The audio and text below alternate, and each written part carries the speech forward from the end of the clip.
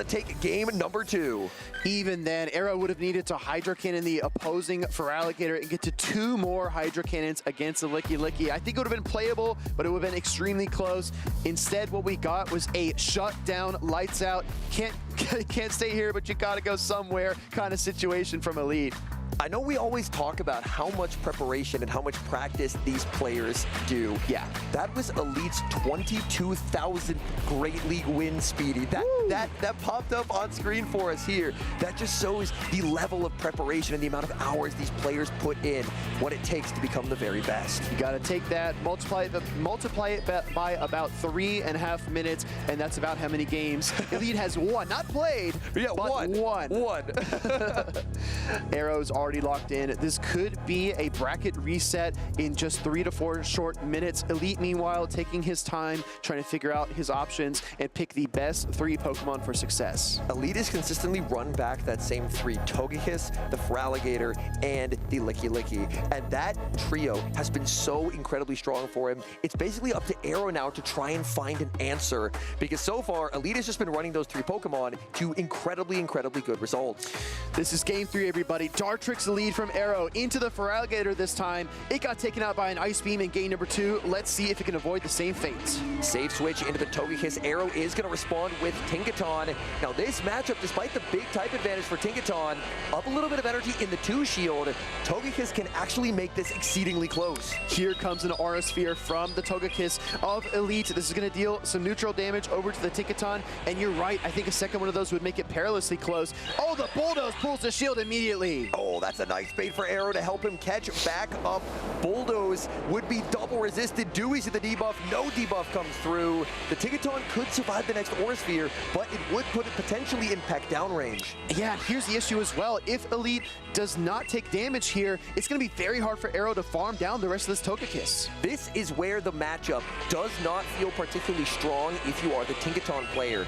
Is in the 2s, you're not really dealing any meaningful damage. You just have the Fairy Wind, so the Togekiss is still very healthy. I'm wondering what Arrow's plan is here. He's got a Dartrix with Peck and a very healthy Togekiss still with half health and a lot of energy. He's got to figure out a way to bring down this flying type. Back-to-back Psyshocks loaded on the Togekiss. Instant no shield from Arrow. He knows he can survive one, but Elite already has another. Elite is going to overfarm. Both trainers overfarming. Arrow may be trying to farm this into Seed Bomb range. That would be absolutely diabolical, but I think he can get there. Second Psyshock gets shielded up here, protecting that Dartrix from a potential KO. Gets to the Seed Bomb and the swap from Elite into the Licky Licky. That Togekiss put in so much work into Arrow's entire team, and he still never got to knock it out. The Togekiss is preserved. Licky Licky now going to be answered with the Diggersby, but the switch timers are heavily misaligned, and that Togekiss is still alive for Elite. My goodness, both trainers revealing their teams of 3. Arrow knows that Feraligatr is still lurking in the back, and he needs that grass type coverage from the Dartrix to deal with it. Meanwhile, Licky Licky does have the body slam. Scorching Sands connects, but we know Diggersby needs a lot more than that to bring down the normal type. As Arrow just trying to gather as much energy as possible is probably going to be the play. Elite is firing off these body slams, desperately trying to get to the timer. This is not a matchup that Licky Licky wants to be in, especially after being chipped down with a Seed Bomb. I think there's still win conditions for both, but here comes Elite with the Togekiss swapping in and throwing the Aura Sphere. You gotta give up a shield here if you're Arrow, otherwise you lose your Diggersby. It looks like that was charge stack priority. He's gonna be no shielding. He hopes he can hold on, and Diggersby is so bulky, it survives. Wow, I am shocked. I really thought we were gonna get a knockout there, but Diggersby does hang on, gets the Fire Punch, switch timers up. Dartrix might pounce out here at any moment. Dartrix is very low. Amongst Elite's remaining Pokemon, there's basically no fast attack pressure into the Diggersby. There's rollouts, and there's double resisted Shadow Claws. Arrow reaching for the Scorching Sands. He is going to get there. Does he try and pivot now into the Dartrix, and does Elite try and make that prediction? I think if you can C-bomb the Feraligatr, you might get the KO at this range. Actually, you absolutely will. Oh, he's able to do it before Elite can swap in that Licky Licky. This is key for Arrow. This Seed Bomb is super effective damage. Can Feraligatr hang on? No, it cannot. Feraligatr gets knocked out. In comes Licky Licky. Licky Licky has to try and get a farm down, and it's just simply not going to get there. Seed Bomb is reached. Dartrix should be taking the knockout, and that's going to be getting Arrow on the board. Clawing his way back into the series. Elite went up 2-0, stood just one game away from the reset. We thought it was inevitable, but Arrow says, pump the brakes. I'm in the grand finals on the winner's side for a reason. Tinkaton, while it kind of got overrun by the Togekiss, what it did get for Arrow is both Protect Shields. Yeah. Being able to get those shields down really set up that Dartrix and the Diggersby to have success. Even though he ended up losing charge type priority to the Togekiss, Diggersby held on. It survived. Yeah. Super effective Aura Sphere, half HP Diggersby. That's just simply not a problem. My goodness, is that a bulky Pokemon? Also for Elite, I just got to call out, we have not seen that Shadow Quagsire, Galarian Corsa, or Shadow Galarian Weezing. Meanwhile, Arrow has been much more willing to kind of toss his Pokemon around and try different things. I believe he's played all 6 of his Pokemon in just these first 3 games. Elite is consistently running the trio core of Feraligatr, Licky Licky, and Togekiss, saying, yeah, I think these are my strongest 3, and I think that honestly, they're very, very difficult to beat. So now it's on Arrow to try and make the adjustments. Arrow was able to get the win. The Dartrix lead into the Tinkaton counter switch set him up for success, and now Arrow, he has shown that he's willing to run everything. So what do you do against a man who's willing to run everything? Maybe you just run back those same 3 Pokemon. Maybe you do, right? Don't change it up now. 11 wins straight in the loser side bracket. Elite is doing something right. The formula is absolutely cracked. He doesn't need to change up too much here. He just needs to figure out the tendencies that Arrow is showing and find a way around his next opponent. Meanwhile, Arrow needs to win 2 straight to become your Los Angeles regional champion. He's at risk still of being reset by just 1 Elite victory. Elite knows he's so close to the reset. A reset is basically the great equalizer. Then it's 1 fresh best of 5, and then whoever wins is the champion.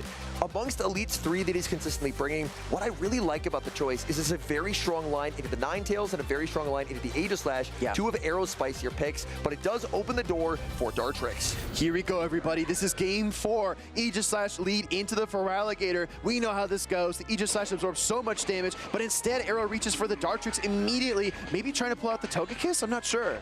In comes Togekiss. Dartrix going to farm up to the Brave Bird, going for a bait, and this time the Seed Bomb bait is shielded. The more shields that Arrow can get down, the better it's going to be for his Aegislash. I really like that play by Arrow. He knows that he's likely only going to get 1 charge attack, so he opts for that. But the Brave Bird on charge attack priority. Oh my goodness, Elite, Psyshock, it's not enough though. He thinks he can hold on here. He's gambling on it. The Psyshock lands. Dartrix survives, and it gets the Brave Bird. Absolutely insane knowledge of damage calculations by Arrow. Brave Bird would wipe that Togekiss off the field, but he shields it instead. Now, how do you beat the Aegislash, Speedy? I don't think it is possible. He sends in the Aegislash, and now Aegislash is going to be an absolute nightmare. Aegislash has 2 Protect Shields. It's got all the bulk in the world, and you're right, Henry. It's got room to breathe. Here comes a Hydro Cannon. This is not more than a spit shine on the shield of that Aegislash. A lot of energy was stored by Elite, but unfortunately that energy would only be valuable onto the non-Aegislash Pokemon. Aegislash is a complete wall to Togekiss's energy. Oh my goodness. Arrow went with an ABA double steal team here. Aegislash in the lead and Tinkaton in the back. Aegislash unleashes the Shadow Ball. Feraligatr crumbles under the pressure, and now Elite has to figure out what his next play is. If Elite brings in the Licky Licky, Arrow can very easily stay here. Actually brings in the Togekiss, but by throwing 2 pecks, he just gave 27 energy to the Aegislash, which can now shield and go back into that shield form. Oh my goodness, and then once it's there, it can take even more punishment. Aegislash, such an incredible Pokemon and a difficult one to play, but it is masterful when you see it executed like this. He's going to be launching this Gyro Ball. It's going to do so much damage. Arrow could very well look to stay in here because this is a matchup where Aegislash does not have a lot of fast attack pressure being done to it. This could be an opportunity for Arrow to farm up and try and bank a charge attack for later. Oh my goodness. He knows the Body Slam is really not going to be doing anything. Oh my goodness. I need everyone to tag the world champ, it's Accent, and get him to watch this championship. Los Angeles is absolutely insane, and Arrow's Aegislash is tearing through Elite. There's nothing he can do. In comes the Togekiss. There is the pause. It should unpause momentarily. There it is. Elite, he's going to try and go for a pack down, and he can't get there. That is an Aegislash sweep. Dartrix forced both shields, and then Aegislash just completely took over. I have never seen something like this in my entire life. Aegislash, shield, blade, back and forth, knockout, knockout, knockout. Absolutely unreal. When that Pokemon gets up Protect Shields, like you called out at the start, Henry, up 2-0 Protect Shields, it's got all the time in the world. A weakness of the three that Elite has brought is even though they do have the coverage for that Aegislash, if Aegislash gets shields down, and that's what Dartrix was able to do so incredibly well, then Aegislash does not care about typing. It does not care about matchups. It will knock you out, and it will make it incredibly, incredibly difficult. Elite has now dropped 2 games in a row. The momentum of this series is switching. Arrow has the wind in his sails. He's 1 win away. Is this his moment? Double steal in that game. Such a important decision for Arrow to make, especially in the face of a team like Elite. Does that force Elite into something he doesn't usually play? Does he play the Quagsire now? Does he lean on that Galarian Corsola? He's got to find some way to slow down Arrow, because he is 1 win away from being your Los Angeles champion. That Quagsire, when the Dartrix is coming every game, if it can dodge that Dartrix, it looks so strong. But if it's on the Dartrix, the game instantly ends, and that is the gamble that Elite is thinking through. Does he go for the Quagsire? Does he take the risk? Or does he try and play it safe and stay with those familiar 3 Pokemon, the Licky, the Feraligatr, and the Togekiss? A 2-0 lead for Elite has melted down into a stalemate. 2-2, Arrow, Elite, Los Angeles Finals 2026. Here we go. This is a matchup where Togekiss will frequently have to double shield, and if it does, that could set up that Aegislash so well in the back. Oh my goodness, it could be a disaster. Great swap though by Elite, catching a resisted Gigaton Hammer. Elite opts out, he gets the catch, and in doing so, he saves a lot of energy on the Togekiss, but importantly, the Protect Shields are still intact. That is very, very good for Elite. Throwing the Seed Bomb on 5, great timing by Arrow here to avoid any kind of Ice Beam shenanigans, but Elite needs to start to fight his way back into the battle. He's gonna let that Feraligatr go. Elite is now, after that last game, conditioned into being very careful with how he uses his Protect Shields. If he uses them in an inefficient manner, if he uses them too early, then the Aegislash can just sweep everything, and he hasn't seen the Aegislash yet.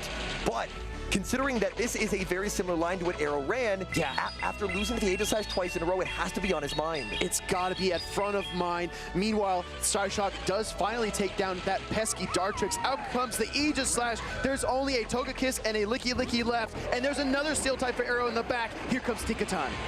Energy stored on the Aegislash. Tinkaton does have a very strong matchup. Now Gigaton Hammer doesn't hit quite as hard, but my goodness, it will still leave a serious dent onto this Licky. I mean, I wonder if you even bait if you're Arrow, if you just full send it. He's gonna go ahead and bait with the Bulldoze though, but Elite knows he's got 2 Protect Shields. He's gonna use one of them here. Oh my goodness, Elite gets the shield call wrong. Does Bulldoze debuff? Yes, it does. Arrow closing in on another Gigaton Hammer. Shadow Ball ready to go. It's going to deal a lot of damage, so Arrow does respect it with the Protect Shield, but we can see the window starting to close. Arrow does have some energy on the Tinkaton. Might go for that Gigaton Hammer. He's got it. Goes for it.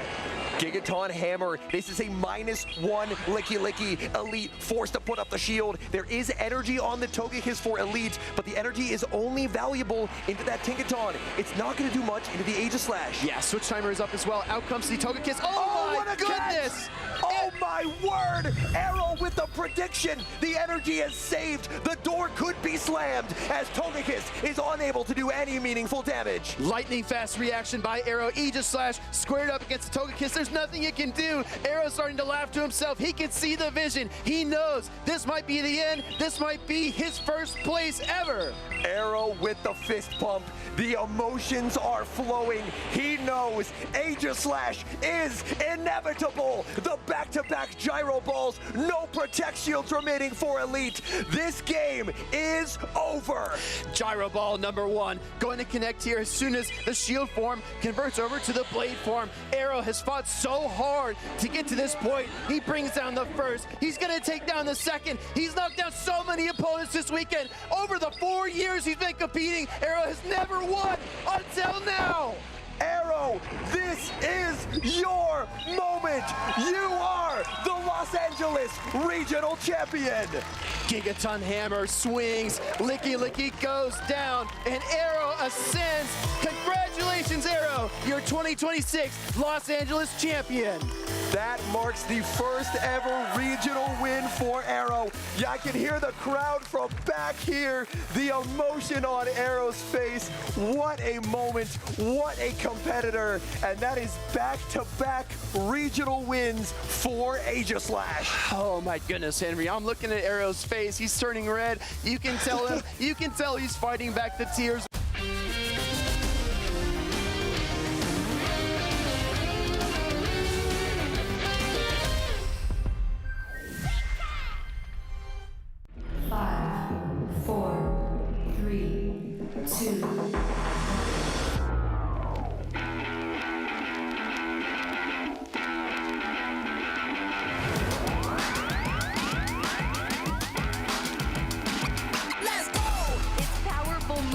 Against it, and then applied with that fairy zone on the Lily. Oh, he's ready to just give up the game. It's over. You've been patient. You've been waiting all this time, but you ready. You've been putting in that grind, so let's go. Champions are hard to find, but you know the goal when you're ready to shine. Have they heard of you? Then they know. You got your sights set on that road. If it's time to battle them, then let's go. 'Cause you'll never stop. Show them what you got. Looking at this final HP to deliver the finishing blow, and just like that, your Pokémon World Champion.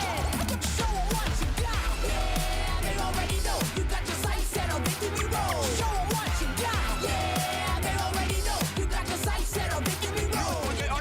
He goes on the high speed. Resetting the bracket and then winning it in game number 5.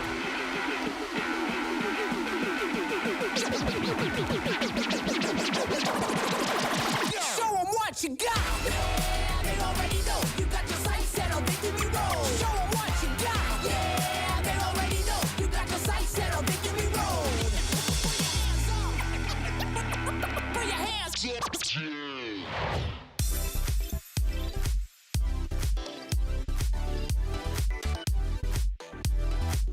Welcome to the 2026 Indianapolis Regionals, the racing capital of the world. And for the race to worlds, we're in our final lap here in North America, the final North American regional of the season. It is a perfect morning to play some Pokemon. I am 2-0 Butters, joined by Phoebe. You know, the season seems almost like 499 laps in and of itself, but the final one is here, Indianapolis, to take us into NAIC, into Worlds in San Francisco. Let's see what these trainers are racing for here today, because it's all about the championship points, especially at this juncture of the season. A lot of the trainers with their world qualifications on the line are here today in Indianapolis. They will probably compete at North American International Championships as well, but they want to get their spot in that coveted top 75 for North America. With only 2 events remaining, championship points matter that much more. You only have a few opportunities to reach those top slots in North America,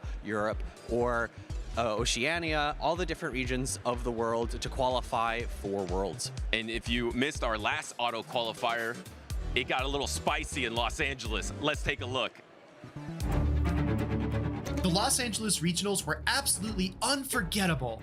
On day 1, Licky Licky, Togekiss, and Shadow Quagsire were the stars, but Feraligatr and Shadow Fortress also took turns stealing the spotlight. Competitors like Ashton Ash and Rise to Occasion were ready for anything, and veterans Elite and Beelzeboy made top cut on the loser side bracket. On Championship Sunday, Arrow set the pace in round 1, toppling the reigning LAIC champion, Nighttime Clasher. Arrow and K-Pine clashed in a tumultuous winners finals, but Arrow ultimately prevailed 3-2. All the while, Elite was quietly assembling one of the greatest losers bracket runs of all time. He would win 11 rounds straight, going 23-3 in games played and securing his spot in the Grand Finals. The Grand Finals began, and Elite immediately jumped out to a 2-0 lead. On the brink of being swept, Arrow turned to his dapper Dartrix. The matchup into Arrow's unconventional team made Elite's lineups predictable, and Arrow capitalized. He shattered Elite's Protect Shields early in Game 4 and put on an Aegis showcase for the ages. In the decisive Game 5, Arrow ran ABA Steel for the second consecutive time, and the crashing Gigaton Hammers and Gyro Balls rocked the stage. Aegis is inevitable. The back-to-back gyro balls, no protect shields remaining for Elite. This game is over. Arrow's emotions bubbled to the surface as he claimed the title of Los Angeles Regional Champion. To get involved, register at Pokemon.com/compete and begin your championship series journey today. An absolutely epic victory from Arrow after over 40 competitions, multiple times being a runner-up to secure that first place trophy. It was an emotional tournament, and with one of the most incredible teams, maybe even the spiciest team I have ever seen win a Pokemon Go competition. Yeah, Arrow able to take first place over Elite, who had that amazing losers run, and K-Pine, who I think has had the best season for himself. Arrow with Dartrix and that Shadow Alola Ninetales really saying, hey, this spice can work. Yeah, and you know who can work? Elite. He's back. I think he's back to prime Elite form. K-Pine was absolutely amazing, and speaking of amazing, Licky Licky, 75% usage. It is the staple of the meta right now. It is so safe. It is so flexible, and trainers often bank a ton of energy on it and close with it in the in-game, which is unique for a safe Pokemon as well. Yeah, normal and ghost typing charge attacks can go almost anywhere, and as you look at this top meta, I don't see a singular fighter on it, so it's just so safe into a meta where Primeape, Annihilate, Metacham are really nowhere to be seen. Yeah, really, it's only the fighting type coverage from that Togekiss that has been a little bit more hard meta. I mean, you need that fighting type coverage to beat some of the Pokemon that have won so far this season, like Steinar and Meteor Fallen, starting off the season with that Bastion. But here are our heroes so far in North America. But who will join them here in Indianapolis? Could be Arrow. I know he is here this weekend, maybe running the same Dartrix. We have our leaderboard as well. No real surprise with who is up on top. Mr. Nighttime Clasher, Mr. Travel Worldwide to hit all those regionals. Speaking of worldwide, let's get worldwide. Let's look at the Utrecht champions, or the top three, which of course, it's always spicy in Europe, but go ahead and go through these top three, Phoebe.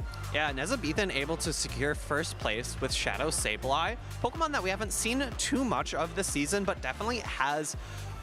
There's been whispers about how good it is. You know, the fast pacing to foul play, access to Power Gem is really good. And then, of course, you see Z's Wireless in third place, able to get Dartrix on the European side, but a slightly different team composition. I do like the inclusion of that Greninja as a little bit of coverage as well. Once again, just like Z, and Arrow, those spicy Pokemon don't necessarily tell the story of the meta in Utrecht. It was that Quagsire, which has been really top usage in North America as well. But the standout to me has to be Empoleon. Empoleon at 67% usage in day number 2.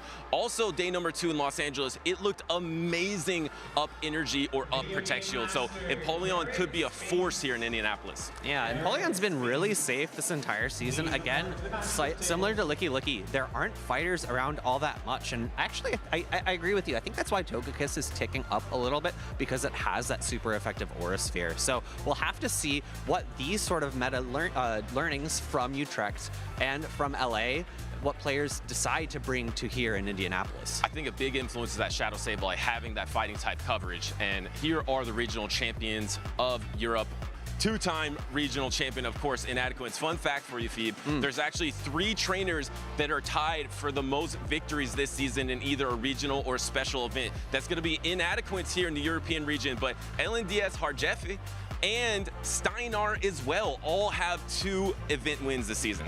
Looking at the leaderboard for Europe, again, no big surprise with who's on top. Pokémon has had such an incredible season, both at the regional and special event level, but also at the international level. Has to be one of the favorites going into the World Championships. I mean, you saw him at the World Championships last year, getting so close and then becoming an IC champion this year. He is one of the most consistent, one of the strongest competitors, and just like LATAM has some of those strong competitors as well. Let's look at the LATAM leaderboards, because look at this top 4. It is absolutely stacked. We got Hard Jeffy, we got Zardy, who's competed in every World Championships. It is a force at the World Championships. Then we got Steinar, it is a number 4. We got Marzo Gaude, one of the best trainers in LATAM. And one thing to pay attention to on these leaderboards is the up and down arrows that you see next to the names. We see that Marzo Gaude did just recently drop from 3rd into 4th place, so he's got to be feeling maybe a little bit more pressure about if he can retain that travel award going into Worlds. And you know, the trainers that are feeling a ton of pressure here today, or some of them, are our players to watch. I want to key in specifically on number 2 on this list, S. James. He has actually not competed yet this season, so this means his world qualifications is entirely on the line here today in Indianapolis, and also at the North American International Championships as well. He's either going to need to auto qualify here in Indy by getting 1st place or top 4 at NAIC, or get 2 awesome top cut performances in enough points to qualify. Right, I think our current qualification threshold is somewhere near the 600 championship point level, so you do need a ton of points from each event. You can't just barely scrape points. You get 100 points or so from getting championship points at an event. 2 of those won't get you nearly enough. Yeah, and you can't forget about the other 2 on that board as well. Of course, you got Arrow, the reigning regional champion, and then Nighttime Clasher, who is an international champion and also has been one of the most consistent trainers for many seasons now. He also has to be one of the favorites for Worlds. And Nighttime Clasher being the first trainer to take an international from outside of the region. He won LAIC this year, our very first limited meta. Let's talk about the Pokemon that are going to be on the rise here for Indianapolis. Number 1, we got Licky. This Pokemon's been on the rise for a long time. It is just too good. It's too flexible. I don't see there's any chance that its usage is going to be going down, especially going into day number 2. Definitely not. It is just so bulky and so safe. Up next, we have a Pokemon called Shadow Sableye, which we did see, and you did call me out. It is Drain Punch. That is the move of usage in Europe. We'll see what trainers decide to use here. Drain Punch and Power Gem both have different things. You know, maybe if we're seeing Togekiss on the uptick, maybe Power Gem becomes a little bit more favorable because Foul Play and Drain Punch are both resisted. Yeah, no, I mean, to its favor, it does resist all the charge attacks from Togekiss as well. But Shadow Sableye, it's a swing here for us to be saying this is trending up, because it was 9th in Europe, and this is a spicier Pokemon. But I feel like a lot of trainers are going to try to take advantage of the Shadow Sableye, not only to be able to Drain Punch that Licky, but also to hard counter things like Aegislash. It has a lot of utility in the meta right now. And our last trending up Pokemon, I believe, is that Togekiss. That Togekiss that it seems to do better and better as the tournament goes on. Early on, you'll see the usage is low, but as the tournament progresses, we get to top 8, top 5, you're going to see a lot of Togekiss on these trainers' teams. And I think Togekiss is pretty similar to Dartrix, and we were talking about it before this day started, about how those Pokemon don't necessarily thrive in very wide open metas where there's a lot of different Pokemon where you have to contend with. Togekiss is really going to shine in those very particular matchups where it walls off the fast attack damage, whether it's a Dragon Breath user or a Mud Slap user, and you're able to generate a ton of energy and get to those really hard-hitting charge attacks. And really, it demands Protect Shields too. The Aura Sphere demands so many Protect Shields. It's going to be a force here in the tournament. Some of the Pokemon that we think might be on the downwards trend are the Steel types. First off, Tinkaton, which I will say, Arrow did run that on his team of 6, and he was the previous champion, and he said Tinkaton was super underrated, but a lot of trainers are not running this Steel type. It has, of course, that Community Day exclusive, the Gigaton Hammer, that just does an insane amount of damage, but over time, because of the strength of water types and ground types in the meta, it's just been taken out a little bit. Yeah, Tinkaton is a Pokemon that really does not like to see something like Empoleon on the other side of the field. That matchup is just really awful. Of course, you do have super effective bulldoze, but I don't even know if 2 of those knock out an Empoleon that's extremely bulky. Yeah, and up next we got another steel type, Corviknight. Corviknight just a couple tournaments ago was #1 in usage, but it has fallen off the map. And also, it has the most victories for any Pokemon in North America this season. It has 4 winning teams with that Corviknight on it. It's actually tied with Altaria. So Altaria and Corviknight have been the 2 strongest Pokemon all season, but right now Corviknight seems like it is definitely trending downwards. Yeah, and it's an interesting Pokemon because it matches up into Tinkaton very well. But if both of those are trending down, or if Tinkaton's trending down, then I guess it makes sense that Corviknight would trend down as well. Yeah, well, what do we think is going to be trending up? Let's get into our caster predictions. I think we actually went pretty similar. I've also went with the Shadow Hydreigon because I think there's going to be a lot of Shadow Sableye, which is my #1 pick. I think we're going to see a lot of Shadow Sableye in this tournament. Me and Stephanie both said Togekiss. I think that matches with the trending up, but it would be curious to see how Aegislash is. That's another Pokemon that we agreed on. It's a Pokemon that requires a lot of finesse to use, and it can end up in really awkward positions if you don't play very carefully with it. Yeah, there's a lot of spice that is viable right now. We know that's true because of what Arrow did last tournament, so I can't wait to see how we finish off strong here in Indianapolis. But we would always love to hear from you, of course.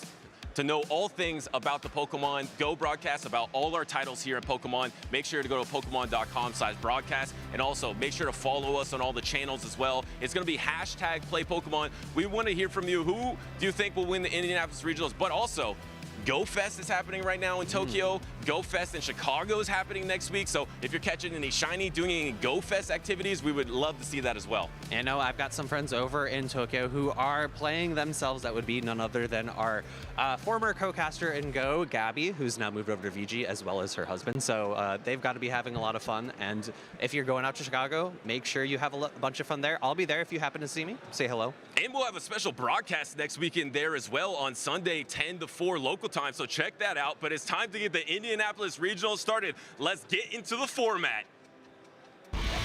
This weekend, the 2026 Regional Championships are bringing the electrifying action of the Pokemon Go matches to the global stage. Top trainers from across the world have gathered to compete for a share of over $125,000 in cash prizes, travel awards, and the all-important championship points that could secure their spot at Worlds 2026 in San Francisco, California. The competition is fierce and the strategy is key. This tournament spans 2 intense days of action, where our trainers battle it out in a double elimination bracket using the Great League format. Every match is a best-of-3 clash, but the stakes get even higher in the winners finals, losers finals, and grand finals, where the action extends to a best-of-5 showdown. Trainers will be strategizing in a Bring 6 Pick 3 format, each one carefully selecting a team of 6 Pokemon, but only 3 will enter the fray in each game. Every choice could be the difference between victory and defeat. Who will etch their name into the history books this weekend? And who will punch their ticket to Worlds 2026 in San Francisco? Don't miss a minute of the action. Stay tuned all weekend long to watch the battles unfold live. To stay up to date on future Play Pokemon events, visit championships.pokemon.com. Thank you so much, and we are here to start off the Indianapolis Regional Championships. I am Stephanie Christine, also known as DeFi250, and I am so happy to be joined this weekend by Chris. We are, like Butter said, on the last lap of the season in the racing capital of the world, and the road to Worlds goes through here in Indianapolis. So many trainers looking from the outside in, trying to make that overtake to get the points necessary to get to the World Championships. Pleasure to be here, Stephanie, for the last North American Regional of the season. It is so exciting. We are just towards the end, but that is when the race gets most exciting. These trainers are going to be speeding right through that checkered flag. Let's take a look and see what they are racing for this weekend. There are so much prizes on the line. Look at all those booster packs. I know a couple of trainers that are going to be super excited to get those booster packs, but as well as the prizing and championship points. You know, when Nighttime Clasher's not winning matches on stream, he is getting those booster packs and really enjoys that part of the game. So many prizing. It's not just the road to Worlds, right? That Worlds trip is what so many players are vying for, but the prize money as well is a bonus on top. And we take a look at the top usage of Pokemon like we talked about. Licky, I'm actually a little bit surprised. Only 50%. I thought maybe even higher than that. But we see a resurgence in Wigglytuff. That was on our Pokemon to watch out for. And Wigglytuff maybe becoming one of the more popular fairy types now. But I see a lot of Steel-type Pokemon that are going to want to shut that down. We've got Tinkaton, we've got Shadow Fortress. That one's going to be running the Bug Bite rather than the Volt Switch more than likely. Empoleon and Corviknight sneaking in there. What else stands out to me is look at I see 2 Quagsire. And normally we've seen Shadow Quagsire be the far and away favorite. People opting for that extra damage on the Quagsire. Now more seeming to opt for that regular Quagsire. That is a meta shift. And look at that, almost as much usage as its Shadow variant. So keep an eye for regular Quagsire making a reappearance here in Indianapolis. But these trainers that will be coming up, we're going to see, are they going to use those meta picks that we see in day one? Because I like to say the day one top of the meta, that's a popularity contest, right? Those are the Pokemon that are popular, but what is going to perform well? And sometimes the Pokemon that perform well are the surprises, right? Sometimes you get something a little interesting. Like I absolutely love Desynced Ricardo down in LATAM, running something a little interesting like that Dondozo he ran recently and did quite well with. I wonder what these trainers coming up are going to use to surprise us. I know Desynced quite well. He was opting for Shadow Gliscor as well. He's always running the spicy picks, and it's almost like 2 competitions in one, right? What do you bring to set yourself up to make day 2, to get to that championship Sunday, and then it's another tournament almost in itself from there? Do you run maybe a more spicy team? We saw Arrow just win Los Angeles with the Dartrix, the Shadow Kanto Ninetales, and then once you get to that day 2, will that team that got you there be able to keep up with the rest of the top competition? But DeFi, looks like we have our first trainers ready to take the battlefield. We do. We have Quackman versus Aggie Aces. Now, Quackman's only appeared in a couple tournaments before, both in Indiana, in Fort Wayne and Indianapolis. So this would be his 3rd ever Championship Series event, which leads me to believe he's probably from around here. But Aggie Aces has played a ton this season. I believe this is his 6th event in 2026. What do you see here on the teams for this very first match of the day? Well, the one pick that stands out right away from Quack is that Hawlucha. We saw Kazim run it just recently in the Utrecht Regional Championship, and it has that high energy generation low kick now to take advantage of the flying press, which hits so hard. Now, Aggie Aces, he has quite a few fighting resistances on his team in the Corsola, the Togekiss, and the Grumpig, so I don't know how much usage the Hawlucha will have for Quack here, but on the flip side, it has 3 pretty solid targets here in the Licky, the Diggersby, and if we take a look at the Fortress moveset, it looks like that Shadow Fortress is on Bug Bite, so we'll be heavily resisting the bug damage as well on the Hawlucha.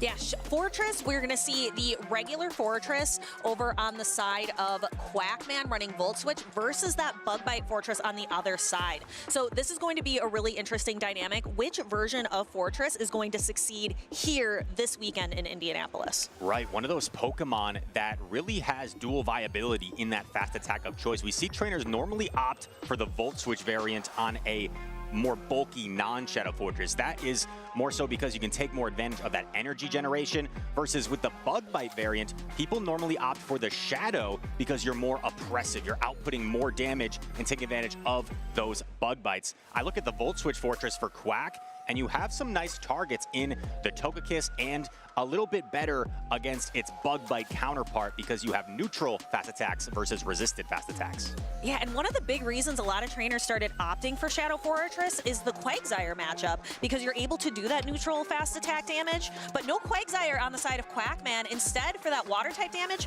going for a regular Feraligatr. Exactly. The Bug Bites help against ground types, whether it be the Quagsire, the Unova Stunfisk. We also see a Gourgeist, and trainers, I think we are almost ready for a lock-in here. We have one trainer ready to go. The next is ready to go. Rev your engines. We are starting here in Indianapolis, and it's going to be the Fairies taking the field. Wigglytuff against Togekiss. and we are going to see these trainers play out this initial matchup. Togekiss is really benefiting from Peck being able to outpace Wigglytuff really by a lot to be able to get to these neutral Aura Spheres.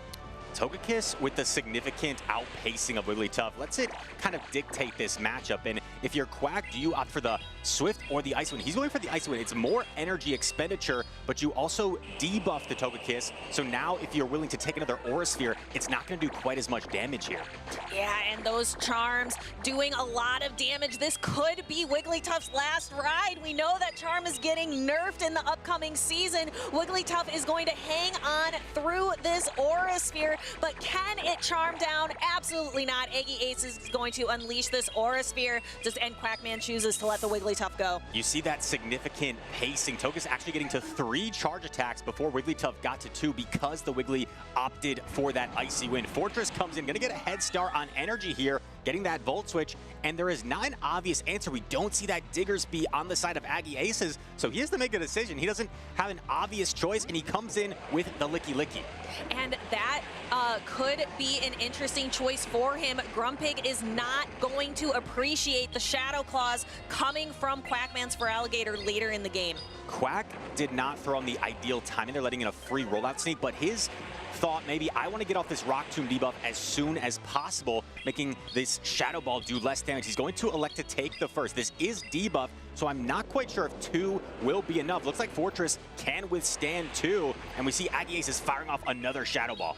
Yeah, Fortress is just too thick. It is tough as steel as Shadow Ball takes it down just into the red. And Quackman's Fortress has a lot of energy, going to unleash another Rock Tomb, debuffing this Licky Licky further. It will hang on through the Rock Tomb, and we see a quick pivot into the Grumpig. Looks like Quackman's going to debuff the Grumpig before we are likely going to see a swap out. This is really interesting. Gets off a parting debuff. This is going to lower the defense of the Grumpig, where the Shadow Claws will do even more.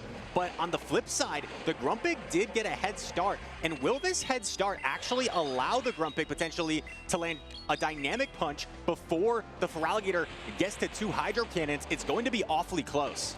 It is. We're seeing these Shadow Claws. Quackman trying to get as much Shadow Claw damage as possible. That Fortress is hanging on by a thread and is not going to be able to get off another fast attack in this game. Hydro Cannon gets the final Protect Shield, and 1 turn before the Feraligatr gets their dynamic punch unleashed. This may not be quite enough to knock out Feraligatr. It hangs on, but Feraligatr tries to go for the farm down, doesn't get it, and Grumpig has the move, but gonna swap to Licky Licky to get the rollout down, and game number 1 going to Aggie Aces. That was such a fun game. I am really loving the choice of Grumpig. We're gonna see a lot of Grumpig coming up at NAIC.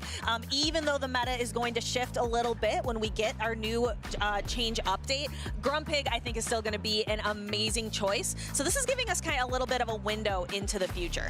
And if you are perhaps a newer player and watching that endgame and wondering why didn't Quack elect to throw that Hydro Cannon, well, he knew that the Licky Licky was still around, so he had to commit to that farm down in the endgame to have a Hydro Cannon ready for the Licky Licky. That's why he elected to not throw it. But you see, Licky Licky, it's bulk. You would think a normal type against a steel type, right? Not that good, but Licky Licky just showing off its bulk, taking 2 Rock Tombs, and then the Grumpig getting this head start was huge for Aggie Aces.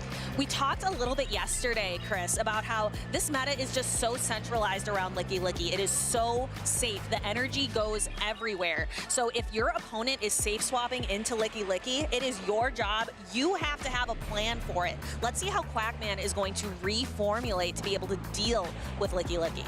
Absolutely. You talk about the game within the game, right? And sometimes Licky Licky is completely free, and you have to go into a game having a plan. Okay, if they swap this, what do I do? Because if you stay in for too long, maybe you start to desync the switch timer, and it allows your opponent to make things quite difficult for you. So sometimes these trainers, when they're taking their time locking in, they're also thinking about, okay, if I see this, what is my next course of action?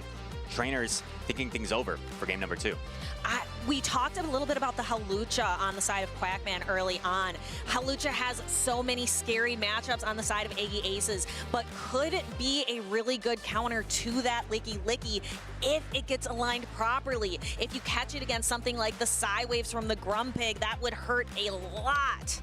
Definitely. The Hawlucha is able to pay so quickly to those flying presses. And here we go. We have a game number 2. And it is the Hawlucha, but not where it wants to be. Met by the Grumpig in the lead. We see a quick swap into Wigglytuff and met by a Licky Licky. This is a very neutral matchup. Yeah, but as we were saying, Licky Licky is so neutral into so much of the meta that makes it incredibly safe. And the Licky Licky has successfully avoided its worst matchup against the Hawlucha.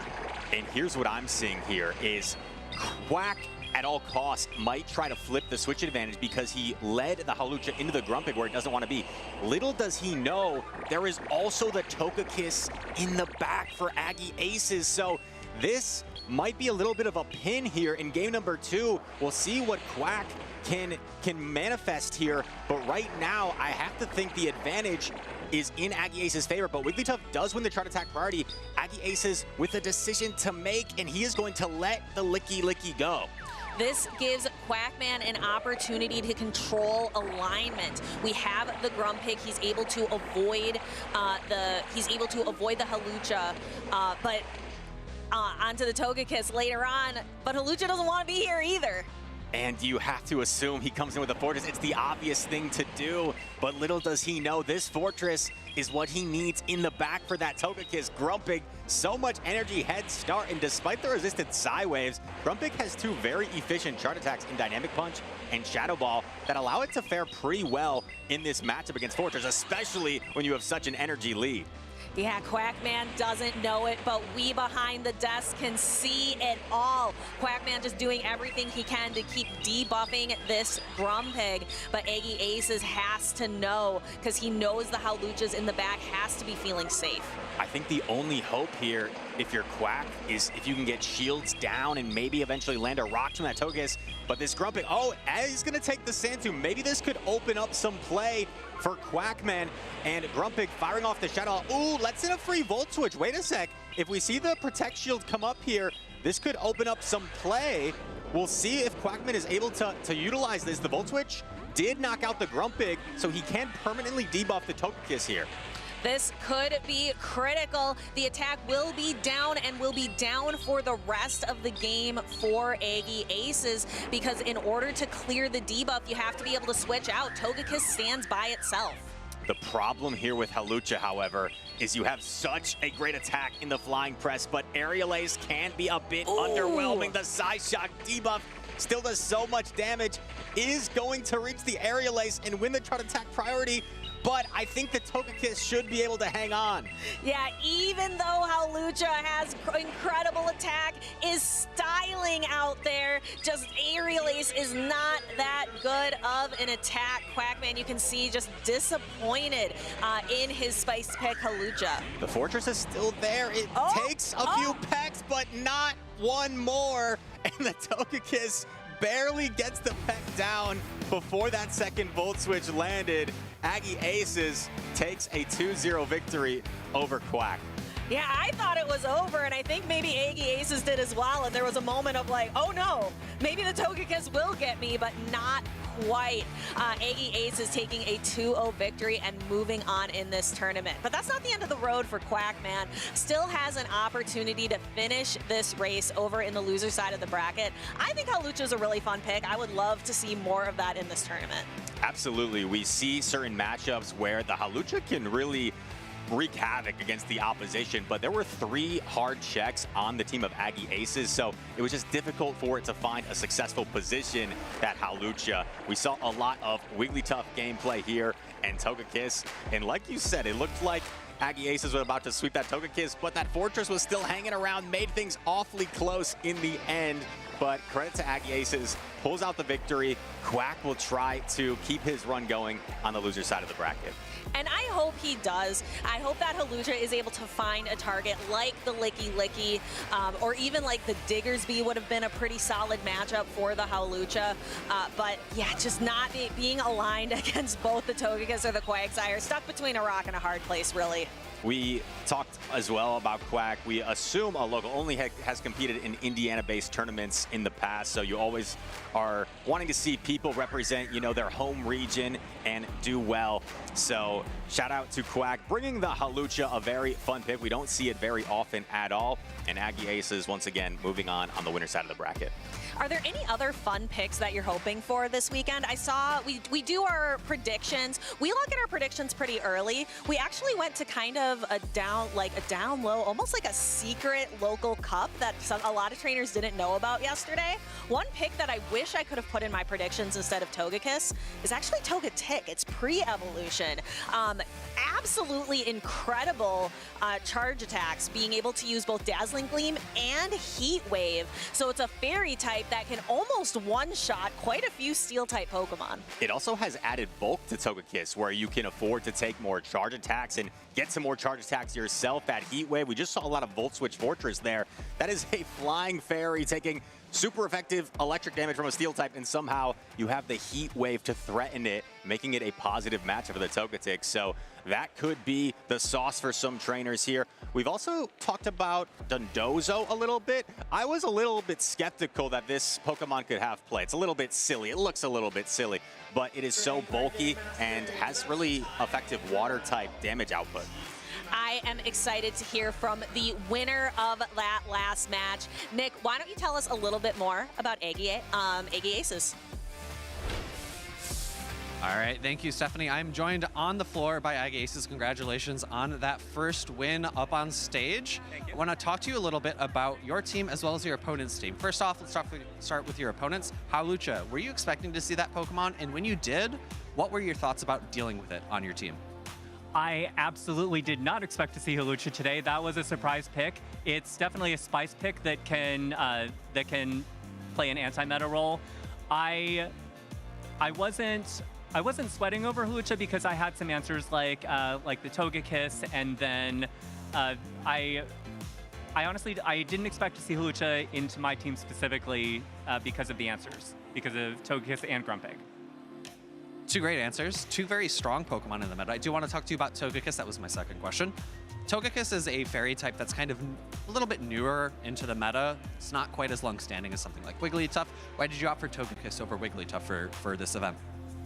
I picked Togekiss for the fighting offense coverage. Fighting offense is just incredibly powerful against strong meta picks like Licky Licky, and you're still seeing Empoleon, Diggersby.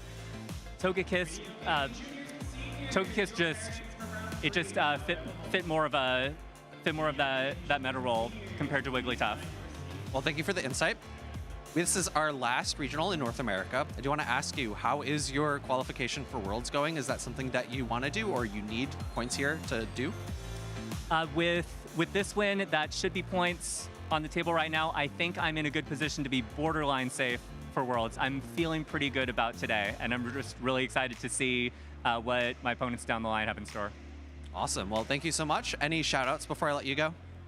Yes, shout out to my whole NorCal crew. Shout out to the coaches that I've worked with, House Stark and Nighttime Clasher and Beelzeboy. Thank you so much for all your help. And thank you for the tech crew behind the scenes working the stream for all you do. All right, well, I'm sure they appreciate that. Let's go ahead and send it back to the casters for some more Indianapolis action. Thank you so much, Nick. And yeah, definitely let's shout out the tech crew behind the scenes. We could not run this stream without them, so thank you all so very, very much. And I heard that shout out to Nighttime Clasher. Nighttime Clasher, a bit of a world traveler, I would say, has been to a ton of tournaments and is sitting right up at the top. But we have another trainer coming up here, not as well known as Nighttime Clasher, but definitely a bit of a traveler in DeBilly Bravebird. He competed in Melbourne this season, in Cape Town this season, in Vegas. So did the Durban special event last season. So like, we have several trainers around that like to travel the world. It's an excuse to see the world, right? These Pokemon championships. He's, like you said, been to Australia, been to the special championships over in South Africa, to Billy Bravebird. I've had the chance to meet him a few times. He's a really interesting guy, and he's bringing a little bit of spice, DeFi. He's bringing a ghost of the past. We're going to see a Frostlass on the side of the Billy Bravebird upcoming against Philo. One of my absolute favorite Pokemon. I absolutely love reading like the Pokedex entries. A very spooky and menacing Pokemon, but will it be able to find targets on Philo's team? Another quick note I want to make on to Billy Bravebird's team. You said Ghost of the Past, and I was actually looking at the Moltres as well, a Pokemon that we saw a lot of last season. We saw a ton of in the grand finals at Worlds up against Credilli, but haven't seen it as much lately. Right, and I think the Moltres still has a lot of play, and it looks like he's actually opting for the payback instead of the Bravebird, so keep that in mind. There is not necessarily a Pokemon I see on Philo's side where, I guess the Grumpig, right? You probably don't necessarily need the payback because Sucker Punches add up so quickly, but you could potentially land it on that. But the Moltres does seem to have a decent amount of play, just has to mainly watch out, of course, for that Tinkaton and the Togekiss as well. But it's actually not that bad of a matchup against the Togekiss because the Fly still hits pretty hard, and you can withstand an Aura Sphere from the Togekiss. I'm looking at Philo's team as well. I would say a lot more traditional picks. A lot of Pokemon that are on the rise, a lot of the more strict meta. I've noticed an uptick in Diggersby. We just saw it. It didn't come off the bench, but Iggy Aces brought the Diggersby, and Philo has it as well. The Diggersby making a really good counter to the Unova Stunfisk, for example, that's been gaining a lot of popularity. We are seeing more Diggersby. We saw Grumpig just in the last battle put in a lot of work. So I don't know how much play the Frostlass will have against Philo. It really wants to find that Togekiss, but things like the Feraligatr, the Tinkaton make things difficult. Licky as well. But here we go. We've got to lock in our second match of the day. It's Philo taking on the Billy Bravebird, and it's going to be Licky into the Shadow Fortress. How do you feel that? I feel like these are two of the top Pokemon in the meta right now. What can you tell me a little bit about this matchup? It feels pretty neutral. I would agree. It is quite neutral. If you are the Fortress and you're able to potentially Protect Shield a Shadow Ball, I feel like you can kind of dictate this matchup because you can, as we see, Billy Bravebird puts up the Shadow Ball, still has so much health and can afford to maybe debuff with a Rock Tomb, where the next chart attack from Licky will not do as much damage. Philo electing to take this Rock Tomb, and you still see how healthy this Fortress is. Going to go for the Shadow Ball, and I would presume to Billy Bravebird lets this connect, but can simply farm down and win the lead matchup here against Licky. We talked about how Shadow Fortress is going to be pretty much always going to be running that Bug Bite. Not going to help it against Tinkaton, but did a lot of fast attack damage to the Licky that is now safely on the bench while Tinkaton storms the field.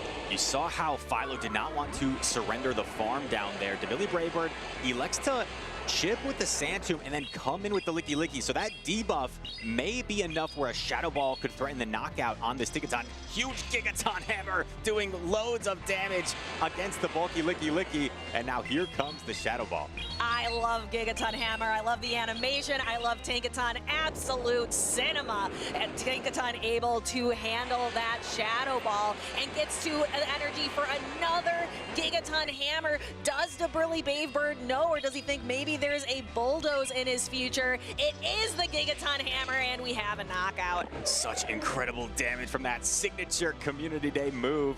And we see the quick swap looking to go into the Feraligatr. You have to presume Billy comes in with the Empoleon and will have a slight head start here in this matchup thanks to that one-turn swap. Protect Shield's coming up. And notice, this is actually a Crunch Feraligatr, so has the threat of a neutral charge attack that normally you don't see against the Empoleon. Very interesting choice, but is going to help out a lot here. If the Billy Bravebird didn't look too carefully at the team sheet, might not recognize it, but does put up the Protect Shield. We have two final evolutions of those first partner Pokemon, the water types that many trainers choose on their journeys in the main series games. Which is going to prevail? We see an attempt at a catch but Philo hangs on, has energy for days, and this fortress is about to get washed away. Hydro Cannon definitely going to be enough to knock out. Is almost at the crunch and will reach it just prior to the drill peck. Crunch coming through. Is there any way Empoleon can hang on? I'm not entirely sure. No, it is enough to knock out Feraligatr, taking game number 1 for Philo. And that is what we call a 3-ball sweep for Philo, taking game number 1. Able to hold on to all of his Pokemon, as you mentioned earlier, Chris.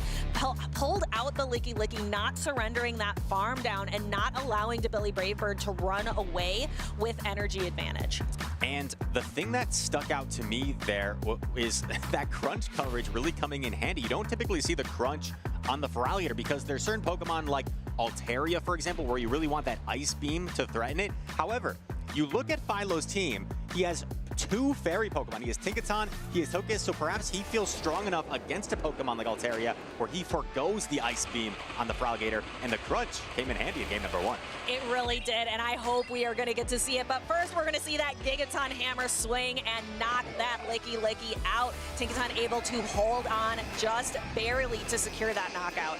And Billy Bravebird, maybe another option for him here in the end game. I'm not sure it would have changed any outcomes, but if he stays in, maybe there's a chance he can get to another drill peck and then go for the bug bite down. But Philo was very patient, then took the advantage to overfarm a lot of energy and get to 2 charge attacks there in the end. But it is not over. And I will say, looking at these teams, the Empoleon does look pretty safe for Billy because it does well against the Togekiss, the Tinkaton, the Licky Licky, but that crunch on Feraligatr, I guess, turns that from more of a neutral matchup into a favorable matchup for the Feraligatr. I imagine, though, we are going to continue to see the Empoleon, but perhaps the Billy Bravebird is going to run a couple of Pokemon that are a little safer into the Feraligatr, since Empoleon's matchup just got a little bit worse with that crunch damage. I wonder if Philo is going to be setting a trend for, we might see a little bit more crunch Feraligatr out there in the future. And we talk about, handling the safe swap as we have a lock-in. Here we go. Game number 2, a 1-0 advantage for Philo. It's going to be Feraligatr into Fortress, and this matchup can get a little bit scary for the Feraligatr because if you're the Fortress, you start to shield a Hydro Cannon. I don't think that the Feraligatr is ever getting to 3 attacks. So normally as the Feraligatr, you're forced to pivot out here to not succeed the farm down eventually. Yeah, and this is a regular Feraligatr, so that Hydro Cannon not going to do quite as much damage as we see with Shadow Feraligatr sometimes. We see that safe swap Licky Licky that we've been talking about all day, and in to meet it is that Unnovan Stunfisk that has been gaining popularity in the series. I like how Billy Bravebird is approaching this secondary matchup here. He did a lot of bug bite damage before then pivoting out into the Stunfisk, which can absorb this damage very well from the Licky Licky. So was able to utilize that fast attack pressure, keeping all that energy for later could come in handy on the Fortress. However, I am taking a sneak peek at Philo's backline, and the Diggersby could be a little bit scary. Billy Bravebird went with a pretty weak to Diggersby line here. Yeah, that Diggersby Scorching Sands goes literally everywhere against the Billy Bravebird's team. Looks like Philo was reaching for the Diggersby, but didn't quite make it. So this Mud Bomb is going to connect, almost knocks out the Licky Licky, but again, Philo able to save it, not concede the farm down. And this is interesting, actually going into the Fortress here. I guess you don't necessarily want to swap in an Empoleon behind energy against the Diggersby, but this is not normally where Fortress wants to be. That Fire Punch does so much damage, but it is getting low anyway. So finding a position to utilize the Sand Tomb, the Bug Bite damage here, and will probably force Philo to throw eventually. He doubles up on the Fire Punch and then elects to throw it here. This Diggersby is now 2 stages debuffed on defense. This normally very bulky Pokemon is going to be extremely threatened by charge attacks coming in, especially Hydro Cannons coming from Empoleon. Billy Bravebird completely waits out his switch timer before bringing Empoleon in. And as we mentioned, this energy goes everywhere. Billy Bravebird forced to put up a shield. That is a huge protect shield because it easily could have been a bait, right? And keep in mind, Philo is currently double debuffed on his Diggersby, so these metal sounds are actually adding up relatively quick. Oh, electing to let it go. I didn't foresee this coming. electing to let it go is putting this all on the back of the Feraligatr. And Feraligatr is resisting this metal sound damage. Looks like goes for a catch and like a quick combo play. Brilly Bravebird launching the Mud Bomb. Philo forced to put up the first Protect Shield. So going to take a lot of super effective damage. Can we get a full Shadow Claw down? We cannot. Philo forced to throw some energy to clear Stunfisk off the field. I think he could have reached the farm down there as well, so a slight miscue. We'll see if that impacts this end game. Empoleon going for the Drill Peck here. The Feraligatr certainly in Drill Peck range now, so is forced to put up the Protect Shield. And we have all shields down for Philo. We have 2 Hydro Cannons reached. The first one gets the shield, but I don't know with the use of that energy. Is Hydro Cannon going to be enough? Can he get to the crunch? Settles for the Hydro Cannon. This is not going to be enough to knock out, but it's going to put it in a really awkward position.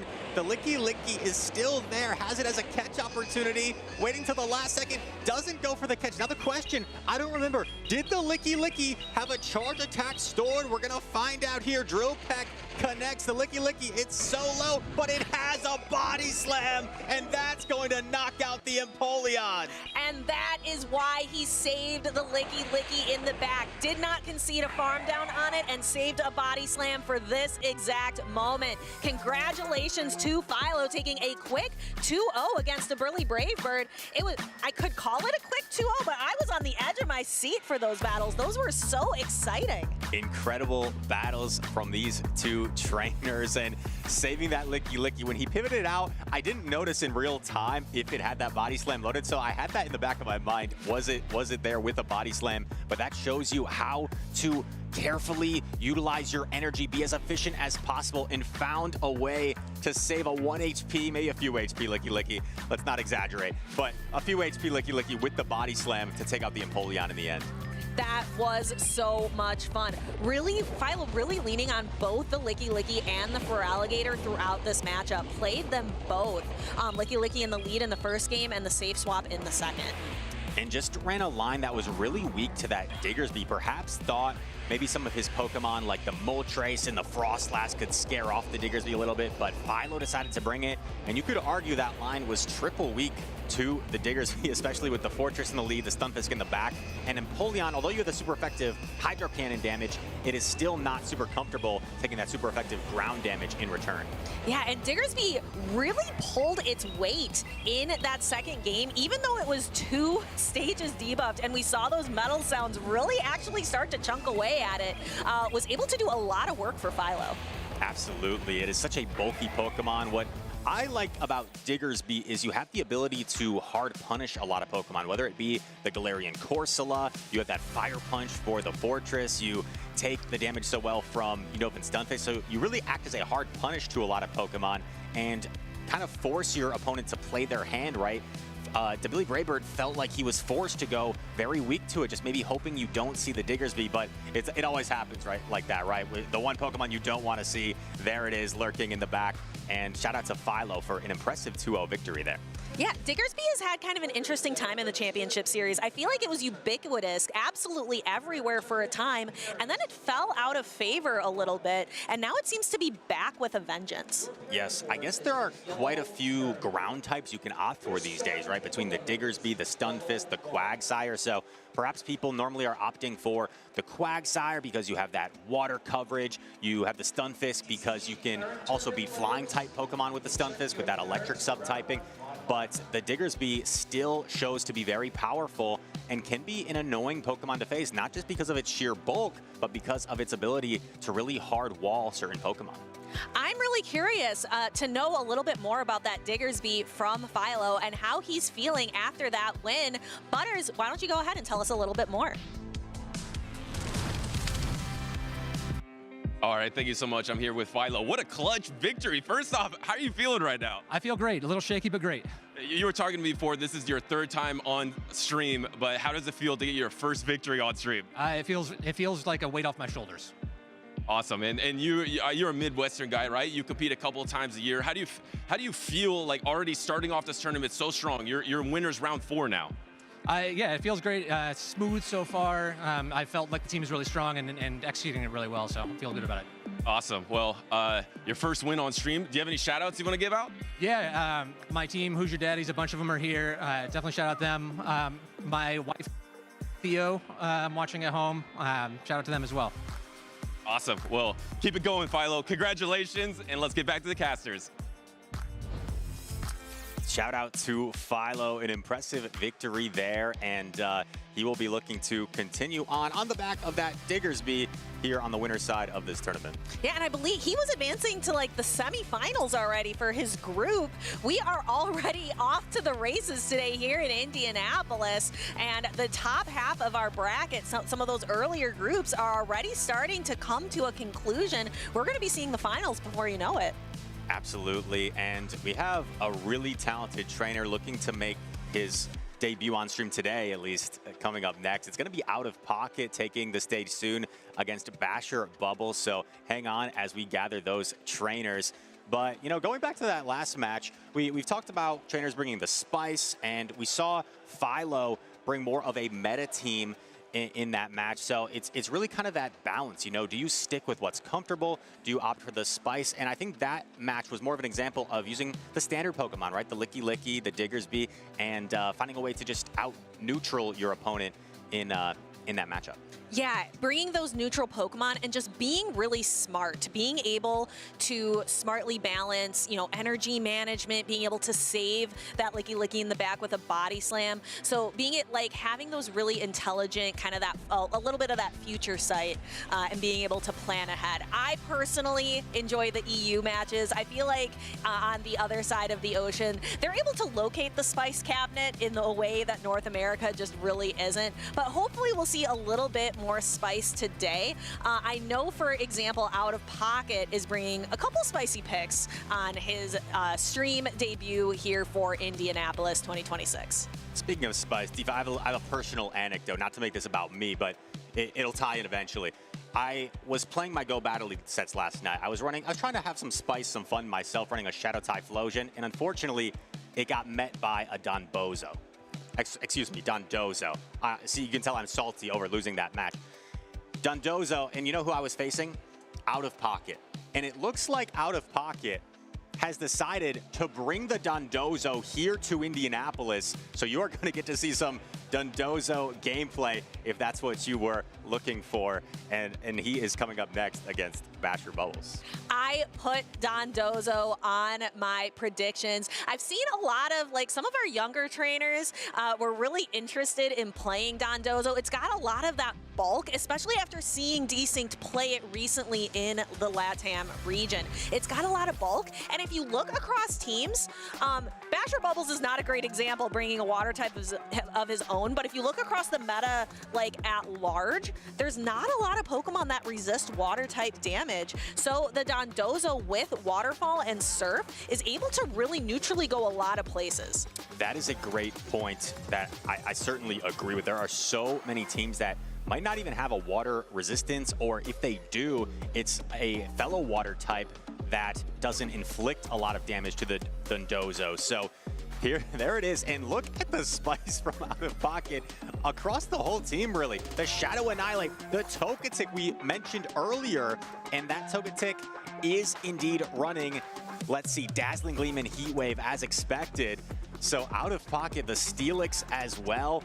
And this is one of our players that we wanted to highlight to watch out for. He is so accomplished in his career, multiple event wins, the biggest probably NAIC a few seasons back, and here we go. We've got a lock in Out of Pocket, Basher Bubbles. We see the Steelix against the Poliwrath. Oh, this is not a matchup I was anticipating seeing this weekend, but I am happy to see it. These two Pokemon are going to be exchanging super effective fast type damage, and they pace pretty equally to their attacks. We've got super effective on both sides of the field. We've got Dynamic Punch going into Psychic Fang. Psychic Fang's not going to do a ton of damage, even though it's super effective, but it's going to make those Thunder Fangs start to chew away even more at the Poliwrath. Like you said, both Pokemon threatening one another with a fast attack pressure. And we see the quick pivot into the Tinkaton. Now, Out of Pocket doesn't really have a great response in the back, especially behind a Protect Shield. So he's just going to be staying in here with the Steelix, and I would not be surprised if Out of Pocket just completely stays in with the Steelix, absorbing these bulldozes. These are super effective, but it's a relatively weak attack where it is not doing much, as you see, to the Steelix. Now, I saw Out of Pocket at that cup last night. I played Out of Pocket, and I know his Togetic. That Togetic runs Dazzling Gleam and Heat Wave and looks really good against Basher's back line. We see the pivot into the Licky Licky here, actually saving that Steelix. And the big Gigaton Hammer is going to be unleashed. We saw how much it did earlier. Huge damage onto the Licky Licky, and the Poliwrath comes back. Now, it may be within Shadow Ball range here, so Out of Pocket going to threaten this Poliwrath. Basher Bubbles is going to let it go, and that's going to knock out the Poliwrath. Licky Licky continuing to stand strong. We've talked about just how neutral, just how safe Licky Licky is, and that Togetic full health in the back. By the time it hits the field, Basher Bubbles Pokemon, both of them are going to be pretty low in health. Going for another Shadow Ball here, finally peeling off a Protect Shield. Out of Pocket is getting quite low on this Licky Licky, but understands that he will not get farmed down before a Body Slam, so he forces some energy out of the Togekiss. This will definitely knock out the Licky Licky, but now what do you come in with if you're Pocket? You come in with the Togetic, which is a little bit bulkier than its evolved counterpart, the Togekiss. Look at that shiny Togetic, and it has that Side Shock damage, can absorb it so easily. And as you can see, it paces a little slower, but makes up for it in being the fact that it can absorb a couple of charge attacks. And that Heat Wave is scary and can go so many places on Basher's team.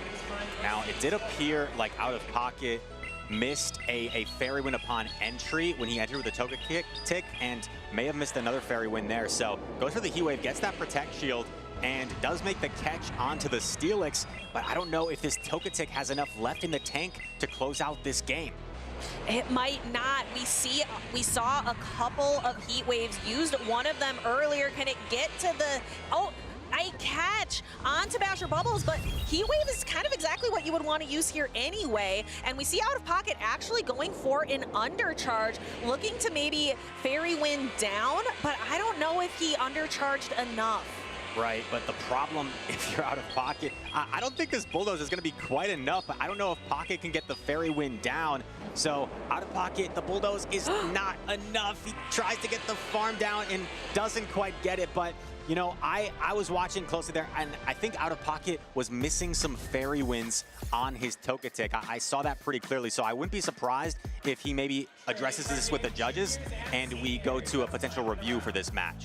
Yeah, I see the way that Pocket is kind of, I'm reading the body language, and I see the way he's turning and talking to the judges. So I think that's what we're going to be talking a little bit about. Because those Fairy Winds we saw, that would have changed the game completely.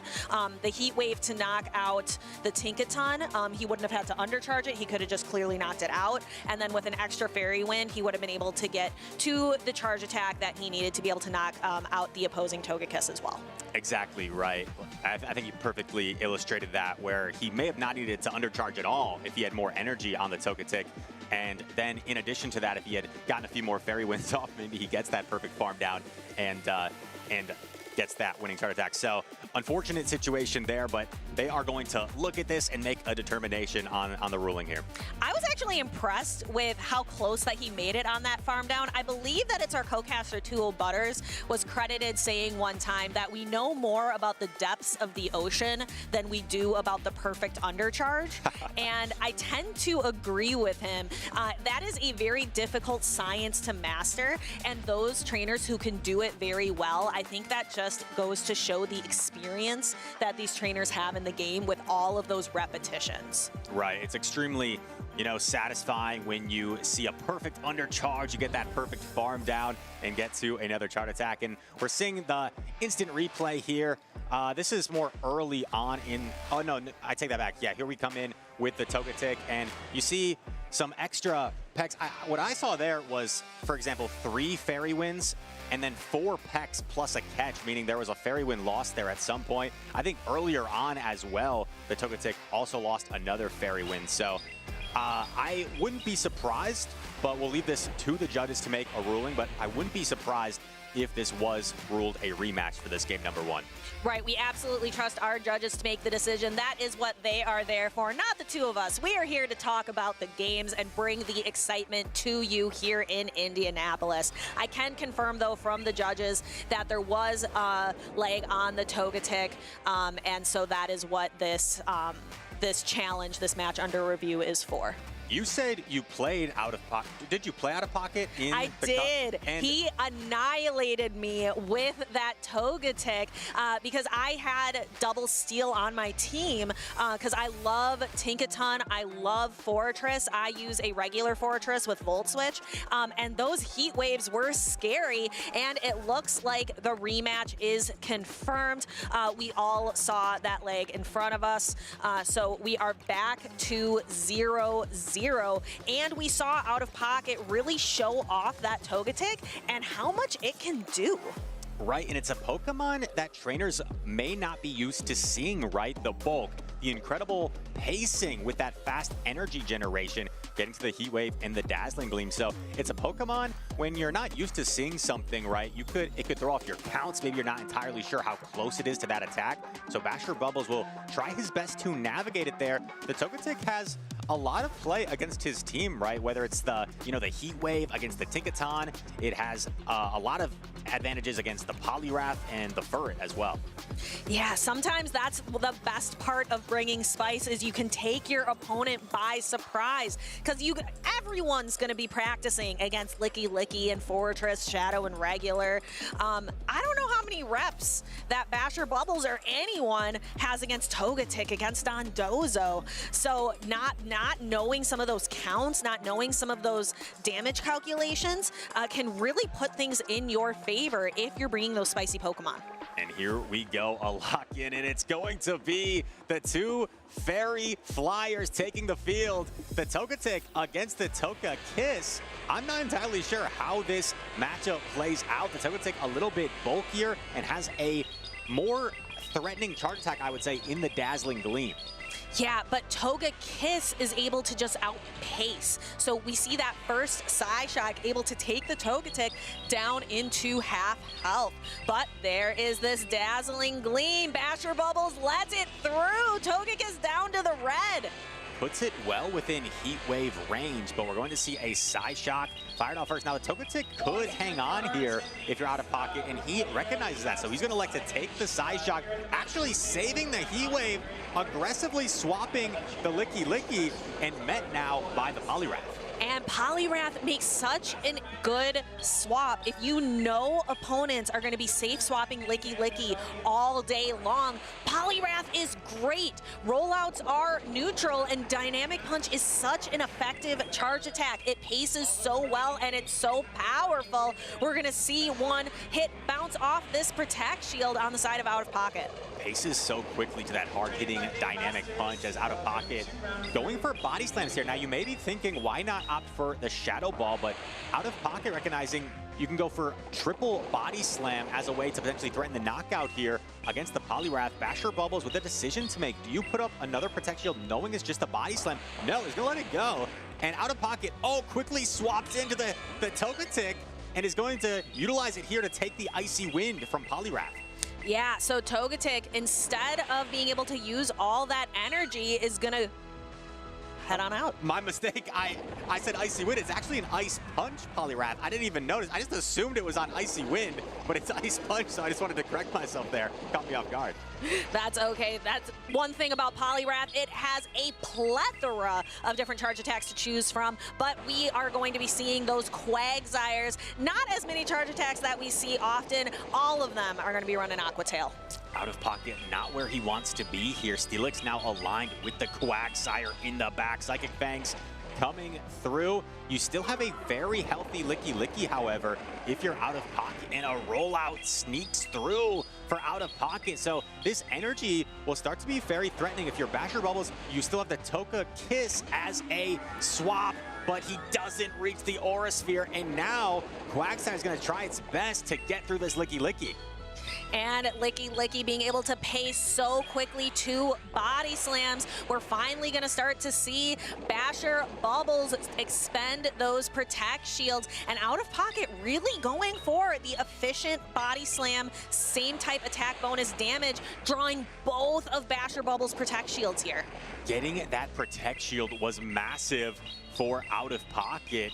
Aquatail coming through. This is not going to be enough to knock out the Licky. You come in with the Steelix, and I think this Quagsire is in crunch range. So crunch coming from the Steelix onto the Quagsire. And crunch comes through, does not knock out, and Quagsire goes down despite having those resisted Thunderfangs. Out of pocket takes game number 1. Now, we saw a review in that previous game, and it is unfortunate, but I think there may be another review coming here from Basher Bubbles, because there was a couple instances where he elected to throw one fast attack with the Quagsire, for example, and the Licky then snuck in a second rollout. So it seems like there was a couple instances where the Licky got a rollout that it shouldn't have otherwise gotten, if not for some sort of malfunction there. So it looks like they might be taking another look at this game as well, but we'll wait to confirm that with you. We will. One thing I want to point out about out of pocket in his play for the 2 games that we saw, even if neither of them are going to end up counting, we saw really different strategies with that Togetic. In the first game that we saw with out of pocket, he saved it for the back, and it was doing really well. But in this one, he kind of sacked it early on and really leaned in on the Licky and the Steelix instead. Absolutely. And you know, we want to see the Dondozo, right, for some fun, but when Basher Bubbles Poliwrath looks really good overall into Pocket's team, has, even for its poor matchup against the Togetic, right, it has the Ice Punch coverage, so maybe that Poliwrath is a reason he's not electing to bring the Dondozo, but utilizing that Licky, like you said, a lot, and the Steelix as well. One thing I really like about Steelix, DeFi, is it's a Pokemon that has a lot of reliable fast attack pressure. So if it's a Pokemon you lead, you know, you could potentially commit shields and just kind of force the switch advantage, the alignment onto your opponents, and it can make life a little bit simpler with the Steelix. So out of pocket, I know he's a Steelix fan. He's been trying to acquire a Shadow Steelix. He hasn't been able to do it, but I'm sure in the near future, maybe he will. Yeah, electric type damage you mentioned on that Thunderfang really goes a lot of places. I know that our co-caster 2O Butters loves spicy electric type Pokemon, and while Steelix doesn't quite fit that bill, there's a reason why electric type Pokemon can be so fun to run, because there's not a ton of Pokemon in the meta that are going to resist that damage. A lot of the really popular Pokemon are going to take like neutral damage from it. I remember Butters, speaking of spicy electric types, he used to have that argument with his co-caster Caleb, right? Will Shadow Ampharos ever win a regional tournament? I don't know. I don't know if we'll see the day where Shadow Ampharos takes a tournament. Maybe needs another buff in addition to the 16 charge attacks that it has already. But we will wait to see that. And out of pocket, I'm just really impressed with this unique team he has brought. I think he actually took to social media a few days ago he was asking the general population, like, does anyone have team ideas for the Indianapolis Regional Championship? And this is what he ended up on, is the Shadow Annihilate, the Dondozo, the Steelix, and the Togetic. Yeah, did not bring Dondozo to the Cup last night. I'm a little disappointed that I didn't see it, because it's a Pokemon that I think is just so much fun. It's really paired with another Pokemon from Paldea a lot, named Tatsugiri. It's paired in the story, and we see them play together in the past in the video game championships as well. You would see those Pokemon work in tandem together. But Dondozo kind of standing on its own out of pocket, really bench pressure. But since Basher Bubbles has been really leaning on the Poliwrath, both of the games we saw that both of the games that we did see, even though it looks like neither of them are count, we are back to 0-0. We saw Bachelor Bubbles really relying on that Polybreath, and for good reason. Such a great counter, as I mentioned, to the Licky Licky, and also kind of scares the Dondozo, leaving it on the bench. Right, and not to look ahead, we're in the winner's semis here of Group B. Out of Pocket, a trainer we've been telling you to keep an eye on, as he is so accomplished, and he hasn't had, you know, his best stretch as of late. I believe there was something like a 2 calendar year span where Out of Pocket was consistently top cutting every single tournament, has missed a few top cuts. So I know he's really hungry here as we're approaching the end of the season to try and maybe add another championship to his resume. But here we are in winners semis and bringing a really unique team here to Indianapolis, really sparking that creativity in this meta.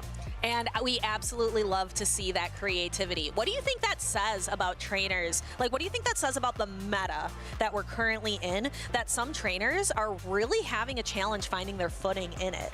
Well, we have sort of an established meta with some of the picks we talked about, right? Like the Licky Licky, the Togekiss, the Fortress. However, it seems like this time of the meta has almost been geared towards more unique Pokemon, more unique picks. We saw Arrow taking Los Angeles with the Dartrix, with the Shadow Cancer Ninetales, the Aegislash. We saw Tonton Batus with the Shadow Hydreigon as well as the Aegislash. So it seems like this point of the meta has been awarding people that are going to go outside the box, find those unique core breakers to give themselves an advantage in this meta. Do you have a favorite core breaker? Because I really love Dartrix the Owl. I think it is a fantastic and fun pick from Arrow. And everyone was happy to see Arrow win, right? 40 tournaments we determined, and we finally won a regional on tournament number 41. We were so happy to see it with Arrow, with Dartrix the Owl. I will say though, I'm not a fan of Aegislash. It's difficult to play if you're the user. It's really challenging to play against. If you hide it in the back, like for example in Go Battle League, if you hide it in the back and you've burned both of your shields already, you're done. It's game over. You're right. It is extremely difficult to use, and we see people like Arrow and Tonton use it on the big stage, and they make it look easy, playing it flawlessly, but it's a Pokemon you definitely need to practice with, whether that's in the Go Battle League or in local tournaments. So they were able to make it work.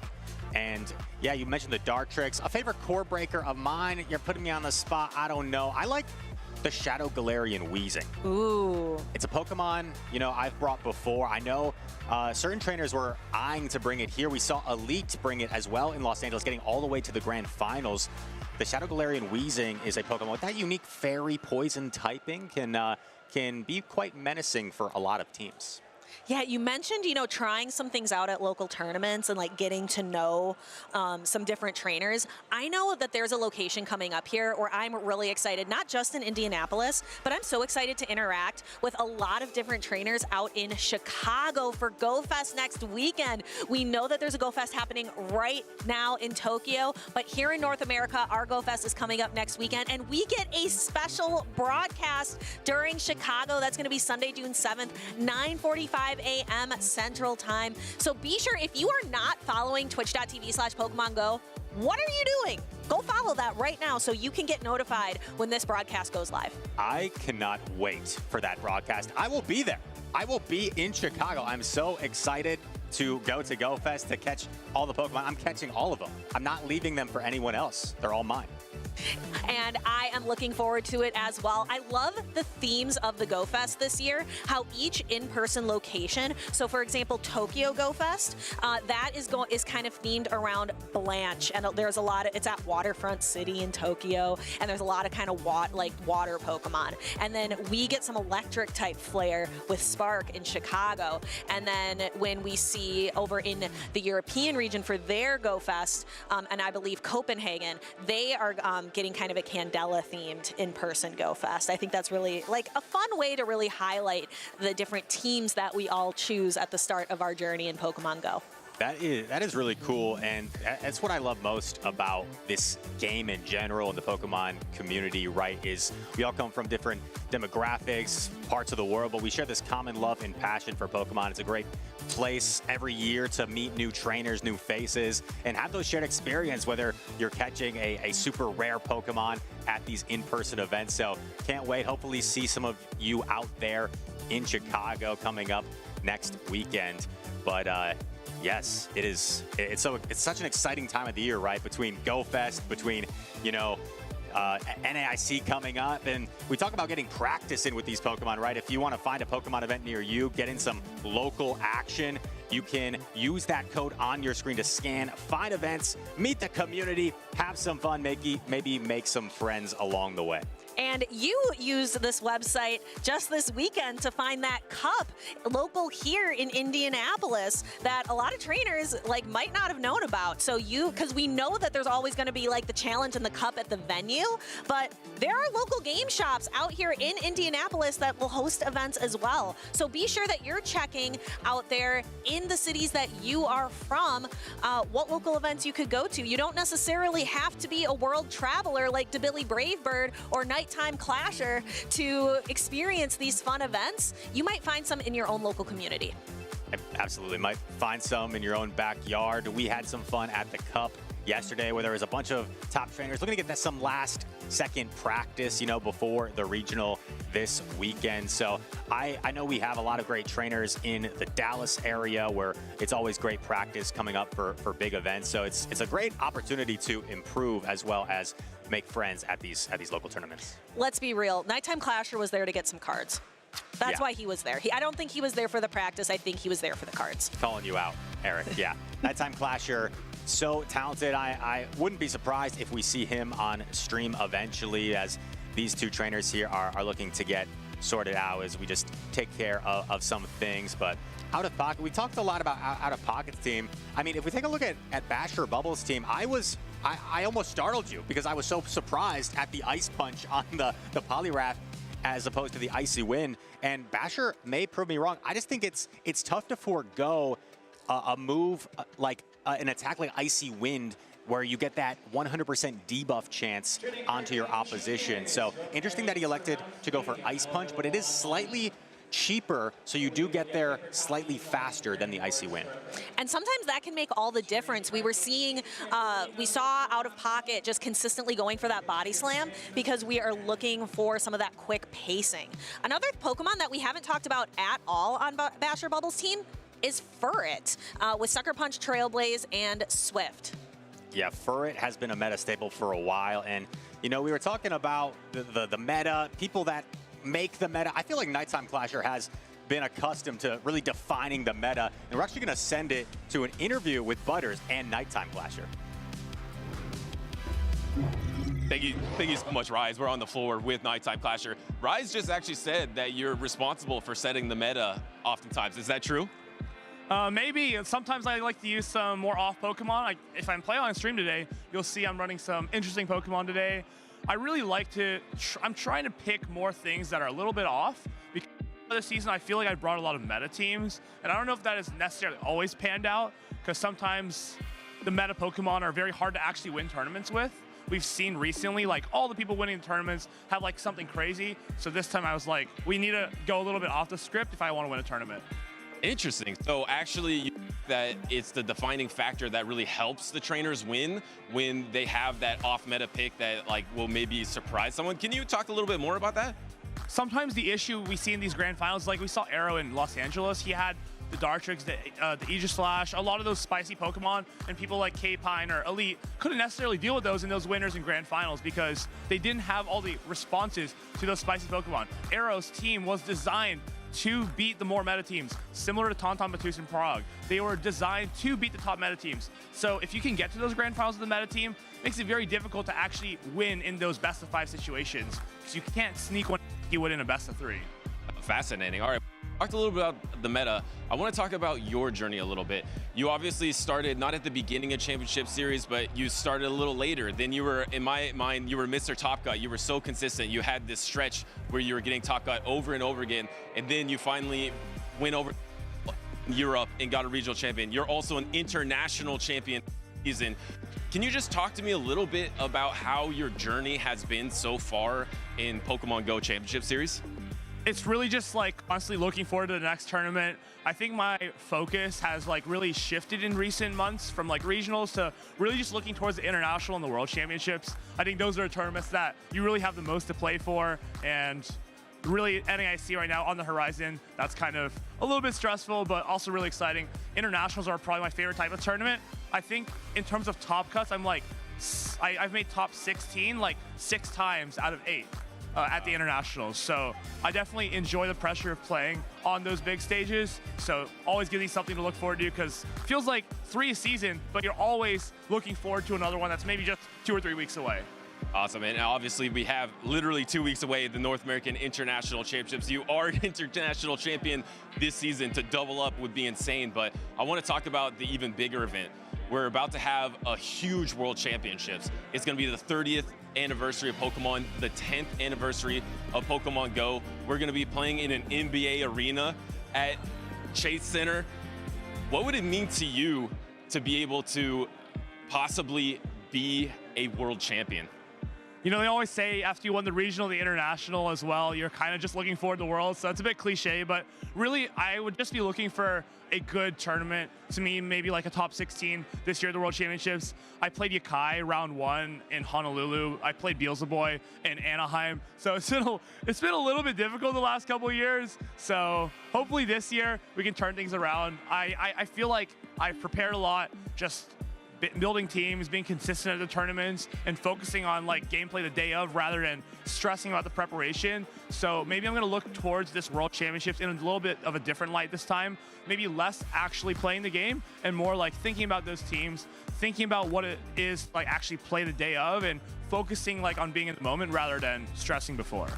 Awesome. Well, I mean, you're obviously one of the favorites going into the World Championships. You're #1 in North America, and it's been such a pleasure to watch your journey. And good luck the rest of this tournament. And of course, you have NAIC and Worlds coming up. But I think we got some more time to fill. So I'm actually just gonna bring some other trainers. You know, hey, Crimson, what are you doing right now? You want to talk to me real quick?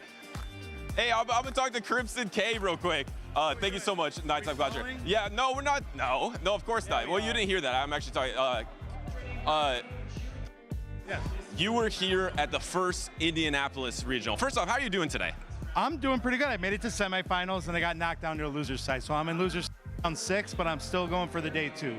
Oh, I love to hear that. So you've already competed a lot today. You're doing well so far. You're on that loser side of the bracket. I was going to mention that in the first ever Indianapolis regional, where we kicked off all of Pokemon Go Championship Series in North America, you got a medal.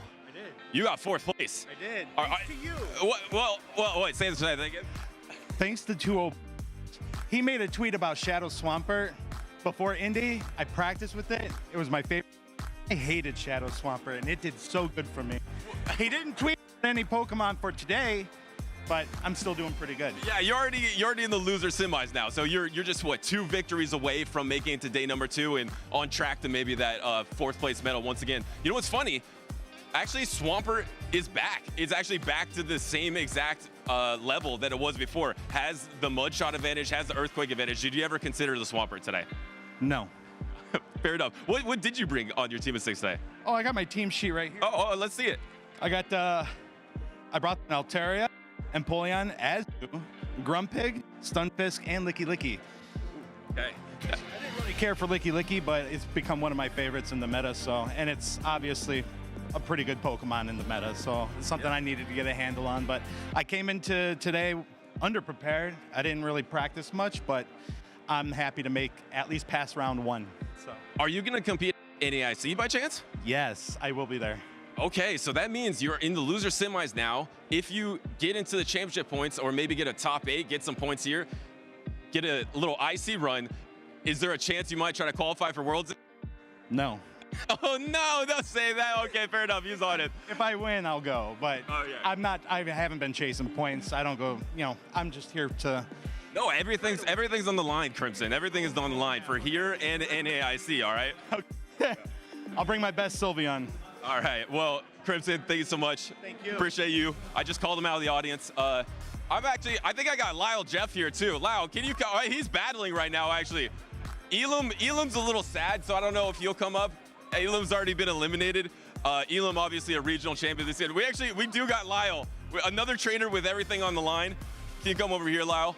Have you started battling yet here today? I've not started battling yet today. I will be battling around 1 p.m. Eastern time here, which is in an hour and a half or so. So, yep. Okay, I just want to real quick before we get back to the battles. Allah's on the line, this trainer. I did an interview with him yesterday, but can you please at in terms of standings in championship points and what's on the line for you here in Indianapolis and NAIC in terms of worlds? Sure, yeah, I'm just on the bubble, as they say, on the outside looking in currently, trying my best here at the Indianapolis Regional Championship to get some points and see if I can help push that, into a Worlds qualification, so, yeah. Well, you're one of the best trainers in North America. You were the last standing trainer in North America last season, multiple-time regional champion. We're rooting for you, Lau. Thanks for interrupting your battle real quick to come with us. I think we actually are ready to get back to stage. So thanks so much, everyone. Let's get back to casters. Thanks, Lau. Thank you so much, Steven, for all of those fantastic interviews, chatting with Nighttime Clasher, and then calling out other trainers out of the crowd, Crimson K19, and then Lyle there at the end. That was so much fun. But Rise, I am ready to get back to the battles. Me as well. I could listen to Butters interview folks all day. I don't know if you caught one thing with the Nighttime Clasher interview. He said he played Beelzeboy at Worlds last year, round 1, then Yakai the year before. So whoever faces Nighttime Clasher round 1 at Worlds is going to be your world champion. You heard it here first, but Nighttime Clasher could win as well.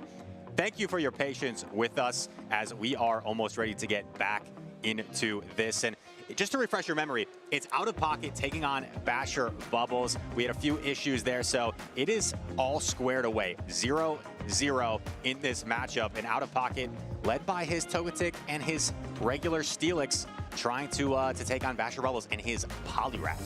And we have seen Out of Pocket really struggle to have that breakout performance here in 2026. He's really relied on meta picks throughout the last several games or throughout the last several tournaments that he's competed in. Now we're seeing him break out of the box. He's got Dondozo, he's got Togetic, he's got Steelix, and let's see what he's got. And we've got the fish. I am here for it. I am hyped. Dondozo versus Shadow Quagsire. Look at it. It is beautiful. Here we go, and this Shadow Quagsire is opting on the Stone Edge, making it a little bit more bait dependent and not as consistent against the Pokemon like Dondozo, and Out of Pocket correctly shields the Stone Edge. Now he's going to threaten with the Surf. It's caught onto a Togekiss, but honestly, this is still going to do a sizable amount of damage to Togekiss. Yeah, it's not like you would have wanted to throw an Outrage into Togekiss anyway. The Surf is what you want to do, and then look at how much damage these Thunder Fangs are doing. But Togekiss has that super effective Aura Sphere. It got it in a recent update to the Go Battle League, and it has been standard ever since, taking the Steelix down under half health as Steelix farms up. Togekiss not able to get to another attack. Steelix exits with a ton of energy. And Out of Pocket, understanding that there is a Quagsire waiting to greet his Steelix, is very willing to just let the Aura Sphere go. You see Steelix can tank it quite comfortably and actually gets a shield in return from that crunch. We see Basher Bubbles over farming some energy and firing off the Aqua Tail here against the Steelix. So the Steelix is going down, but that means Dondozo is coming back. Basher Bubbles has a good answer to it in the Poliwrath, but choosing to leave the Quagsire on the field for now. That is the second Protect Shield for Basher Bubbles. No Protect Shields remaining, and that could spell devastation for this Poliwrath because there are no Protect Shields standing in the way of a potential Dazzling Gleam. We also talked about the Ice Punch variant. No debuff coming from these Ice Punches to protect the Poliwrath a little bit more. I have a feeling this is going to do a lot of damage. Out of Pocket actually over-farming a little bit more. Yeah, is going to have to tank a second Ice Punch, but because Togetic is so bulky, it can hang on with a significant amount of health left because these fast attacks doing absolutely nothing. Out of Pocket free to overfarm, launch a Dazzling Gleam, and boom, the Polygraph goes down. A little razzle-dazzle from the Togetic, resisting these mud shots from both of these water-type Pokemon. Gets the Chart Attack priority, so Out of Pocket will Protect Shield here to get off his Dazzling Gleam. And with a very healthy Dondozo still in the back, Togetic says, you can relax there on the bench. I've got this. I'm going to clean up and knock out the Quagsire. And that is game number 1 for Out of Pocket. We've seen the Togetic in every single game that Out of Pocket has played today on stream. So the first game, he really saved it for the back. Second game, he sacked it. Now this first official game, because both of our previous games, are no longer counting due to the internet issues, but it does reveal a little bit about the gameplay and some of the game choices of Out of Pocket, and really leaning on that Togetic. But I loved the Dondozo gameplay. I was so excited to see it hit the field. You highlighted before the match started with Out of Pocket, you know, hasn't had the best season. He had that runner-up finish earlier this year in Seattle where he lost to Stone Collection, but since then has had a bit of a rough patch, at least by his ever so high standards. So Out of Pocket is really trying to look to get back to form in this meta. I think for a lot of trainers has been tough to get a grasp on, and he is going outside of the box, hoping that this sort of team could lead to his resurgence in another day 2. But first, he's got to get through Basher Bubbles, and we have a lock in game number 2. The Togetic comes back against the Tinkaton. Yeah, but Togetic is actually a little okay with this because it paces to Heat Wave at the same rate that Tinkaton paces to Bulldoze. And we know that Tinkaton's not going to be throwing Bulldoze. It needs a few extra Fairy Winds to be able to get to that threatening, Gigaton Hammer. But Heat Wave just paces so quick. We see a catch Out of Pocket, out of nowhere, brings the Dondozo in to absorb Gigaton Hammer. Does hardly anything to Dondozo. What a massive catch for Out of Pocket, and there is not a hard punish to this Dondozo on the side of Basher Bubbles. We see the Togekiss respond, but Dondozo so bulky, we'll be able to withstand a Chart Attack potentially. Already gets a Protect Shield, and now we see the overfarm from the Togekiss going for the Aura Sphere. I don't know if this is enough to knock out DeFi, and Out of Pocket has a Surf as well, but he's going to shield just to make sure he can potentially get off this Surf. And that's the thing, Out of Pocket, he's going to know his damage calculations for the Dondozo. I don't know if Basher Bubbles is necessarily going to have that on lock because it's such a surprise pick. We see a quick pivot out, and here comes the Togetic back in. Oh my goodness, I wonder if there's any way Togetic can get a Fairy Wind down here on the Togekiss. We see the switch clock is up, so Basher Bubble is not gonna let that happen, but you're already at the Heat Wave, which will threaten the knockout on this Tinkaton. It has a lot of energy, and Basher Bubble is just gonna let all this energy go down. And bringing in the Quagsire, which a lot of times, maybe if you have like a 2-shield Shadow Quagsire, you're gonna do quite well, but with only 1 shield and a fully healthy Shadow Annihilate in the back, this is looking pretty good for Out of Pocket. Togetic putting on a show here, takes the Aqua Tail, showing off the bulk, and gets off a parting Dazzling Gleam. Basher Bubble's not sure what to expect in the back, and it's the Shadow Annihilate. No Protect Shields remaining. This is not looking too good for Basher Bubbles. I think your only hope at this point could be a potential catch onto the Togekiss. And Out of Pocket, such a talented trainer. He's not gonna allow a catch to happen so easily. Well, maybe I'm wrong. And, you know, I'm not sure this was even a catch, actually. I think Out of Pocket just feels like he needs to get rid of this Togekiss. So we'll see how this plays out. In comes the Quagsire, doubling up on attacks, but it is so low, and we still have a Protect Shield. So Out of Pocket utilizes the Protect Shield just to get 1 more counter worth of damage. Gonna force the energy off here, and actually has the Rage Fist. So that is going to seal the deal here for Out of Pocket. We heard it from Nighttime Clasher himself. This meta in this stage rewards trainers who think outside of the box, who pick those spicier picks, and we see it today. We see the Dondozo, we see the Togekick, and absolutely incredible plays from out of pocket. You see him stretching, he is proud, he is smiling, he is happy to be advancing here in Group B. Nice resilience there, right, from out of pocket after having to wait for a little while to replay that match. Didn't let it phase him, stayed composed. And what stood out to me is it seemed like every single battle, he was completely mixing up his lines, bringing the Dondozo, then bringing the Annihilate for the first time, really keeping his opponent on his toes and making it difficult to read what he may be bringing each game. Yeah, but one Pokemon that was just consistent every single time, that Togetic. I wish I would have switched up my caster picks, taking Togekiss off, bringing Togetic on, because that has been so much fun to watch. That is a dangerous Pokemon with that Heat Wave coverage attack. Perhaps the most critical moment of the game, catching that Gigaton Hammer, and like you pointed out, having that Heat Wave coverage on the Togetic makes it you'd almost rather be the Togetic in that situation than the Tinkaton, just because you outpace it, and Tinkaton has to expend so much energy to threaten the Togetic. So out of pocket, really putting on a showcase here with this Pokemon that maybe we didn't have on our radars before yesterday, but Togetic may be here as a threat to contend in Indianapolis. And could you imagine? That is such a disastrous bait call if you get it wrong, because Tinkaton could easily turn the tables if you bait a Bulldoze, but if that goes unshielded, that would be devastating for that trainer. Right, you no-shield a Bulldoze in that situation. That does such little damage. It's almost like wasting 45 energy for no reason. So it's a very risky predicament to be in if you are the Tinkaton against the Togetic. So you have to really be careful with those bait decisions when you are the Tinkaton in that situation.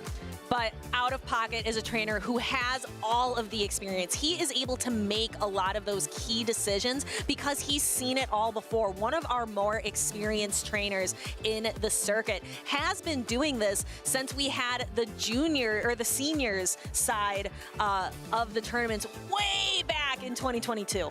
Right, Out of Pocket, still one of the younger trainers on the scene, but he's been doing it so long. He's also one of the most experienced. He's like the definition of, you know, an entry-level job where you need 10 years of experience on the resume. That's Out of Pocket, and he is looking to continue his success, and you know, has already had a runner-up finish this season, right, in Seattle, but I know he is always looking for that title, so he is now one win away from day number 2. We'll see how Out of Pocket progresses in this tournament. Yeah, and we're not going anywhere with this tournament. It's not all about Out of Pocket. We have so many trainers that we are going to be looking forward to. Now, I think, Chris, we've been on the desk for quite a while. We've done 3 battles. I think it's time to let 2O Butters and Alpha Phoebe take the desk. But don't go anywhere, because we have... Yeah, I think we actually have an interview with Out of Pocket and Nick before we get moving. So let's hear some more thoughts from Out of Pocket. All right, thanks, Raj. I am joined on the floor by Pocket, who had his first win since Seattle. I know we were just talking about that. How has it feel? His first win on stream since Seattle. Myself, how are you feeling about that win? Honestly, like, I know that it was against someone that it's like someone that I kind of known for a while. We played in a lot of grassroots formats, a lot of team formats, all that stuff. And I was just excited to get on stream. This is the first team that's really spoken to me since Seattle. So it was like, I really like the team. I'm really excited to play, and just that was always in the back of my mind. I was trying to like not think about it when I was on stream, but I was really nervous when it first started. I was kind of not really thinking through my lines a little bit, but honestly, that whole like shenanigans up there really helped me center myself and calm down. And I was just like, let's just get to work. Let's think about this matchup step by step. What can I do to get an edge? And you had a lot of unique picks on the team. Dondozo, I know a lot of people were trying to figure out where to get them at the last minute. You said you've had yours for a while. You have a lot of practice with it. Have you brought it to some practice tournaments? Yes, I originally ran it as like a secondary bulky sponge when I was trying out Aegislash. I had a lot of wild teams, but a lot of it was featuring like Guzzlord, Aegislash, and Dondozo. Like those are the starting three for like a lot of the builds that I had been running for about, let's say, like a good week before this tournament. And it was just like, it was weird. Like the teams weren't really feeling good, but when I was bringing Dozo, I was not losing. And that was in the back of my mind when I was thinking about a team for this tournament, was that like, I just hadn't been losing with Dozo. So far in this tournament, I've not lost a game when I've brought Dozo. I've not lost a game so far, but when I'm running Dozo, it feels so dominant right now, and I've been enjoying it a lot. And I also want to talk about Togetic. That is a Pokemon that we have seen in and out of the meta sometimes. We got access to Heat Wave very recently. How does that play on your team, and how do you see that Pokemon in the meta? So Togetic is obviously the same Fairy Flying type as its evolution, Togekiss, but due to it reaching a higher level to hit under 1500 for the Great League CP cap, it is way bulkier, and it does its job as a Fairy type, and it kind of makes up for where Togekiss sometimes falters, right? For example, Sableye. Sableye is a Dark type, but Togekiss is fully walled by its energy is fully walled. It can sometimes lose CMP, Charge Attack Priority, sorry, and that could mean that Sableye can just run it over. So I was like, I don't want that. I'm not running Togekiss. Let's look at Togetic, because with the Fairy Wind and Dazzle Gleam coverage, or not coverage, but that just Fairy stab damage allows it to really do its job as a Fairy type, and Heat Wave gives us the extra flexibility against the other steals. As you guys saw in the second game against Basher Bubbles with the Tinkaton lead, it basically 2-hit KO'd. And final quick question for you. We see you at a lot of these events. You're number 3 on the leaderboard. You have 200 points over Junebug, who's number 4. What does this event mean to you in terms of how this entire season fits? So right now, I would say the only thing that a lot of the top players right now are playing for is the LAIC Travel Award. I would say there's like 5 to 6, maybe 7, depending on NAIC results, players that can get in the top 4 spots for the LAIC Travel Award. I would say Nighttime Clash is a full lock at 1. Everyone else is a little bit at jeopardy. I'm like a solid like 2 or 3 on the top 4 list of people right now. So I really want to improve on my results this quarter to try and get that Travel Award. All right, well, thank you so much for your insight. We're going to have a very short break, but we'll be back soon with some more Pokemon action here in Indianapolis. Hey trainers, Inadequance here. Have you ever heard your friends or the commentators say they trained their Pokemon well, or that must be a very good ranked Pokemon, and you have no idea what that means? Then listen up, I'm going to explain this all for you. It all starts with understanding how the CP of Pokemon works. CP stands for combat power, and this is unique for every Pokemon. To simplify things, let's compare 2 Pokemon in the Master League. In this league, trainers usually battle with fully powered up Pokemon. For example, Mewtwo can reach around 4700 CP, while Lugia tops out at about 4100 CP. Does that mean Lugia is much weaker? Not exactly. Offensively, yes, but defensively, Lugia is an absolute powerhouse. It can hold its own against, and sometimes even defeat Mewtwo. The reason Mewtwo has a much higher CP is because of its stronger attack stat. This shows that Pokemon with higher offensive stats tend to reach higher CP values than those that are more defensively oriented. Attack has a much greater influence on CP than defense or HP. The same principle applies in the Great and Ultra Leagues, where CP caps limit which Pokemon you can use. The key to maximizing a Pokemon's potential in these leagues is getting as many power-ups as possible without exceeding the CP limit. Because defensive Pokemon gain CP more slowly than offensive ones, they can often be powered up more times. For example, in the Great League, you can typically power up Umbreon more times than Flareon before hitting the 1500 CP cap. Now that you understand the value of defensive Pokemon, let's look at what kind of appraisal you're aiming for. The idea is similar. A Pokemon with higher defense and HP and lower attack can usually fit in more power-ups before reaching the CP limit. By combining the maximum number of power-ups with a CP as close as possible to the league cap, you get the bulkiest stats of that Pokemon. This is what trainers often refer to as a well-ranked Pokemon.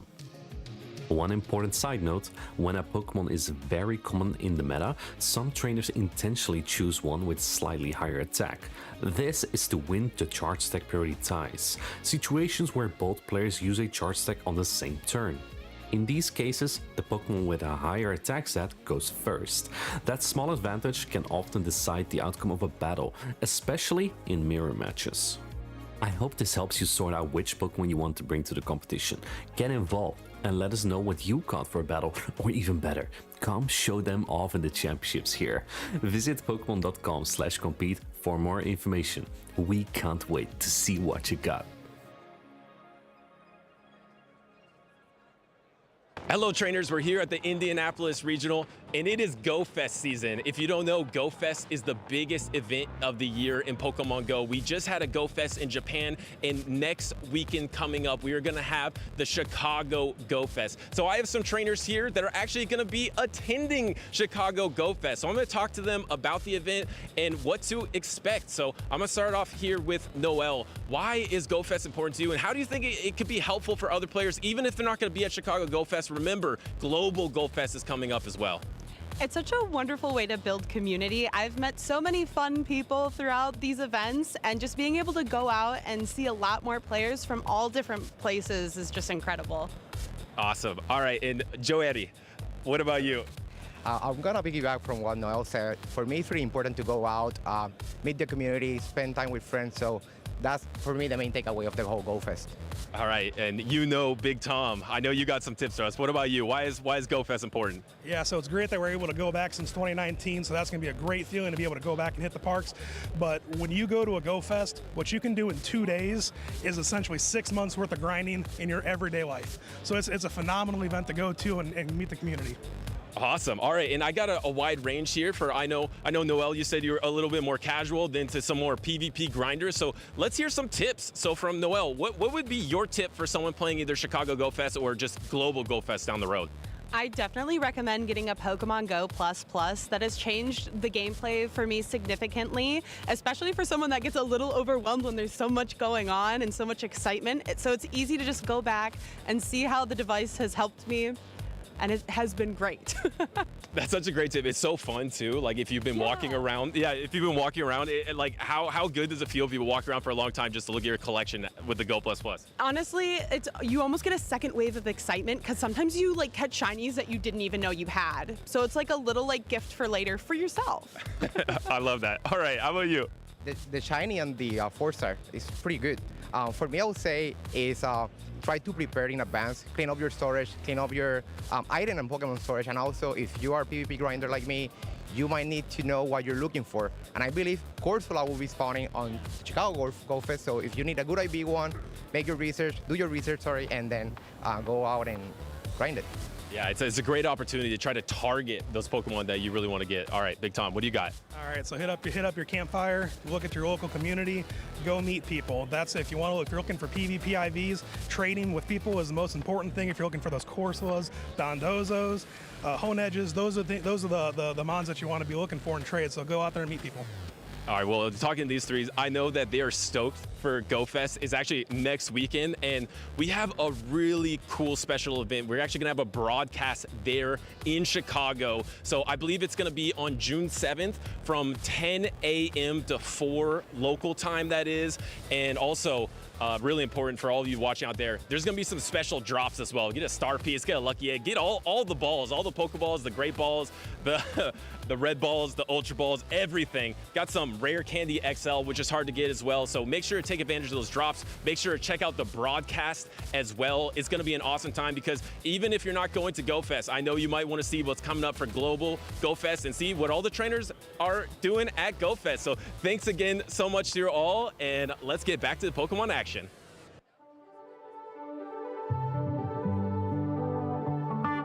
How did we get here? So far from home, on the untread path. But we're not alone, we got each other.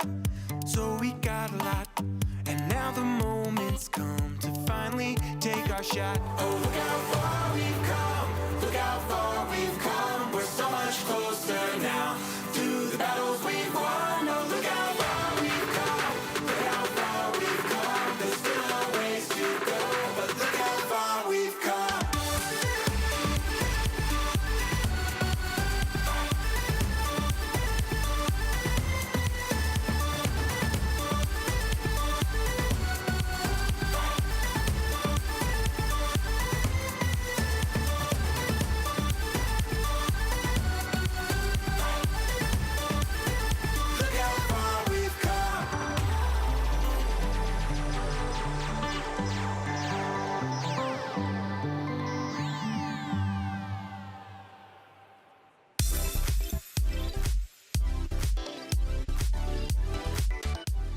Welcome back, Pokemon trainers, to the racing capital of the world, Indianapolis, Indiana.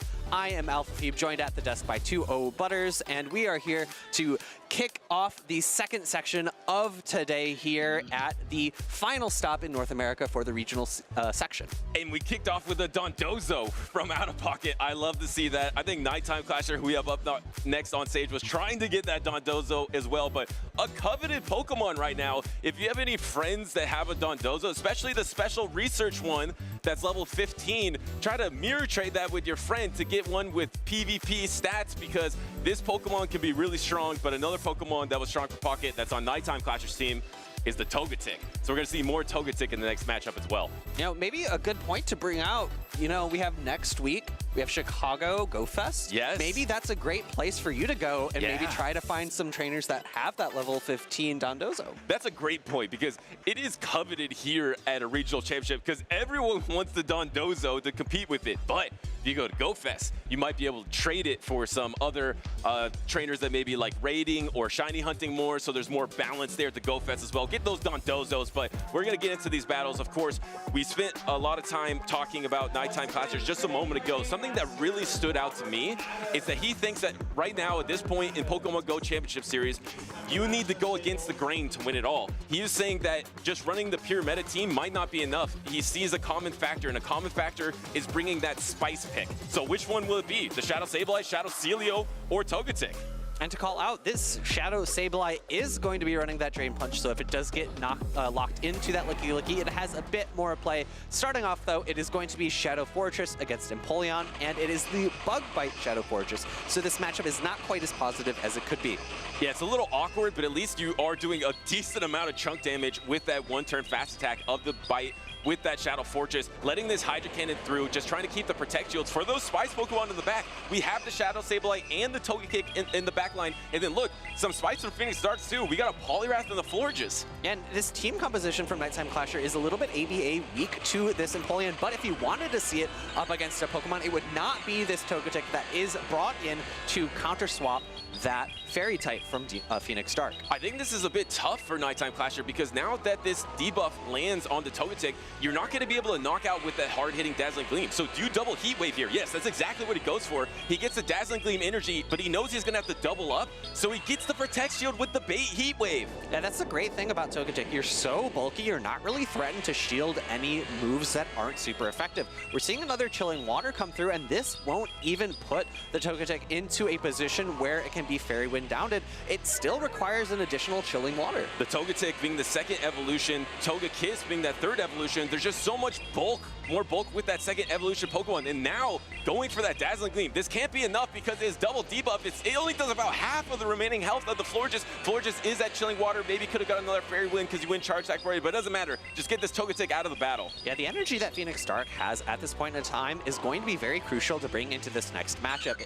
He's not going to be able to do all that much damage with the charge attacks here because both Chilling Water and Trailblaze are not going to be super effective into the Shadow Sableye. However, the fast attack damage is starting to add up a little bit. And the Shadow Sableye is going to have to do a lot. Counter swap into this Poliwrath. The problem is you have your Dark type attack Foul Plays resisted. You have to rely on Drain Punch. Drain Punch does raise the defense of your Pokemon by one stage, but as you see, it's not a strong attack, Phoebe. The one positive, though, is now the Shadow Claws are starting to add up to do a little bit more damage. But on the flip side, we're seeing that this Poliwrath does have Icy Wind, so that that attack stat increase is not going to be all that impactful. And this shows the hand of Nighttime Clasher double Drain Punching here, and so you probably don't want to swap out of this matchup because now that you're double defense raised, now you can easily take this Icy Wind. So instant no shield from Nighttime Clasher. Now you have the opportunity, but it's really hard because also your Bug Bite is resisted from the fighting type of this Poliwrath. So a backline Pokemon that's posing a lot of problems for Nighttime Clasher team. Swap the Florges. And we're going to see a counter swap into the Shadow Fortress here. Get the fast attack down from Nighttime Clasher. This energy will be very nice. However, there is still a shield remaining from both sides of this field. and right before the Ice Wind or Dynamic Punch was available. Perfect timing, just the turn before to throw the Sand Tomb that will secure the knockout into this Poliwrath. Now Poliwrath is out of the battlefield. There's one Protect Shield remaining for both of these trainers. I don't think you can ever get a farm down, so you have to go with the Hydro Cannon. Suddenly, Phoenix Darks is in a tough position here. Yeah, even though you're resisting these bug bites, you are taking so much fast attack damage. Hydro Cannon going to get shielded up, but I believe we're going to see a very quick fast attack down. That's going to be Nighttime Clasher taking game number 1. And it seemed like Nighttime Clasher, with his back against the wall at the end game there, having that Shadow Sableye and the Shadow Fortress against that Poliwrath in the back. I didn't know how he's going to pull it off, but the ability to get the double boost on the defense, well, it is 100% chance. It's a guarantee. So you get that boost no matter what with Drain Punch. That's actually what makes it really strong. Also, fighting type attack damage is great in this meta. There's not a lot of fighters, so having that coverage is awesome. And Sableye has a plethora of charge attacks that it can utilize, Foul Play being one of the most consistent on that team sheet.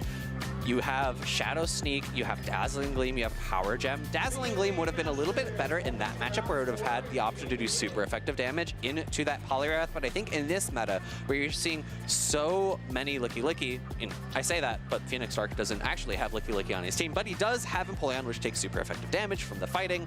Makes a lot of sense, right? Dazzling Gleam, I never personally really liked it because it was just so much energy and it didn't necessarily hit super effective into the things that you always wanted to. I think flyers are a great typing that you need to cover for if you are a Pokemon like Sableye. And the problem for Nighttime Clasher's team is his flying type is probably the best answer to cover against the threat of his team from Phoenix Dark, which is the Poliwrath. Poliwrath is pretty much unchecked against this team except for against that Togetic. So it looks like Nighttime Clasher has to bring that Togetic into every battle. I mean, it's not guaranteed that he has to, but either that or the Shadow Sableye is going to make an appearance because of the Poliwrath. It's just across the board looks awesome, Phoebe. Yeah, that's a great call out. I would like actually to see Phoenix Dark to bring another really hard answer to that Togetic, whether that be the Unova Stunfisk or whether that be something like even a Galarian Corsola. And look at the line, Phoebe. It's ABB strong to the Poliwrath, but Poliwrath is in the lead. Ooh, there are catching a Dynamic Punch onto the Shadow Sableye. This is going to be resisted damage, double resisted by the Ghost typing, taking super effective from the Dark typing. Yeah, so it's single resisted there. It still did a decent amount of damage, and you bait out this Florges, and you're gonna actually throw the Foul Play because both of these charge attacks are resisted into the Fairy typing of the Florges. So Foul Play is a much stronger attack. It's gonna be not very effective, but you're not gonna be able to full farm down. You're gonna have to actually throw energy before the next Foul Play is available. And additionally, the Drain Punch, I think, is even worse, right? You're boosting up your defense. You're giving the floor just even more farm overall. So I do really like that choice from Nighttime Clasher. And this is tough, though, for Nighttime Clasher because you also can't have a comfortable time farming down because of the resisted bug bite damage. And now, also, since your attack has dropped by one stage, it's going to be really tough. So you have to commit to energy, probably commit to the Sand attack before the next Chilling Water is available. I'd be really shocked. Yep. He actually does throw it. Perfect timing once again. So that means we got the backline of the Togetic, which will actually be much better against the Corsola than its third evolution counterpart, the Togekiss. Phoenix Dark could come in with either Pokemon because this Fortress is on another one. Oh, wow. Another great catch. I actually thought he might have gone for the Ice Punch there to try to predict the bait, but Dynamic Punch going to be double resisted by the Flying and Fairy type of Togetic. And now you caught all that energy, so the Poliwrath is energy dry. Remember, there is energy remaining on that Fortress for the backline. 2 Protect Shields remaining, and Phoenix Darks does give up one here. Remember, Nighttime Clasher went for the bait in game number 1, this time just sending it for the Dazzling Gleam. Yeah, and this is where Togetic shines over Togekiss because it has significantly more bulk. The fast attack pressure from Galarian Corsola's Astonishes aren't adding up as quickly, so you are incentivized to throw Nightshades as quickly as possible from Corsola's side. And you're at another Dazzling Gleam here. Do you try to go for a bait? No, just throwing the Dazzling Gleam because you know maybe if a Heat Wave lands, that could be your lose condition. Letting it go, but it's into the bulk of the Corsola, so only does about half of the remaining health. Combo play, trying to throw the Rock Tomb right before the attack is available. Perfect timing once again from Nighttime Clasher. And a great call from Phoenix Dark, knowing that this Rock Tomb is not enough to knock out, is not same type attack bonus, and he's going to have the opportunity to build up a bunch of energy here. I think a Sand Tomb is going to be coming from Nighttime Clasher. Actually would prefer to see it be thrown before this. Now he's going to have to give up the shield in order to get that charge attack off. And he wants to get the last Protect Shield remaining in the battle for Phoenix Stark. This should be able to do it because you can't fully rely on your Corsola here. The Corsola is probably a little bit too low. So here comes the last Protect Shield of the game from Phoenix Stark. You're not quite at your timer yet if you're Nighttime Clasher. So now Phoenix Stark has all the opportunity to farm up, but now he's energy dry and he's so low health. And because of that defense drop from that Sand Tomb, he's needing to throw this because the bug bites are starting to add up. The question is, will we see a Fairy Wind down? And yes, it's coming so quickly. But is there a Power Gem available? How much energy was left on that Corsola? No, the Nightshade doesn't throw the Power Gem. I don't actually know if Nightshade is enough. That might be a small mistake from Phoenix Stark. He could have thrown the super effective. Instead, he throws the Nightshade, and Togetic does hang on to get to the Heat Wave. And Nighttime Clasher is able to clutch it out with his Spice Pick in Indianapolis. You see Phoenix Stark's face. He's really frustrated. He had the energy for both Nightshade and Power Gem, but clicked on the wrong side of the screen.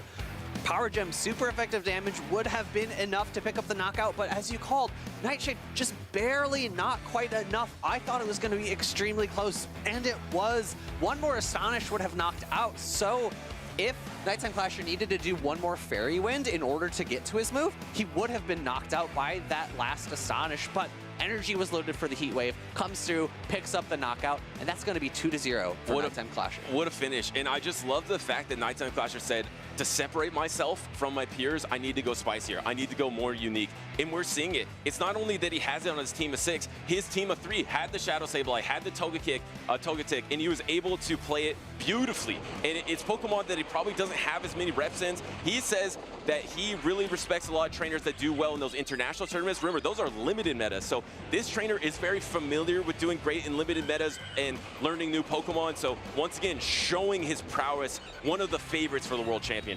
And we really got to see Nighttime Clasher flex his muscles here.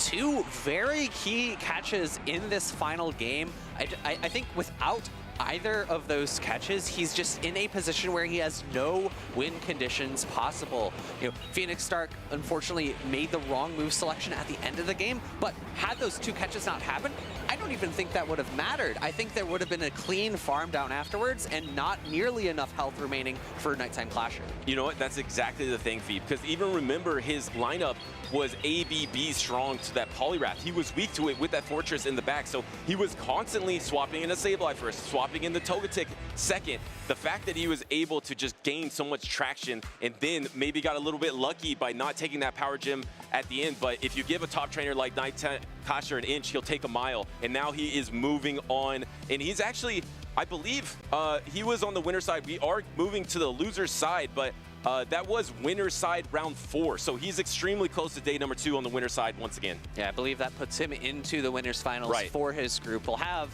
8 different winners finals today. Of course, each of those winners will make it into day 2 on the winner's side, which is very coveted because day 2 side, staying on the winner's side is definitely the key to making your day a little bit easier. Absolutely. It's an easier journey. You literally have to play less battles to get to where you want to get to, which is to the grand finals, to become the champion, to auto-qualify, or to get more championship points. And at this junction of the tournament, or the season, really, the Road to Worlds. Let's talk about it once again because so much is on the line. We're here in the last regional for North America. I believe there is a special event still remaining in Europe.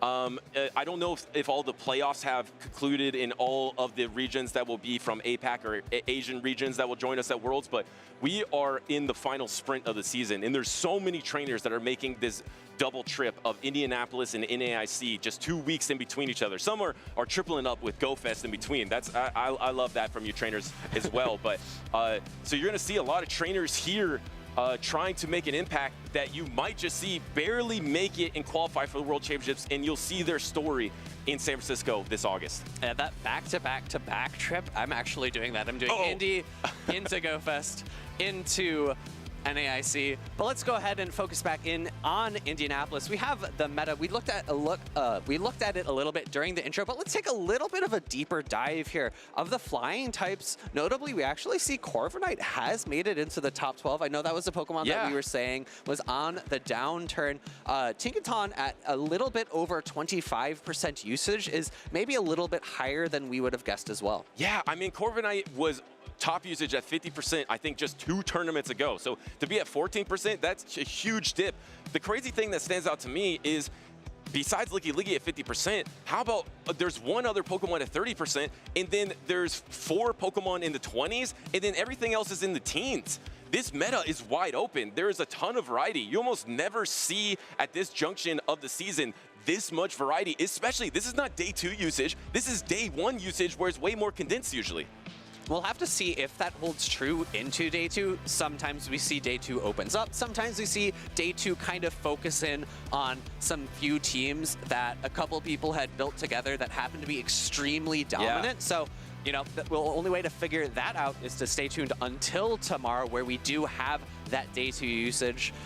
And I think it's going to play exactly like that, actually, because it's so spread out now. You would have to think, especially a Pokemon like Togetic or Togekiss, or these Pokemon that you might be seeing on a lot of the top trainers' teams, it's going to condense at some point. Shadow Sableye might even be top 5 usage tomorrow in day number 2. So, I mean, we'll have to wait to see, but at this junction in the season, to be that wide open, that's kind of crazy. And it just speaks to also, I know we just had an update. If we want to talk about for just 1 second, Phoebe. Oh, actually, no, we got our trainers. We'll bank that. We'll talk about the update a little bit later. We got our next trainers on stage. And looking at these 2 trainers teams, we have a lot of even spicier picks than what we have been seeing. I'm very excited for that Shadow Gliscor. I'm also excited for the Pangoro. That is a Pokemon that I know we've seen a handful of times, especially at the beginning of last season. It was very dominant, but I have historically built teams extremely weak to it,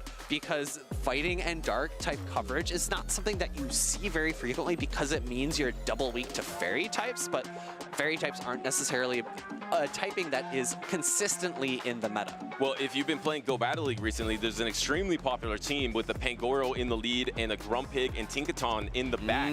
So maybe some influence there, but maybe not, because this team is crazy. You have the Shadow Gliscor, which now has the Acrobatics and Sand Tomb as the charge attacks, and has the Wing Attack as that fast attack. You have the Aegislash, which of course we saw win in multiple regions now. LATAM, NA with Arrow, and in Europe as well. And then to round it out, we actually have a Greedent, and the Greedent is running Mudshot, which recently got buffed. It generates 9 energy per 2 turns. Trailblaze and Body Slams are the charged attacks. And also, I mean, it's kind of spicy on Blue Hurricane side as well. Yeah, a Pokemon that, you know, historically hasn't been terribly spicy, but is maybe a little bit now. That Medicham, of course, with counter not being as strong as it once was, running that fast attack of Psycho Cut, plus coverage options of Dynamic Punch and Ice Punch, it's going to be really strong into something like that Licky Licky. But General Pizza Man doesn't have that. He does have Greedent, which is going to play a very similar role on his team in terms of soaking up damage, being very bulky, and being able to spam out that same type attack damage after maybe a Trailblaze boost.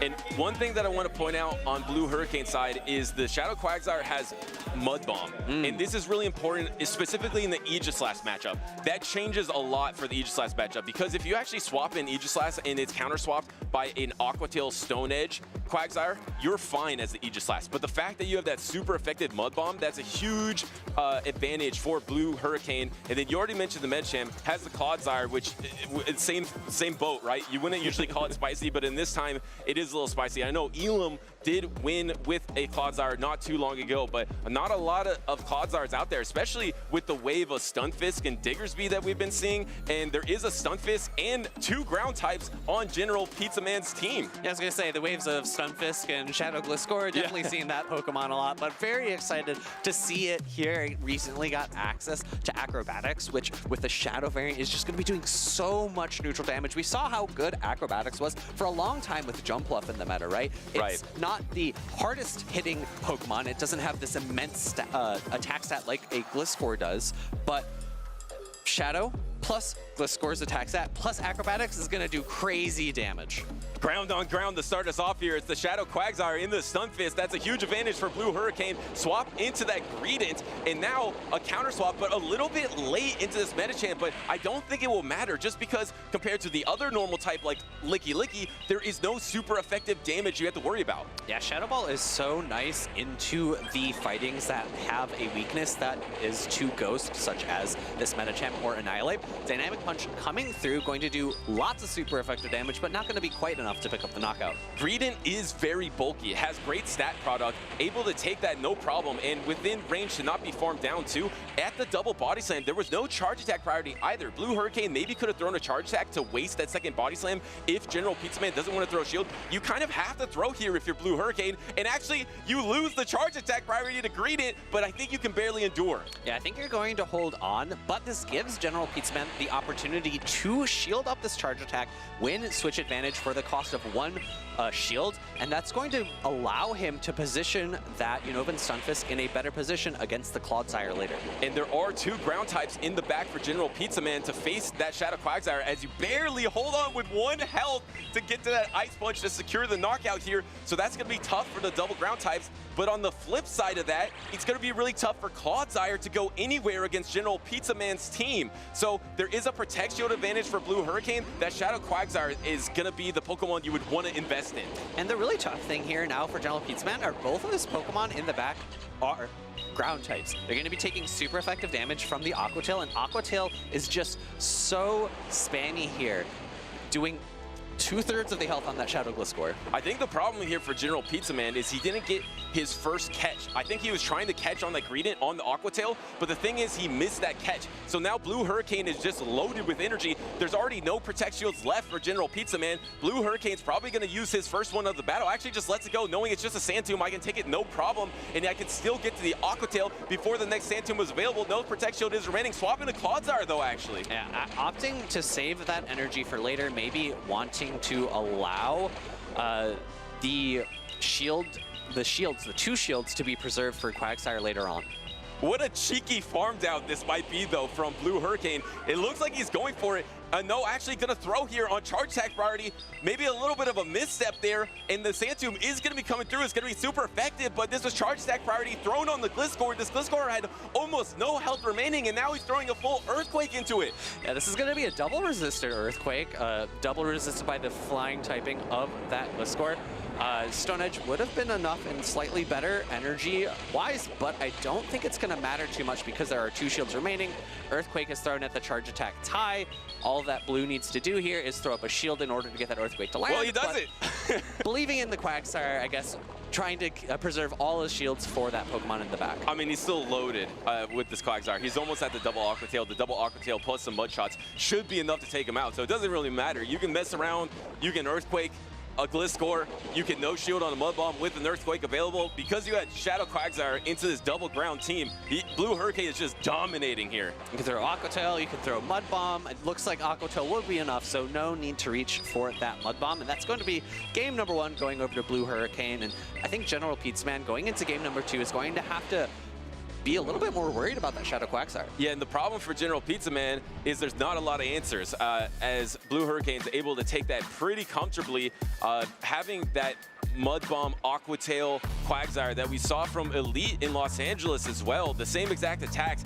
And we saw with Elite, he would always try to favor the Mud Bomb because Mud Bomb does do a little bit more damage. It's a little bit more energy efficient compared to the Aqua Tail, but the pacing of Aqua Tail is just unmatched, Phoebe.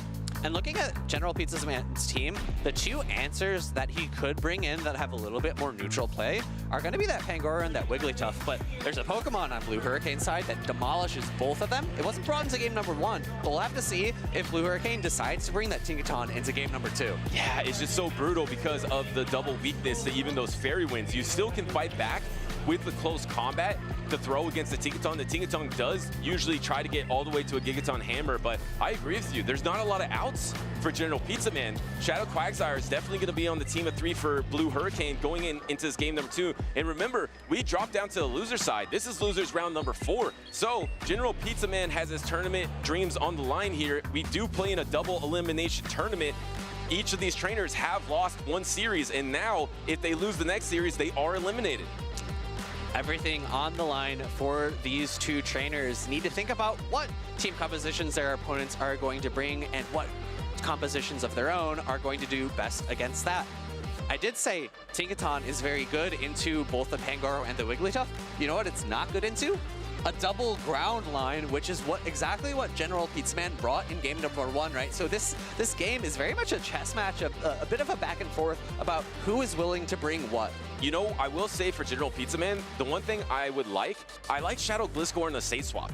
Because if the worst case scenario is the Shadow Quagsire, yes, but you can get an energy advantage and you can hang around a little bit because you can take the first Aqua Tail. And otherwise, there is no real answer for a safe swap Gliscor. I think safe swap Gliscor is going to be pretty good, and even if you were ABB weak to the Quagsire, maybe you could bait out the Quagsire, have the Stun Fist in the back, but Gliscor in general, up energy is really strong for General Pizzaman.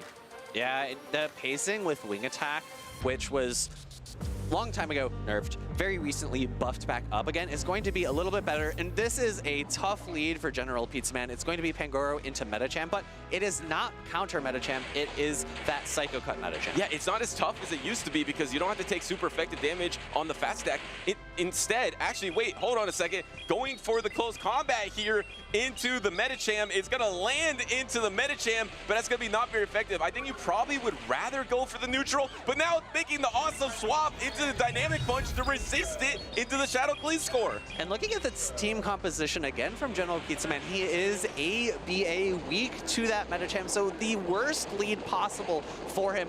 You did call it, safe swap Gliscor comes in, but because it caught that Dynamic Punch, now it's in range of an Aqua Tail. It was a swap, it's not safe because it caught an attack. Now it's in range, like you mentioned, and when you throw a charge attack, a lot of trainers can take advantage of the zero-turn switch, so he actually didn't get an energy advantage here. Actually going for the acrobatics, but against Protect shielded. What a call from Blue Hurricane. Yeah, that was a last-second decision. Aqua Tail, 1.5 are loaded. 1 is enough to take the knockout, and I don't think that General Pizzaman can get to another acrobatics, but maybe he's going to try to catch the next Aqua Tail elsewhere. Yeah, he has his timer. He does try to catch that Aqua Tail, doesn't get it, but it's still better that he takes the Aqua Tail energy into this Pangoro instead onto that Gliscor. He still has the Greedent in the back, but in the back, there is a Clodsire, so it's going to be a weird backline matchup. Once again, going for the close combat. Remember, this is not very effective. The Night Slash would actually be neutral into the fighting and psychic typing, but you don't have your switch timer available. I don't think you can get farmed down either because Psycho Cuts aren't really doing much damage. Right, that's the one positive of being able to, in this matchup, is you're less you're incentivized to throw earlier than in other matchups. You're not taking that much fast attack damage, so if you get that hard-hitting close combat through, you're going to put that Pokemon on the other side low, and ooh, a Dynamic Punch is still reached, and this is going to do a lot of damage to the Greedent. We saw it in game number 1. It chunks into the Greedent. The Dynamic Punch lands. You still have that Gliscor in the back, but you have no Protect Shields remaining, and you're trying to go for a mud shot down, but could not secure it, so you have to go for the Body Slam. Blue Hurricane's thinking about shielding, but also really close to 1 health, so that could be a risky shield. Body Slam does pick up the knockout.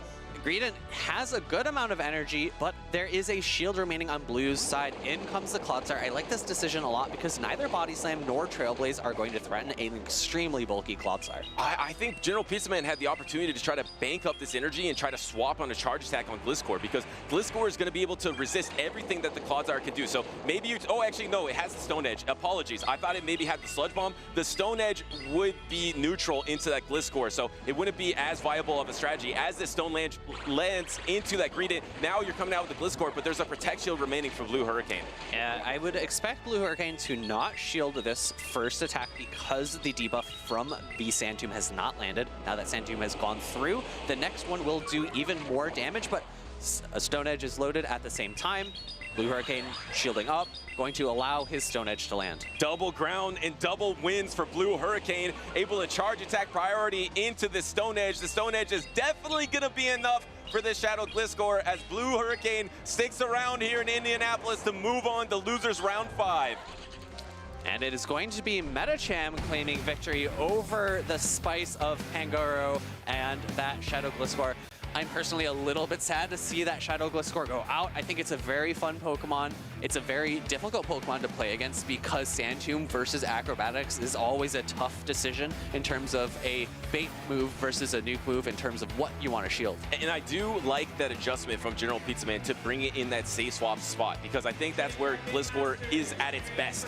Not only here, but in Go Battle League as well. It's the typing that we had with Gligar that has such great typing, such amazing coverage. If you can get up energy, not a lot of Pokemon can beat it. But unfortunately, in that scenario, he caught an attack, got in range of Aqua Tail, and then the pacing of that Aqua Tail is just so incredibly fast from the Quagsire. Going for this close combat. Now, sometimes, Phoebe, I believe there are some situations where a resisted close combat could do more than a neutral Night Slash, but the only problem maybe in that situation is it does drop your defense, right?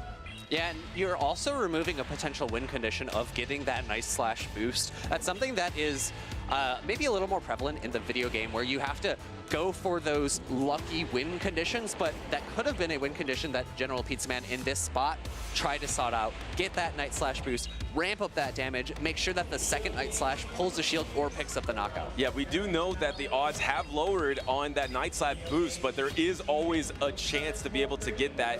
And for Blue Hurricane, his best chance was that double ground types, the Clodsire and the Shadow Quagsire.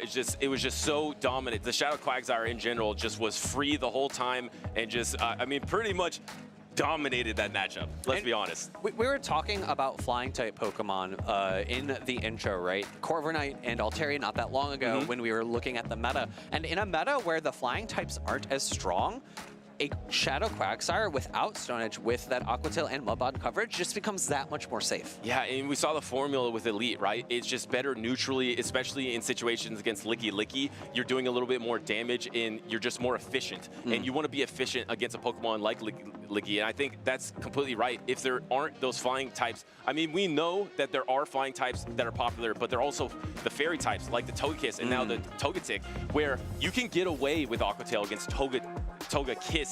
I don't know about Togetic, but Togekiss, you can get away with that Aqua Tail. So I do like that adjustment. And we're getting into more losers round. We got Khaleesi Fitzy versus Joe Eddie up next. And we're seeing one of the Pokemon that I thought could be a top contender, that Shadow Galarian Weezing from Khaleesi Fitzy. We're going to have to see how it pairs up into Joe Eddie's team. Of course, it's going to be a very strong answer into other fairy types such as Wigglytuff. And I remember talking to Joe Eddie. I'm reading it Joe Eddie, but I remember it was Joe Eddie. It's really hard for me to say in his trainer name. It does say Joe Eddie, so we might go with Joe Eddie. So maybe for short, I'm going to go Joe, just so I don't make sure to get your name wrong, Joe Eddie, because I remember you talking about GoFest yesterday. I think you said he was a special event champion as well. A really talented trainer that's here on the loser side facing Khaleesi Fitzy, who's also running a pretty spicy team. Yeah, and I'm actually just seeing it now, another flying type that has kind of come in and out of the meta, that Shadow Talonflame with the extra damage that applies onto those Incinerates, especially if you're running a charge attack like Flame Charge that boosts your attack more. It has the ability to muscle through matchups where you might not think it should. Of course, the most dominant Pokemon in the meta, Rollout Licky Licky, is a Pokemon to be afraid of if you are a flying and fire type. And there is a Licky Licky on Joe's side. And Joe has those two flying type Pokemon that we've been saying has completely fallen off the map. That is the Shadow Altaria and the Corviknight. If you didn't hear me say it earlier, these are the two Pokemon that are tied for the most regional victories in North America by a single Pokemon. They both have 4 victories each between them. So they're on the same time. They actually can work well together. So on Joe's team, he has the Shadow Altaria, the Shadow Quagsire. Let's look to see if that Quagsire has Stone Edge. Yes, actually does have that Stone Edge. And then typical attacks for the rest of the line. Wigglytuff did get nerfed in the next meta. It's actually, its damage per charm is going to be 1 less. So it's going to be maybe the last dance for Wigglytuff. It's going to have fewer opportunities to muscle through matchups that it might not otherwise. And I do actually want to call out, let me just double check really quickly. The 6 Shadow, though. 6 Shadow Pokemon for Khaleesi Fitzy? Wow, that is super spicy for Khaleesi Fitzy. Remember, we're losers round number 4 here. And look at that, with the Team Rocket jacket as well. You love to see that, taking all of those Rocket Pokemon, keeping them Shadow and bringing them to the battlefield. The Shadow Annihilate, the Shadow Fortress, I'm assuming does have the Bug Bite, yes. And then that Shadow Galarian Weezing that we saw Elite play with. It's such a spammy Pokemon, pretty strong in the meta as well. Has that super effective Sludge Bomb for the other fairy types in the meta that's not Tinkaton. Then the Shadow Empoleon, Shadow Talonflame, and then the Shadow Quagsire once again with a Stone Edge. And I want to go back to the Galarian Weezing. It's a Pokemon that has a number of charge attacks that it can use. It's running the most standard set of that Brutal Swing plus Sludge. However, it could potentially run a move like Overheat that does threaten a typically pretty poor matchup such as Empoleon. I do also want to call out that Khaleesi Fitzy's Annihilate. It's a Shadow variant, but it is not running that counter fast attack, which we typically see on Shadow variants of Annihilate. It's running Low Kick instead, maybe because Khaleesi wants to have a little more flexibility with that Pokemon. Well, speaking of those two Pokemon together, right? You have the Galarian Weezing that saves you from the Shadow Altaria and the Wigglytuff, which frees up the Shadow Annihilate. What a core that could be together, right? You bring out the Shadow Annihilate, and then you have the Shadow Galarian Weezing, and pretty much the Shadow Annihilate is really good against everything on Joe's side that is not the Wigglytuff and the Altaria. So I would love to see that core of the Galarian Weezing and the Annihilate for Khaleesi Fitzy. I think that's gonna be really tough to deal with. Yeah, on the other side, right, you have Quagsire and Corviknight being tough matchups for that Galarian Weezing.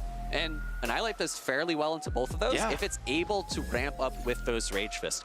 But here we go, game number 1. It's going to be Annihilate into Corviknight. We'll see if Khaleesi Fitzy wants to stay in this matchup. She does have 2 Pokemon in the back that might do a little bit better. However, reminder that Fortress is on Bug Bite, not Volt Switch. And it's a little bit of danger for the backline for Khaleesi Fitzy. There is no Galarian Weezing, there's a Shadow Talonflame. And look at the backline for Joe here. You have the Shadow Quagsire and you have the Licky. So that Talonflame doesn't really have a lot of good places to go as this Rage Fist is gonna be landed. Did I hear an Air Cutter boost on that first one, by the way? I think so, but we also had an attack raise on the Rage Fist, but that is guaranteed to happen. And because of the attack raise, this next Rage Fist might be just enough to pick up the knockout. Joe Eddie shields not wanting that to happen. And that's actually pretty good for Khaleesi Fitzy here. I think you just would want to go for the farm down now. You can let this Air Cutter go. Actually does protect shield on this Annihilate, trying to go for the alignment, but the alignment is not going to help her too much in the back line versus that Quagsire and Licky getting to the Rage Fist right at the same time. This is Charge Attack priority, which is won by the Annihilate. We're going to see this Rage Fist be more than enough to pick up the knockout, and I have to imagine that Joe Eddie's going to be coming in with the Quagsire. This is even worse for the Talonflame because now the Quagsire is going to have enough energy on it to potentially reach 2 Stone Edges, whereas sometimes it struggles to do so. Yeah, and now you're going to have to come in with your Fortress because of that energy advantage, so you're guaranteed to have that Talonflame as the backline Pokemon against that Licky, taking the double super effective rollouts, and this Quagsire is already at Stone Edge energy. It's just going to send it. There's only 1 protection remaining. Probably Khaleesi Fitzy wants to save that protection for the backline, meaning the Stone Edge is going to land. This is going to do a lot of neutral damage to the Shadow Fortress, and an Aqua Tail is reached before the next Sand Tomb. So this is going to knock out the Fortress, meaning that everything is on that Shadow Talonflame in the back. And maybe hoping for a positive matchup in that backline. Khaleesi Fitzy sees it. It is that Licky doing that super effective rollout damage. It's just chunking through the health bar of this Talonflame. Is that double charge attacks, but first the Body Slam does come out, and that means that Joe Eddie can throw the back-to-back on charge attack priority with the Talonflame's first charge attack. Yeah, because Joe Eddie still has a shield remaining, that means this Fly will not be able to land, and it guarantees the damage from Body Slam. Body Slam just neutral into Talonflame, but it is Shadow Talonflame, and Talonflame itself is not the bulkiest Pokemon, so this will be very close to picking up a knockout. And we'll have to see all the Pokemon on Khaleesi Fitzy sides are Shadow. Can Talonflame hang on? No, cannot. So that means Joe Eddie does take game number 1 of this series against the Team Rocket champion of Khaleesi Fitzy with the 6 Shadow Pokemon. Yeah, and that was a really tough team composition for Khaleesi Fitzy to fight against. Joe Eddie had a really great read on the team that she was going to bring into game number 1. And I really want to call out Joe Eddie's decision to allow himself to lose that initial matchup, get energy on the Quagsire, and because Aqua Tail and Stone Edge has great coverage into basically the entire meta, energy on Quagsire is very, very nice, and I think that really set himself up for the remainder of that game. Yeah, you had the backline matchup, and then you had the energy advantage. We've seen it in 2 matchups again. We saw with Quagsire. Once you get that energy advantage, it's just insane for the Quagsire, especially when you have the type advantage, when you have the composition advantage. It's just too overwhelming to deal with. So now Khaleesi Fitzy, with their tournament online, has to make an adjustment. And I believe seeing Khaleesi Fitzy's name earlier, she might be one of those trainers that are somewhat on the bubble, still trying to qualify for the World Championships this season. She needs to keep her tournament alive to do so, and I don't know if she's competing at NAIC, but some things on the line for Khaleesi Fitzy as well, I believe. All right, looking into game number 2, we're gonna have to see how Khaleesi adapts to the team that Joety brought. A very strong team into that Talonflame, and if we look at the rest of his team, of course, that Corviknight, Wigglytuff, and Empoleon don't want to see a Shadow Talonflame. Empoleon sometimes has a bit of a 50-50 matchup against Talonflame, but Shadow Talonflame in particular is able to ramp up the amount of Incinerate damage it does, and is usually able to win that matchup. Yeah, and actually, I did find exactly where she is. This is not an official list. She's actually right next to you, Phoebe, around the 62-ish. And remember, top 75 do qualify, so she doesn't want to get leapfrogged. She wants to get into the championship points, and I think she wants to win this matchup to ensure that she can qualify for Worlds, so she needs a reverse sweep Joety in this series to do so. And here's the matchup, the Quagsire into the Corviknight. Aqua going to be a bit of a safer move in this matchup. Both Aqua as well as Stone Edge are viable depending on exactly how you want to play it. The next Aqua is unable to be reached before the first air cutter from Joety.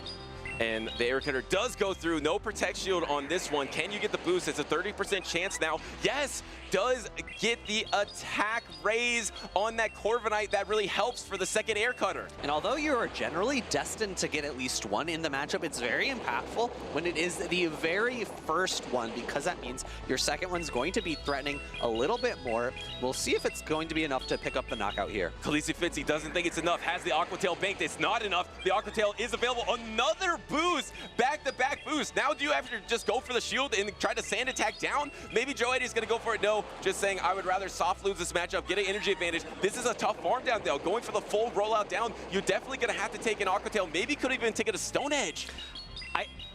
I like this from Khaleesi Fitzy. Getting a little bit of chip into Licky Licky is great because otherwise it's going to have a very dominant matchup elsewhere. I would like to see her switch out here though, because there's going to be a ton of energy built up, and unfortunately she's unable to get that last Aqua Tail off. That last Aqua Tail would have been clutch to put this Licky Licky in range of maybe a Bug Bite down. Now suddenly this Licky Licky is with a ton of energy. It's just loaded almost at the double Shadow Ball. With double Shadow Balls at 100 energy, the first Shadow Ball is going to be coming out. After one more rollout, he's going to be at the double. And you are a Shadow Empoleon, so you are not comfortable whatsoever taking a neutral Shadow Ball from even a very bulky Pokemon like Licky Licky. I think this is going to put the Empoleon down into the middle yellow. It's going to do a lot of damage. Wow, yeah, that chunks into the Empoleon, and you can never get farmed down by rollout, not very easily at least, because it's going to be resisted into that Shadow Empoleon. The Shadow Empoleon does get the Protect Shield here. There is that Fortress in the back. Do you swap in the Fortress, try to get an energy advantage, or maybe try to swap on a Body Slam? Because you could just throw a Body Slam here. Do we see a swap? No, the Body Slam is coming out. That's going to be not very effective, but surely enough to knock out the Empoleon. Yeah, I like the call from Joety here. This is going to be enough to pick up the knockout, and it's going to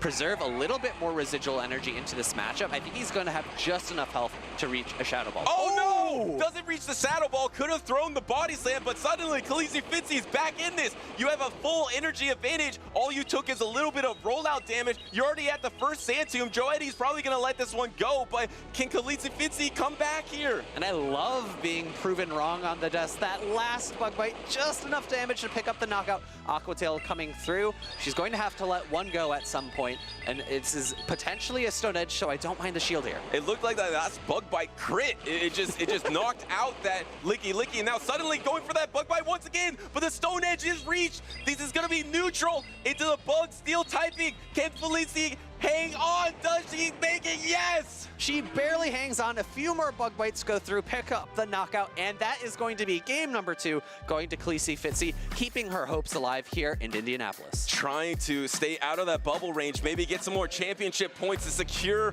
her Worlds invite this season in San Francisco at the Chase Center. Will we see her with these 6 Shadow Pokemon and the Team Rocket Grunt jacket? Love to see it.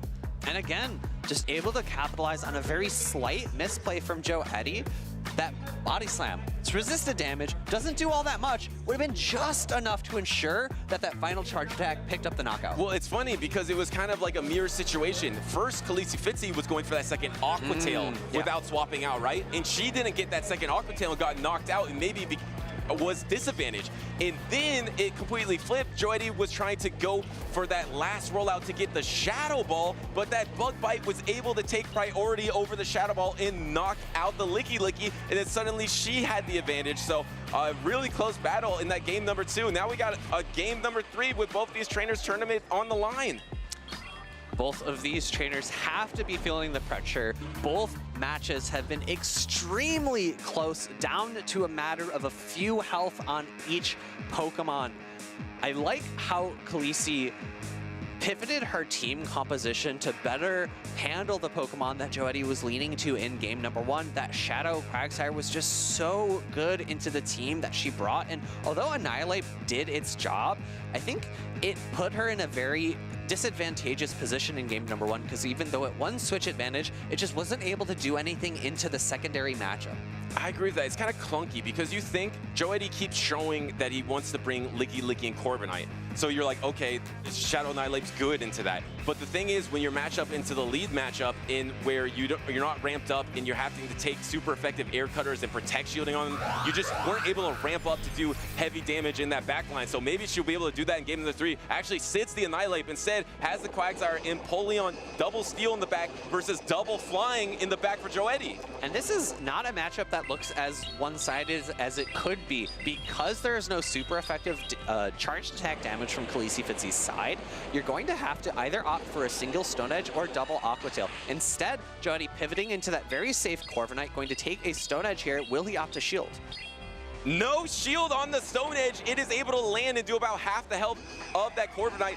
Now, this is a tough situation. Decided to bring in that Empoleon, where now Empoleon is taking super effective sand attack damage, but at least you do outpace before the payback is available, and Khaleesi is able to pick up a Protect Shield. Joetti now has the opportunity to bait with an air cutter because it is a Shadow Empoleon. Khaleesi Fitzy's probably a little bit more incentivized to shield here, but no, calls the bait. Wow, what a call from Fitzy, and no boost. Wasted all his boots in previous matchups. Now the air cutter does get protection because Khaleesi wants to get to that next Hydro Cannon. The Hydro Cannon is almost available, but do you try to over farm a little bit? You don't have your timer back up. You could have maybe over farmed once. There is the swap by Joetti to take this Hydro Cannon, which is gonna be neutral, or sorry, not very effective into this damage, but it's gonna feel like neutral because it's doing a lot of damage. And that's the one positive about that catch for Khaleesi Fitzy there, right? Hydro Cannon is the move of choice anyways, and we're going to see a reverse catch here. Hydro Cannon going into her low HP Quagsire. What a catch there from Fitzy to waste all this energy. Now,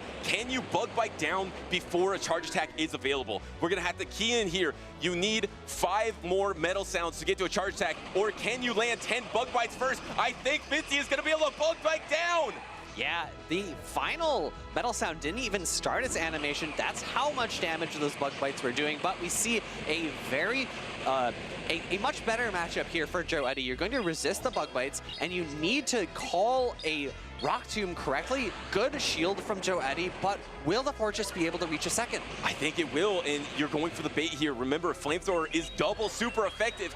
If Khaleesi doesn't Protect Shield on a Flamethrower, she will lose the matchup, and that is a Protect Shield. Now you have a swap available as well. The Rock Tomb is going to be available before the Flamethrower. Do you swap in the Corviknight? There's the swap, but it was a little early. And we do have a Hydro Cannon loaded. No ability to throw the move, or potentially a CMP switch from Khaleesi But Fitzy. who wins charge attack priority in the back is going to come down to the Flamethrower. And as you get the form down, you'll be able to get this form down. It's going to come down to Flamethrower versus Rock Tomb. Who wins charge attack priority? Who has more attack, Altaria or Fortress? It's the Fortress, of course. It's the Rocket team. The Shadow team has the more pressure, the more attack, and Khaleesi Fitzy reverse sweeps the keeper round here in Indianapolis. You can see the weight of that game on Khaleesi Fitzy being released, a very big sigh of relief, but really incredibly played there. Being able to store that move, I think either the Rock Tomb or the Drill Peck are able to pick up the knockout onto the Altaria, so she had two options there, but being able to switch in, and it was very close at the end. She got knocked out with the Drill Peck at the end. Another fast attack down in reverse there in game number 3. Wow, and the back line was double steal versus double flying, and you might think, okay, that always goes to steal favor, but in this situation, it was incredibly neutral. So to be able to whittle through these matchups with the Empoleon, get the slight advantage, able to bank a Hydra Cannon, and like you mentioned, banking that crucial attack, calling that the swap would happen. Joe Eddie swapping out maybe a Bug Bite or two early, trying to catch that Rock Tomb. It was just enough for Khaleesi Fitzy to hold on to reverse sweep the series.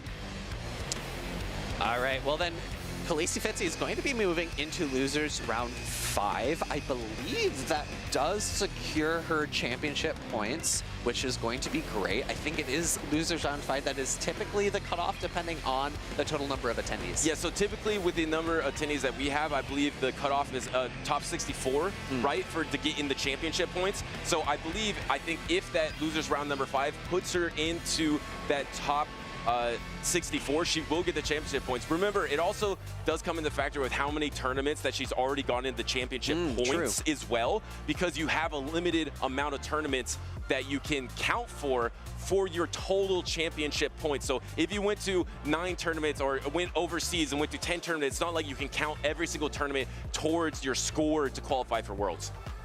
Whew.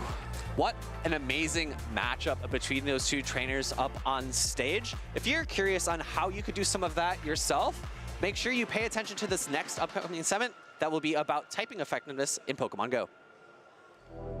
All right, trainers, get ready to take some notes. It's time to study Pokemon types. In Pokemon Go, there are 18 total types. Some Pokemon have a single type, while others are dual type. You can identify a Pokemon's type in the inventory menu or on the top right of the battle screen, similar to the Pokemon TCG. Every attack in Pokemon Go has one type property. Similar to VGC, the type property of a Pokemon's charge attacks are displayed on screen during battle.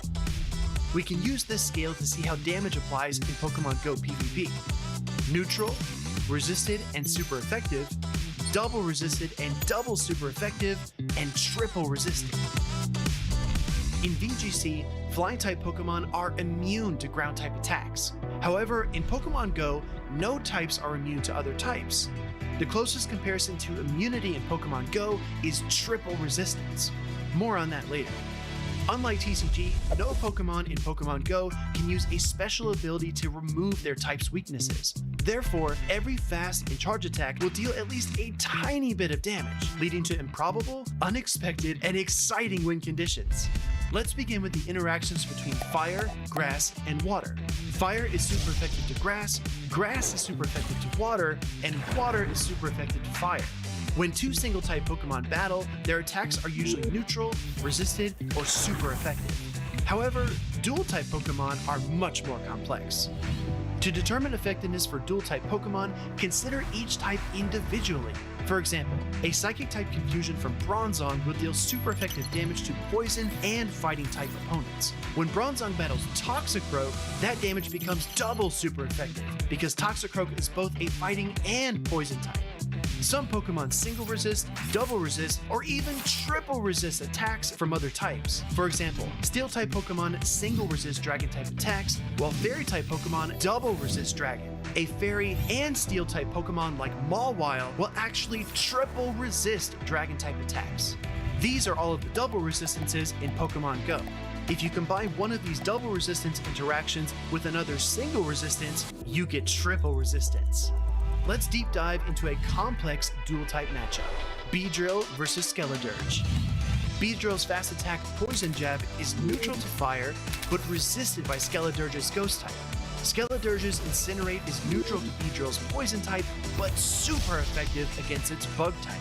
Beedrill's X-Scissor, a Bug type attack, is resisted by both Fire and Ghost, making it double resistant.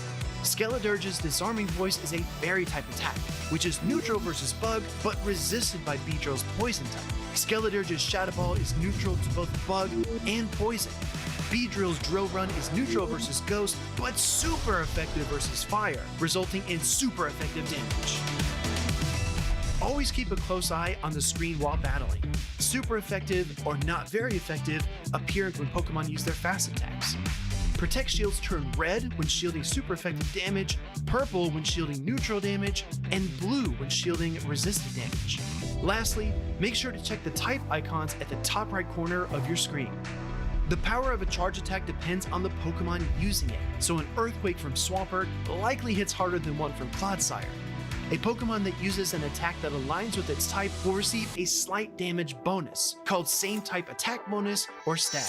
Finally, buffs and debuffs can swing the momentum of an entire battle. An Icy Wind debuff will lower all of a Pokemon's attacks, and a Night Slash boost will raise them. That's all from me. Best of luck in your future battles, trainers.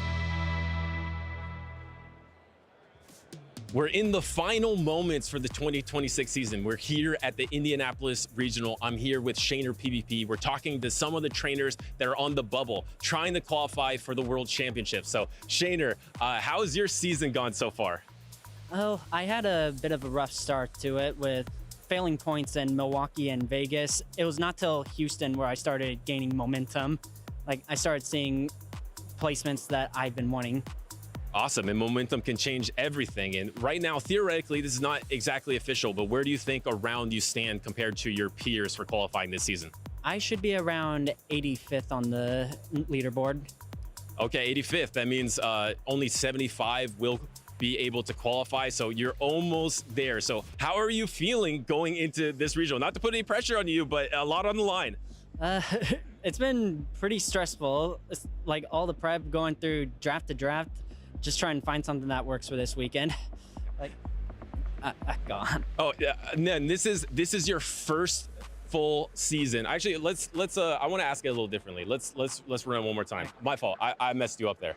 I think I'm gonna ask you a little bit differently because yeah, let me. Okay, I'll ask you that part a little bit differently because I want to transition. Oh wait, are you competing at NAIC? Yes. Okay, perfect. All right, I'm gonna transition to NAIC instead. All right, let's start it over. All right. It's down to the wire here at the 2026 season. We're here in the Indianapolis Regionals where it's the last one of the season. There is still an international championship, NAIC, but some of these trainers are on the bubble. We're here with one of those trainers right now, Shaner PvP. He is on the bubble to qualify. So Shaner PvP, how has your season gone so far in 2026? Well, it started off not great with Milwaukee and Las Vegas. I failed points in both of them. But it was not until Houston where the momentum swung my direction. I started getting points. And momentum can change everything because now you're so close, right? I mean, theoretically, this is not official, but where do you think you stand compared to your peers right now? I should be around 85th on the leaderboards. And that's so close because 75 will qualify from the North American region for the World Championships. But, you know, we have Indianapolis and we have the North American International Championships as well to give you another opportunity. Will you be competing there as well? Absolutely. It's make it or break it. Let's go. Yeah, a lot of these trainers on the bubble trying to do everything they can to qualify. So this is your first full season. So you debuted in 2025, but this is your first full-length season. What would it mean to you to qualify for Worlds this year? It would mean so much for me. It's been my goal since I started playing in this format. Like, ever since my first regional at Atlanta, I knew this is what I wanted to do. That's awesome. So if you see Shaner PvP in the bracket or you see him on stage tomorrow, give him your energy because this is a trainer on the bubble trying to qualify for the World Championships. We believe in you, Shaner PvP. You can do it. Let's get back to the Pokemon action.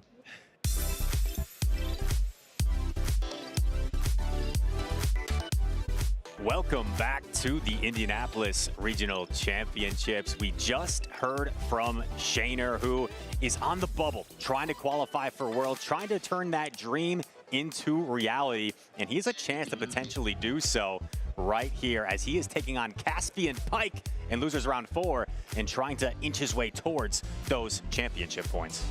I am so excited. The battles here have been electric. We just came off of some fantastic battles with Tuo Butters and Alpha Phoebe casting with Khaleesi Fitzy and Joe Eddy. Those were fantastic. Let's take that momentum and continue racing forward into these next battles with Shaner and Caspian.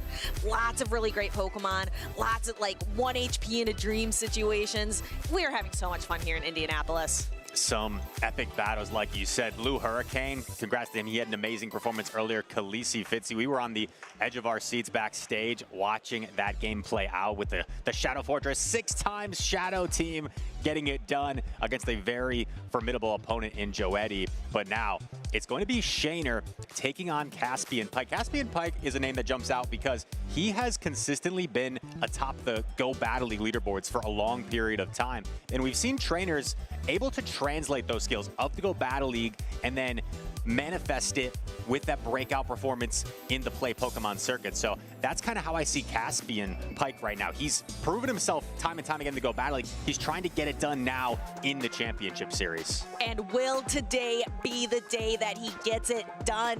Shaner PvP versus Caspian Pike. I'm seeing pretty standard meta picks on both sides. I will recognize that on Shaner PvP side, Shadow Sableye is a Pokemon that we have seen starting to trend upward with its newly introduced Drain Punch as being a little bit of an interesting core breaker into a lot of these meta teams.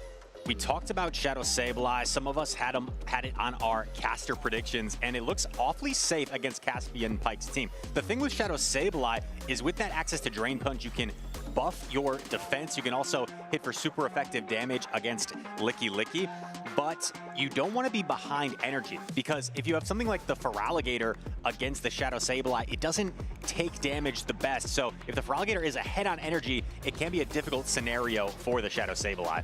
And Feraligatr is such an attack-weighted Pokemon. Those neutral Shadow Claws going into Sableye, that is not, those chip away so fast and really start to melt that Shadow Sableye down.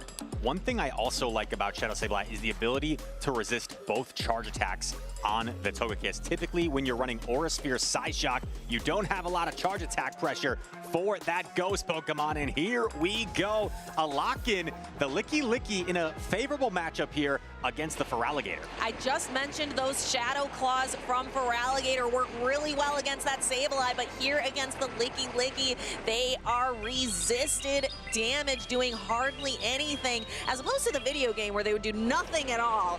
We get just a slight amount of damage on the Licky Leading Licky. Licky Licky is always an awkward proposition because you potentially leave yourself vulnerable to a catch from an opposing Licky Licky on that Shadow Ball, but Shaner was so patient. He waited more than one turn. He waited several turns there. Did not want to allow that Shadow Ball catch. He sniffed it out, but now he's in a matchup with the Sableye, and he actually counter-swapped the Sableye into the Licky Licky because he feels like he can work this matchup with his Sableye. Yeah, very interesting matchup.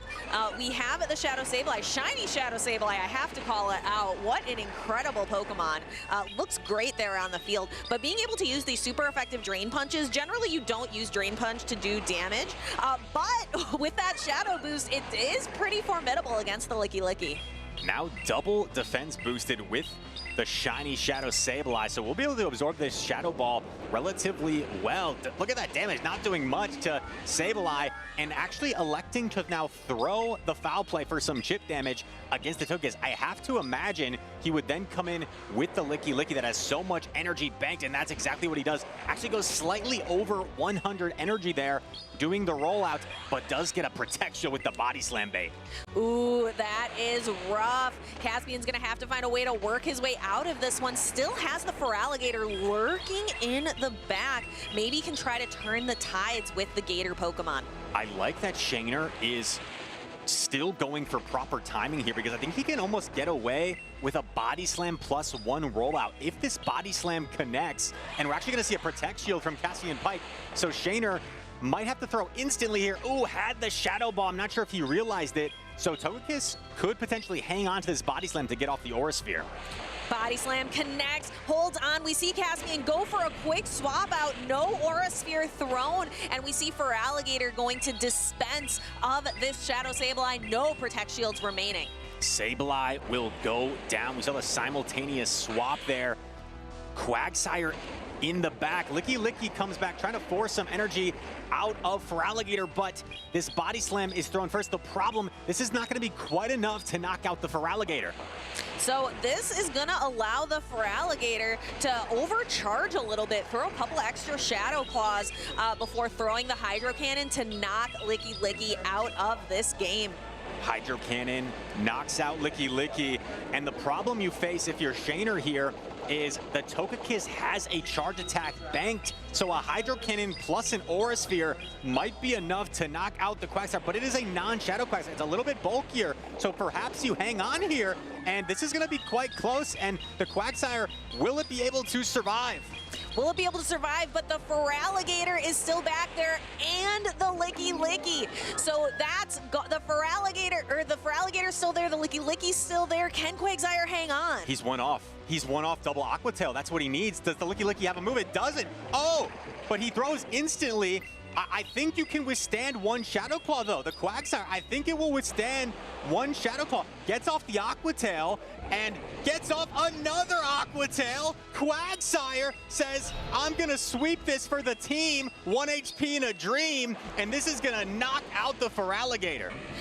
Incredible work by Shaner. A game of inches here in Indianapolis in the winners finals for Group D. Saving the Quagsire healthily in the back to be able to sweep the end game. I know you picked up right at the end. He could have perhaps thrown a Mud Shot first because that is a 2-turn fast attack versus the rollout that is 3. You can pretty safely throw that Mud Shot, but still able to work it out in the end. And over the course of a game, it can be difficult to keep track of the energy. There's a chance maybe he thought that the Licky Licky already had the Body Slam because Licky Licky generates energy so fast.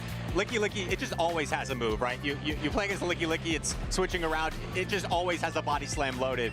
So Shaner threw immediately in case of that, but still was able to get to another Aqua Tail. And I think we saw a showcase there, D5. We were talking about in the intro, Shadow Quagsire, now regular Quagsire seeing some usage. Both trainers opting for the regular Quagsire, and it in the bulk, not only withstanding the Hydro Cannon, but an Aura Sphere as well, and then still getting to multiple charge attacks. There you saw why some of these trainers are opting for the regular Quagsire for that added bulk. Yeah, we've seen a lot of changes with Quagsire. We were seeing a lot of Shadow Quagsire earlier, and we're seeing this switch away from Stone Edge and into Mud Bomb instead. So definitely taking the same Pokemon, but making those quick adaptations. And we are going to see that Quagsire again. We've got lock-ins. Togekiss versus Quagsire. Now, Quagsire, this is where that not having that Stone Edge stinks a little bit here for Caspian because you're not able to do that heavy hitting damage against a Togekiss here. Exactly. You don't have any real reason to protect Shield because there's no threat of the Stone Edge. However, you do take the Aura Sphere quite a bit more comfortably. So we can get to multiple Aqua Tails here. 2 Aqua Tails not going to be enough to threaten the knockout of the Togekiss. So Togekiss is going to be comfortable just over farming, probably taking another Aqua Tail if you're Shaner. And I expect him to keep on farming and eventually throw the Aura Sphere before the next Aqua Tail. Let's see how it plays out. We're seeing Togekiss farm up as much as possible. There is the Psyshock, and Caspian's got to make a decision. Do you hold on to the energy, or do you let the Quagsire go? Decides to let Quagsire go and can come in with a different Pokemon. He's got a couple good options here, but brings in the Licky Licky to do that super effective rollout damage and gain a lot of energy going into the mid-game matchup. Threw the Psyshock previously to cover for a potential catch, and now Licky Licky is going to go for a big rollout down here. Comes out with a lot of energy, but Shaner was able to pick up a shield on his way out. Now it's a big question. What do you come in with? Comes in with the regular Quagsire, and this is another matchup as we see the swap into the Bug Bite Fortress. A few matchups when we were at the Cup yesterday, talking to some of the experts like Nighttime Clasher and Out of Pocket, they were saying regular Quagsire, these are two specific matchups. You can take 2 Shadow Balls from Licky Licky, you can take the Bug Bite damage better. So these 2 Pokemon we're seeing in back are situations where regular Quagsire has some advantages.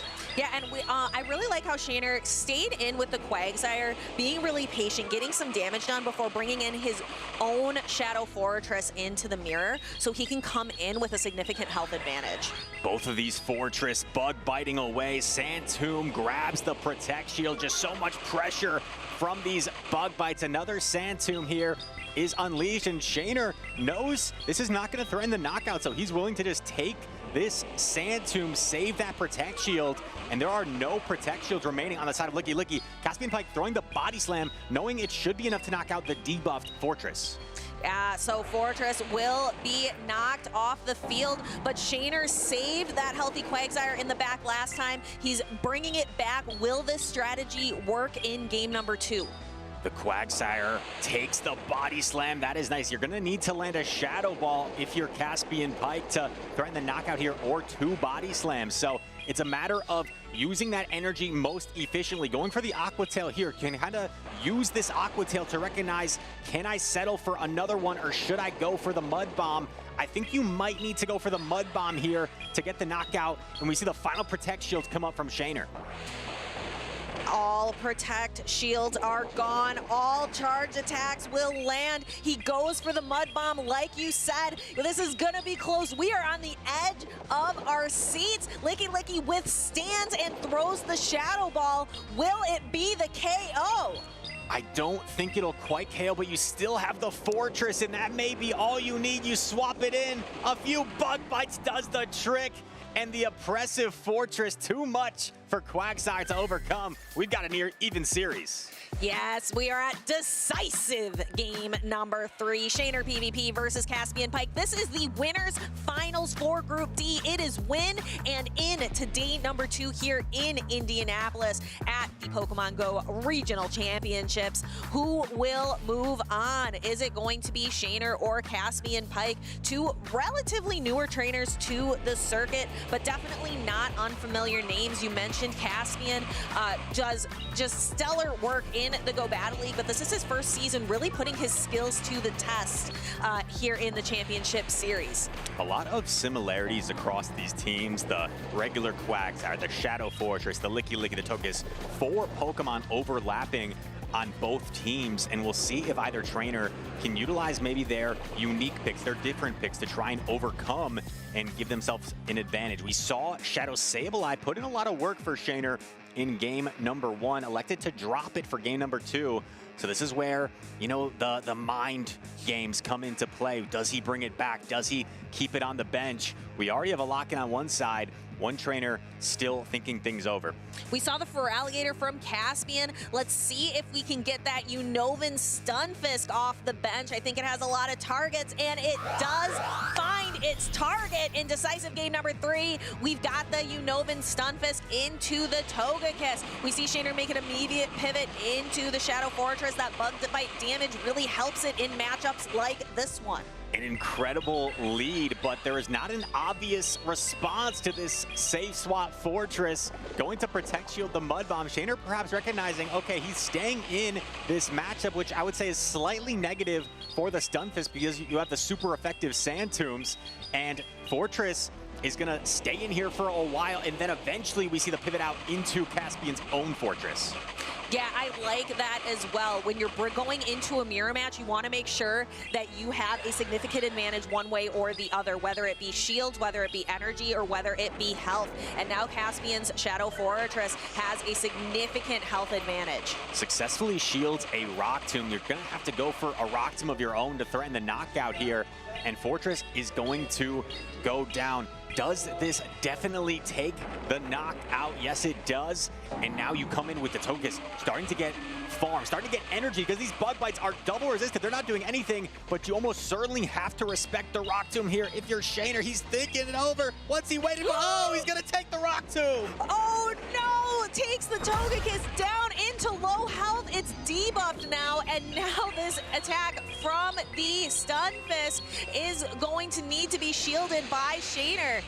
and perhaps recognizing that there was a Stunfisk as well waiting for the Togekiss is why he elected to take that Rock Tomb. But now you get an energy head start with your Quagsire. Could this open up some win conditions for Shaner? It seems like he's behind right now. Caspian in the driver's seat, foot on the gas. Stunfisk trying to get off a parting chart attack. Quagsire keeps on farming, and ooh, we saw a little bit of a stutter there. So getting off another Mud Bomb here is Caspian Pike. Yeah, Shaner has used this Quagsire as an anchor for every single battle so far. It mud shots down the Stunfisk. It's standing strong. It has energy for days. So much energy on Quagsire, firing off the Aqua Tail here, but there is still a fully healthy Feraligatr in the back. Is there any way, utilizing the energy on both these Pokemon, Shaner can overcome, gets off the Mud Bomb here. He has a lot of energy stored on the Togekiss, so you're gonna see him most likely pivot now into the Togekiss. How much energy was left? Oh, actually staying in momentarily. And actually going a little bit further, I saw like a little bit of the shake of the head, going for an Aqua Tail here. What happened? Going for an Aqua Tail, I'm not entirely sure. He's gonna not swap here. The Feraligatr gets the farm down, and Togekiss had so much energy and gonna fire off the Ice Beam here to knock out the Togekiss. So Caspian will take this game. It did seem like there was a little bit of stutter going on there, so I don't want to rule this over just yet. I think this could be going to a review. Yeah, I'm seeing them talk to the judges. Let's see what ends up happening. I think you saw me too. I saw like, oh, that didn't quite look right. Now, what I will say is just from the observing perspective, I felt like you could clearly see Shaner losing some fast attacks there, but even so, to me it appeared like he had some win conditions if he had swapped the Togekiss, because he was only a few pecks away from double Aura Sphere. So I don't know, maybe it wouldn't have mattered anyway, but I think there is something to be said about if certain, situations are occurring, maybe still play to your win condition, still play it out fully to make the case that it would have potentially changed the outcome. So we're seeing the replay here. Mud Bomb connects, and I think this is where, what's going to be reviewed started, right? He maybe attempted to throw Aqua Tail before this next Mud Bomb, but you see some stutter from the Quagsire where it's missing some fast attacks. Yeah, I think they're specifically looking as well, Quagsire into the Feraligatr, as well as against the Stunfisk. We're seeing a couple instances that these judges are going to have to take some time to take a look at. In the meantime, we were talking earlier, Chris, about Quagsire and about kind of its evolution throughout the championship series. How we've seen the Shadow Quagsire, we've seen the Stone Edge, and now we're kind of seeing that Aqua Tail Mud Bomb situation. Have you noticed, in your own gameplay, maybe in Go Battle League or out in the championship series, what have you noticed about Quagsire throughout this season? I think Quagsire is a Pokemon where it depends on what's around it, right, with the team in terms of what sort of moveset you want. If you feel like you have a lot of Togekiss coverage on your team, maybe you're better off going for that Mud Bomb to help harder punish certain Steel-type Pokemon, like the Tinkaton, for example. But Stone Edge can be really nice as a flexible pick, because if you safe swap Quagsire with Stone Edge, and then there's a Togekiss counter swap, they have to think a lot about using their Protect Shields versus the Mud Bomb variant. So I think Mud Bomb can be more flexible against Pokemon like Jellicent, for example, or Feraligatr, where you can get to a more quick, more efficient chart attack. But the Stone Edge can be, it becomes a little bit more bait dependent, I would say, but it also gives you coverage, obviously, against those flying type Pokemon. Fair enough, and it looks like we do have our judges taking a look at things and taking a look, again, at the connection here in the venue. We want to take our time to make sure that we have the correct ruling here, so thank you to our judge team putting in the work here for us this weekend. I have to say, I was skeptical about regular Quagsire, and I think I'm being proven wrong here. Maybe it was a skill issue for myself, struggling in the Cup yesterday, going 0-3 with the regular Quagsire. But we've seen time and time again in this series, with both of these trainers opting for it, the regular Quagsire having the bulk to stay in matchups longer, getting off more charge attacks is really coming in handy. Sometimes you fall in love with the pressure, the oppressiveness of a Shadow Quagsire and how much those Aqua Tails are doing, but we're seeing the added bulk really provide advantages in multiple of these matchups. Yeah, we've been seeing a lot of Pokemon just being able to stay in the match with like that 1 HP in a dream scenario, and that's where running the regular version of the Pokemon can be very appealing, just to be able to outlast your opponent a little bit longer in the match. And then again, I don't run Shadows at all in PvP. I only run the regular and purified, so I'm definitely a little bit biased, but I prefer to see the regular versions of the Pokemon out there. You're a purist. I Only am. purified and the non-shadows. And we see a few shadows on these teams. I'd say these are two of the more standard teams, right, that we've seen today. So it's really coming down to how these trainers are being creative in terms of pulling an advantage with a very similar matchup. And we're seeing them opt for a lot of the same Pokemon, whether that be the Quagsire or the Shadow Fortress. The Feraligatr on the side of Caspian Pike has been one of his go-tos, because Feraligatr is one of those Pokemon against almost any team. It seems to have a lot of neutral play, and you can never really go wrong with the Feraligatr because there's not a lot of Pokemon that are really going to hard punish the Feraligatr. One thing I also want to note about these trainers, a lot of times we'll see when two trainers are battling, you'll see them really stick to like the same kind of formula. Like, these are the 3 Pokemon that I think are going to do really well against the opponent. Each of these trainers has brought all of their 6 at least one time. Oh, wow. Just in these 3 games that we've gotten to see on stage. So I think that's really impressive and really interesting to show like that adaptability and that being a little bit more flexible with your team usage. That's a great point, and you see that a lot in terms of the mind game of, will my opponent mix it up? Will they, if it's working for them, right, will they keep the 3 the same? So I'm sure both of those trainers have that going through their mind. And you go ahead. Yeah, it looks like we do have a winner. There was no rematch, so we do have Caspian Pike winning this 2-1. Interesting. Well, congratulations to Caspian Pike, able to get the victory there against Shaner. Such a close game 3. So unfortunate for Shaner. I know he's been really close a few times now towards the end of day 1, getting to day 2, but he's so talented, and you cannot count him out yet. Shaner has just been, you know, I think rising in terms of his skill, his placements at these tournaments, and he's a trainer to still keep an eye on. Definitely. He's right there on the bubble for Worlds qualifications. We heard in that interview with Butters at the break, this is his dream, is to make it to Worlds, and his dream is not over yet. This was the winners finals for Group D. So he is progressed now. He's going to drop down to the loser side of the bracket, but he's in such a position, he doesn't have very far to go to make it to day 2. Yes, still another shot to make that day 2, and congratulations to Caspian Pike, because I believe that win right there actually already cements his best performance today. Has only competed in 2 tournaments both this season, Seattle and Los Angeles. His placement in Seattle was 13th, so he has now clinched at least a tied 9th place in this tournament, being on the winner's side of day 2. So congratulations to Caspian Pike, his best finish already, and could possibly progress that even further. I love seeing that in the championship series, seeing trainers who do well in the Go Battle League, or maybe they've just heard about these tournaments, they see the streams like on YouTube or on Twitch, or they hear trainers talking about it, and they're like, hey, I'm gonna give this a try, and then they come in and just are outstanding and have outstanding performances like the one we just saw now.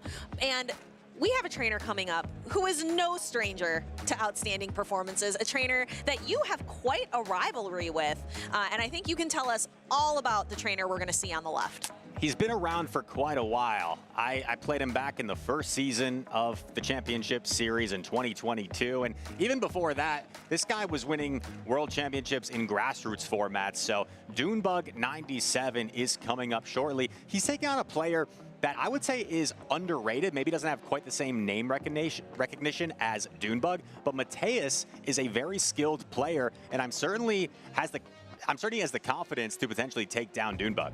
Yeah, and that taking down Dunebug is quite a feat. A trainer, I love one of the pictures he has that we show on stream often where he's just wearing all of his medals. Definitely a storied trainer. So really it kind of seems like we have like a David and Goliath type of situation. A trainer that maybe a little more underrated, not the name recognition like you said, against someone who's proven time and time again their knowledge, their skill set, and I am excited to get down to the field and see these matches.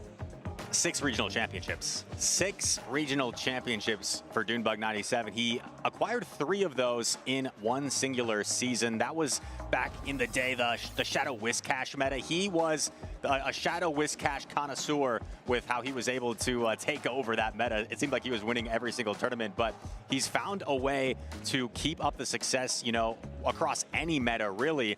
And he's trying to do so here with a unique team. We're actually seeing Jellicent on the side of Dunebug. I think this might be the first Jellicent we've seen today.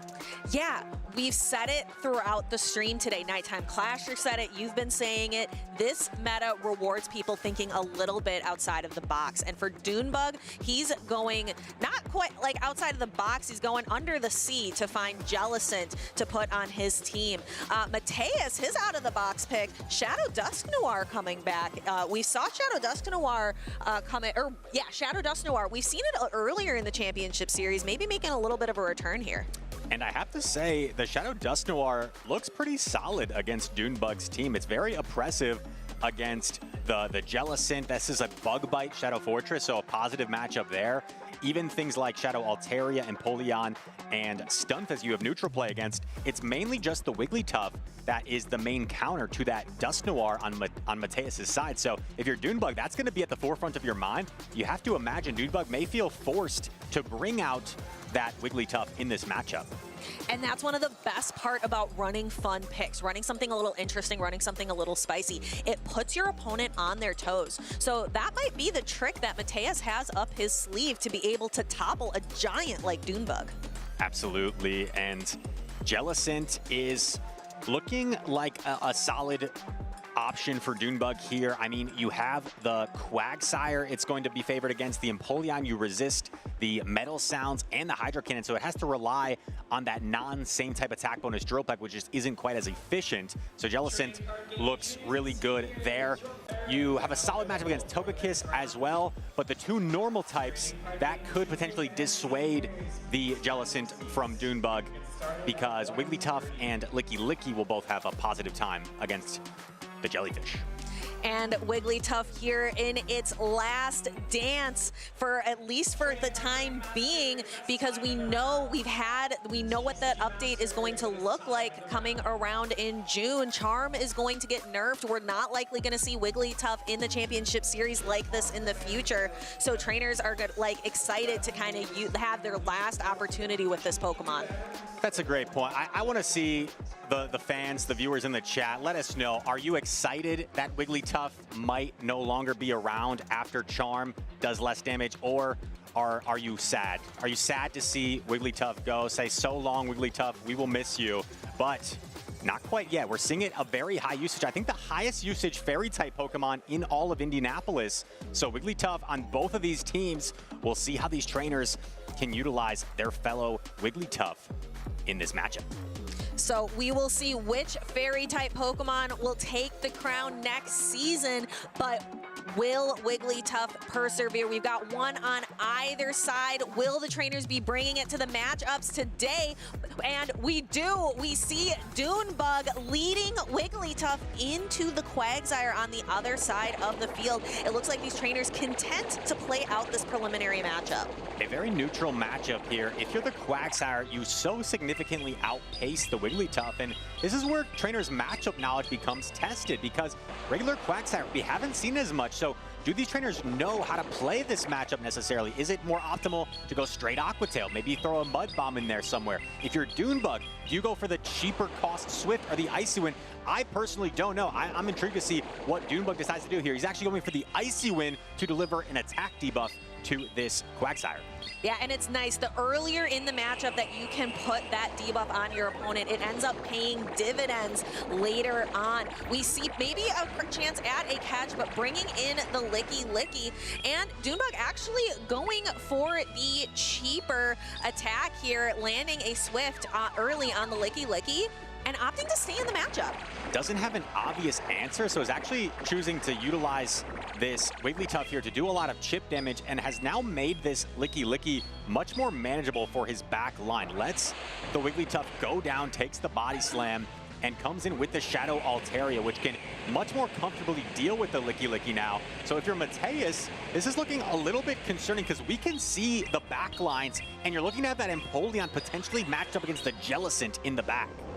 Ooh, so a couple of water-type Pokemon, but really differ in that secondary typing. We've got the Ghost, we've got the Steel-type in the back, but first we need to finish up this mid-game match. Shadow Ball lands on Shadow Altaria.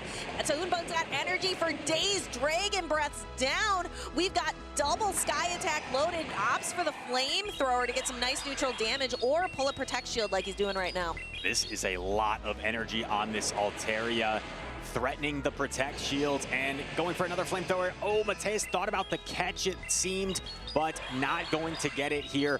Using both Protect Shields, and now you have no Protect Shields remaining as the Jellicent has entered the field, and a Shadow Ball would do some devastating damage to this Empoleon. And Doonbug taking his time, being really patient. Empoleon, like you mentioned, needs to go for these drill packs to do neutral damage, and it's not impressive.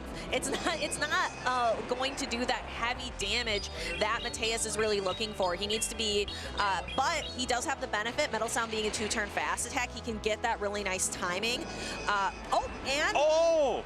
I think we just saw a charge attack priority catch by Mateus. What a play. Gets off the Mud Bomb. It knocks out the Jellicent, and Doonbug, I think, got caught by surprise. Quagsire get to the Aqua Tail as well.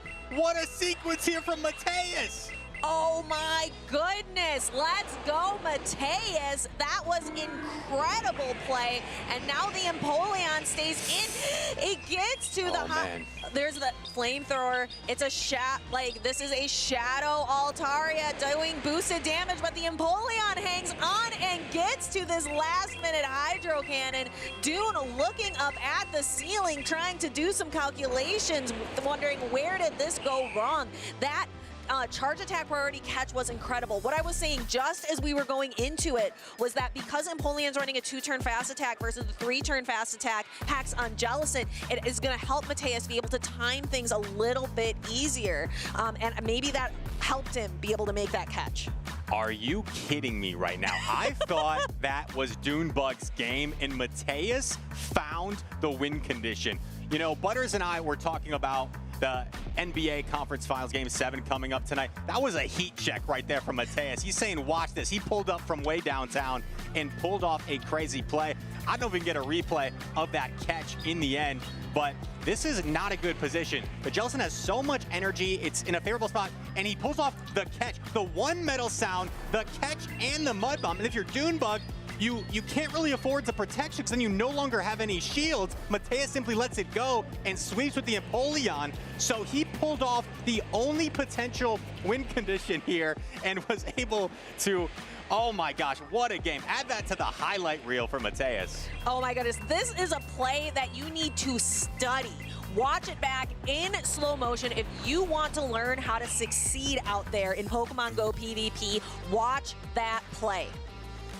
Woo, and that was only game one. That's only game one. We got more games to go. Doonbug going to look to recover, and if there's any trainer that can come back from a loss, it's this trainer right here. Doonbug, you know, one of his most famous victories was San Antonio, where he lost round 1 and then proceeded to sweep from loser side the entire tournament. Here we go. Game number 2. Dusknoir makes an appearance against its fellow Ghost counterpart, the Jellicent. Yeah, and I would probably give the edge here to that Shadow Dusknoir just because it's going to be able to get to those super effective Shadow Punches, pacing around the same time that you get to neutral Surf. However, because Shadow Dusknoir is so glassy, you kind of risk knockouts no matter what. We see the Shadow Altaria come in, and Mateus aligns the Wigglytuff. Doonbug risked the Altaria swap, hopefully predicting there was no Wigglytuff in the back, but there it is to greet his Dragon type. And these Charms are going to be so menacing, trying to farm down. I don't think you can get the full farm down here, so going to have to fire off a charge attack at some point. And now Doonbug faced with the decision. Does he let this Altaria go? He is going to let it go. And now, I don't know, do you come in with the Jellicent, but then you're going to have to burn energy? You almost have to come in with the Stunfisk here, I feel like, because then you can maybe build up more energy, and that's what he does. He comes in with the Stunfisk. Yeah, but that Licky in the back from Mateus looks so safe right now. He's got being able to put out that consistent Shadow Ball damage. I think we're going to see in the end game here just why Licky is so popular. Mud Bomb unleashed from Doonbug, but I agree with you. This looks like Mateus is in the driver's seat. Mud Bomb coming through, going to put Dusknoir quite low, and this Dusknoir has so much energy. Firing off the Shadow Punch does have back-to-back charge attacks here, so as long as he throws immediately, should be able to get both of these attacks off, and does throw the back-to-back. And there is that Shadow Punch that Shadow Dusknoir gets to just so quickly with those Astonishes. And we have Wigglytuff and Licky at full health for Mateus. He's waiting out his Twitch timer and just gonna bring in the Wigglytuff, kind of keep Doonbug guessing as to what that third Pokemon is in the back. Mud Bomb maybe just enough to knock out the Wigglytuff here, but there is still a fully healthy Licky. And you may just go for a crazy rollout down here to have a ton of energy for the Jellicent. Mateus doesn't feel the need to protect shield left. I think a Surf would do the most damage out of any potential charge attacks remaining, so he's saving that protect shield until he absolutely needs to use it. Doonbug does get off another Mud Bomb, but you see him shaking his head, and he just knows this is not going to be enough. The Licky has too much energy. And Mud Bomb fires, takes Licky down to the yellow. There's Jellicent, and just not enough. Dune has a shield remaining, but concedes the match to Mateus. I said it at the start, a David and Goliath situation. We all know who wins that story, and it looks like Mateus making that dream come through. Winning here, Group C Winners Finals, securing his spot in day 2, but Dune not out of it yet. And you notice I noticed the demeanor there from Mateus. I think a lot of trainers, you take down a Titan like Doonbug, you would see them going crazy because that is such an accomplishment in itself. But Mateus was pretty stoic there, pretty calm. And that's what I said earlier. He's a very talented player. He knows he has the abilities and the skills to do this, and he showed it right there. Really highlighted by that sack swap catch in game number 1. And that's just one of those like demoralizing plays where you feel like you have game 1 and someone pulls a play out of nowhere to take it, and suddenly it's like all the momentum shifts in their favor. And it seems like that's what happened there for Mateus, taking down Doonbug. What a performance from this trainer. And I really think what sealed it for Doonbug was putting Shadow Altaria as a safe swap. I'm thinking, he's probably thinking Mateus did not bring Wigglytuff in game 1. I've got Shadow Fortress and Empoleon. There's no way Mateus brings Wigglytuff into this fight. And so Shadow Altaria, we just saw today, not a safe swap here in Indianapolis. Right, it was definitely a risky play from Doonbug. Sometimes a trainer will identify if something's in the lead. I don't think they're gonna be willing to run this in the back, right? Because it could be hard countered by 2 Pokemon. But looking at these teams, I don't necessarily see a Pokemon that truly core breaks both the Dusknoir and the Wigglytuff. So I think Doonbug just made a calculated risk, and unfortunately for him, the Wigglytuff was there in the back, ready for that Altaria. Yeah, and what's the phrase? Like, it was a calculated risk, but I'm bad at math. So that was a risky play that unfortunately did not pay off for Dunebug, but he is not out of it yet. He's going to go down to the loser side of the bracket. That was the winners finals. So he's pretty advanced in the loser side of the bracket, only has a couple matches, and then we may see him again in day number 2. Shadow Dusknoir was on my caster prediction, so I'm excited to see it advancing to day number 2. Shout out to Mateus. I was a little bit worried for a moment because it seems like we were seeing more Shadow Sableye, and Shadow Sableye will have a favorable matchup, of course, against the Shadow Dusknoir, but Shadow Dusknoir, with its oppressive Astonish damage and Shadow Punches, able to showcase what it can do. There it is. There's that Shadow Dusknoir. I don't think we've seen my other caster picks yet. Yeah, I was going to ask you, like, hey, tell me a little bit about those other 3. We can talk about those later. I'm sure they'll make an appearance. Maybe it's got to be the later groups, right? The later groups, they'll start to show up. All right, well, something that I am excited to see is my caster prediction that I share with 2-0 Butters, and that is going to be Dondozo.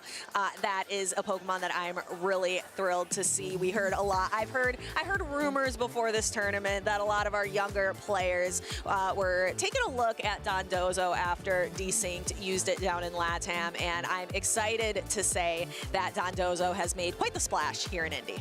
Speaking of which, Dondozo going to be run by Out of Pocket, who we already saw earlier, and we're going to be seeing him again shortly take the stage with that Dondozo, and he's going to be going up against a fellow former regional champion, King Alexander. Won the Peoria Regional Championship a few years ago, and he's going to be making his first appearance on stream, taking on Out of Pocket.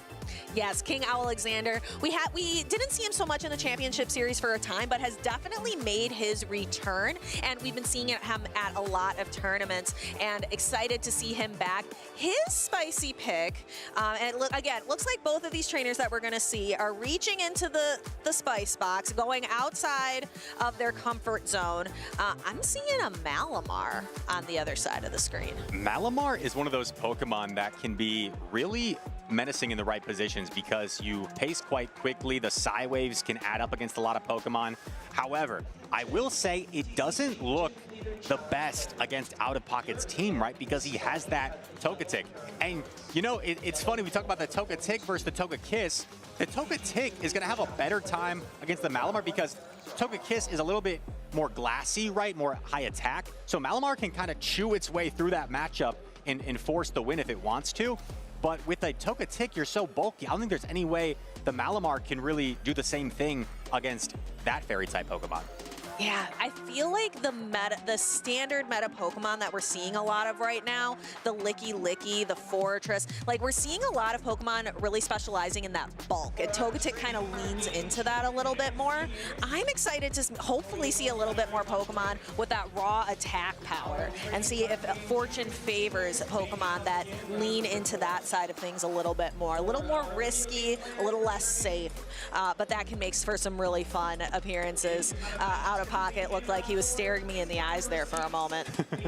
He's got that stare sometimes at the camera. He likes to, you know, show his personality on stream, and I have to say that Togetic looks really good in my opinion in this matchup, and we'll see how Out of Pocket is able to utilize it, as well as the Dondozo potentially, and that Shadow Fortress. King Alexander opting for Volt Switch on his Fortress, so gives a little bit more play there and coverage against that flying type Pokemon.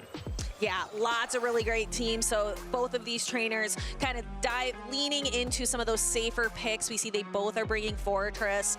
They both are bringing the Licky, but then thinking outside the box a little bit as well. Looks like our trainers are still kind of getting things ready and so we can dive in here. This is winners finals for Group B, so that's really important to note because trainers, their day 2 is on the line. They're able to be win and in, and then relax for the rest of the day here in Indianapolis. It's wonderful weather outside, so being able to get out of the venue. I know both trainers here would be looking forward to that. Lose, and you go down to the loser side of the bracket. Yeah, it's always nice, you know, ending the day on a positive note, knowing you can look forward to competing in day 2 tomorrow, and certainly adds, you know, a jolt of happiness to these trainers. So both of them obviously vying to get on winner's side day 2, and right, having the advantage of being on the winner's side as well for day 2, you're even afforded a loss, so it's not quite as much pressure. You know you have that to deal with. So a big match, of course, here. Out of Pocket and King Alexander, both of them have a Peoria regional title to their name, and they'll be going head-to-head here. Yes, the Peoria Regional Championships with Pocket. I loved that regional. He was up against Anna Enhoff Hoffman, and that was such a fun series to watch. I think they went the full 15 games, and that was Tapu Fini and Primeape, I believe, for Anna, and that, like, just incredible battles. That's a really good one to go back and watch. If you're ever in the mood to go back and watch old regional championships, that's a good one to watch. That would be a good stat to find. I wonder how many times in our championship series history have we seen a 15 match sequence occur. I don't know if that's the only time there's been a 15 game sequence, assuming winners finals and then grand finals with a reset going 15 games. That might be a one-off. Maybe it's happened as well at another regional. Let us know in the chat if that's the only time or not. But here we go. Out of Pocket, King Alexander getting ready.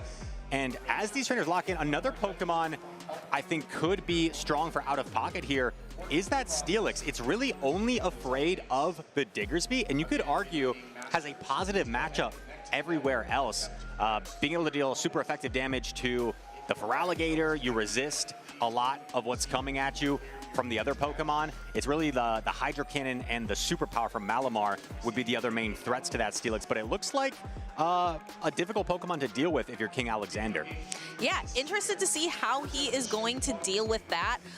Also, again, just noting the differences in the Fairy-type Pokemon that these two trainers are bringing. King Owl leaning on the more standard, predictable Wigglytuff, or Out of Pocket bringing that Togetic that we saw him pilot masterfully early on versus Basher, taking that 2-0 victory, bringing Togetic every single game. Here we go. We've got a lock in. Wigglytuff, the fairy of choice for King Alexander. And we're going to see the Shadow Fortress come in to take the field against the Feraligatr.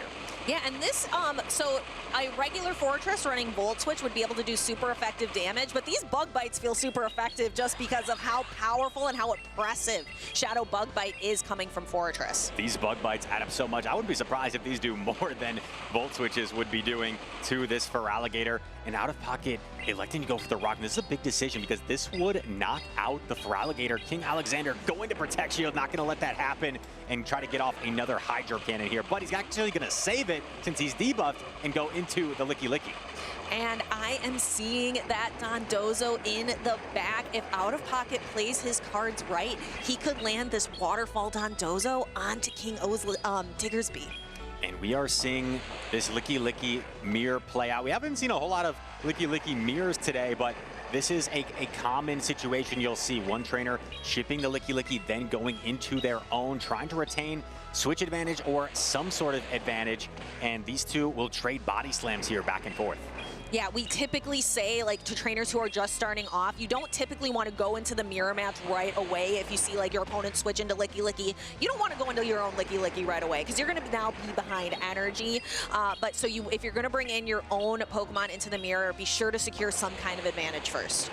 Another body slam connects. Out of Pocket, lots of energy on his Licky Licky. I think he is one off the back-to-back here, so he is going to fire this. Licky Licky does hang on for King Owl, but he's got a body slam already.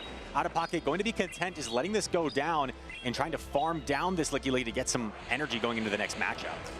Energy advantage can be key. So Fortress farming down, getting that additional energy, leaves it for the Dondozo. Feraligatr is very low health at this point, already down to the red, but I think Dondozo is going to want to maybe throw, like, probably going to have to throw a Surf to get rid of it, right? This is such an awkward situation. Out of Pocket does fire off the Surf, and you may have to Protect Shield here if you're King Owl because this is so much health to deal with the Diggersby. So does Protect Shield his Feraligatr, should be able to reach 2 Hydro Cannons, but Out of Pocket still has a Protect Shield. So Out of Pocket may, he takes the first and may Protect Shield the second to keep the Dondozo around. So Hydro Cannon landing, but only taking about half of Dondozo's remaining health. Has to use the second Protect Shield, but we still have the Diggersby fully healthy on the side of King O. I don't know, can Dondozo see this through? This Surf will do a lot of damage to Diggersby. It's not going to be quite in Sand Tomb range, and you need to land a Fire Punch here.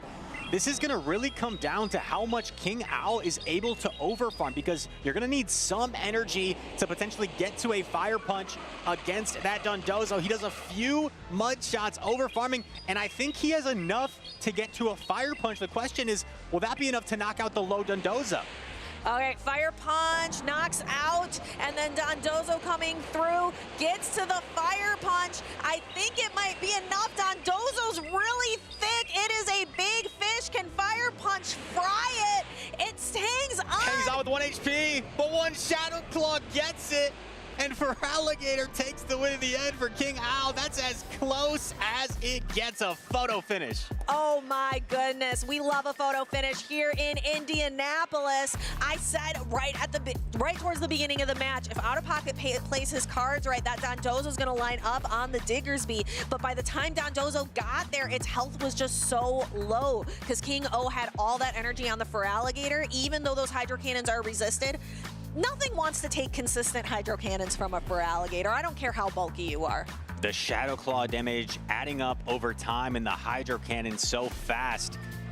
King Owl able to persevere there. That was really as close as it gets. Sometimes we talk about 1 HP in a dream. That was invisible HP in a dream on that Dondozo. But that one Shadow Claw registering first. And if you're a newer trainer, the reason that Shadow Claw is going to knock out the Dondozo before the Waterfall registers is because it's a 2-turn fast attack against a 3-turn fast attack. So that will take priority there, getting off faster. And smart by King Owl as well to settle for the Fire Punch. Had he tried to reach that Scorching Sands, I don't think he would have reached it. So really smart to go for that Fire Punch, and also overfarmed to put himself within a range. He was 3 mud shots away, right? So he only took 2 waterfalls before getting to that Fire Punch. Right, and that's another tip for trainers who are looking to get into PvP. You don't always want to throw your charge attacks as soon as you get them. It's about planning ahead, like how much energy am I going to need for my next attack?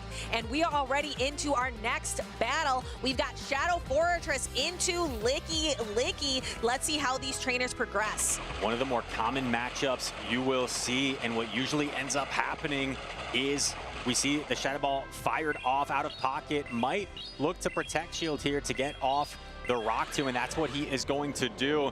So King Owl, we'll see if he continues to stay in here, and you have to presume after a potential Rock Tomb, maybe you look to pivot out, knowing that your Shadow Ball is not going to be doing quite as much damage to this fortress. And we see in the back for King O, we've got that Malamar lurking back there. I wonder how much play it's going to have in the back. Right, I didn't see that actually. That's a good point to make, because that could lead Pocket to predict there's a Malamar in back. Since King Owl elected the farm down, I wonder if Pocket is going to look to preserve this fortress. No, for now at least, he's going to just fire off this Rock Tomb, which is quite threatening to this Feraligatr. Yeah, Rock Tomb, it's always nice to land a debuffing attack, and there we preserve the Shadow Fortress with a little bit of health remaining, and there it is. There is the Malamar, so Pocket now knows that it's around. And keeping that fortress around is just so annoying for this Malamar. I would be surprised if King Alexander gets off his superpower and then just looks to completely let this Malamar go, because you know there's a fortress waiting for you. And we're actually seeing Out of Pocket going straight body slam here. I'm a little bit surprised. Maybe he's got something up his sleeve. Maybe he's trying to stall the switch timer to get out of here, but fires off another body slam. This is going to allow a superpower to be unleashed by King Alexander. And it looks like we might see a little bit of that awkward matchup again between the Dondozo and the Feraligatr. Feraligatr being able, is really going to be relying a lot on its Shadow Claw and its quick pacing into Hydro Cannon. King Alexander lets the Malamar go, knowing that there's a fortress waiting, has a lot of energy, but the awkward thing is, you can't quite get the farm down on this Licky Licky. Body slam coming through. Oh, he's letting it go. And at a certain point, you're just going to be so low on this Feraligatr, and you have so much health to deal with on Dondozo. I think it might be a little bit too much. Dondozo, as I said, is a very big fish, and these Hydro Cannons, they do, over time, these Shadow Claws and Hydro Cannons are going to chip away, but you just see how much damage the first one does, and that's gotta feel defeating. Yeah, Feraligatr going to try its best to chew through this Dondozo. The problem is, even if you get through it, there's still a little bit of health on that Fortress that Pocket was able to save. So he is going to Protect Shield this, and whether the Dondozo gets the farm or one of his other Pokemon remaining, this one is a foregone conclusion here. Out of Pocket goes for the Outrage. Oh no. Oh no, don't do it, Pocket. Don't do it to us. Oh, I want to see it. I want to see Outrage take out a Feraligatr on 1 HP. You can see he's got the smirk. He looks at the camera. King O's gonna look up. I think shields the Outrage. That is wonderful. These trainers putting on a show for us. Out of Pocket with the 3-ball flex and the Outrage, just to give everybody here watching at home some laughs. The knockout through the Protect Shield. You could read their lips. You could say Pocket saying, please shield, because he wanted the content. He wanted to show the knockout through the shield of the Outrage there. And King Alexander being a good sport there, having some fun. He wasn't going to Protect Shield. He was just going to let it go until Pocket said, please shield.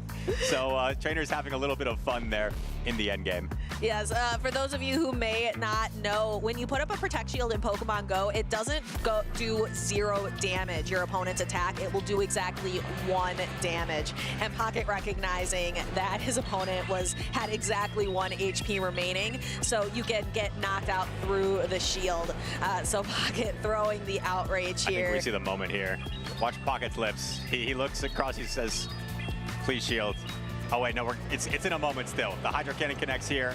Now the Outrage, and he looks across the table. Oh, he looks at the camera.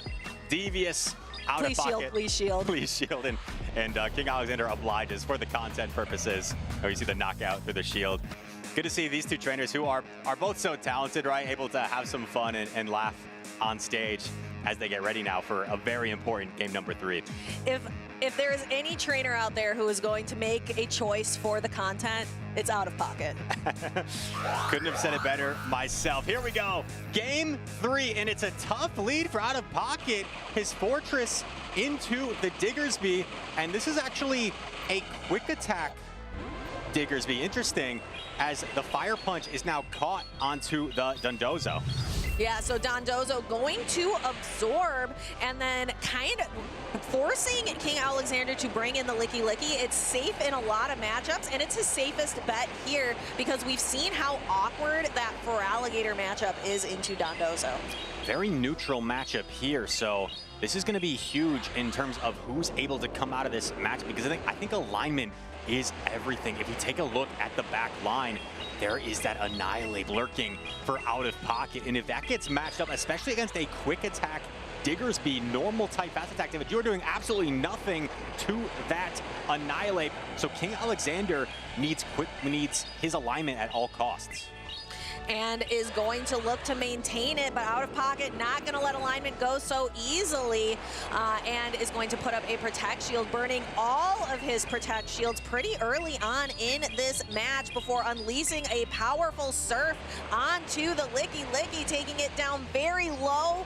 Will one more Waterfall knock out after this? Out of Pocket senses it. He invested both Protect Shields in his bulkiest Pokemon, the Dondozo, because he knows that switch advantage might be the key to victory here. He's got a lot of energy.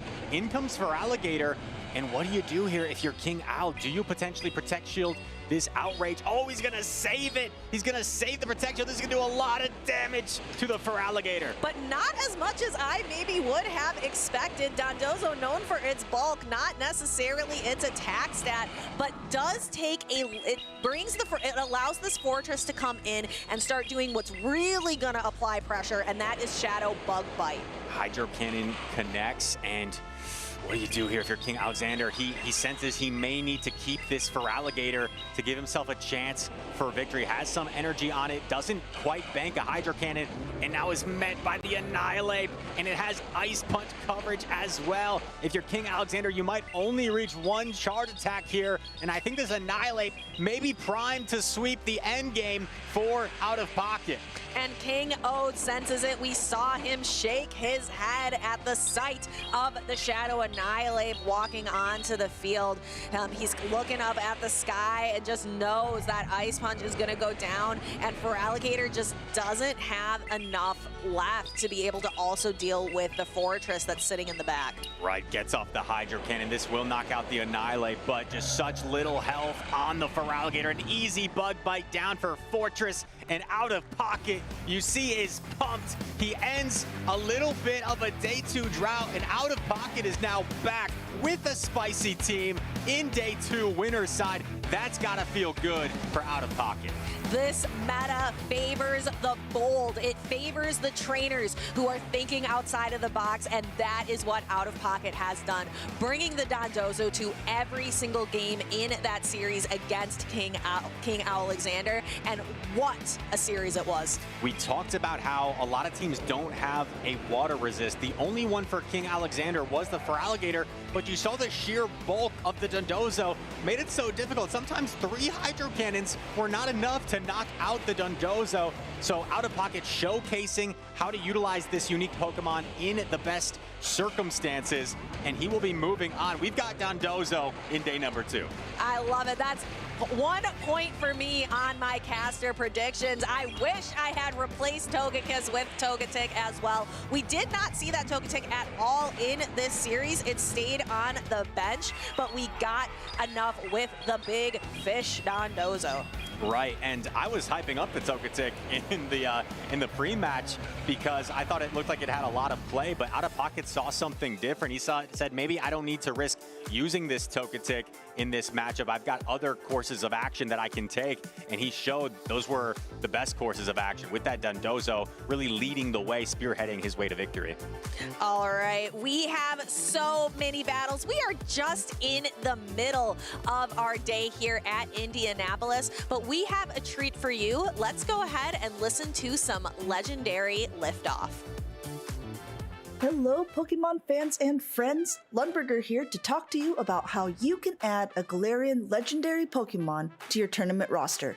With the Pokemon Go Championship Series in full swing, trainers everywhere are flocking to catch the rare stars of the competitive meta, the Galarian legendary Pokemon. The 2025 competitive season marked the first time Galarian Articuno, Zapdos, and Moltres were eligible for tournaments, and they immediately made their mark, stirring up excitement and ruffling a few feathers in the process. Among these Pokemon, Galarian Moltres soared straight to the top, quickly becoming one of the most popular picks in the Show 6 format. With its dark and flying typing, it counters many dominant Pokemon in the meta. Additionally, its powerful charge attack Brave Bird allows it to take on even its toughest opponents like Clodsire and Azumarill. It's no surprise that Galarian Moltres made quite an impression in its early tournaments. It was on the team of the 3rd place finisher in its debut tournament and continued to gain traction from there. Even by the first tournament of the season, Galarian Moltres was in the top usage for Day 2 competitors, as well as on both of the teams in the Grand Finals in Dortmund, Germany. Galarian Moltres became an undeniable force to be reckoned with. If you are eager to add a Galarian Moltres to your roster, it's easier than you might think. These elusive Pokemon can only be encountered while using your Blue Daily Adventure Incense, a special item that lasts for 15 minutes and spawns Pokemon not already seen on your map, including Wild Galarian Articuno, Zapdos, or Moltres.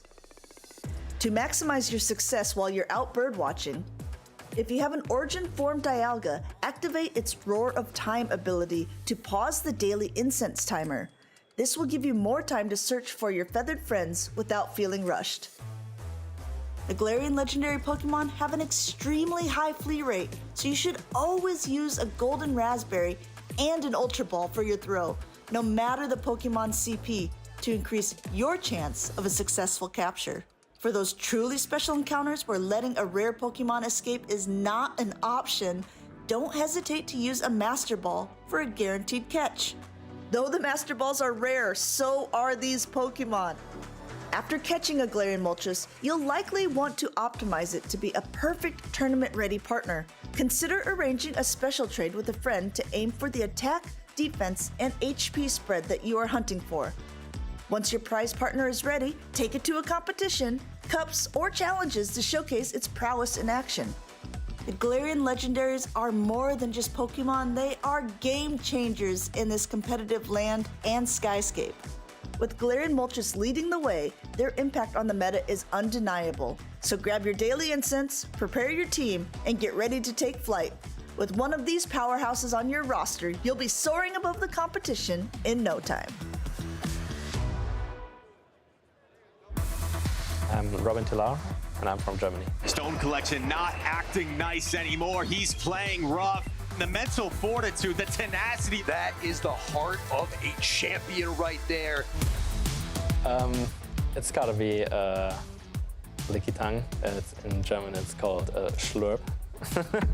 That one's pretty good. There was a friend that introduced me to Pokemon Go. So for like 3 years straight, like just every day in and out, grinding XP and catches. We had like a big community. I kind of swapped communities, got into the PvP scene. I was playing a lot of grassroots tournaments. I got to know a lot of new people after the pandemic. We saw that there were tournaments for Pokemon Go, like actual official tournaments, and we kind of got excited. And suddenly everybody was going to every tournament, and yeah, now we're here. Me coming from Europe as the only European to beat up those Americans. Maybe not to beat up. I love traveling. It's always nice to see new places and see different cultures, like getting into the scene, and people were giving me tips how to get cheap hotels, cheap travel, and that I would just fly to NA to take part in a regional for a weekend and just go back on Monday like it was nothing. Yeah, it's kind of insane. I don't care about losing against somebody that I could have done nothing against, but losing because of my mistakes is something I want to work on. I would like to get a trophy for the internationals, or maybe even worlds, but like my goal is just to be consistent. It's not a placement. It's important to have friends, so you can't do this alone.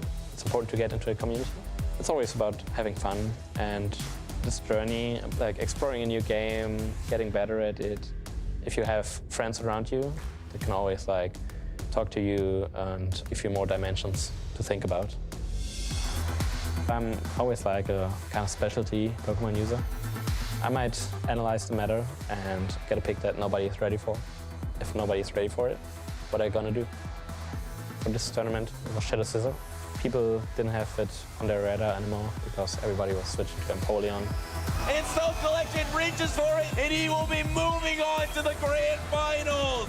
I knew my opponent would bring Empoleon every game because it was like super solid against me. There was no reason not to run it. The thing is though, Empoleon has not a lot of fast move pressure into Scissor and Corviknight, and I kept these both alive. The last game I was fully punching it down, and I knew that in the end, although Empoleon had a lot of energy, I had Azumarill in the back. Empoleon has kind of bad stats in comparison to Azumarill. Azumarill is super bulky, and I knew that my Azumarill was gonna do it. He can just stay in. Oh, Stone Collection is no longer a contender. He's a regional champion. I'm super excited. I actually can't believe it. It took me like 42 tournaments to finally win one. So many tournaments. He has done it. The main goal also from me is like to get people to know Go a bit better, and also to get my name out there. You're gonna win Worlds this year? No. If I was to win Worlds, I don't actually know what I would do. I would fall out of the sky, I don't know.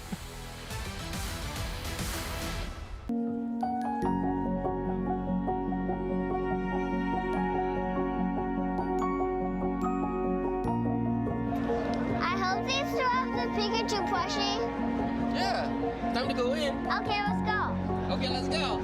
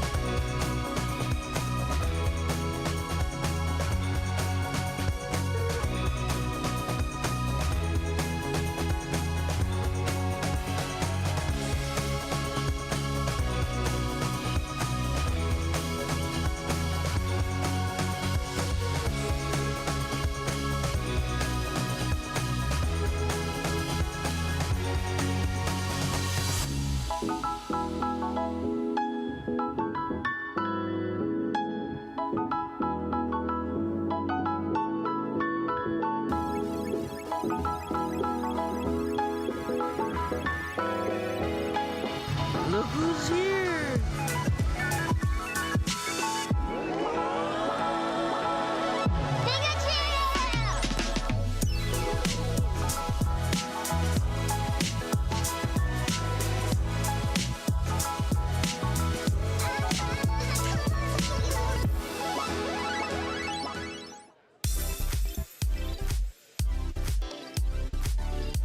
Welcome back to the 2026 Indianapolis Regionals, where it's felt like the Dondozo show. Out of pocket, just ridiculous with that bulky Pokemon. Try to get a trade for it. I know we're all trying to get some in Indianapolis. I'm Tuo Butters, joined by Phoebe.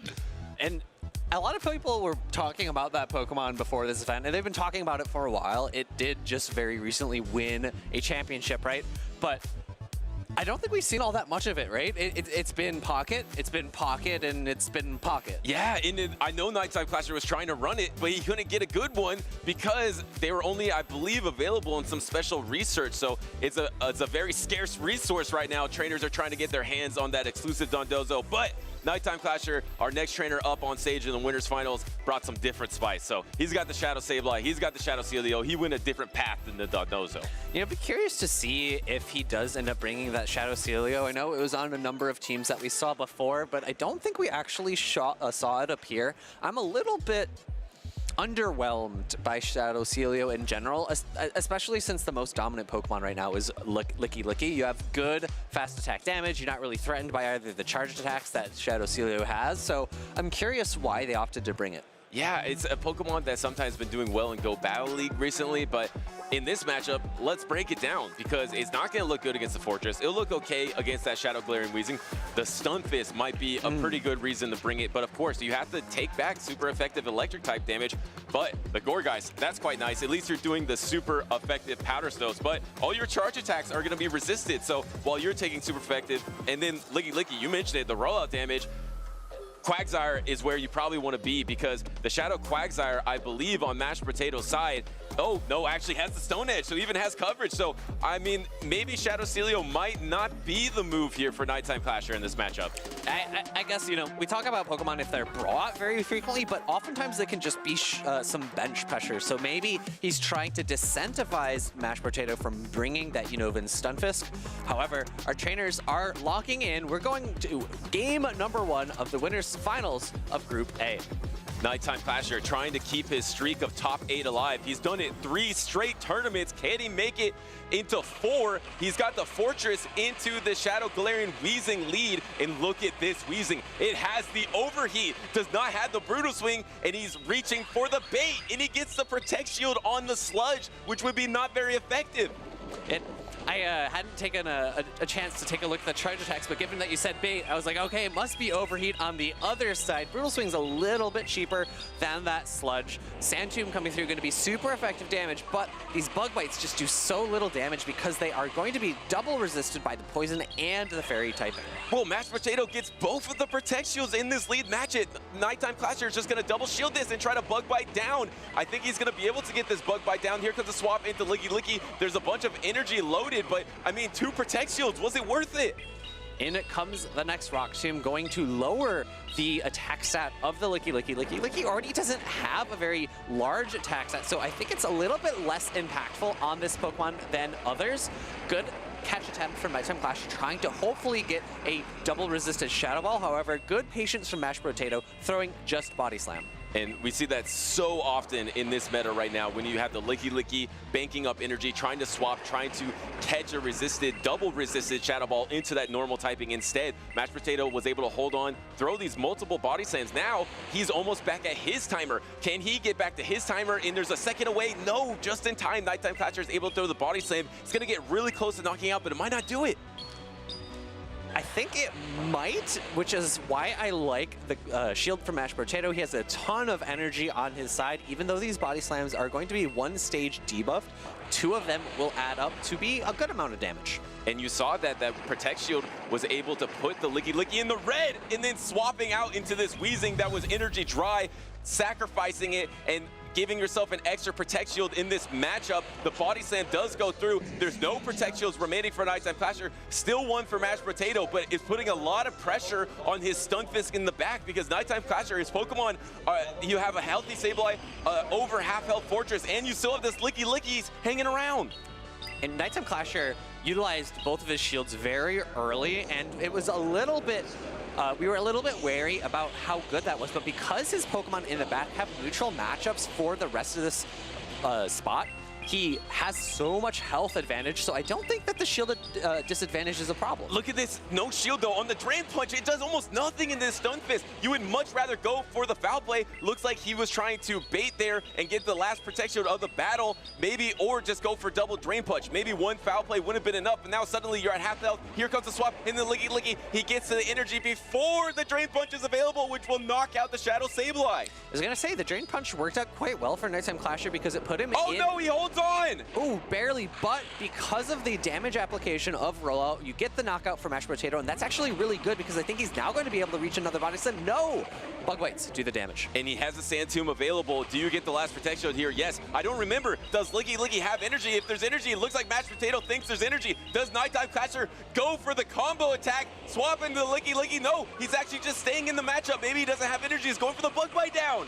Yeah, I think the Bug Bite down is going to happen. There just wasn't an ability for Mashed Potato to get to 2 charge attacks either. You throw one against the Fortress, and it even might not get the knockout at that range. Mud Bomb is just neutral damage because of the Bug sub-typing, and we're going to see this second charge attack being thrown here. No way to knock out both the Licky Licky as well as the Fortress. Yeah, was trying to undercharge, maybe get enough attacks, but you just don't have enough time. And Nighttime Clasher is able to hold on after giving 2 Protect Shields up in the lead matchup, trying to Protect Shield those overheats, and now suddenly he has won this game, and he is 1 game victory away from making it on the winner's side of the bracket, possibility of having a chance to be top 8 in 4 straight regional championships. And the Galarian Wheezing looked very good, right? It was able to pull away all the shields. It had some utility there, but because of the amount of fast attack damage Nighttime Clasher was able to do to the entire team of Mashed Potato, I think he was just didn't have enough resources to close out that game and might have to think of a different team composition in order to mitigate that Shadow Fortress on Nighttime Clasher's side. I mean, one thing I just want to go through, Nighttime Clasher's season has been insane. Having 7th place in Las Vegas, 1st place, the international champion in Brazil, 4th place Toronto, 4th place Sydney, 5th place at EUIC. So going from winning an IC to 5th place the next one, the only dud on his entire schedule this year where he's got 33rd in Seattle, and now he's in a streak of 3 straight top 8s. Can he make it 4? He has to get through Mashed Potato. That's a tough lead. I actually think this is Mashed Potato's first championship series tournament, so to be here in win those finals versus this trainer is incredible. And Nighttime Clasher has Mud Bomb here, so it's both moves are super effective against the Unovan Stunfisk. However, Mud Bomb's gonna just do a little bit more damage, threaten a clean 2-hit knockout. Maybe even Mud Bomb plus Aqua Tail is enough. And here comes the Mud Bomb from the Stunfisk. So Mashed Potato didn't want to swap out of this matchup, didn't want to swap into his Licky Licky, which has been the safest of safe swaps, and he does have it in the back, does have it available. Now, maybe that you got this damage off your double Mud Bomb, now maybe you try to soak that energy in your Licky Licky so you don't knock out this Stunfisk with the next Aqua Tail or Mud Bomb.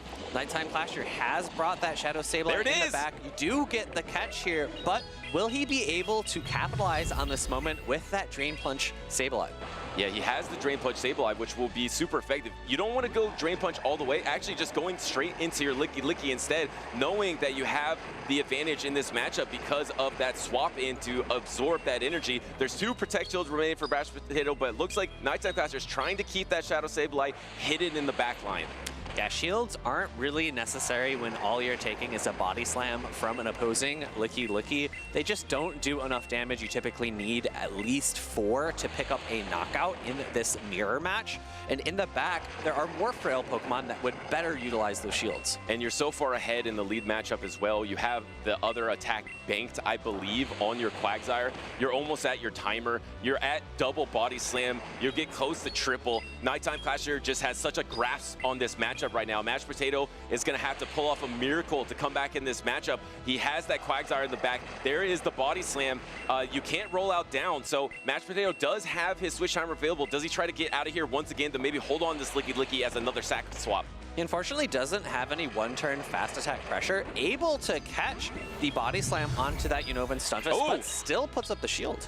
Yeah, puts up the shield. I think you would be able to endure, but once to keep it around, the problem is the combo attack into this Aqua Tail now. You already gave up one shield. Are you going to double down? Yes, actually doubling down here against the Quagsire as well. Interesting, because now the Quagsire is going to be able to build up a ton of energy and actually would be going for a charge attack tie potentially, but a little bit of a miscount from Mashed Potato, not expecting the Aqua Tail this soon. Mashed Potato in tough sledding right now. He has that Quagsire in the back, but he's down 2 Protect Shields. And we have the signature Pokemon from Nighttime Clasher in the back. He said it earlier, in this day and age, in Pokemon Go Championship Series, you need that signature Pokemon. He has that Shadow Sableye, and now he's going to be able to secure, once again, another day 2 on the winner side. All he has to do is clean this up with his signature pick. And although Foul Play won't be quite enough to pick up the knockout, maybe with the additional Shadow Claws, it will be. Aqua Tail not going to threaten a knockout. Nighttime Clasher saving his shields for day 2, it would seem. Foul Play coming through. I think this is going to be enough. The foul play is going to land, and now Nighttime Clasher has made 3 straight top 8s. Can he make it 4 here in Indianapolis and stay on fire going into NAIC and, of course, the World Championship this season? What a dominating performance from Nighttime Clasher. Mashed Potato just couldn't quite find his footing in this match. The positioning of Nighttime Clasher's Shadow Quagsire was impeccable every single game, finding the matchups it needed to secure him victory. And of course, one of the favorites going into Worlds, an incredible season. He's staying on fire. It's so important for him to keep up this momentum going into the last 2 events of the season after this, but maybe he'll even get another regional title here in North America. So congratulations, Nighttime Clasher. But I want to give a huge congratulations to Mashed Potato. I will confirm it later, but I believe this is his first tournament ever in Championship Series for Pokemon Go. So to get all the way to the winners finals, your first time ever, that's an incredible feat. And he's not even eliminated yet. He's just going to move down to the loser side of the bracket. Yeah, still has that opportunity to make it into day 2. I'm also, thinking forward a little bit. NAIC, he's had such great performances at LAIC and EUIC. Will Nighttime Clasher be able to top cut all 3 ICs? Yeah, I mean, that would be insane. I mean, I know he said he's looking to win it again, to be a trainer that can win 2 different international championships. In one season? Yes, and also we've had repeat winners from the same region, but how about to do it in 2 separate regions as well would be incredible. Yeah, and that would also be a great opportunity for North America to defend its North America title. I've talked about it a lot. I talked about it a lot at LAIC. The regions in Pokemon Go have generally been able to defend their own region at the international competitions. That's not necessarily the case for the other games, video game and the trading card game. Those often trade international competitions back and forth. But up until this year, every single international has been defended by that region, and North America is the last one of this season. Will we be able to keep it here as well? Yeah, I mean, it's so tough, especially now that there's championship points, there's travel awards, there's travel stipends, so it does mean that these international championships are truly the best international players at them, because there's the top 4 or top 8 in their particular region either getting a travel award or a travel stipend. So the best of the best are always going to be there. So it's getting harder and harder to defend your turf. We know that Brazil wasn't able to defend it. Nighttime Clasher came in and stole one. Europe was able to defend it. Can North America defend theirs? And even on the regional level, it's becoming more international. Yes. We've had two regionals taken away from North America this season. So I know everyone out there's got to be hoping that North America can defend the international here. The first one was Steinar from the LATAM region, from Brazil, of course. And then I believe we had Stone Collection as well come in and take a title. And Nighttime Clasher is familiar with that. He's already taken an IC. But remember, his first regional title was a European regional that he was able to win. Yeah. Of course, he did start his debut over in the European scene. They sometimes talk about him as maybe being a little bit European. I think he's from North America, true and blue. Oh, definitely, yeah. No, that is fair. He was in Europe a lot, so I don't know. That's a little gray area there. I think maybe Europe still defends that one. But anyway, incredible from Nighttime Clasher. I mean, just the consistency. And for me, the biggest talking point that I feel like I've learned from him, speaking with him, is he thinks that it all comes down to signature Pokemon now. It's not about running the hard meta and outplaying the opponent. It is about trying to bring that signature pick that can surprise people, that can keep people off guard, and that is the key to win it all. Look at this matchup. Wow, this is crazy. Sorry, Phoebe, I'm gonna go on for a second because I wanna break this down real quick. We got S. James, an incredible battler, has qualified for the World Championships 2 separate times, and he has done it with only 2 or 3 tournaments per season. This trainer has not competed yet this season, but he still has the aspiration to qualify for the World Championships. That means he either needs to auto-qualify here in Indianapolis by winning it all, or get the auto from the top 4 at the North American International Championships, or a third path, do really awesome in both. Have an average awesome appearance in both tournaments that might be enough championship points to qualify for the World Championships. So much on the line for him. And Teddy Bear has the same situation, so much on the line for Teddy Bear as well. Yeah, both of these trainers are people that we have been keeping our eye on in Indianapolis, and we have literally both of them up on stage getting ready for their either final match of the day or the match that's going to send them into the loser's side of the bracket and then put them in that win and in position to make it to day 2. I talked to Teddy Bear yesterday, and I believe he had a really awesome early season performance in Milwaukee. But that's only where he's at in championship series. So he needs to get these points here. He's in the same situation as S. James. What a fitting matchup, for this winners finals, because both of these trainers have everything on the line. World's qualification might be on the line in this matchup. It's a fitting thing that we're pitting these two trainers against each other. It's pitting Indianapolis, right? Oh, yeah. Oh, yeah, we're rolling here. But Teddy Bear on the bubble, he's a trainer that also needs an awesome performance. They're well on track, right? They're in the winners finals. They're at this point guaranteed championship points, which is huge for both trainers. They desperately need those championship points to qualify for the World Championships. But if they're able to move on here, as Teddy Bear got top 8, I believe even close to a top 5 in Milwaukee to get a lot of championship points.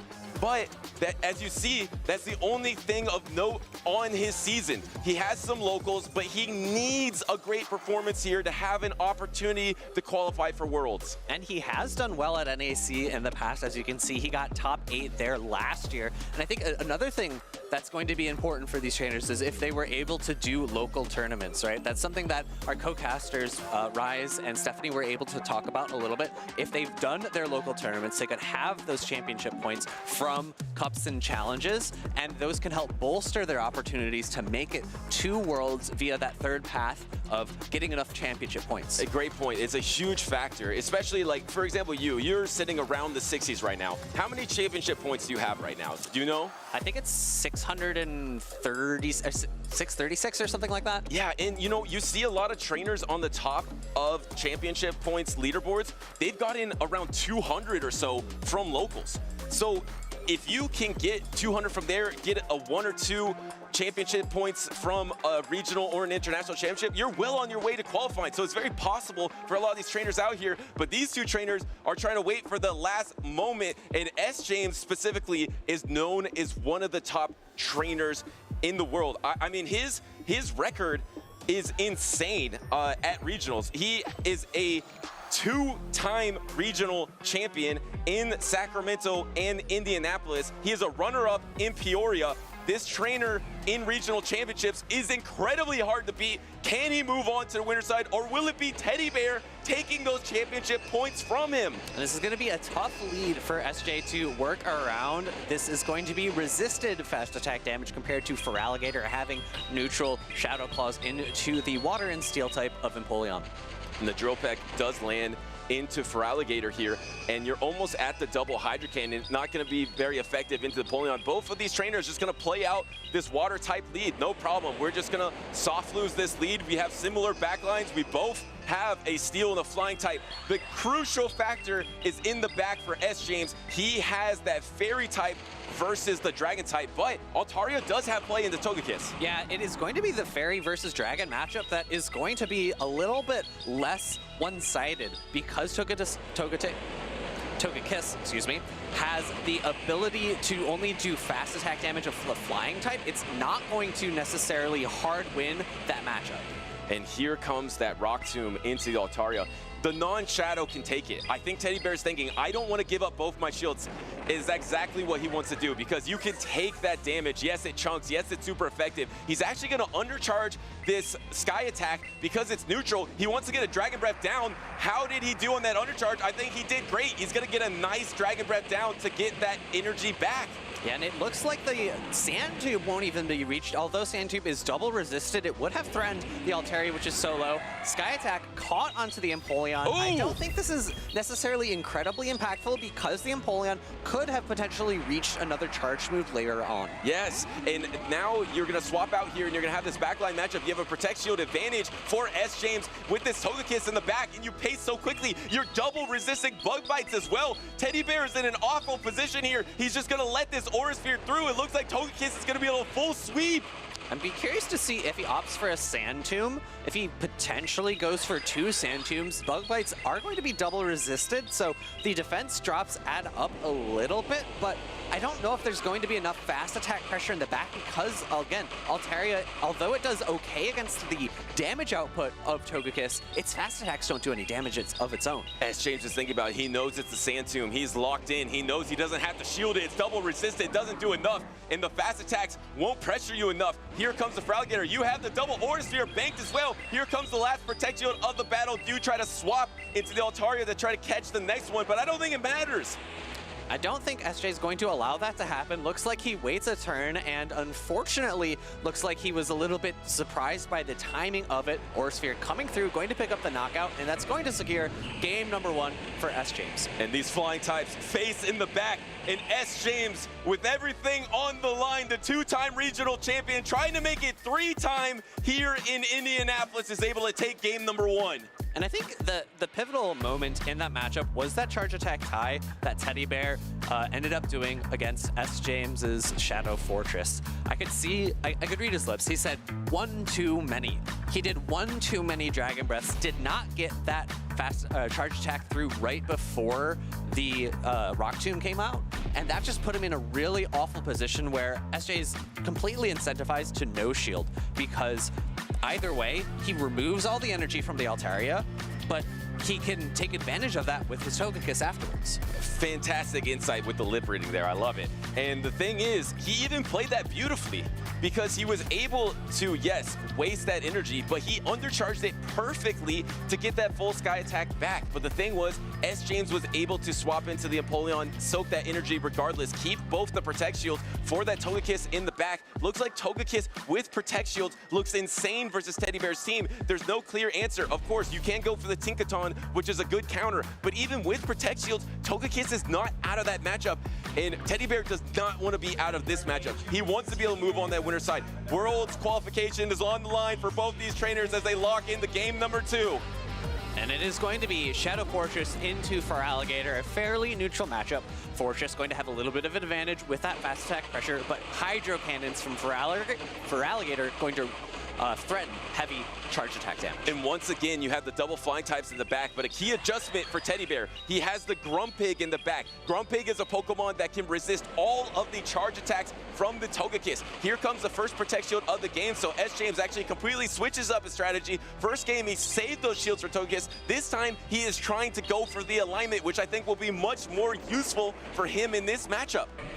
Yeah, Grumpig with extra shields is looking very dangerous. Shadow Ball into Togekiss or the fighting move into Licky Licky. We're going to see an immediate pivot out, so that dynamic punch can hopefully come before Shadow Ball. Looks like it was a little bit too slow for that. And it looks like this is exactly what S. James was going for. He was trying to bait out this Grumpig with the Licky Licky so that he has his Togekiss free in the back line. The Fates that Altaria, super effective, goes through, and it is chunking into that Grumpig. Suddenly, this Grumpig is so low health. S. James knows I can get through this Grumpig as well. So he protects shields on that dynamic punch. He's at a charge attack, and he's gonna just throw a body slam because that's all he needs. Perfect timing right before dynamic punch was available with this tournament on the line. Moves like that is the reason he's a two-time regional champion. Yeah, really great awareness from SJ there, knowing that the timing of Teddy Bear did not allow him to reach that second dynamic punch into the Licky Licky before that body slam. And that's a really uncomfortable thing about this matchup as the Grumpig. If you let a Shadow Ball through, you're going to be threatened by body slams afterward. And this Togekiss is going to be threatened by charge attacks here. S. James does sigh a little bit, knowing that he could get overwhelmed by the charge attack pressure. Yes, he double resists the fast attacks, but here comes the Rock Tomb like it did in game number 1. Have to protect shield it if you're Teddy Bear, but now Teddy Bear is going to get debuffed. And I think the really crucial thing here for Teddy Bear is making sure that he gets as much energy as possible without letting another Rock Tomb through. And he's banking, he's banking, he's banking. He throws right before that Rock Tomb is available. But the problem is, while you're debuffed, the first Sky Attack plus another Sky Attack wouldn't be enough to knock out Togekiss. Oh, actually doesn't get the knockout. And that means that S. James is able to throw this Sand Tomb, but now the timer is back available as well. So maybe S. James will be able to go back into his Togekiss. No, actually it's not up yet for S. James. And the remaining question is how much energy is on the Togekiss, and can we see a pivot out? We see an immediate pivot out, but this gets the Aura Sphere, but Aura Sphere is probably not going to be enough to knock out the Altaria. This is going to be so close here. S. James didn't get that charge attack off. He got the peck off. Can he hold on to this Sky Attack? Yes, he holds on, but can he get to the Dazzling Gleam? He doesn't even have the Side Shock. He has the big damage, and that means S. James is moving on to day number 2. And I have to imagine that this is the exact matchup that he has Dazzling Gleam for, making sure that he has the ability to hit for super effective damage into a very bulky Altaria. That is going to be a solid game number 2 from SJ, securing his way to day 2. And what an impressive battle from these two trainers. An impressive tech choice to bring that signature Togekiss with the Gleam instead of the Side Shock. Almost everyone brings that Side Shock, but to have that coverage is the reason he won that battle, and now he's on the winner's side. This trainer, with everything on the line, needs to do well in this tournament and in AIC, is well on his way.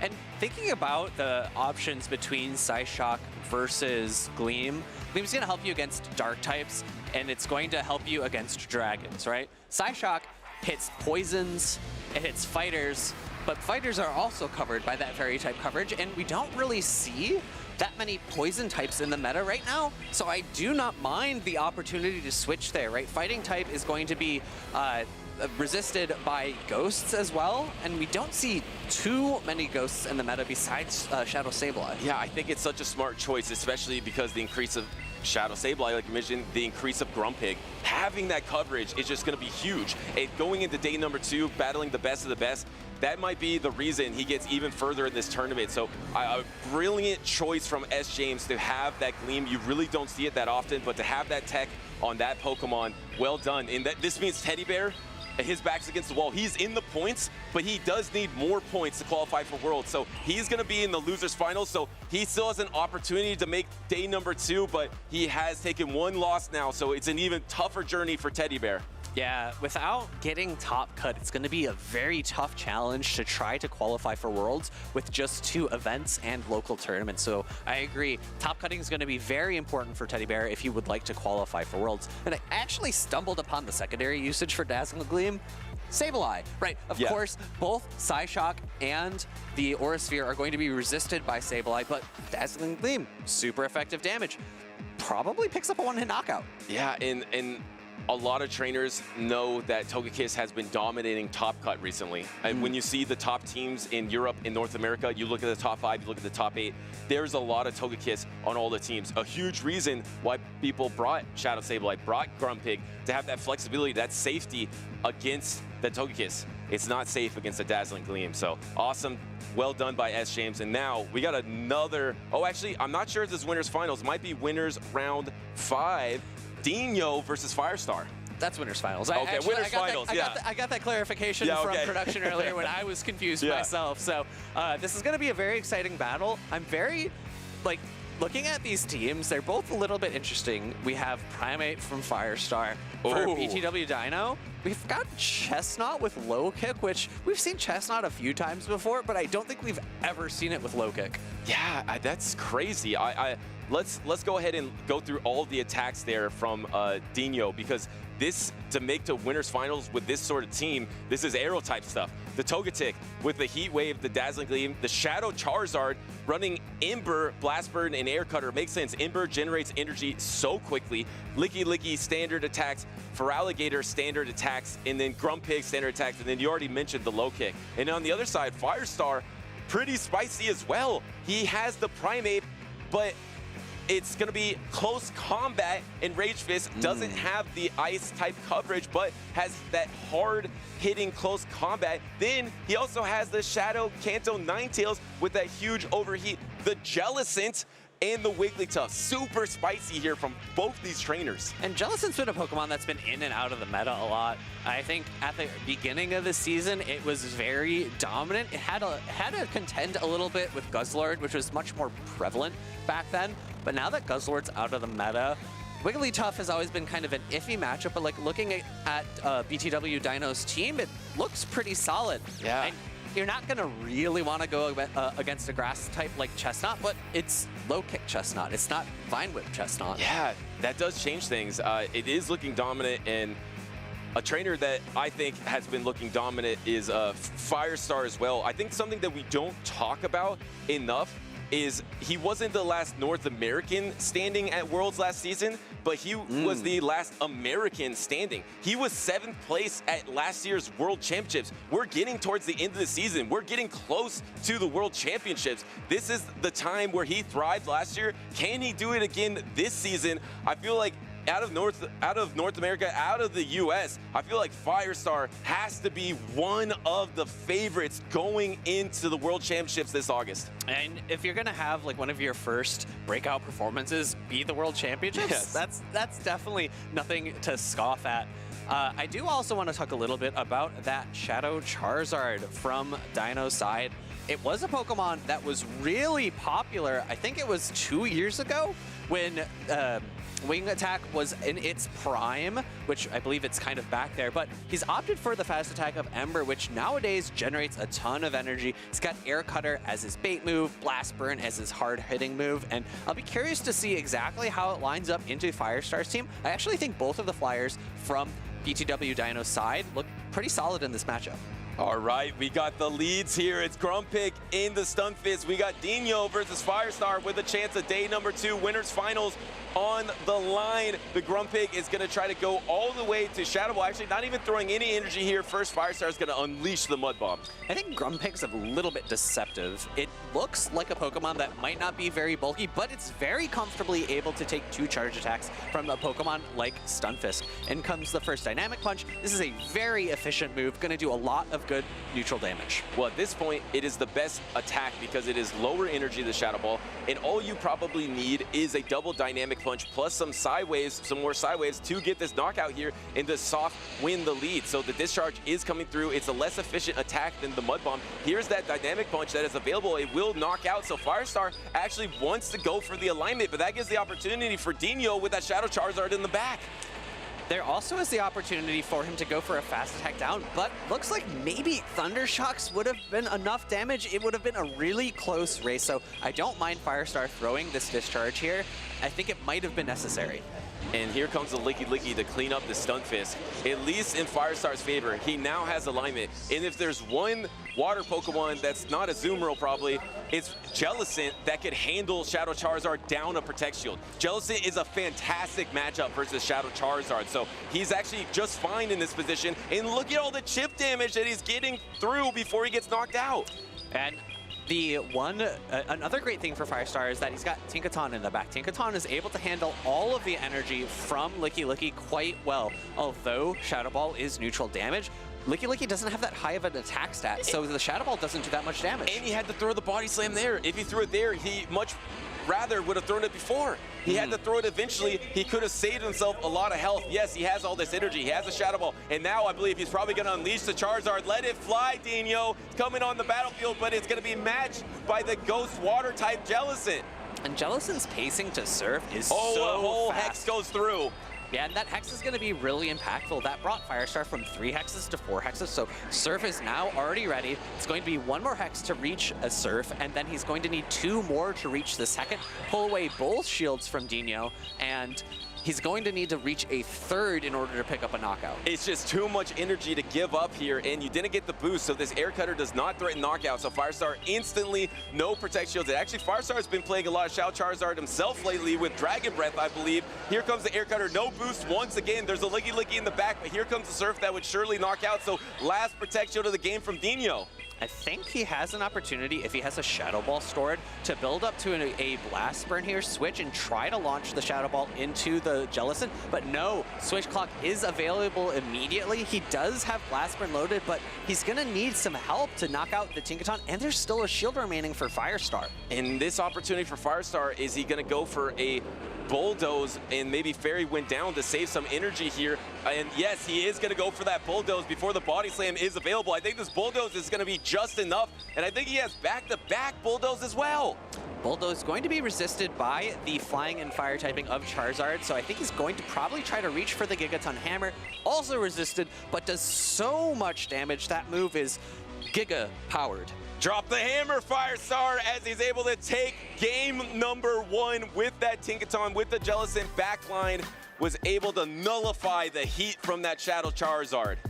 And I think the moveset option from Dino didn't favor him there, because the fast attack damage of the Ember was resisted by the Jellicent and put himself really far behind. Although he got shield advantage, he wasn't able to do enough damage to the Jellicent to really threaten it. Had he had a neutral move like Wing Attack, I think he might have had a little bit more play. But also, coming into this regional, how many players would you have expected to run Jellicent? Not that many. Yeah, exactly. It is from the water types. Even Dondozo could do this, but you weren't expecting Dondozo either. From the water types you've been seeing, like the Empoleon, like the Feraligatr, you have a much better matchup with that Shao Charizard, but this is one of the Pokemon that just puts a whole wrinkle into your game plan. So maybe Dino does try to switch it up here. The problem also for me was maybe the mid game, because he brought in that Licky Licky to try to get some advantage against the Stunfisk after he already had that shield advantage. But I feel like Firestar just got too many attacks off, and then he had to throw the Body Slam, so he lost some of that energy advantage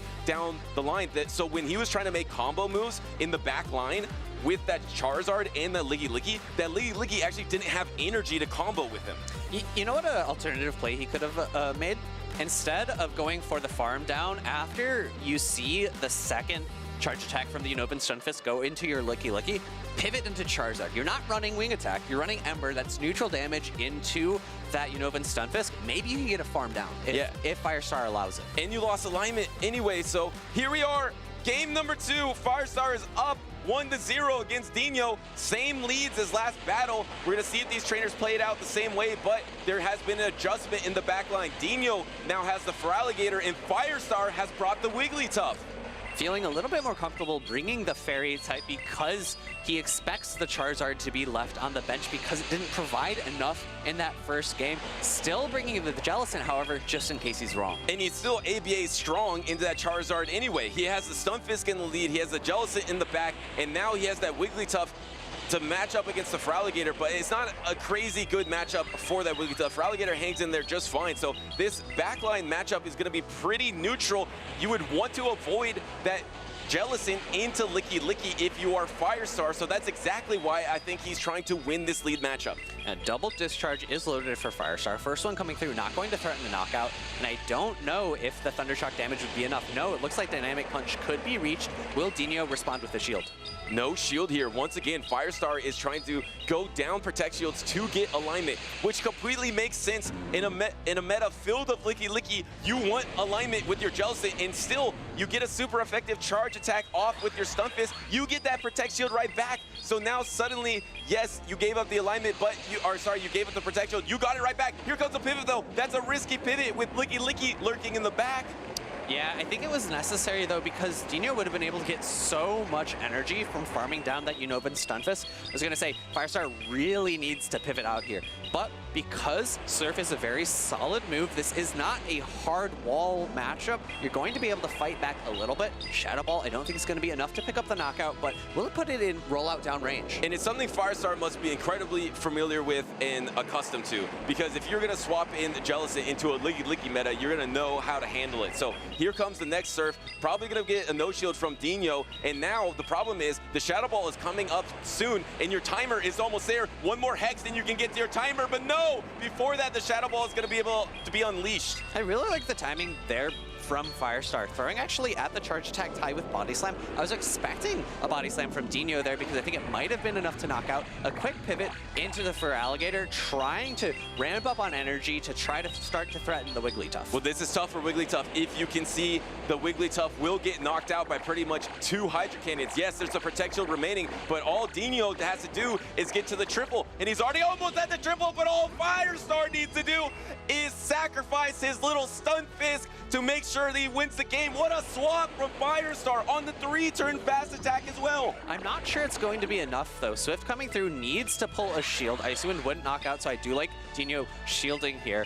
Will he have enough energy on that Licky Licky to reach and 1 or 2 Body Slams? I think 2 Body Slams are going to be necessary at this current health of the Wigglytuff. And you can over farm here because this Feraligator's energy dry. There is a swap coming. Here comes the swap. He's not at the Body Slam. Throwing a charge track already. No, actually just trying to bake more energy. This is so risky for Firestar here. The Body Slam is going to be coming through.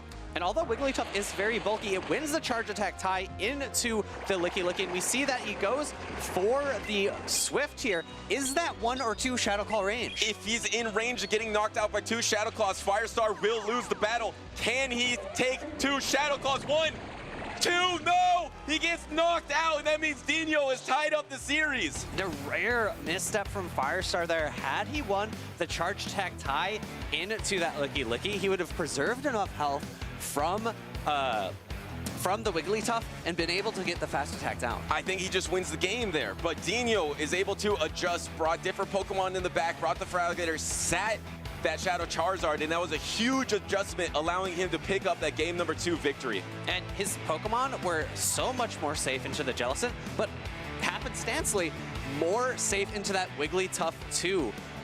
Feraligatr, although its fast attacks are walled by the normal typing of Wigglytuff, is able to provide so much pressure because it's not the Shadow variant. It has that much more bulk in order to survive the charms from Wigglytuff to threaten multiple Hydro Cannons to get a knockout. And I want to see this again because we're looking at the end game now, and we saw a moment towards the end where Firestar had the opportunity to throw charge attack priority against the Licky Licky, but it's so hard, especially Licky Licky is able to generate energy so quickly to know exactly where it's at, but that was the crucial swap, able to take that damage. That was the reason he was in the game, and then all he needed to do is hang on. This Feraligatr was pretty energy dry, so I think he would have been able to outpace if he threw on charge attack priority, but it would have been really close. That Feraligatr could have gone close to a Hydro Cannon before the second Swift was available. Yeah, I think 4 Shadow Claws were necessary, so he needs to be able to survive the 3 charms, and I don't know if there was enough health to do that. Right, yeah, it's so close, and the series is so close. It's 1-1 between Dino and Firestar. The winners finals, day 2, on the line, on the winner's side. We got our leads. Once again, it's the Feraligatr into the Tinkaton. Look, it's a Chestnut appearance in the back with that low kick to try to counter that dynamic duo of Stunfisk and Jellicent. What a call from Dino. Yeah, an amazing Core Breaker here. Going to be able to do very well into both the Jellicent and that Unova and Stunfisk. Have to imagine he's going to prefer it onto the Unova and Stunfisk. And what an incredible team composition. This is going to be really tough for Firestar to win. Oh, this is brutal alignment for Firestar. Once again, he's going to pivot into his Jellicent, but it's met by the Licky Licky. Is he just going to let this Jellicent go down? If he does that, it's going to be the Chestnut, the wild card from Dino, brought against the backline Stunfisk, and that would be so tough for Firestar. So Firestar's going to let this one go through, but if he just plays this as alignment, it's going to be incredibly difficult. Yeah, I think it might be possible if Dino goes for a fast attack down for Firestar to flip switch, but we see that he already has a Shadow Ball loaded. Surf's not going to threaten a knockout, and have to imagine he throws immediately to not risk a charge attack tie. And what can you do to take advantage of this lower health Licky Licky? I'm not sure you can do enough. The Shadow Ball is going to be able to land. Maybe you come in with Stun Fist now to try to bank up a ton of energy, but that energy is going literally nowhere against Chestnut in the back. And I agree. I think this is the better move for Firestar against most teams. But against Dino's team in particular, against the 3 that he's brought, this is going to be the end, because now Dino knows the 3rd Pokemon, knows that all he needs to do is line up his grass and fighting type against the ground and electric type. Everything is going to be resisted. Everything is walled by that grass typing of Chestnut. We know it, Dino knows it, and now Firestar knows it. This is going to be incredibly difficult. Swapping, trying to bait on the Bulldoze. There's 2 protections remaining, but if Dino lets a Meteor Mash through, he might lose the game. So he does Protect Shield on that Bulldoze. Can you get the debuff as well? No, it doesn't matter, because there's a swap out into the Feraligatr. Feraligatr does throw on Charge Attack priority with the Hydro Cannon. Should be enough to knock out, so Firestar does have to give up a Protect Shield. And if Dino's been paying attention, Firestar just threw at the Charge Attack tie, and he should know that this is just a Bulldoze. We do see the no shield. Even if it was Gigatongue Hammer, it only does maybe about 60% of the remaining health of that Feraligatr. These timers are desync. Firestar is desperately trying to get to his timer to get to a million charge attacks to be able to get through that Chestnut. Remember, Chestnut is not the bulkiest Pokemon. Instead, he doubles down with Tinkaton here, knowing that he needs to have Tinkaton around to try to do something for his Chestnut. Swap into the Stun Fist, and no, there's no counter swap. The timers are too desync, so Dino just has to let his Feraligatr go down. This is going to pick up the knockout, and I think there's going to be ample opportunity for Chestnut to build up to 2 charge attacks. There is such little health on the Tinkaton, it has to be within superpower range. Mud Bomb is ready, not going to threaten a knockout. I don't know if a second one would even potentially threaten, but even if that is the case, Chestnut's going to win that charge attack tie against Tinkaton, and therefore, it's going to be game over. Dino with the core breaker of all core breakers, the low kick Chestnut, able to frenzy plant this Stun Fist and even going for the superpower into this Tinkaton. That means Dino is gonna advance to day number 2 here in Indianapolis. Chestnut looking a little bit like Mega Chestnut here, taking that game down. MVP of game number 3 for sure, able to sweep both Tinkaton and Unova Stunfisk. Wow, what a series there. Maybe some opportunities in that game number 2, but game number 3, the adjustment from Dino to have that Chestnut in the back line, knowing that Firestar for the first 2 games of the series relied on the core of Stunfisk, Jealousy. What beats that? The Chestnut. And he's right. Eric is right. It's the signature Pokemon that are performing here. That Chestnut, just absolutely wild core breaker. I can't imagine anyone would have gone into this weekend and predicted we're gonna have a Chestnut in Top Gun. I think it is tipped over the limit. The balance of Pokemon Go Championship Series has changed. You don't know which drop of water will make a vase overflow, but maybe it was Arrow with his amazing performance at the Los Angeles Regionals, full of those signature Pokemon. Now, you almost need one of those signature picks to try to succeed against these top trainers, especially in this meta. We saw the usage. It is so diverse. There's so many Pokemon that are available, that are viable. You need something to throw trainers off, and Chestnut was the perfect Pokemon to throw off Firestar.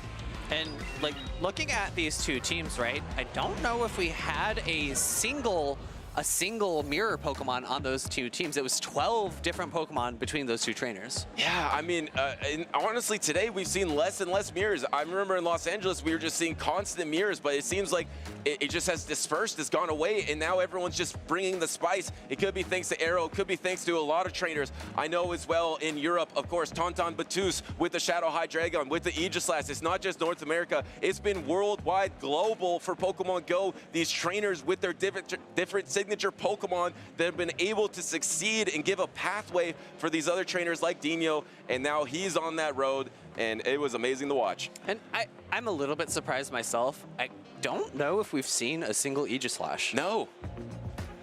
That was one of the things I was most looking forward to, because it is fringe meta, but now that you've seen it win in North America, you've seen it win in Europe, you've seen it win in LATAM, like, okay, let's try it out myself. But I will say it is getting harder and harder to utilize it because as trainers are getting more and more familiar with it, they develop their own counter strategies. So maybe we will see some more Aegis Slash, but none so far. We've seen more and more Mud Bomb Quagsire, so maybe that's it. Yeah. But that's going to be it for us on the desk. We're going to have a short break with a lounge segment with one of our TCG casters, Adam Watson. Take a look. Hello everyone and welcome to your favorite segment, Draw Your Faves with Skarzig. I'm here with Noelle and we're drawing her favorite Pokemon today, Wooper. So she's going to try to follow along and I hope that you at home follow along as well. Let's get started. So Wooper, we all know he's a funny little guy. We're going to start with the big round head and that amazing face. Now he has the little, I think they're technically gills. They're like little branches that come off the sides. And I think these change depending on if the Wooper is male or female, fun fact. But let me know, any Wooper experts in the chat.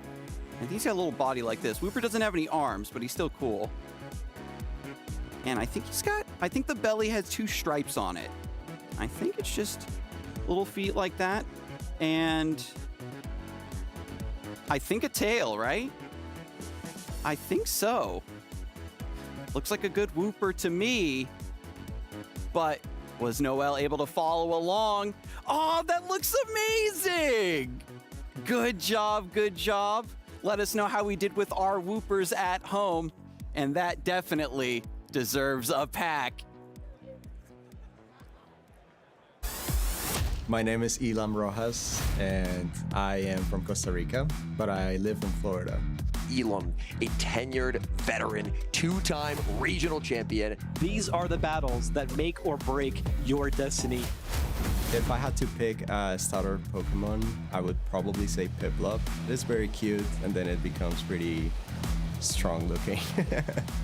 When I was playing Pokemon Go in Colombia, I had like a group of friends that I used to hang out with, and I would hear them talk about Silph tournaments at the time. The very first time that I played a tournament that had a prize, it was, I think, $250 for first place. That was like the biggest thing for me at the time. I was like playing in my room, and then I went running to tell my brother. I was like, dude, I just won this tournament. It showed me that I had the skill and at the same time was having a lot of fun.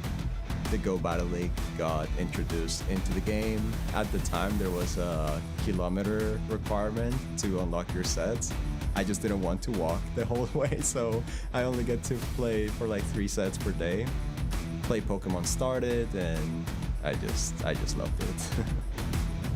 Something that I've learned through competing is that the way you carry yourself, the way you handle yourself in moments of stress are going to heavily affect the way things happen, your life goes, and that kind of stuff.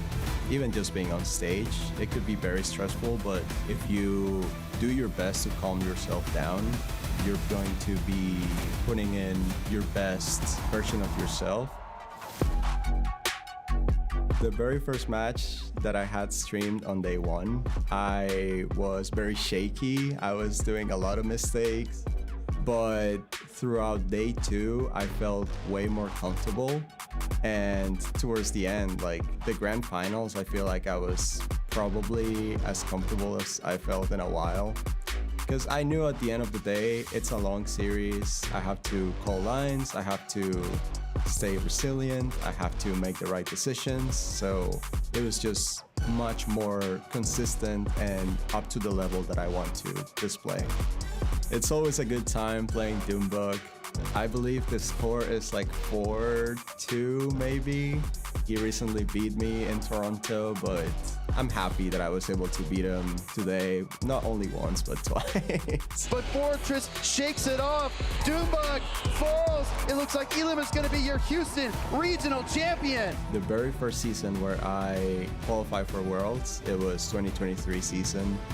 I think I got like a 2nd place in Baltimore and then a 2nd place in Hartford. It was Worlds in Yokohama. It was like the dream trip for me, but I wasn't able to make it because of visa issues. I was like preparing the whole time, and then it was like pretty heartbreaking news, the fact that I couldn't make it. So because of that, I took like a long break.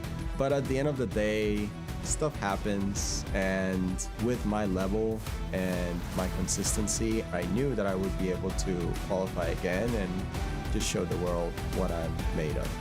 I'm gonna win Worlds this year. Getting that final achievement would solidify me as, I mean, I don't want to say it like this, but as one of the GOATs. What's my favorite? My favorite's the one that's got jet black hair. He's extremely fast. Limitless. So cute. She has a 12-octave vocal range. Can be calm. Powerful. Estilo como yo. 닮기도 한 것 같아갖고. He would improvise on the spot. Just always finds a way to make it funny. We both have very fast moves. And can change the world using its mind. Jigglypuff is my favorite. Jigglypuff, Jigglypuff. Every single time you met a new Pokemon, it felt like you met a new part of yourself. He likes to sleep. Just like me. 뭔가 여러 모습으로 변할 수 있는 모습도. Sí, tiene muchas formas de superar a sus oponentes. Como mis chillas por Dios, su love language. Sa loyauté, sa rapidité. She uses her voice to protect herself. It's homey, you know? Totally. That's why I love it. My favorite is Eevee. Mi favorito es Giga. Arcanine. Gengar. Jigglypuff. So what's your favorite?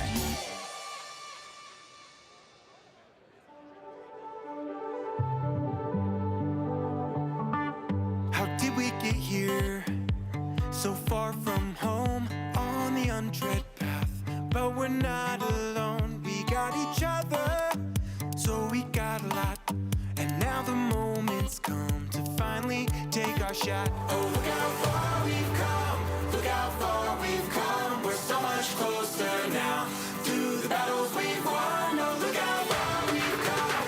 Look how far we've come. There's still a ways to go, but look how far we've come.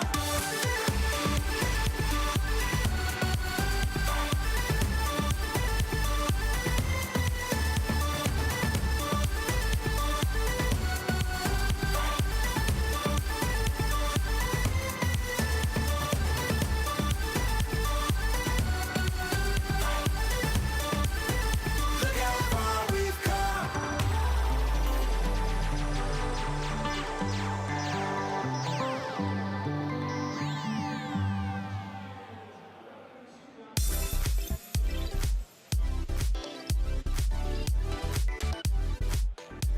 Welcome back, everyone, to the 2026 Indianapolis Regional Championships alongside Stephanie Christine, Chris Reisner joining you. We have seen so much action-packed matches along the way.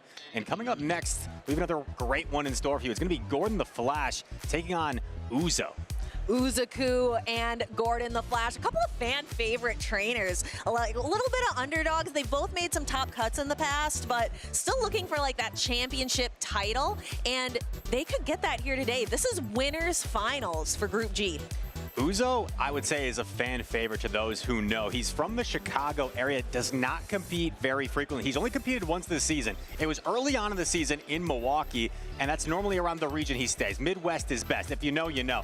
And Uzo, he's one of those trainers, if he's going to qualify for the World Championships, it's probably going to have to be with an automatic invite because he doesn't compete very frequently at all. So this could be a chance for him to reach that destination for the World Championships. And it starts with this match here against Gordon here in winners finals of Group G.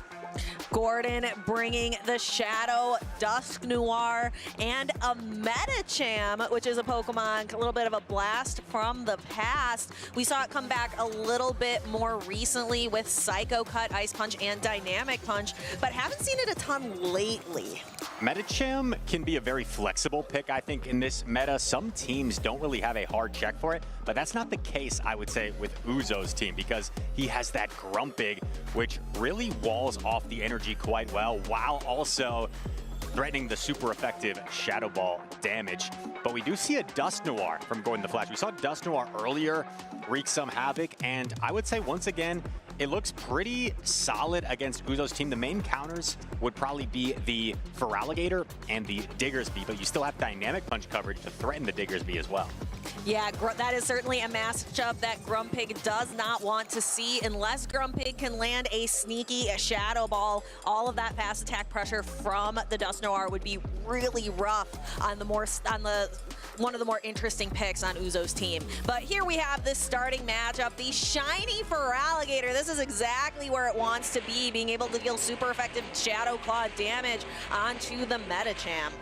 And these trainers gonna play out the lead matchup. This is gonna favor the Feraligatr because the Feraligatr has a higher attack stat. So as these Pokemon both pace two charge attacks, the Feraligatr will be able to fire off that second charge attack first. So Dynamic Punch coming through.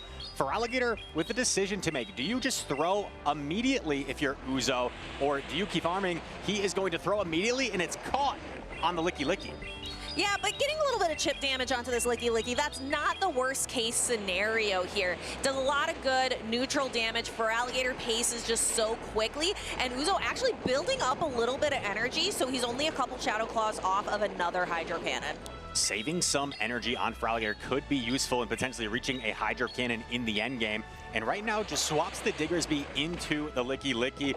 A relatively neutral matchup. Diggersby does have the advantage in terms of resisting the fast attack damage, so it's slightly favored, I would say, in this matchup. But Licky Licky is just so spammy with these body slams, it's actually a closer matchup than you would think. And these two bulky normal type Pokemon are going to continue to duke it out. We've got Scorching Sands coming in from the Licky Licky. Uzo still has a fully healthy Shadow Fortress in the back. We see the quick swap in from Medicham going for the Ice Punch. Actually pulls a shield from Uzuku. Gordon the Flash baits the Ice Punch, gets the Protect Shield, and I think he was second-guessing his decision there to bait. Maybe he felt like it was too risky, or maybe he didn't intend to throw that charge attack. But you see him now let the Medicham go, takes the Fire Punch. Still a lot of health, though, so how do you deal with this Diggersby? It's almost at half HP DeFi, and he has two Pokemon that don't really want to see it, but he comes in with the Tinkaton. He does, and we have the Scorching Sands. This is what Diggersby is here for that ground type coverage, pulling that Protect Shield from Gordon. He's got one more, and this Digger against the Diggersby is definitely where you're gonna wanna be pulling the shields. That is the most threatening, super effective damage left in the game. Everything the Diggersby is throwing at this Tinkaton is super effective. Trying to land desperately that Gigaton Hammer to knock it out, but Uzo is not having it. He's gonna invest in the Diggersby.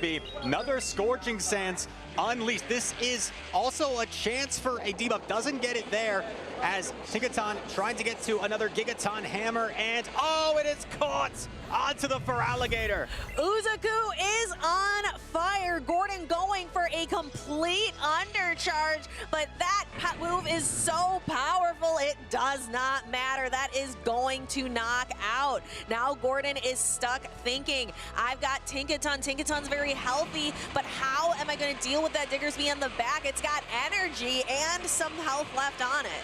I think Uzo was already in a favorable spot, but that catch may have made this insurmountable. Gigaton Hammer coming through, going to connect onto the Fortress despite being resisted.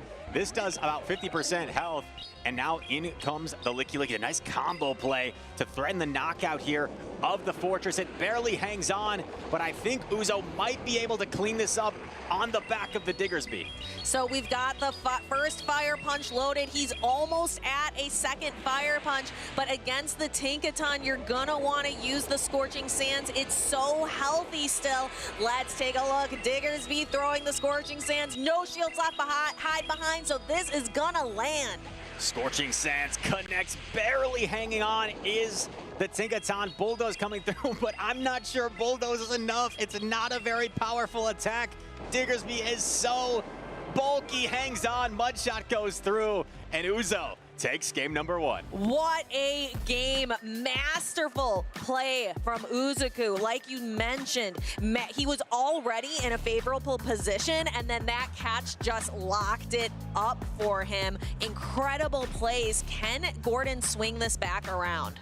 It was a close game there in the end. It looks like at some point that the Tinkaton may have been missing some fairy winds, so I think Gordon is addressing that with the judges, and we may have a review impending.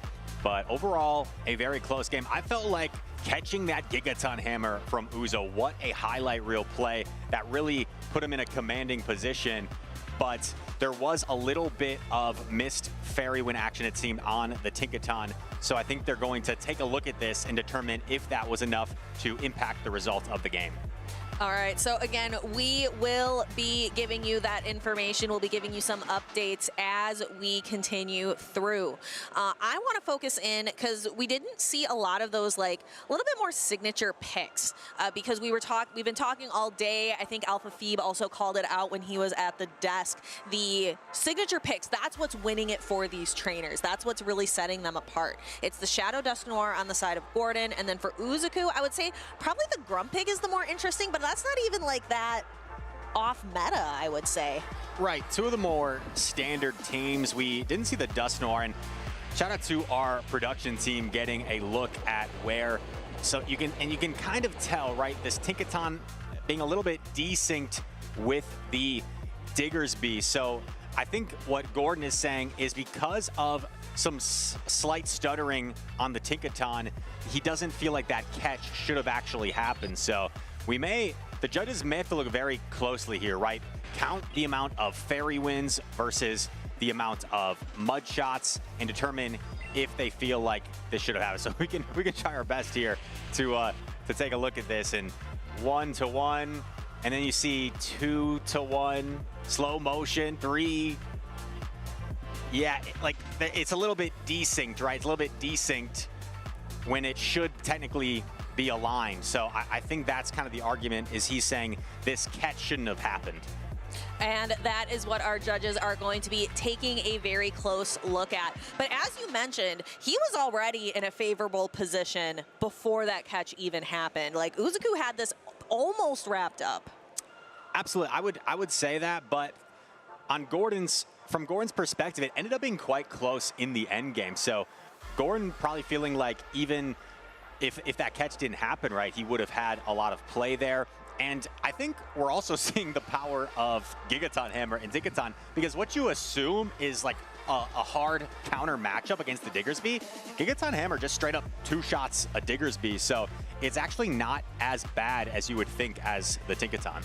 Yeah, I absolutely love using Tinkaton. I've been using it a lot in Go Battle League recently, and it is one of my favorite Pokemon in general. I think it's just kind of sassy and a menace according to its Pokedex entries, and Gigaton Hammer is so much fun. I caught the perfectly ranked Tinkaton or Tinkatink out for Community Day, and I'm absolutely loving seeing all of these Tinkaton out on the field, because before you really had to rely on hatching a Tinkatink from eggs, and then we got to see it out in Community Day. It was so much fun. So that's definitely a Pokemon that I've been really enjoying lately.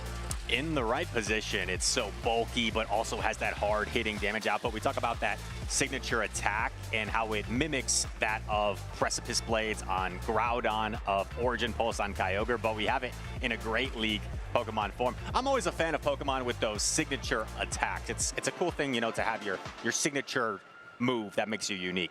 Yeah, and that is so much fun in PvP. So again, just if you are tuning in now, our judges are taking a look at this match under review. There was a bit of lag, and Gordon is thinking that that catch on the Feraligatr should not have occurred. We can take a look and see that replay here on stream. There are some situations where I think these reviews can be more clear-cut, and sometimes where I do not envy the judges, because I feel like there's an argument to be made from both sides, but it seems like they are discussing and coming to a ruling here. Because if you're from Uzo's perspective, you're probably saying, I was in a favorable spot anyway, I had the alignment. And if you're from Gordon's perspective, you're saying, well, you know, that catch wouldn't have happened had I not seen that lag. So they are going to keep discussing this until we come to a conclusion. I think it's one of the more nuanced reviews we've seen. It really is, and that's why we always have to respect our judges. They have a lot of really close calls to make. It can be really tough. And they will continue to look this over, but what a treat of a game we saw first. You know, Gordon the Flash, a trainer that has made day 2s in the past. Uzo, like we talked about, hasn't competed very much, but he has had some showcases similar to Mateus, right, who we saw earlier against Dunebug, just had that incredible gameplay. Uzo, I think, has had some of the most impressive gameplay for a trainer that doesn't compete quite as much on the circuit. He's always top of the Go Battle League leaderboards as well. So he's someone, when I see his name on the player roster, I'm always intrigued to watch Uzuku play.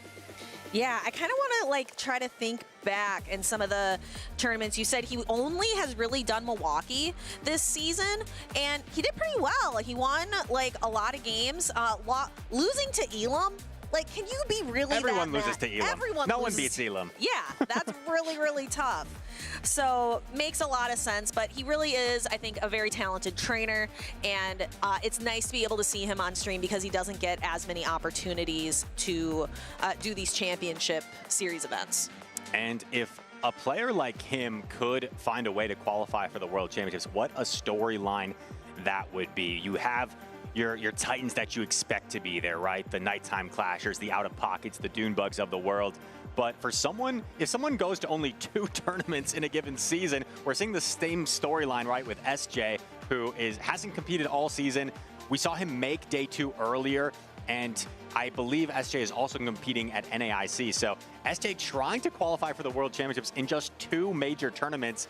Uzo trying to potentially do the same thing here, because I'm not sure he would make the trek to NAIC. So if he's able to accomplish that, that is extremely impressive to me, with such a limited amount of tournaments that they are participating in.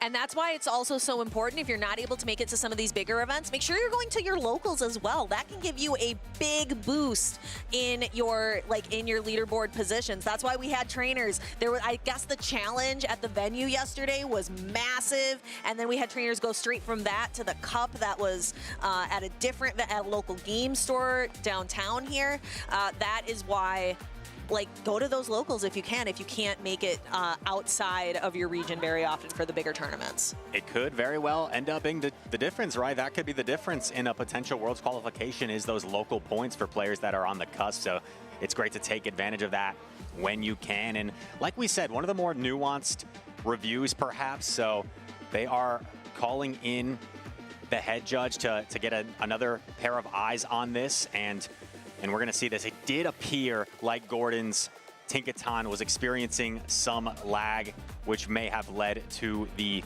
catch there. So Uzo perhaps saying, you know, he adjusted, he's the one that made the catch, but Gordon saying that catch wouldn't have happened. So that's kind of what this comes down to. Definitely, I think, a difficult decision they're going to make here as we review. But, you know, what a big event this is. What a big tournament in Indianapolis. Oh, 218 competitors signed up. One of our largest regionals of the season. So this is really one of the monumental tournaments of the season. It's a pleasure to cast this with all of you following along here.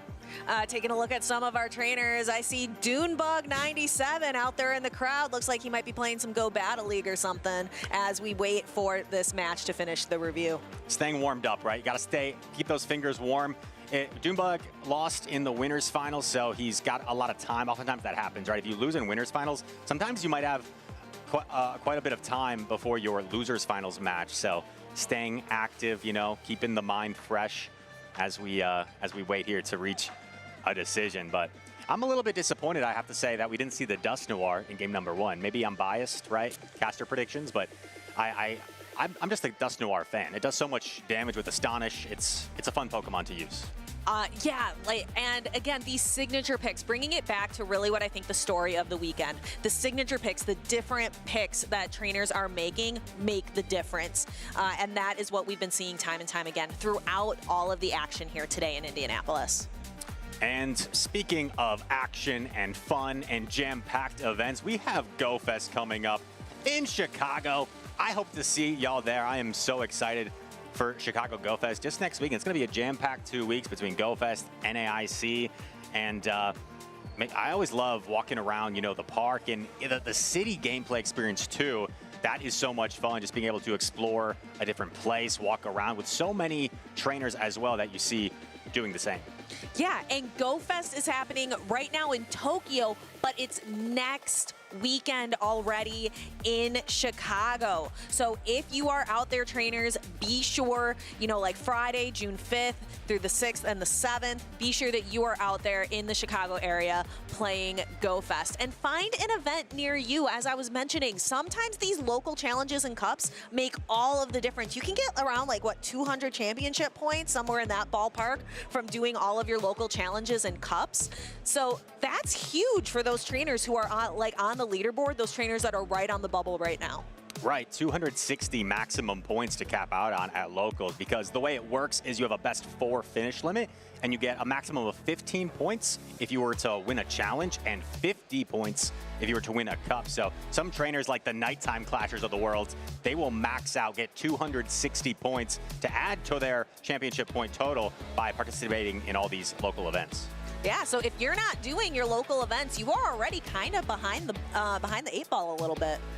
Yes, it's a great place for points, for packs sometimes.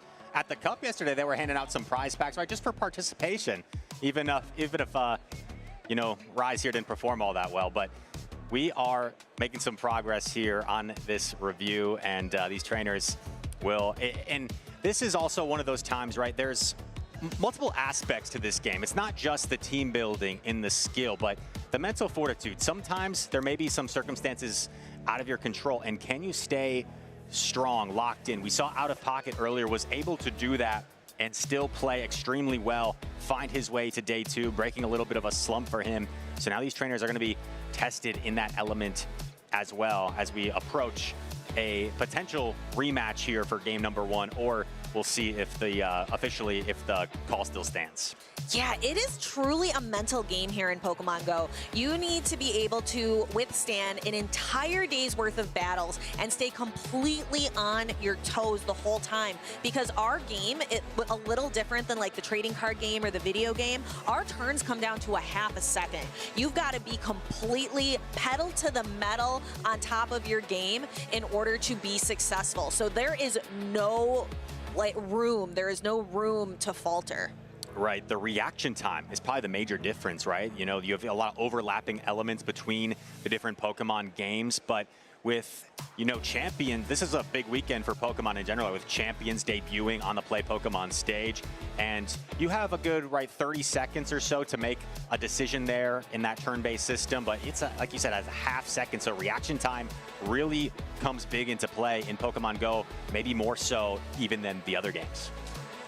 Completely. And it looks like, again, our trainers are talking through. It looks like our judges are starting to come to a decision here. So again, thank you everyone for hanging out with us here in Indianapolis as we wait for this match under review.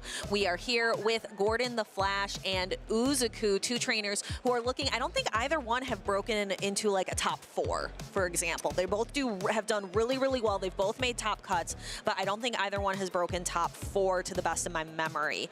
And 2 very fan favorite trainers, as you mentioned earlier. Uzuku really sticks to more of like the local tournaments. Midwest is best, as you said, to 2 trainers right here on the mic who were born in Wisconsin. We know where it's at, and it is the Midwest. But then Gordon the Flash will travel around a little bit to come to different tournaments. We see him most often in Canada, as well as a couple other tournaments throughout North America.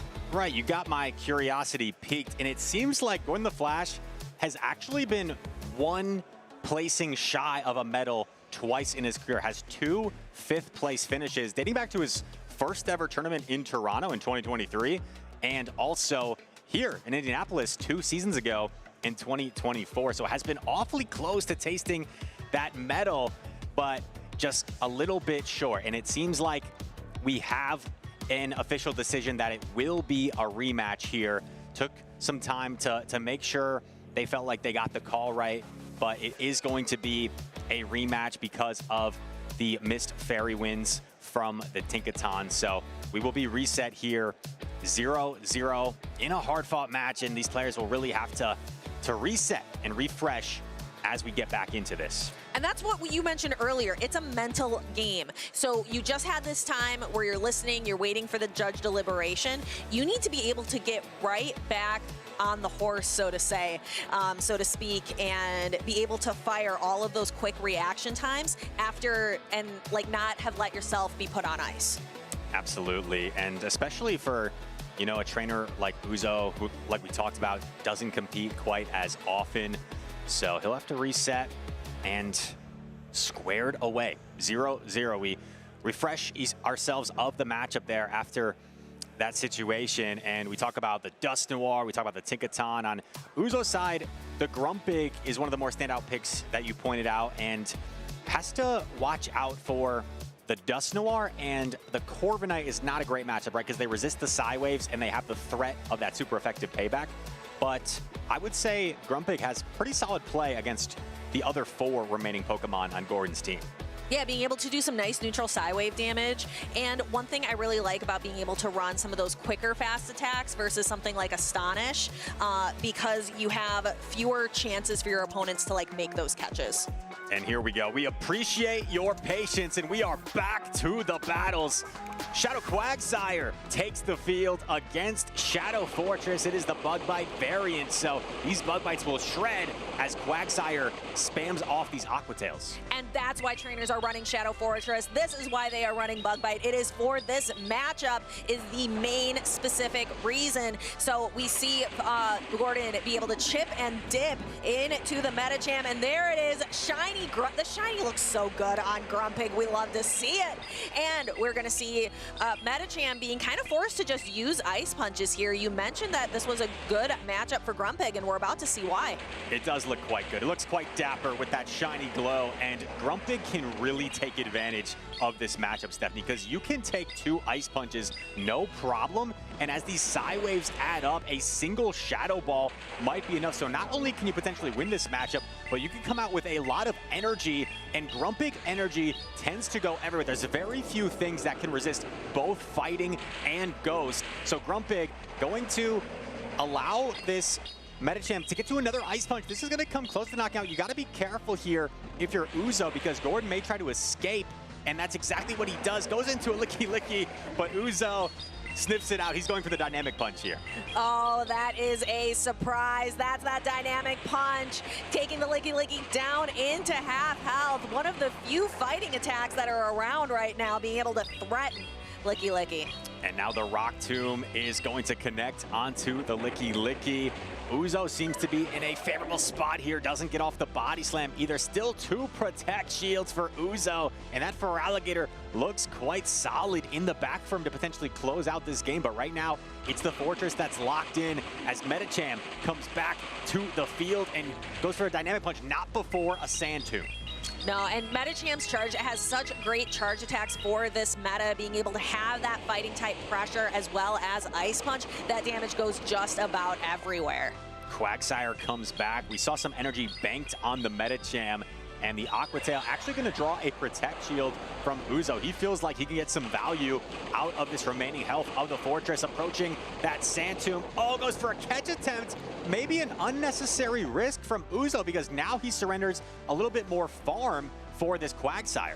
And I saw Gordon kind of turn his head like, oh, is this an opportunity for me? Because that Feraligatr did look really good, but now Gordon's got the Mud Bomb to be able to fight back a little bit. I think Uzo's still in a favorable spot, but suddenly this has become a little bit more uncomfortable because Mud Bomb has now put you within Dynamic Punch range. Oh, but doesn't quite get to a second Mud Bomb. If Uzo's counts are on point, he knows he doesn't necessarily need to Protect Shield here, and he lets it go. He is always on point, and the Feraligatr now going for the Hydro Cannon. I think that the Fortress has a move banked as well, so Gordon's just gonna let this Medicham go down, and Uzo now takes game number 1.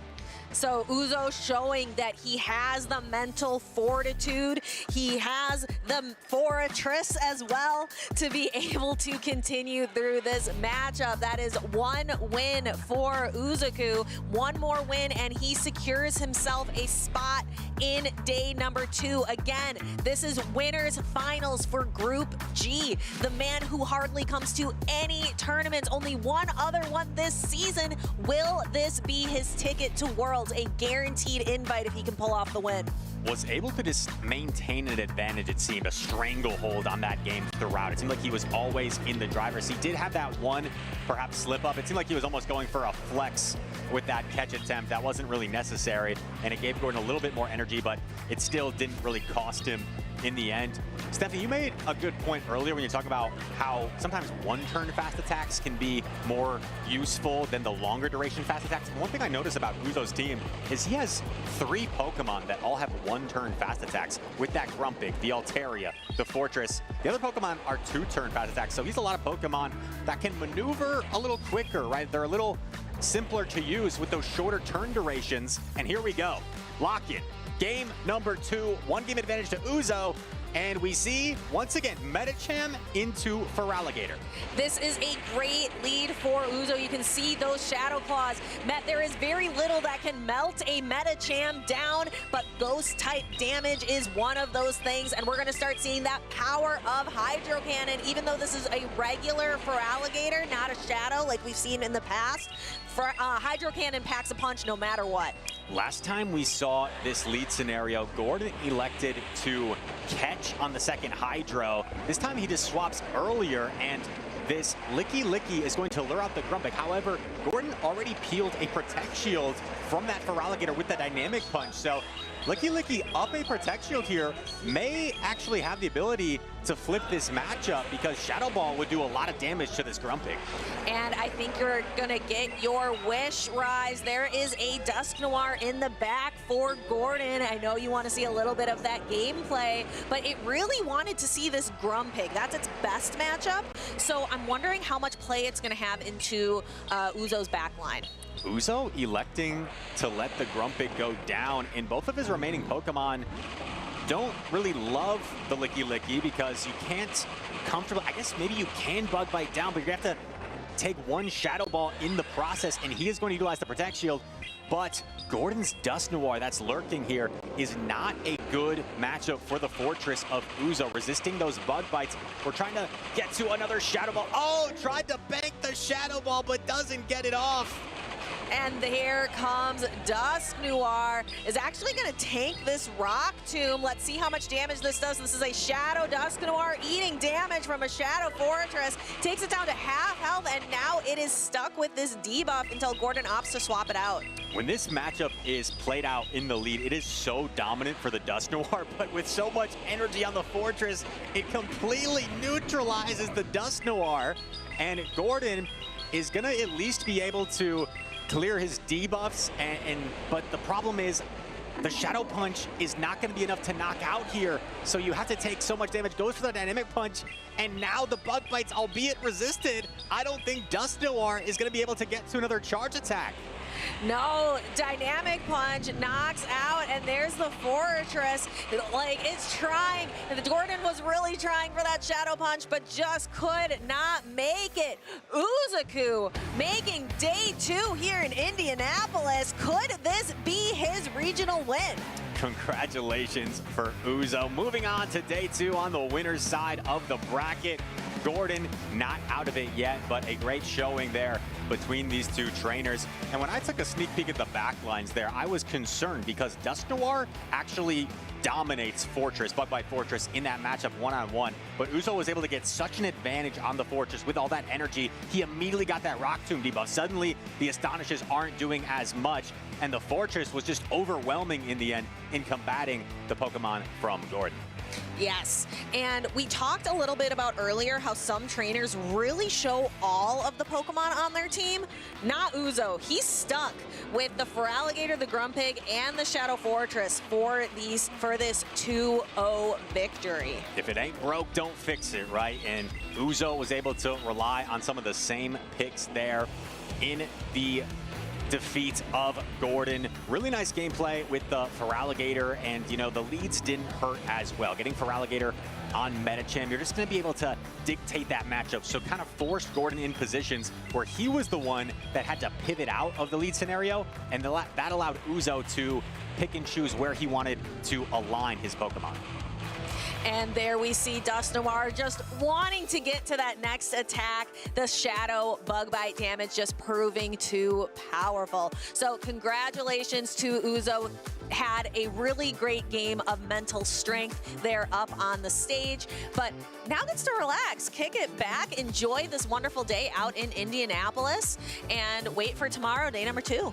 Yeah, can take some time, maybe watch, enjoy some of the upcoming battles that we have. And Uzo along with SJ, right? 2 trainers that have, in SJ's scenario, hasn't competed all season. In Uzo's case scenario, competed in the 2nd regional of the season in Milwaukee. So it's been quite some time since then, but no rust at all. They're on to day 2 on the winner's side. Yeah, and Uzo trying to, like you said, like flex that one catch that maybe provided him a little bit of risk, just showing off, feeling completely confident up there on the stage. Uzo, so technical always with his gameplay. I feel like a really entertaining player. You know, sometimes there are certain players that you just can't wait to watch because they always have entertaining gameplay, and he is certainly one of those. So as we wrap that matchup up next, we have a matchup between Freezing Sun and Mushroom Queen. Mushroom Queen, a trainer who keeps finishing just outside of a top cut, tends to get around 9th place, but really looking for to enter that day 2. And I believe this is going to be winners finals group H. So she has a really good shot, but she's going up against Freezing Sun. And I think sometimes trainers might have a sort of mental block, right? That can be a little bit of pressure when you're thinking, okay, I just need one more win to day number 2. It can get in your head a little bit, and maybe you make some uncharacteristic misplay. So sometimes it's about breaking through, reaching new heights, new barriers, new goals. We've seen it in the past with trainers who have been so talented. Once they capture their first regional title, they seem unstoppable. First, we saw it with Wadaj back in the day. Once he broke through and won Hartford, he just seemed to win everything after that. Same thing with Elam last season, right? He finally broke through with his first regional win in Toronto, and he was basically unstoppable the rest of the season. So I think a lot of it is about once you can get over that hump, you have the confidence, and it really can take their gameplay to the next level.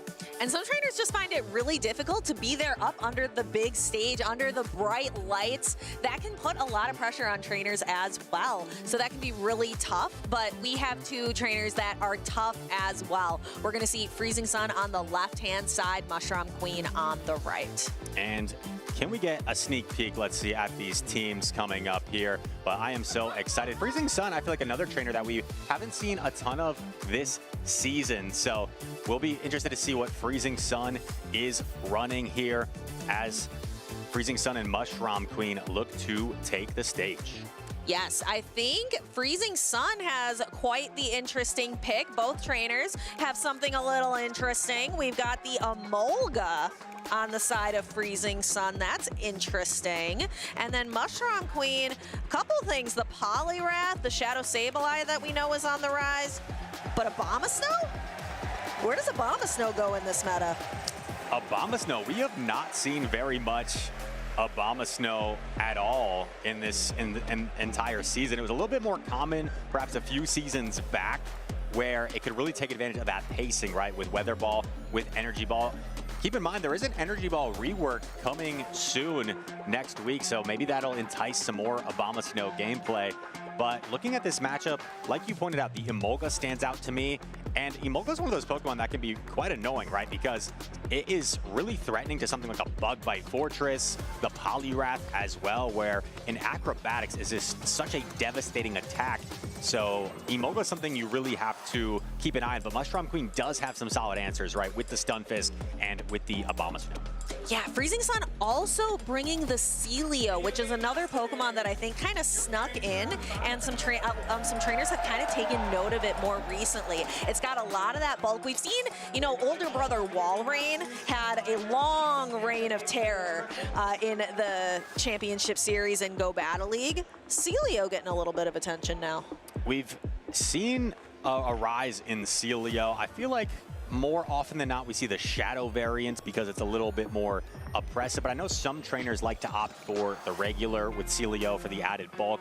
I know Inadequence I was talking to in a previous tournament, he liked the added bulk of the regular Celio as opposed to its Shadow counterpart. So 2 of the more unique teams we've seen, that's Shadow Sableye making an appearance on Mushroom Queen's side. And let's check the Poliwrath moveset, because I feel like Poliwrath has kind of a wild card moveset. It is on Mud Shot, this Poliwrath, with Dynamic Punch and Icy Wind. Yeah, we saw an Ice Punch earlier, and I knew that threw you off a little bit, but that Icy Wind with the guaranteed attack debuff, I believe we talked about, like, there are some benefits to Ice Punch, but that attack debuff is hard to turn away. You also have the option for counter, right? Inadequence ran counter Poliwrath at the Prague Regional Championship all the way to a 3rd place medal. So Poliwrath, one of the more flexible Pokemon in terms of its large move pool. You could also run something like Scald. I don't know if we would see Scald, but Dynamic Punch, Icy Wind seems to be the most common moveset in terms of charge attacks, because you pace so efficiently with the Mud Shot, perfectly getting to Icy Wind and Dynamic Punch every 5 Mud Shots. It makes it a very reliable pacing for that Poliwrath. But how much space does that Poliwrath have room for? I think it looks pretty solid into something like the Quagsire, because then the Aqua Tail doesn't go anywhere. Looks pretty good into like Lickitung, Licky Licky, Tinkaton. So I think it has a few places it could go. The Spheal definitely doesn't want to eat a Dynamic Punch either, or the Celio, I'm sorry. I would say, yeah, it probably has 4 positive matchups here, and just has to watch out for the Emolga and the Malamar. We also see a Shadow Fortress, which has seen a lot of gameplay, of course, here in Indianapolis. Shadow Fortress has been one of the staples of this meta, and at the start, more people were opting for Volt Switch over Bug Bite, but Bug Bite seems to be the more common choice these days for the Fortress. Here we go. We've got a lock-in. It's going to be 2 of the flex picks facing off in the lead. Emolga sees the Abomasnow. Yeah, that is exactly where Abomasnow wants to be. Gets a little bit of energy before dipping into that Poliwrath, and this is a good matchup for it because it's able to threaten the Licky with Dynamic Punch, pulling a shield really early from Freezing Sun. I wonder if Freezing Sun knows that Licky can actually flip this matchup if you're willing to invest shields, if you're a little bit ahead on energy, because already investing 1 Protect Shield, see that Shadow Ball almost does enough to just straight up 2-hit KO this Poliwrath, with the rollout slowly adding up over time. Now going for the Body Slam bait, and oh, Mushroom Queen calls the Body Slam bait. That is tough for Freezing Sun. Yeah, it gives Mushroom Queen a chance to throw 1 more Mud Shot and then another Dynamic Punch. We're gonna see this one connect and take the Licky down low. And if you take a look at the backlines, I think the main reason Mushroom Queen didn't feel inclined to Protect Shield before is she has 2 answers for that Emolga, both the Stunfisk and the Abomasnow, and now going to be firing off this Icy Wind. This should be enough to knock out the Licky, but Freezing Sun may look to get a head start with this Emolga. Yeah, so that's 2 fast attacks worth of damage on the Emolga. That could make a pretty big difference, and then we're seeing a quick pivot out into Malamar.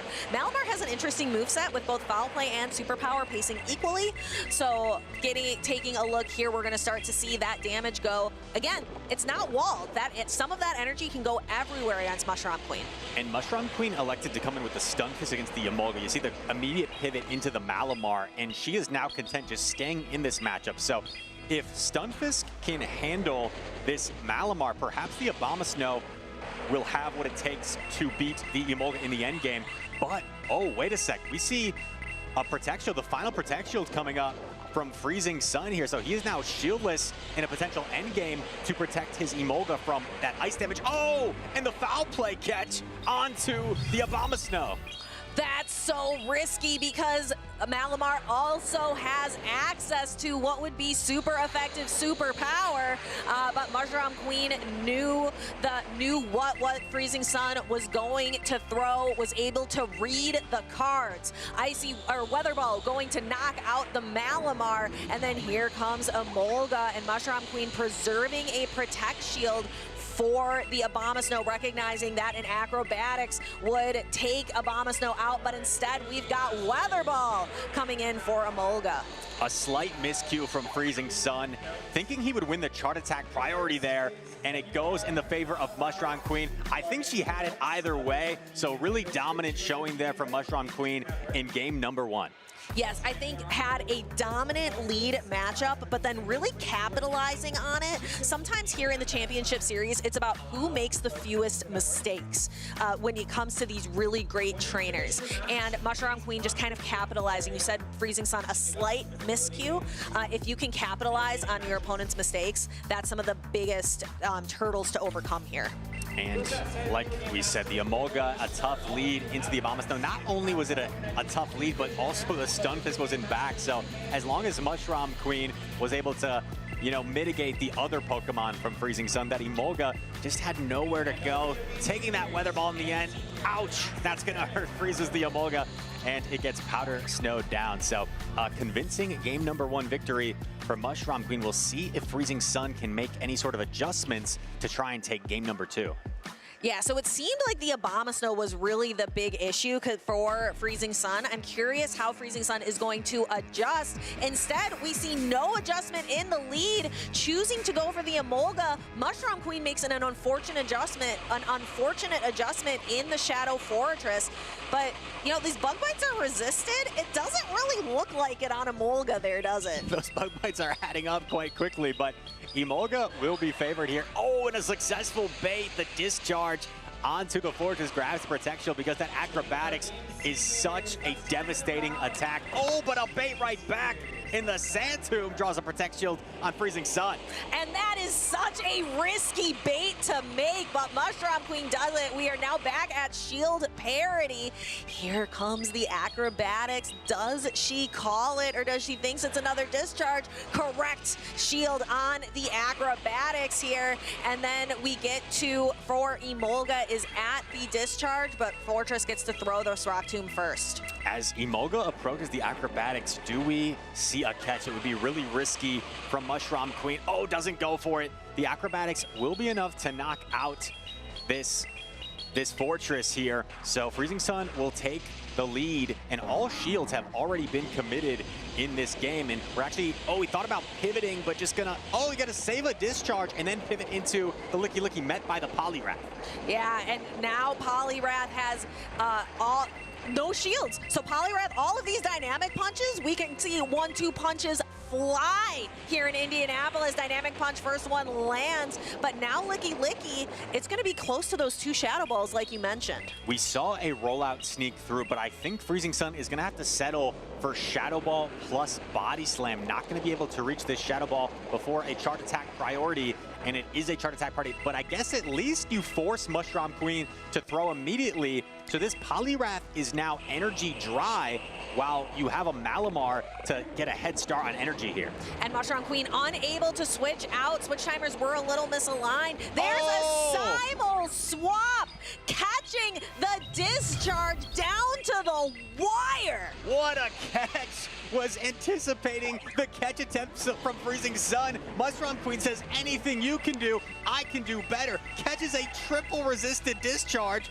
onto the Stunfisk, and now the Stunfisk has a lot of energy to try and threaten this Malamar.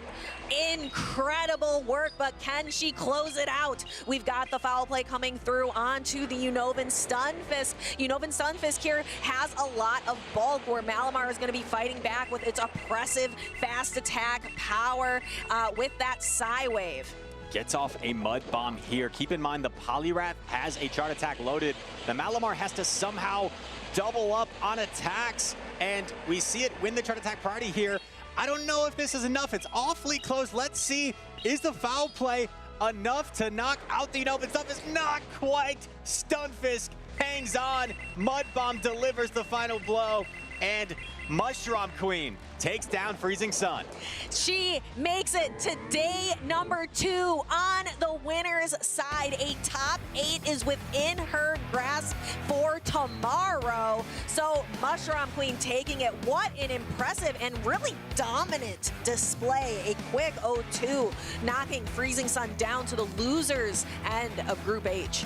That was one of those uncomfortable matchups where it comes down to a lot of baits, a lot of, are you throwing the acrobatics or the discharge, use the protect shield here or not? So a very uncomfortable lead scenario. But the crazy, amazing play that Mushroom Queen made was that catch of the discharge onto her stun test, because she sensed that Freezing Sun was going to go for the catch himself or the combo play and was just one step ahead. What an amazing play there that helped her secure that game.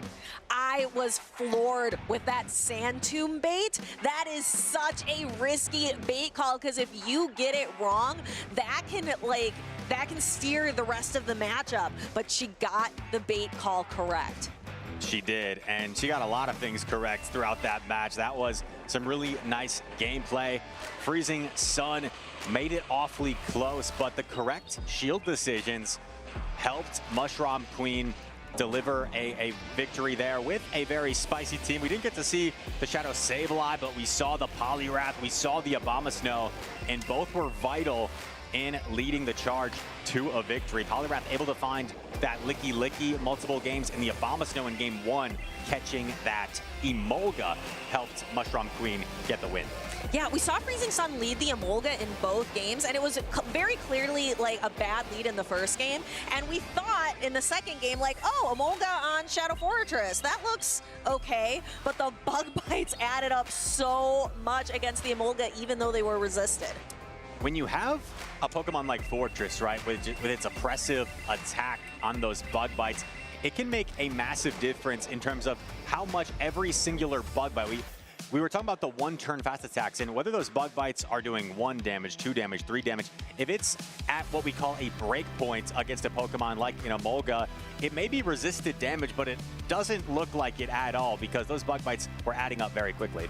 And that's why trainers collect and choose specific Pokemon with specific attack, HP, and defense. When you're appraising your Pokemon in Pokemon Go and you're looking at those bars for attack, HP, and defense, if you find the right combination, you can bump up that breakpoint, like you said, and really change some of these matchups and take a trainer by surprise.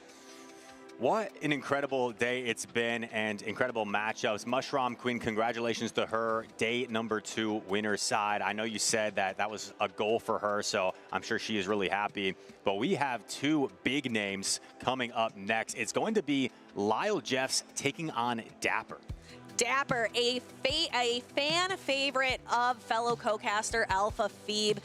So I know Nick is going to be really excited to see those the matches with Dapper and with Lyle. Lyle, a dominant trainer from Canada who is looking for a win here today. We saw him briefly in an interview with 2 Butters earlier on. Yes, Lyle has been one of the top trainers in our game for a long time. He had a season with multiple regional titles, and it comes down from Canada. You know, he said at one point he was kind of considering retirement. I never bought it 1 second. Lyle's still on top of his game, was one of the top finishing players at the World Championships last year. In terms of North America, he was the highest placing finisher at the World Championships. So just so talented. And he's going to be taking on Dapper, who's been really consistent this season, has quietly been towards the top 10 or so of the North American rankings. So this is a real clash of the titans here in this winners group final. And both trainers are going to have those signature picks. That's what we keep seeing in these winter finals. Who can bring the interesting core breaker? With Lyle, we're going to see a Pangoro.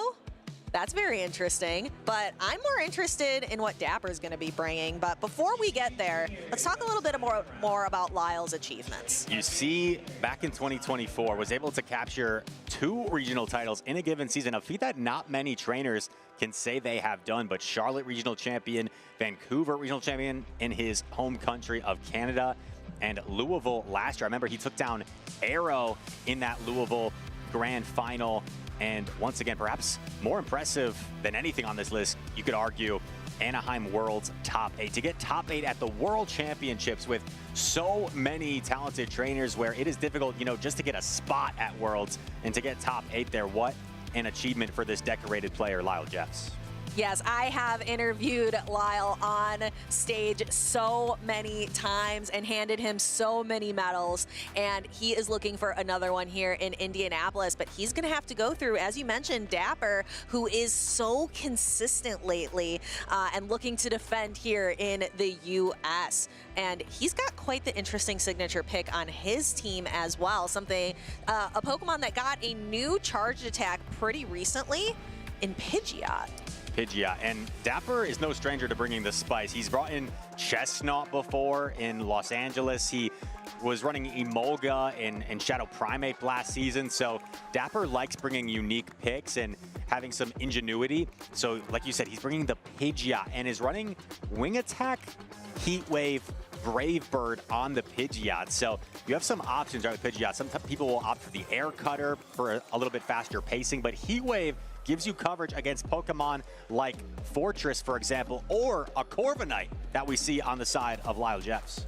Another attack that we saw on Pidgeot, or I'm used to seeing on Pidgeot, is Feather Dance, but that's not to be seen anywhere either. And it is so frustrating to play against a Feather Dance and have your attack drop by 2 stages right off the bat.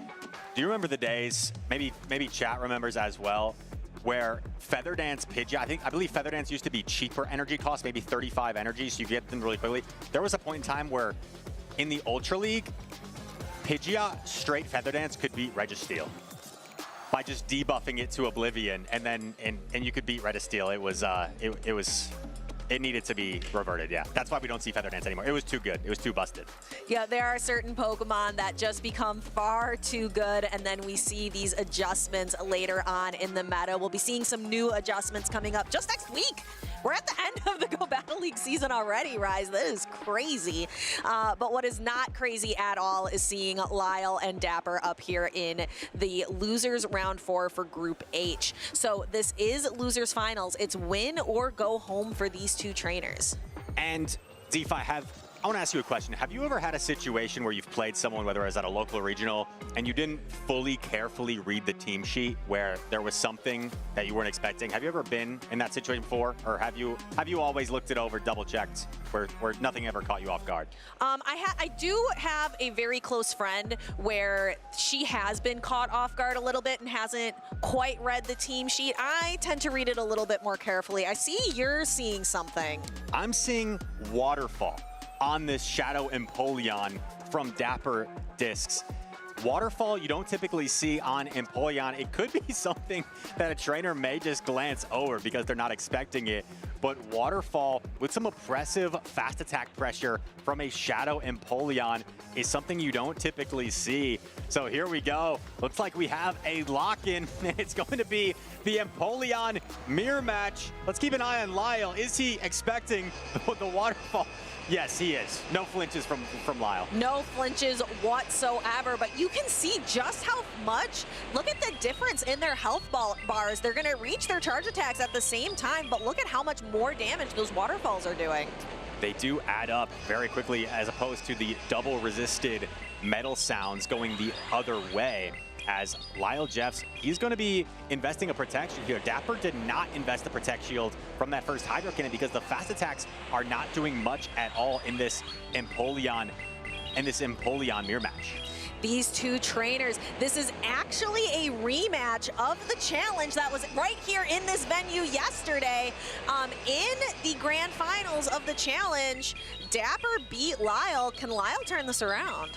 Dapper able to get off another Hydro Cannon. Oh, and it actually decides to catch the Hydro Cannon onto Fortress. I wonder if Dapper was hoping that one Bug Bite was enough to knock out the Empoleon there, because taking a Hydro Cannon onto Fortress is still going to be pretty painful. And Lyle making a decision, deciding to bring in that Corviknight and start chipping away with the sand attack pressure onto the Shadow Fortress. Because for this Fortress is the Shadow with Bug Bite. Bug Bite's not going to be as threatening to the Corviknight, and it's going to take that additional damage from those sand attacks. Gets off the Rock Tomb. I don't know if you can fully farm down here if you're Lyle, so gonna opt to throw the Air Cutter here. And there is a Quagsire, even undercharging the Air Cutter, wants to go for, oh, it still knocks out anyway. And now Dapper has a decision, and we see the attack buff for the Corviknight, just offsetting that Rock Tomb debuff it got moments ago. Yeah, that is the beauty of Air Cutter, having that chance at an attack buff. And we see all of that extra energy being able to go right for the payback into Pidgeot, taking it down to nearly half health. And this is interesting. We see Lyle does have the Stone Edge, and Aqua Tail is not quite enough from this range. Dapper opting to go for the heavy-hitting Brave. This is a massive decision for Lyle, and he does correctly shield the Brave Bird. Now those Aqua Tails might be enough, but we see Dapper choosing to clear the debuff right away and bring in the Empoleon instead. Doesn't feel like he can protect shield the Empoleon because, and actually gets to this Hydro Cannon. That was not a for sure situation in which Empoleon was going to get off that Hydro Cannon, and this could change the course of this game. Lyle does have a ton of energy here and goes directly for the Stone Edge. There's still a shield. Dapper has to make the call.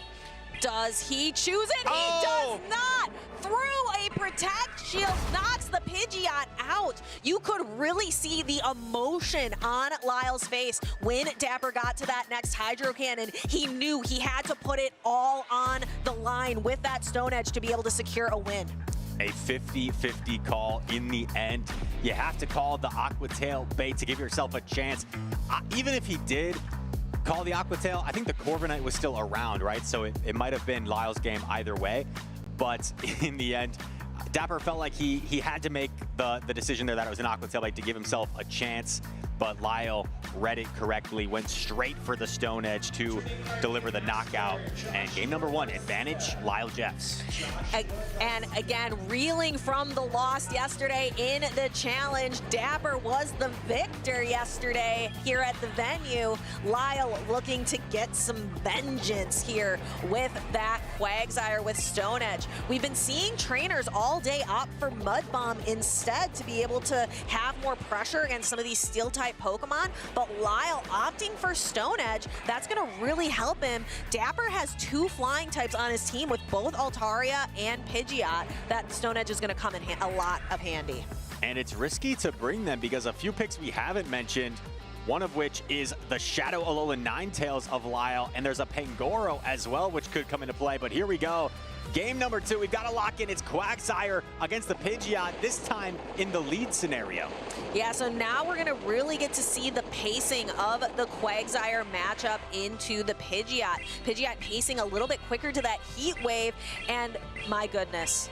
He does it once. He does it again. The Stone Edge lands. Not going to be enough to knock out, but really takes a lot of the gusto away from that Pidgeot. With both of the non-Shadow variants, perhaps Dapper knew he could withstand a Stone Edge, so he was okay taking it even if that was the scenario. Then counter swaps Fortress here into Empoleon. Bit of an awkward position because you're behind energy on this Empoleon. Sand Tomb coming through. Lyle going to elect to take the Sand Tomb knowing he can reach another Hydro Cannon. And there it is, going right for it as he reaches this next Hydro Cannon, going to be able to dispose of the Shadow Fortress, leaving Dapper really just with his own Shadow Empoleon. But this one is running Waterfall, so Lyle not able to get to another attack. Dapper forgoing switch advantage in exchange for getting an energy head start on his Shadow Empoleon. Could that be what Empoleon needs to give Dapper a victory in this game? Right now it's putting on the pressure, and keep in mind that Pidgeot also has a Brave Bird stored for later. And that Brave Bird might find this Quagsire, or it might find the fully healthy Grumpig that Lyle has yet to reveal in the back.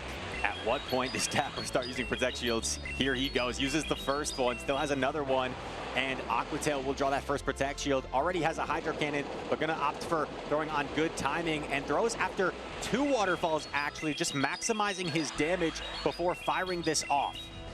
And it's going to bounce off that Protect Shield from Lyle. Lyle's out of Protect Shields, so this Brave Bird is going to land and clear the field.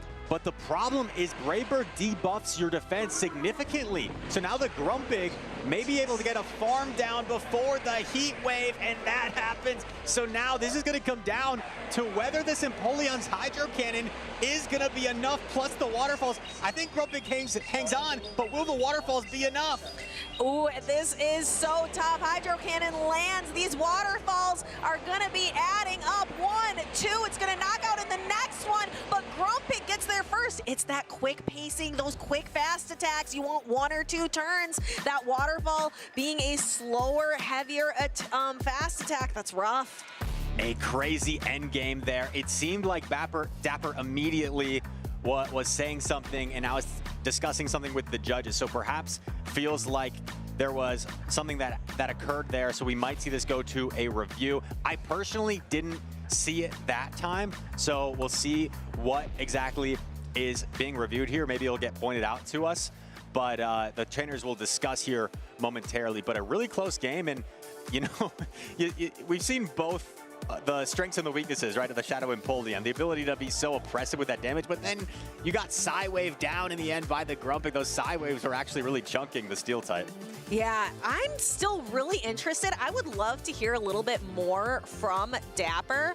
Why the waterfall on the Empoleon? Like, what is the, like why make that choice? Like, what matchups are you looking to target? Okay, it seems like Dapper believes he may have lagged a turn on the Pidgeot here in the end game and would have otherwise reached the Heat Wave. So we're seeing him go reach for this Heat Wave, 2, 3, and oh, that is so difficult to tell. Even in slow motion, I'm not sure if, I guess the way we would figure this out is count the Psywaves, right? Technically 11 Psywaves is what's needed. Can we count Psywaves together? Let's see. We see the Pidgeot, it's gonna triple debuff itself, right? So its defense is lowered. 1, 2, 3, 4, 5. I might have missed some actually. 7, 8, 9. From what I'm seeing, obviously we're just looking at this in real time. I'm with you all. We're looking at this in real time. I don't necessarily think it would have got to the Heat Wave, but these judges are gonna take their time here and look at it a little bit closer. But just so you guys are aware of what is being reviewed, that's what's being reviewed, whether the Pidgeot should have got to the Heat Wave. And we appreciate our judges very hard at work this weekend here in Indianapolis. That is what they are here for, and we just really appreciate all the work our judges do. They do such hard work, and we could not run these tournaments without them. Appreciate the judges, appreciate the production team showing us that instant replay so quickly so we have an understanding of what exactly is being discussed here. So these trainers are going to look at that, and it can be really difficult as well when you're actually the one playing the battle in real time, because you may feel like you saw something that wasn't actually how it transpired. So these judges will make sure to look at this and get this call right. Just a callback to earlier again, the difference in our game in Pokemon Go versus the trading card game versus the video game is that you have a little bit more, you have so much less time in our game to make these decisions. Everything is just happening so quickly. We're slowing it real down. Can we count together? This is real slow now. Okay, so I think Pidgeot is only 4 wing attacks away. Oh, we're in super slow-mo. I wasn't ready for the super slow-mo. Yeah, I think the Pidgeot was only 4 wing attacks away. So when I originally said 11 Psywaves, I was going under the impression that the Pidgeot was dry. It's only 4 wing attacks away, so it would be 9 Psywaves technically that this Grumpig would need to knock out the Pidgeot if things were going correctly. I think with the first attempt at counting, that's what we saw, was 9 Psywaves. So we will stay tuned here, but that's what this game comes down to sometimes. You know, half a second, 1 Psywave in the end could have been the difference there, right, between that Hydro Cannon KOing or not. So, and it looks like after a quick review, and shout out to our judges for really expediting that review process. That was decided awfully quickly, but the trainers have now exchanged team sheets, so it looks like Lyle Jeffs is moving on to day number 2. Congratulations to him. Yes, and this was losers side of the bracket. So this was losers round 4. Good catch, so yeah, thank you. Lyle able to continue his bracket run, and unfortunately that is the end of the road here for Dapper. But I really appreciated the Pidgeot choice with that Brave Bird, with that Heat Wave, showing us something a little bit different. I haven't seen Pidgeot in a minute in Open Great League. Right, and you have to appreciate Dapper always willing to bring the spice, and Lyle that time just stood in his way. So Lyle, like you said, moving on the loser side of the bracket, that'll be the end of the run here for Dapper. But, you know, Dapper's had such a great season. He has more than enough points to qualify for the World Championship. So looking forward to seeing how he does at NAIC coming up. I presume he'll be there. And Lyle Jeff still alive in this tournament. We'll see how far he can go on. And we didn't even get to see some of the more interesting picks on the side of Lyle. He's got the Shadow Alolan Ninetales we might get to see later. He's got a Pangoro, which is really an interesting choice, because they're especially a Pangoro in a meta that has Wigglytuff so prominent in the meta. Very interesting to see the Pangoro there. Pangoro can be really scary when you see it on the opposing side. It's just so menacing with that close combat damage, and that dark typing can resist some ghosts. So maybe we'll see some Pangoro later on or a day two. But for now, we're going to send it to a break, and we're going to hear from our co-caster Butters. Hello trainers, we're here in Indianapolis, which is the last regional for North America of the 2026 season, which means so much is on the line for some of these trainers. So I wanted to spotlight some of those trainers. First off, we have Teddy Bear XD. How's your season been so far? Pretty good. Although I've only been able to do one regional before this, which was Milwaukee. Got a decent amount of points there and have done some locals before as well. So do you know where you theoretically stand? I know it's not exactly official, but do you know where you stand in terms of qualifications right now? I think I'm somewhere in the mid 90s. Okay, well, that means only 75 do qualify for the World Championships in North America. And you know, Teddy Bear, you've competed in 3 straight World Championships so far. So what would it mean to you to be able to compete one more time? It would mean a lot, you know, keeping that streak going up to 4 and doing it in my home state would be super cool. And it'd be an incredible feat to qualify just after 2 regional performances. Not to put pressure on you, but how are you feeling going into this tournament? I feel pretty good. I've done a lot of preparing in you know, practice tournaments and team building, so I feel pretty good. I haven't put too much emphasis on the points. I'm just trying to perform well. And we do have one more tournament. We have the North American International Championship. So that's another opportunity. Do you plan in competing there as well? Yeah, so I have a spot, I have my ticket and my place to stay, so I am planning on competing there as well. All right, well, 2 opportunities. I mean, if you can do it, you will probably, if you get into the points, you have a good chance at qualifying. So this is a story that you want to be looking out for. If you see him in the bracket, you see him on stage, this is a trainer fighting for his life for Worlds qualifications. Best luck to Teddy Bear, and let's get back to the Pokemon action. Toughest opponent I've ever faced. That's a difficult question because there's so many, but I would have to lean towards Dunebug 97. They say we're rivals. We've played each other 12 times, and it's always a really tough battle with him, so I'd say Dunebug. My current record against Dunebug is 6-6, where it's all tied up. My favorite Pokemon kind of changes over time, but I would say Mew because it's been one of my favorite throughout the Go Battle League, and it has so many different move sets. We kind of coined the term Mew sets, so I like Mew. I would say the most underrated Pokemon right now in Pokemon Go has to be Shadow Malamar. I got the idea from its accent for this tournament, and I don't know if I've seen any other in usage, so I might be the only person running it, and we'll see how it goes. The funniest competitor I've played against has to be Lurgan Rocket. I remember playing him at Worlds London back in 2022, and he was literally complimenting my plays mid-game. He's like, man, that was a nice catch. And he's like making jokes mid-battle, and he still ended up beating me, so I was a little salty after that. If there was one piece of advice that I could give to everybody, it would just be to go out there and try your best.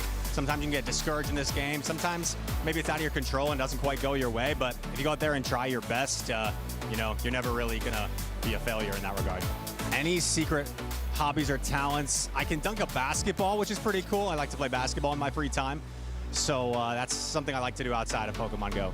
If I could create a Pokemon for Pokemon Go, I would make it a normal Ghost type. I think it's an incredible typing combination. I'd give it Lock-On as well as Shadow Ball and Swift with incredible pacing. It would dominate everybody. In terms of my favorite Pokemon event I've gone to, I am guilty where sometimes the events I do better at lean towards the happier memories. So maybe like Milwaukee the first season in my hometown that I won.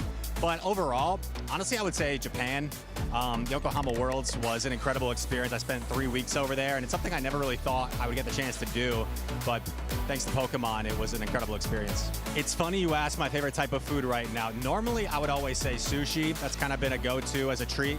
But I've been going through a pho phase. It's like a Vietnamese cuisine, if anyone's unfamiliar, and it's pretty healthy, also tasty. So I'm gonna have to go with pizza because I feel like there's more variety of pizza. And no matter where you go in the world, you see pizza stores. It's one of the most popular foods in the world for a reason. You gotta go pizza there.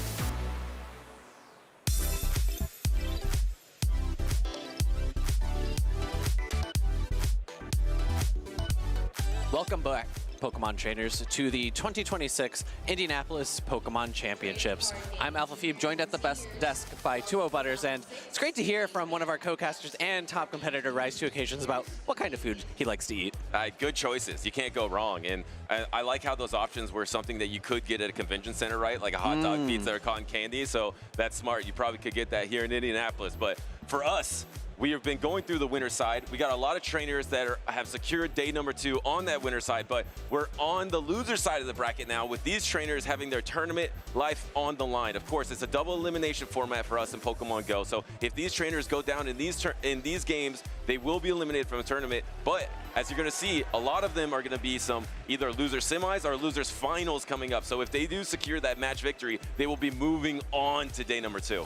And these trainers have been here for a long time at this point. These trainers have been grinding through match after match. We're going to be going into losers round number 8 in Group A. So that means these trainers have been here since the very beginning. They had the earliest call time, and they are still fighting to try to get into day number 2. Well, we know because we've actually seen these 2 trainers already on stage, both of them, Mashed Potato and Phoenix Dark. We saw earlier on in the tournament, both of them, I believe, lost in the winners finals. So this, I believe, is a losers finals here. Yes, it is for group number A. And of course, I think Mashed Potato, this is his first tournament ever that I am aware of. So to make it this far is incredible. I actually did get confirmation from him that it is his first tournament, while he very kindly traded me a rank 29 Aegislash for the Great League. Oh my goodness, I didn't know that's where you got that one. That's incredible. Just giving out amazing trades and bringing in W's for Mashed Potatoes so far in Indianapolis. He's going to be facing Phoenix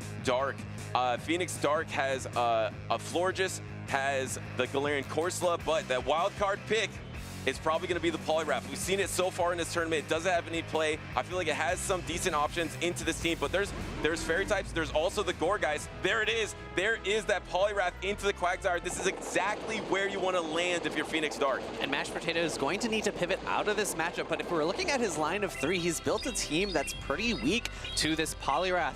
Quagsire in the lead only has resisted options, gets a Icy Wind bait shielded, and he only can throw Aqua Tail or Stone Edge. Yeah, and the Icy Wind, and here comes that Stone Edge into 2 Protect Shields after you already got debuffed. Devastating for Mashed Potato here. It's going to be not very effective, and Poliwrath is able to just shake that off. And now here comes the swap into a Dynamic Punch, and if in an Icy Wind, that would have been great too, because it would have been super effective into the Stunfisk. This is still going to do a reasonable amount of damage, and we'll have to see if Phoenix Dark opts to switch or get an Icy Wind off. No, builds up to an Icy Wind and then pivots into his own Unova and Stunfisk. I think was trying to pull a Mushroom Queen and swap in on a triple resisted electric type attack into the Stunfisk. Instead, takes a super effective Mud Bomb, but now you're almost at Mud Bomb yourself. The problem is Mashed Potato Stunfisk is not in range of knockouts. So you're going to have to get the double Mud Bomb here because you're never Thunder Shocking down a Stunfisk. Mashed Potato is going to be reaching his own Mud Bomb shortly. However, I believe Phoenix Dark, because the Thunder Shock will sneak through during this charge attack, will slightly outpace to the next one. All right, the Mud Bomb is almost available like you predicted here, and this just goes from bad to worse because now you lost the lead matchup, you lost the swap matchup as well, so you're going to be destined to have that Quagsire into the Poliwrath. At least the Quagsire is pretty healthy. You are down to Protect Shield. You have Licky Licky. What comes in? The Quagsire swap in the Poliwrath. No bait this time. Going for the Dynamic Punch. Does Mashed Potato give up his last Protect Shield? No! Lets it go! And I like this quick pivot from Phoenix Stark, recognizing that Mashed Potato was staying in a very negative matchup and the back, or in the lead, and then switched in a not that great matchup in the Unova Stunfisk, recognizing how strong this Poliwrath is. And he had to give up double Aqua Tail. The first Aqua Tail didn't knock out. He was in danger of taking a charge attack, and Phoenix Stark actually does give up the Protect Shield to unleash that charge attack, going for the Icy Wind. Maybe if you could have swapped in Licky Licky, but it's just terrible. Here comes the Protect Shield, trying to go for the Mud Shot down, just trying to keep this Quagsire around. You have the Licky Licky in the back. Phoenix Stark is also at his timer. And I think it was a bit unfortunate there because of the debuff, the Mud Shots required 2 in order to get the fast attack down. Now we see a pivot into the Licky Licky, which is met by that Empoleon, and this is going to be a pretty positive spot for Phoenix Stark because only Shadow Ball does neutral damage, and it takes so many rollouts to get to one. And as you'll see, as this first Hydro Cannon does land in the Licky Licky, double Hydro Cannon is pretty much enough, but maybe there is the swap too as well for Phoenix Stark, able to secure that, take that Body Slam. Do you ever undercharge, try to get a rollout down? No, actually going to throw the full force of the Body Slam, knock out the Stun Fist, and here comes the next Hydro Cannon. It's going to be very close to knocking out Phoebe. I would have liked to see a little bit of an undercharge, but even then, because the Empoleon was loaded on energy, it would have won the charge attack tie, and I don't think there was really that many outs for Mashed Potato in this matchup. Again, no Mud Bomb, so only resisted damage into the Empoleon as well. Shield comes up. That's going to be game number 1, going over to Phoenix Stark. Yeah, you see these trainers say, good game. The Empoleon's going to be able to clean up here. It is tough sledding for the Shadow Quagsire of Mashed Potato, running into a Poliwrath and Empoleon. There's no way to put your charge attacks into either of those Pokemon, and Phoenix Stark does take game number 1 and is 1 game away from moving on into day number 2. And I want to go back to a previous point where Nighttime Clasher was saying you need to have a wild card pick in these tournaments right now. I love Phoenix Stark's pick of the Poliwrath because it really breaks up the Quagsire and Licky Licky core that's been so flexible, so safe for multiple metas, but Poliwrath just puts a wrench into that entire strategy. And I think in order to deal with that, Mashed Potato is going to have to lean on his Galarian Weezing a little bit more. It's not necessarily the best Pokemon into the rest of Phoenix Stark's team. Of course, it's going to struggle a little bit down energy against something like Empoleon or the Unovan Stunfisk, but it's his only Pokemon that has a really positive matchup against that Poliwrath. I guess you could also lean into the Gourgeist a little bit, but that has its own downside in that it's not going to do much damage against something like Altaria. I think you might go for the Gourgeist because you saw Phoenix Stark show double answers, ABB, strong to that Galarian Weezing in the back with the Empoleon, with the Stunfisk. So I think your Gourgeist would have a lot more play against that back line, but the adjustment from Phoenix Stark, he was on the same wavelength as you. Now he has the Altaria in the back, which will be amazing versus that Gourgeist. This lead matchup, Dynamic Punch is incoming. You're going to be able to resist these Bug Bites. Looking good for Phoenix Stark's Poliwrath. This is going to be same type attack bonus damage, taking the Fortress down into the yellow. Sand Tomb is ready, going to be the charged attack of choice against a fighting type such as Poliwrath. And what do you do here now? I mean, do you come with the Gourgeist, try to soak up the energy? But the thing is that the Icy Wind is going to be super effective here. You don't want to take Dynamic Punch anywhere. Oh, there is the Dynamic Punch. That is actually exactly where you want to take it. Double resisted into the Gourgeist. This is what Mashed Potato needed in this matchup as he gives a thumbs up.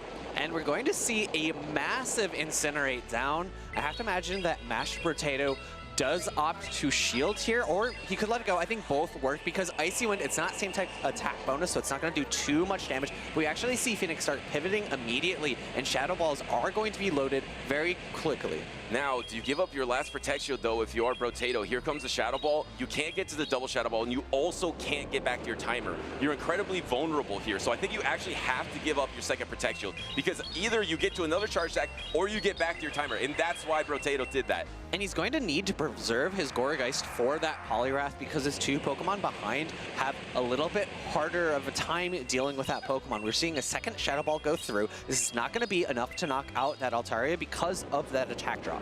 And the timer is up. Do try to swap here before the sky attack. Here comes the swap on the Fortress. You have Sand Tomb available. This is double resisted. Probably not enough to knock out the Altaria, but a Bug Bite or two might do the job. Yeah, I agree. I think it's going to be very close, but we actually see a pivot out into the Empoleon. This would be a massive farm down. However, I think a Sand Tomb is going to be reached, but Phoenix Star has the option to go for that Hydro Cannon first to prevent that defense drop from occurring. Phoenix Star swapped so fast, I didn't register if that Altaria did get to the sky attack. I don't know if he has the charge deck. If he does, that could be crucial in the backline. But obviously, this Empoleon has a 2 Protect Shield advantage, could shred through this backline. You have the Licky Licky in here, gonna be able to take double Hydro Cannon, but double Hydro Cannon plus Metal Sounds will be in range of knockout for Phoenix Dark. Mashed Potato is going to have to think about potentially baiting here in order to try to pull away both of the shields. I think he has a little bit of energy on that Gourgeist in the back, but not a ton. We see the first one, it's not actually a bait, it's going straight for the Shadow Ball. Shield goes up by Phoenix Dark. And how do you swap here? It's so clunky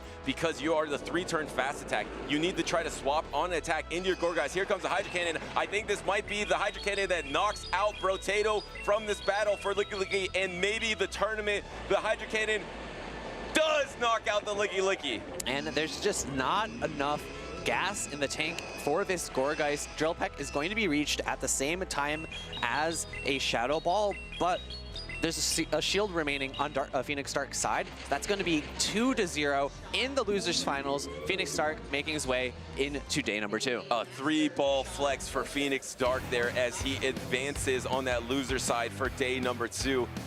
Well done from Phoenix Dark. I think the experience competing in previous tournaments, I think showed out here in this battle. But Brotato, your first ever tournament ever, getting it that far is incredible, but well done for Phoenix Dark.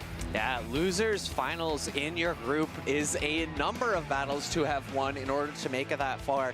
Earning himself championship points, earning himself Pokemon packs, and something to brag about when he goes back home. Yeah, an underrated aspect of that I think we don't talk about is the prizing does include obviously money in the top end, and then you also get packs on this end as well, and that is very valuable. Also, it's awesome to open them too, so it's a really cool prize. I mean, you see a lot of trainers that get in the points and just barely. They're so stoked. They're like, I got in the points, I got championship points, but I also got packs, and people are stoked about it, and I don't blame them. Yeah, we saw production earlier backstage opening up Pokemon packs this morning, trying to search for their rare cards in the back, but I think a little bit unable to find exactly what they were looking for, but that's part of the fun in it all. It is. It's about the search. It's about the road. It's about the journey, just like it is in Championship Series. We're all on this journey to Worlds together. Phoenix Dark is one step closer by getting to day number 2. And what a fun team composition from these two trainers. I would have maybe preferred to see the Galarian Weezing to come because of it being his sort of more unique pick, his wild card, as we've been calling it. And I agree.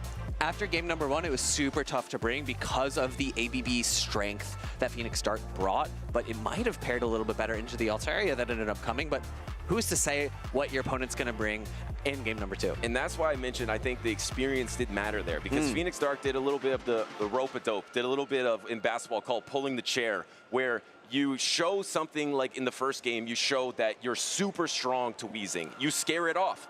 You say, oh, I'm going to bring that Empoleon and Stunfisk in the back. You better not bring Weezing because it's going to be in a lot of trouble. And then you know that your opponent is like, okay, I only have 2 options. I have Weezing or Gourgeist. I don't want to bring Weezing in that. I'm going to bring Gourgeist. And then Phoenix Dark, with his experience, knows, okay, now I do the rope-a-dope, I pull the chair, I bring Altaria. And that's going to be the counter for the adjustment. And that's why Phoenix Dark was able to win that series 3-ball flex in game number 2.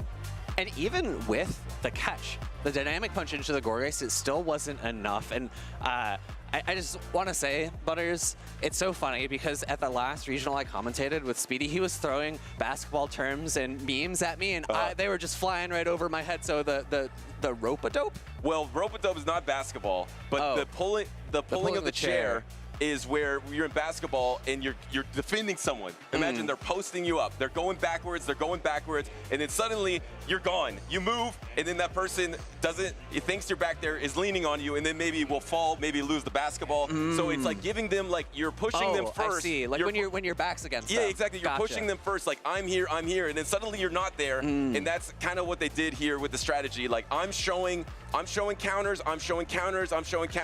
Oh wait, I'm actually switching my strategy altogether. All right, I got you now. Thanks for filling me in. Yeah, Appreciate no worries. that. All right, well, we are going to be getting our next battlers up on stage very shortly. As a reminder for those of you who might just be tuning in, we are on the loser side here in Indianapolis. So every single match that we see up on stage matters for these trainers. It is win or go home. Yeah, everything on the line in this junction of the season. I know we're focusing in on a lot because it matters so much. We're nearing the end of the road to World, so these trainers that are on the bubble, they have even more on the line. We just saw Lyle, and I believe it was a lower losers round. It was maybe losers round 4 or 5. Yeah. And usually we don't show that stuff as much, but it's like it's actually means so much to Lyle, because if Lyle doesn't keep advancing, if he doesn't keep doing well, he won't make it to the World Championships. And remember, Lyle was the last remaining trainer from North America last World Championships. So I know a lot of people are rooting for Lyle. I know Lyle wants to be there. So a lot on the line for these trainers. And if you are trying to get some Pokemon that you'd like to bring to an event near you, you could potentially do that next weekend in Chicago, where we are having our 10th year. 1, 2, 3, 4, 5, 6, 7, 8, 9, 10 years of Pokemon Go. Chicago back in, or GoFest back in Chicago. Once again, the original place it once was. And Butters, are you going to be there? I'm not going to be there, but I'm going to be watching, and I hope you will too, because we have a very special broadcast. It's actually going to start at 9:45 Central Time, and it's going to go, I believe, until 4 or so. So you're going to get to see a lot of tips from trainers, maybe see what they've caught, maybe see around the GoFest, see what's going on in Chicago. A lot to see on that broadcast. So I know I'm going to be watching that. And most importantly, also, there's going to be an awesome drop as well, where you can get some items for your global GoFest that's going to be coming up down the road as well. Yeah, you don't have to be in Chicago to play. You can also find a local GoFest near you, or potentially a local tournament, a challenge, or a cup. We've been talking a lot about them. They run up until NAIC. After NAIC, there's a bit of a break. So let me rephrase. There might be events near you after NAIC, but they wouldn't carry championship points. So if you are looking for championships points yourself, maybe you're trying to get to that 200-point level in order to earn that card you get from getting that many points. Ace Trainer, that's what it's called. If you get Ace Trainer, you can get a rare promotional card. Get that those championship points. I'm stumbling over my words. Nope. At locals near you. The thing is, Phoebe, it's important. That's why you're stumbling, because it's so important to get to these locals. Because not only can you get crucial championship points, I mentioned before, if you max out on these points, you get around 200. That's 1/3 of the way for you to qualify for the World Championships in a lot of cases, right? And then also, this is where you get to test your might. You get to practice here. We see time and time again, some of these top trainers are also in local groups together. We see this happening in Europe, I believe in the Netherlands. We see this happening in Dallas, Texas. These trainers that keep fighting against each other over and over again, they then take it to the big stage and they keep succeeding. Also, great place to maybe trade some Dondozos or Aegislashes, which I know we're all trying to get right now. Yeah, and if your local is none other than Inadequence himself or none other than Arrow himself, you know, might as well show up, try to get some battles against the best of the best. But we got 2 top-tier trainers up on stage right now. On the left, we got King Alexander, and on the right, we've got Basher Bubbles. I think we've seen both of these trainers before today, so they are making a return here in the losers finals for Group B. Well, you made a great point earlier about how that was Group A, now we're in Group B. So these trainers, it's a real marathon here, right? And maybe you saw the fatigue from Brotato because it's his first tournament. Maybe this goes a little bit more to the trainers with more experience, like King Alexander has a decent amount of championship series experience, because now, I mean, what are we looking at? Around 4:22 local time here in Indianapolis. These trainers have been battling since the morning, and now this marathon ends right here, and it all comes down to this. And our stream starts at 10 a.m., but the tournament actually starts at 9 a.m. They have, I think their earliest call time is 8:45 usually. Get here a little bit ahead. You know, make sure that you've had a little coffee or some breakfast, or you're ready for your first match. But that's a long period of time. That's a full day's of work, worth of work. It is, and it's worth it, right? To be able to get to coveted day number 2, to make it to the end. This is where everyone wants to be. If you're a trainer on Championship Series, you want to be sitting in a winner's finals or a loser's finals battle, because you know you have the opportunity for day number 2, just like these two trainers. So let's talk about the teams a little bit. Basher Bubbles has the same exact wild card pick that we just saw in the Polygraph. But let's see how it fares against King Alexander. I think it's pretty awesome. Against King Alexander, he's running the double normal, the Licky Licky and the Diggersby, also running for Alligator. And let's look at the Fortress. Is that going to be Bug Bite or Full Switch? Oh, no, this is actually much better for King Alexander because he's running normal Fortress with the Volt Switch instead of Bug Bite.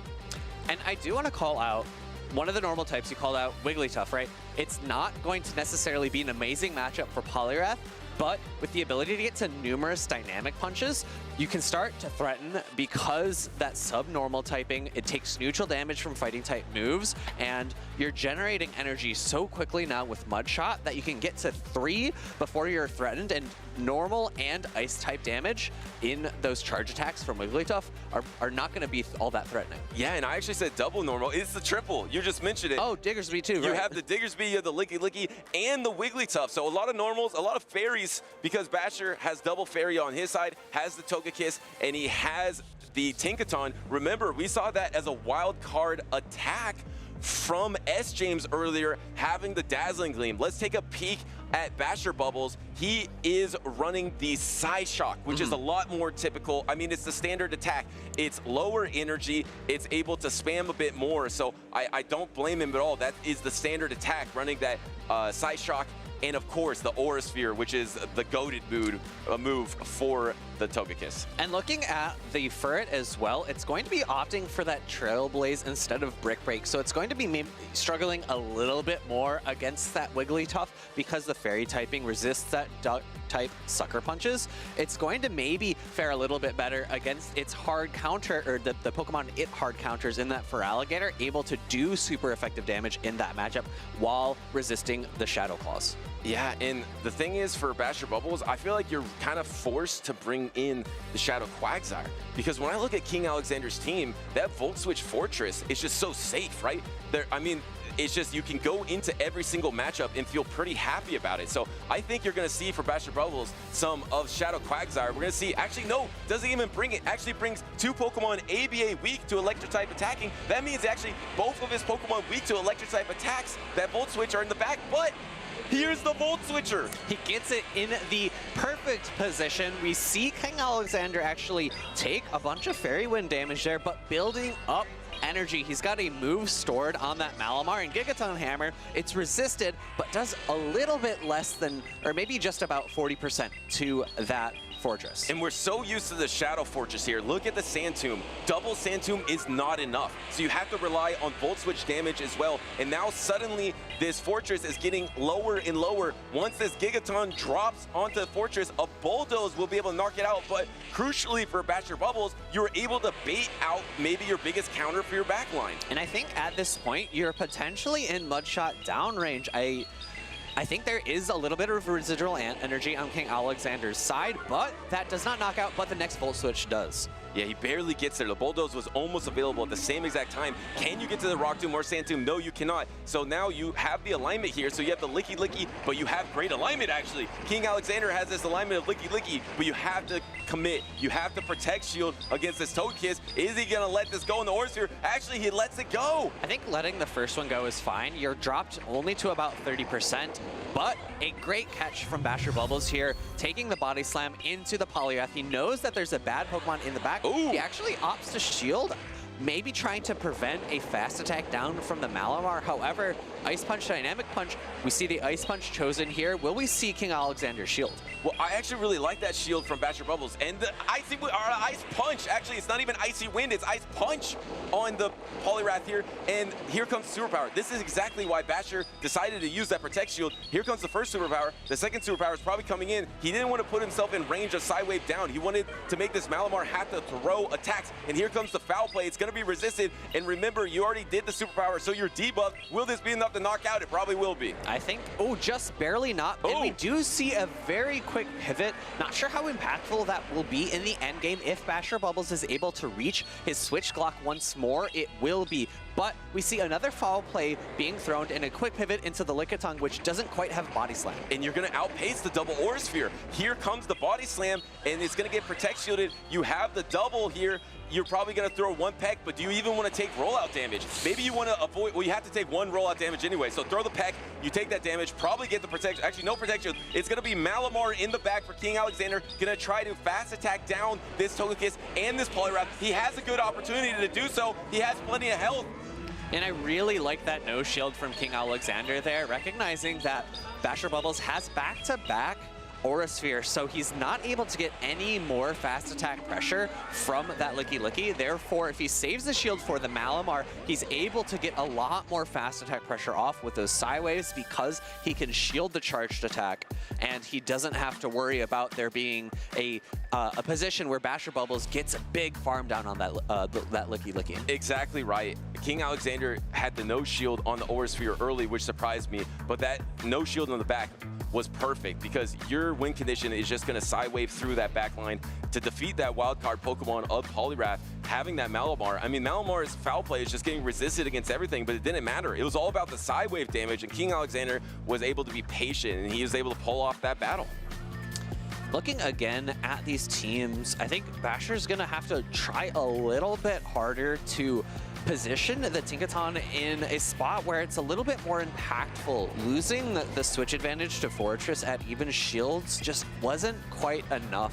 Potentially landing it on the Licky or the Malamar might be enough to win him game number 2, but we'll have to see exactly where he decides to position that Pokemon. Yeah, and if you're bringing Poliwrath, you know that your Tinkaton is going to be a great duo for you because your Tinkaton against King Alexander's team is only really weak to the Diggersby and the Feraligatr. Your Poliwrath covers you on that. So if you have that core, I agree with you. Maybe you try to use the Tinkaton more to your advantage because I expect there's not going to be a lot of Feraligatr and Diggersby coming out of King Alexander. So if you know there's not going to be those hard counters with Tinkaton, you can be a little bit more patient. You can be a little bit more precise to try to put it in advantageous situations. That time it was fishing bait, right? He was just trying to bait out the Fortress. Yeah, and I like what you're alluding to.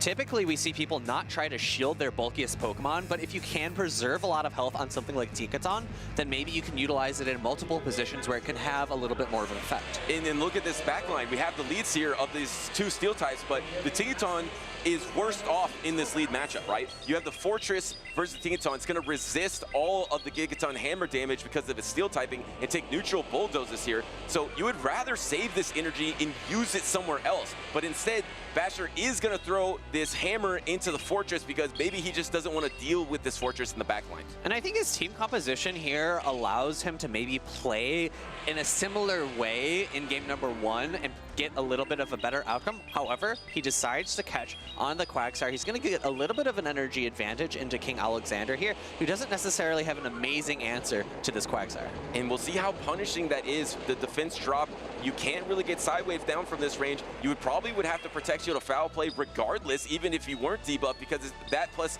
Sidewave damage is going to add up. Actually, no Protect Shield on this, and holding on, but a Sidewave might knock out. No! He's able to take one Sidewave to secure the Stone Edge. This is the biggest attack. Does it go through 2 Protect Shield? No! Gets Protect Shielded from King Alexander. I was actually expecting King Alexander to no shield because of the farm down potential from Tinkaton, but instead we actually see that it's the Togekiss coming in, and it's going to be taking a lot of neutral damage from those Psywaves. I like this play though because you had double Fairy in the back here, actually using a Protect Shield on this resisted foul play, knowing that the win condition might just be the energy on this Togekiss. Do you try to swap before the foul play is available? No, actually going to throw the neutral Aura Sphere. This should probably be just enough to knock out the Malamar, but it's going to be very close. Yeah, no, it's not.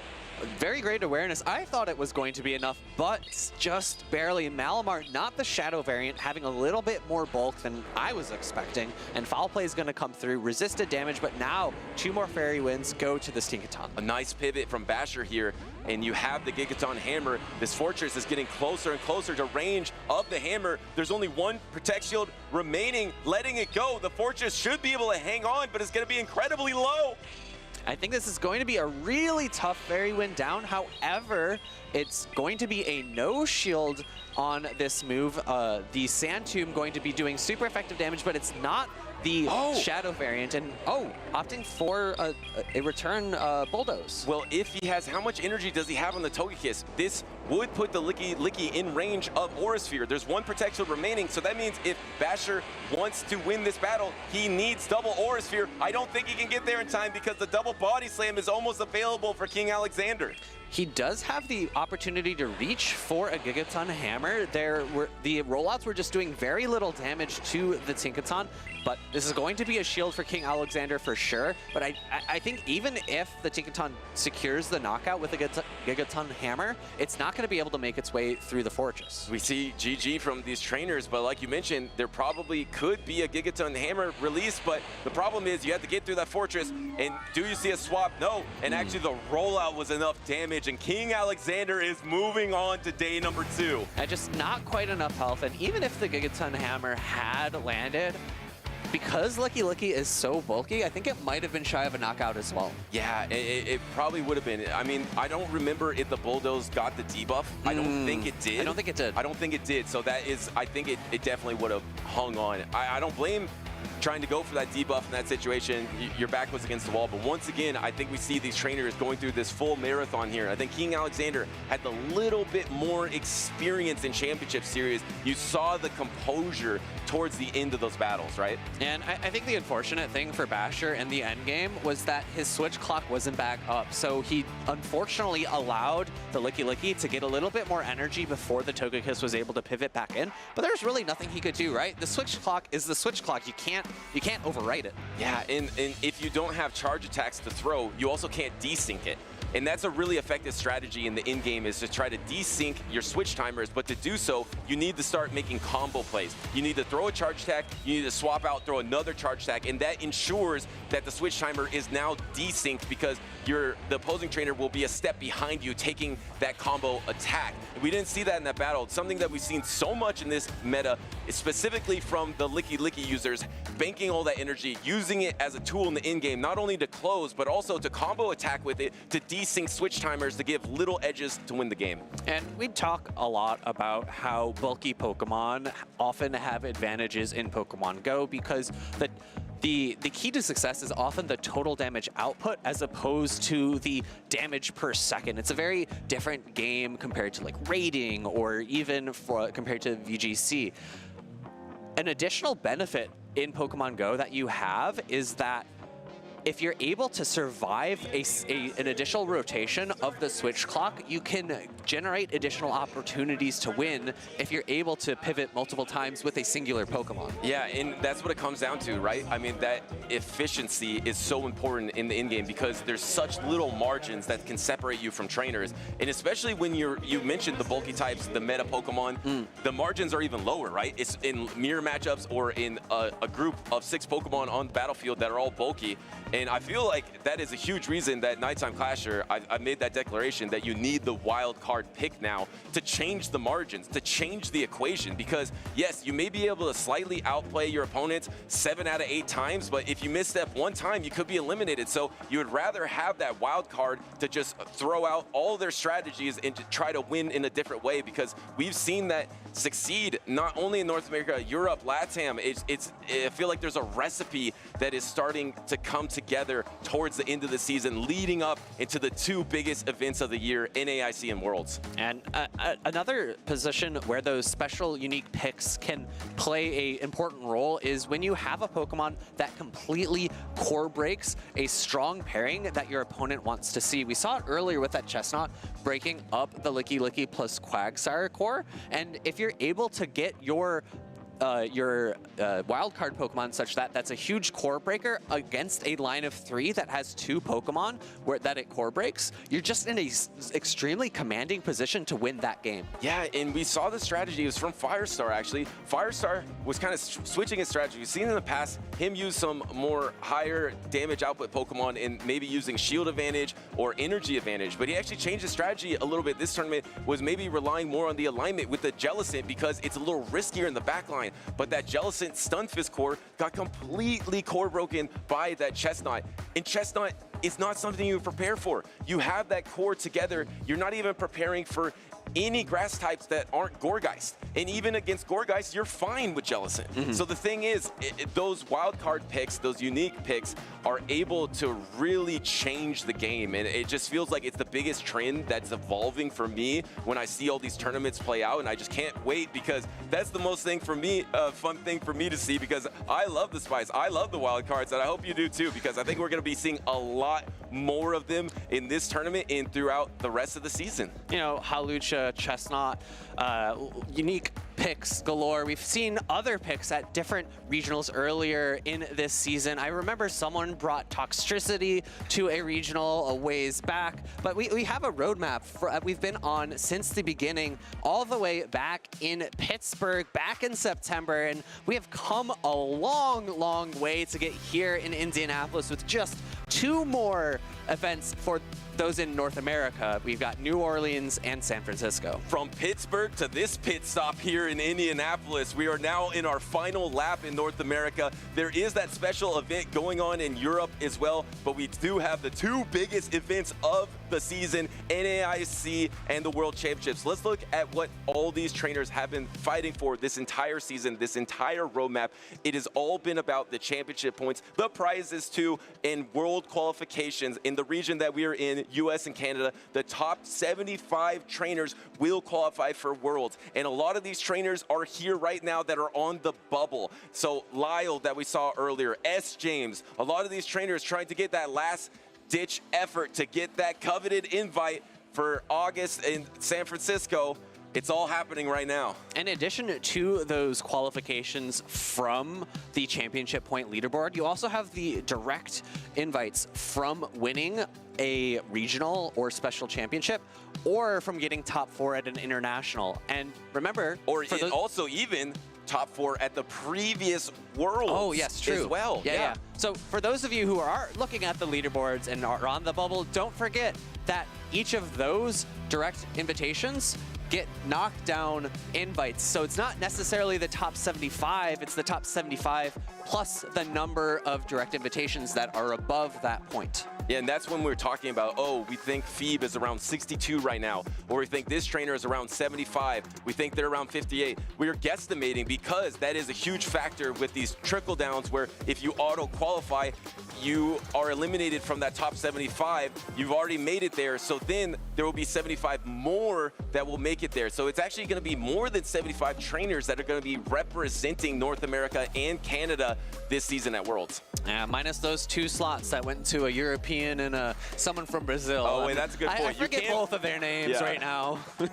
you can go ahead and steal some auto invites from a particular region. That always leads up to some drama here. But more drama on stage because we got Dunebug, and he's stuck here in the losers finals. He was telling me that he actually got core broken by a wild card. I think he said it was Shadow Dustnor. Shadow Dustnor caused a lot of problems for his team, and he said that he just lost the alignment and he had no chance. Can the Shadow Sableye from Force of Nader pose similar threats to his team? Potentially. I think the Shadow Dustnoir is going to have a little bit of a better matchup against the Shadow Altaria because it has just a little bit more fast attack pressure, whereas Shadow Claw and let's double check this. We have Foul Play and Drain Plunge, so you do not have super effective damage in your charge attacks either. And I want to go back to the previous team as well as Force of Nader's team. We've seen this now twice. We have Furret with Trailblaze, and I do want to call out that I think this is the correct choice for Indianapolis because of the number of Unova and Stunfisks we've seen, because having super effective damage into that matchup can propel you to have further advantages on after you take down that Pokemon. Day 2 on the line for Doombug and Force of Nader. Shadow Altaria into the Empoleon double steal in the back for Doombug, but he's just gonna stay in this matchup, try to reach for that flamethrower. And this is one of the matchups where a Shadow Altaria is going to thrive a little bit more than the standard, because flamethrower with the damage from the Dragon Breaths does threaten a potential knockout. Yeah, the 20% damage you get from Shadow Pokemon is just enough to put the dimensions differently in this matchup. The Drill Peck plus another Drill Peck will knock out the Altaria though, so do we see a swap, or is he just going to be happy to take a switch advantage? No, a late swap and a perfect swap from Doombug. And some trainers in this position might just throw the Hydro Cannon instead of the Drill Peck, because it would have been maybe a little bit enough to knock out that Altaria. However, we're going to see the Ferret pivot in, take a Hydro Cannon, not threatened by this damage, and potentially reach for a Trailblaze. Remember, we saw Empoleon, I believe, second in usage in Europe, and now we see it here in the mirror between Force of Nader and Doombug. Empoleon is probably an underrated Pokemon in this meta, and he does take another Protect Shield from this Ferret here, or sorry, was that the second Protect Shield of the game for Force of Nader? That was the second, a bit of a miscount from Force of Nader. The Charge Attack tie is going to be won by Empoleon. It has a sky-high attack stat. Swift going to come through. Doombug knows his counts, recognizes I can no shield. This is a resisted charged attack.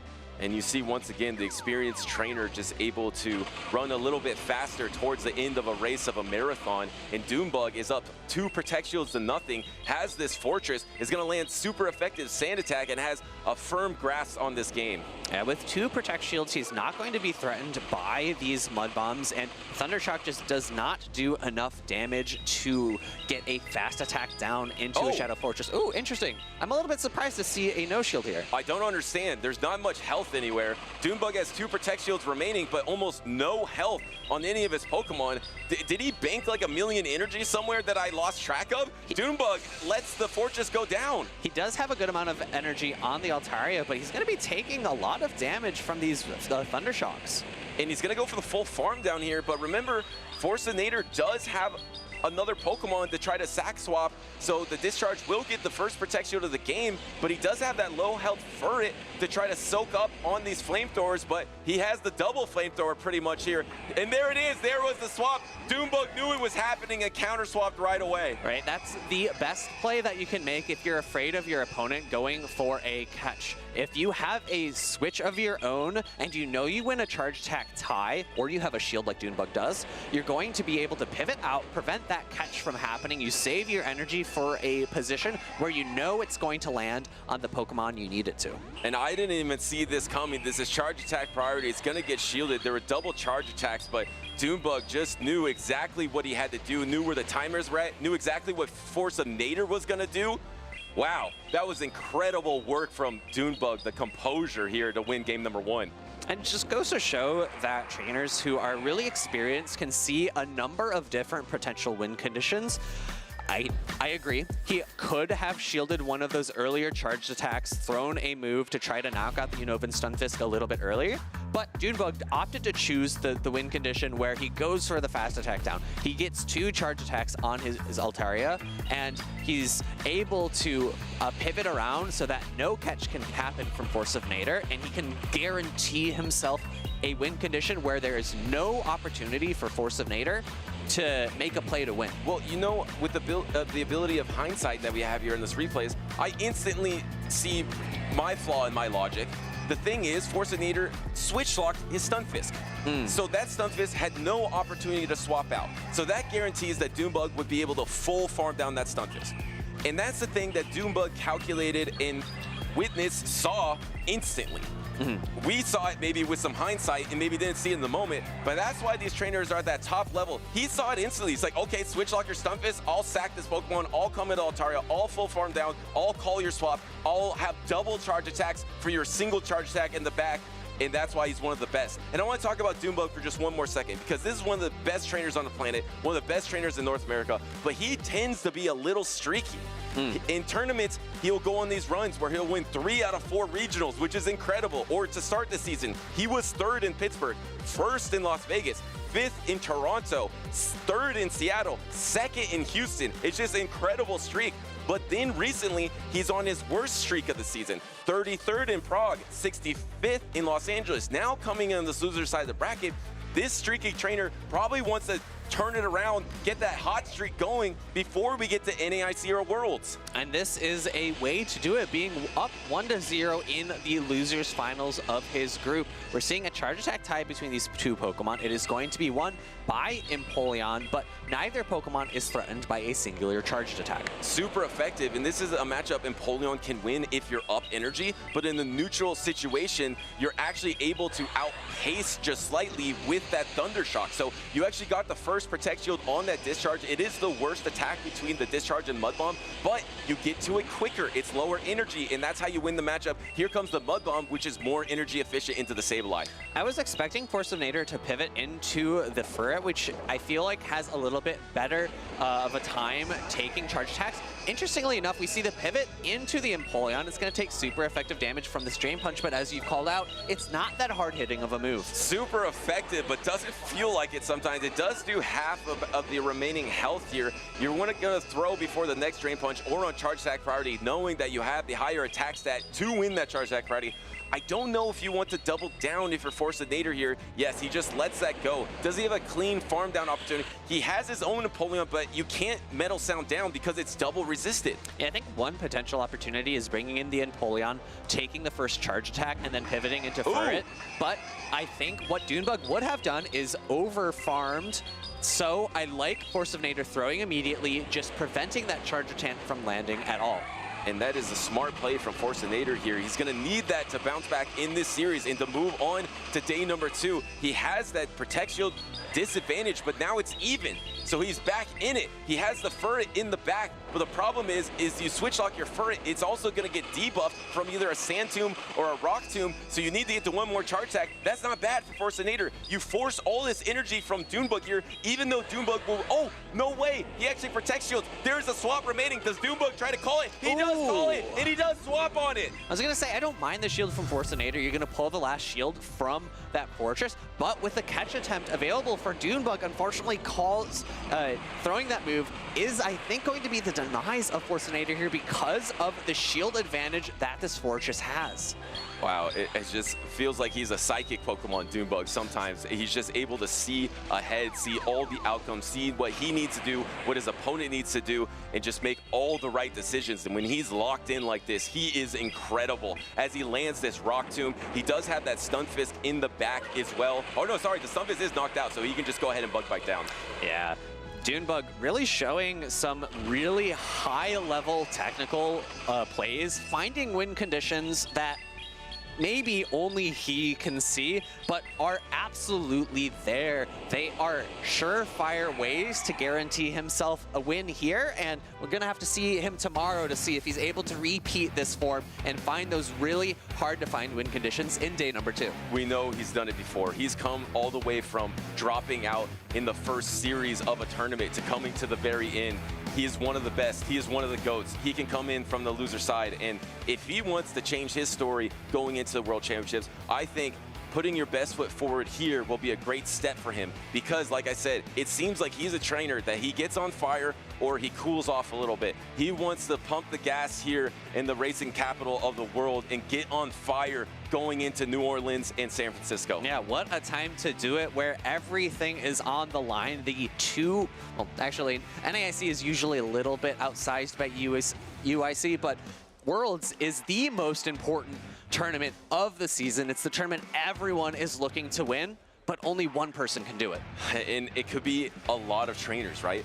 And that's what's so cool. That's why it's so important to follow the journey in the road of all these trainers meeting to this moment, because you don't know who's going to be at the Chase Center in that NBA arena holding up that first place trophy and just really putting your name in pen in the history of Pokemon. The 30th anniversary, the 10th anniversary of Pokemon Go. Whoever wins this World Championships is gonna be a legend.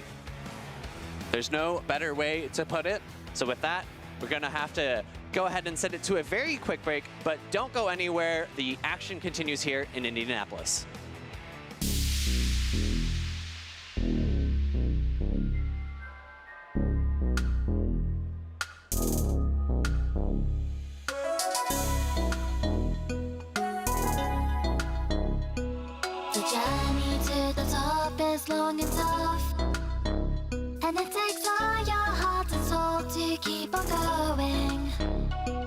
夢にたどり着くまで諦められない While your passion is the fire always lighting up above It's the greatest you will get to leave them all So do you wanna be legendary? So do you wanna be legendary? Have you got what it takes to win?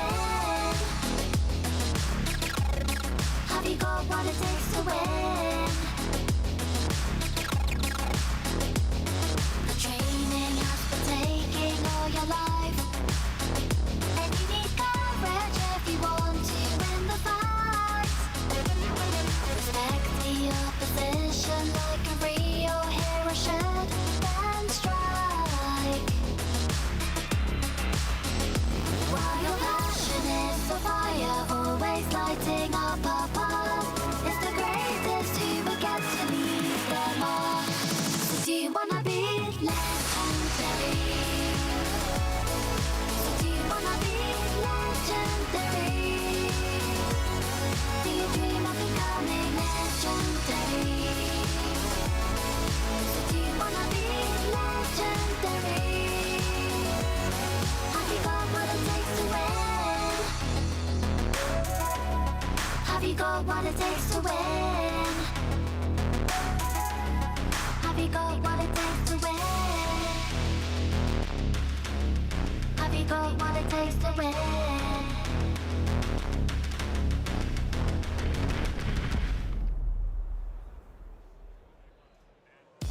Hello, trainers. We're here at the Indianapolis Regionals, the last regional for the North America. All right, start over.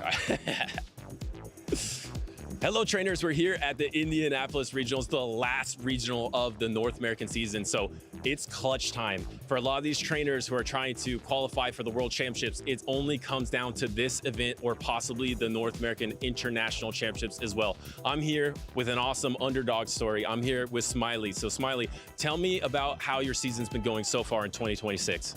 So far, it's not going great. We have done about 2 of the regionals. I've done Toronto. I placed 49th.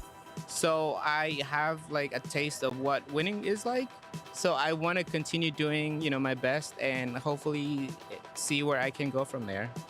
And what are your aspirations? Are you trying to get that world qualification this season? Of course, that's probably like my main goal is to try and like go to Worlds. I've been to World twice.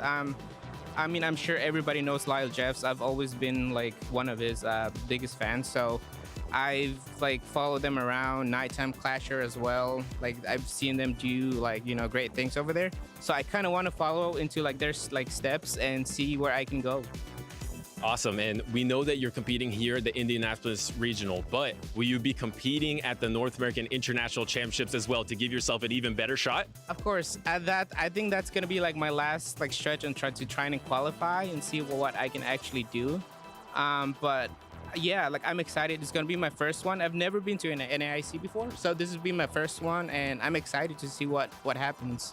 Awesome. And we don't talk about this a ton, but just remember everyone out there that you got 49th, you said, at Toronto. Yeah. So that means Smiley got into the championship points. So if he can get in the championship points here in Indianapolis and at the North American International Championships, it's possible. You can do it off 3 events. You just need to have a good performance, maybe even get to day number 2. So we want to wish the best of luck to Smiley. And if you're out there watching, these are the underdog stories that have everything on the line. Not to give you too much pressure, Smiley, but to give everything on the line for these trainers, not only here, but at the Indianapolis or at the North American International Championships as well. Do you have any last words before I head out of here?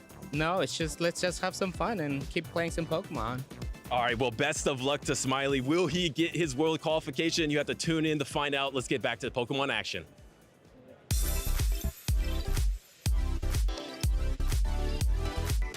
Thank you, Butters, for introducing us to Smiley, a trainer who is trying to qualify for the World Championships and on the precipice of that goal. We talk about these dreams, these goals of these players, and one trainer with a dream, I would say, is Shaner in terms of making a day two. He has an opportunity to do it for the first time here. Such a talented player, always topping the Go Battle League leaderboards, but he's going to have to go through one of the world's best, Elam, if he's going to make that dream become a reality. Elam, 3-time regional champion, runner-up at NAIC. You were talking about Shaner has the dream. Elam achieved the dream. For the longest time, when we were talking about who's the best trainer in the circuit who hasn't won a regional yet, it was Elam every time until he won 3 regionals.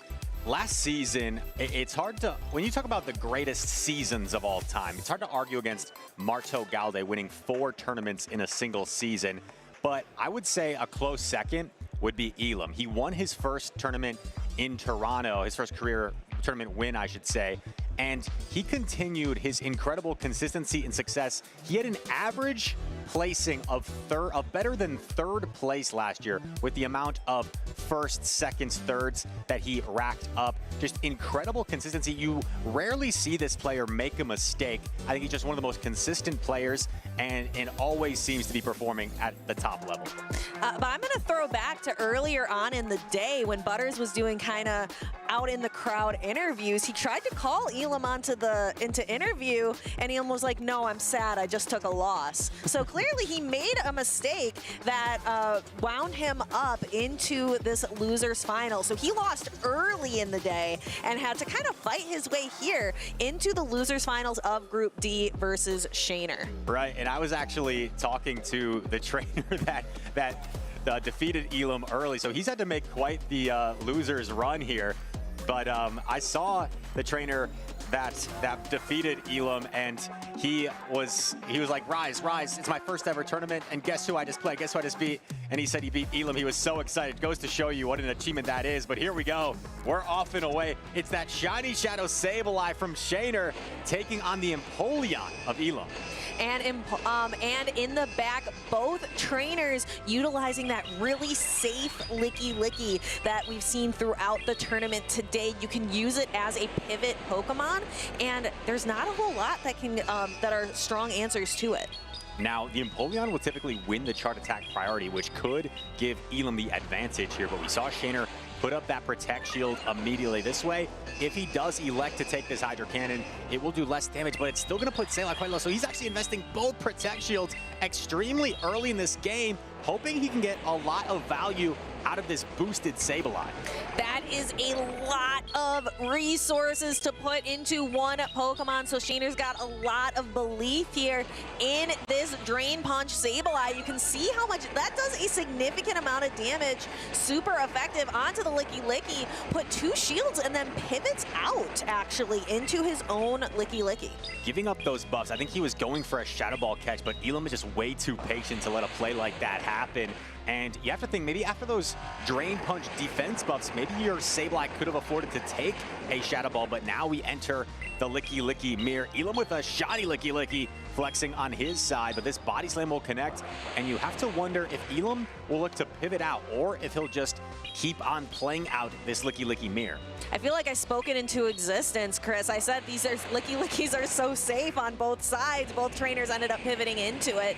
Now we see Elam dancing around and out of that matchup into a Shadow Altaria. No shields, a Shadow Ball, putting definitely some hurt onto this Flying Dragon Pokemon. And I think that will serve Elam well. Now he commits the Protect Shield, so this is getting pretty interesting because there is a Chart Attack banked on the Sableye, and you also have the Empoleon. So Shaner going to make a combo play, draws the final Protect Shield against this Altaria. So there are no Protect Shields remaining on either side. Elam, though, has a ton of energy on this Altaria and is going to try and sweep with it, but there's still a full Empoleon for Shaner. Yeah, and that Empoleon's going to be in a pretty solid position. That Altaria on the side of Elam. Oh, it's almost at a Flamethrower. So Shaner not going to be able to quite reach an attack to be able to knock the Shadow Altaria out of the sky. Empoleon can hang on through this Flamethrower, but takes it down to about 1/3 of its health. Elam going to allow the Altaria to get farmed out. Oh, it makes the combo play with the Body Slam. This is not going to be quite enough, though. If you're Shaner, I wonder if you can double up on Hydro Cannon to give yourself a chance here, and he does. But here's the problem. There is 2 Pokemon for Elam. There's a very low Empoleon and a very low Altaria.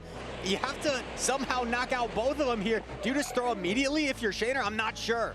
He's also got that Licky in the back that can throw a couple rollouts perhaps as well. Looks like he did throw back to knock out the Altaria, and then he's pivoting into his own Licky, going into the Empoleon. It's a race, and Shaner wins the race with the body slam. Gets to the parting body slam to knock out the Empoleon. Such minimal health on all sides, and Shaner's gonna take game number 1. You know, it was funny, in that end game, both players were shaking their heads. I think both players did not like the situation they were in. They felt it was uncomfortable, but Shaner's the one that ends up winning.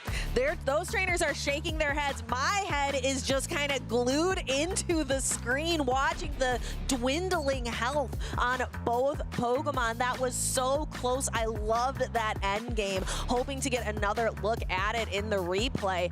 But we saw Shaner, he's so close. You said he's a dreamer. He's trying to achieve the dream versus, like, I feel like being Elam is the dream in the championship series. He's got being a multiple medalist, being a multiple time regional champion, getting the trophy at NAIC for being a finalist there. You could put that on the resume. Beating Elam might be as impressive as winning a regional. And Shaner barely able to get the body slam off in the end. He says, GG. I think he was a little bit surprised. Wasn't sure if he would reach there. Maybe didn't realize he was 2 rollouts away.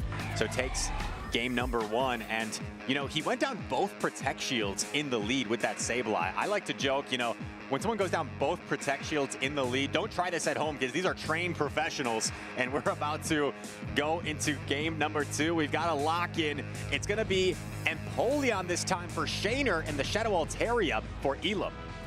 And that Empoleon is in a pretty good position to start off this game. It's going to outpace that Altaria to its charge attacks. But unfortunately for Empoleon, it looks like a bird. It's not a flying type. So Drill Peck does not benefit from that same type attack bonus.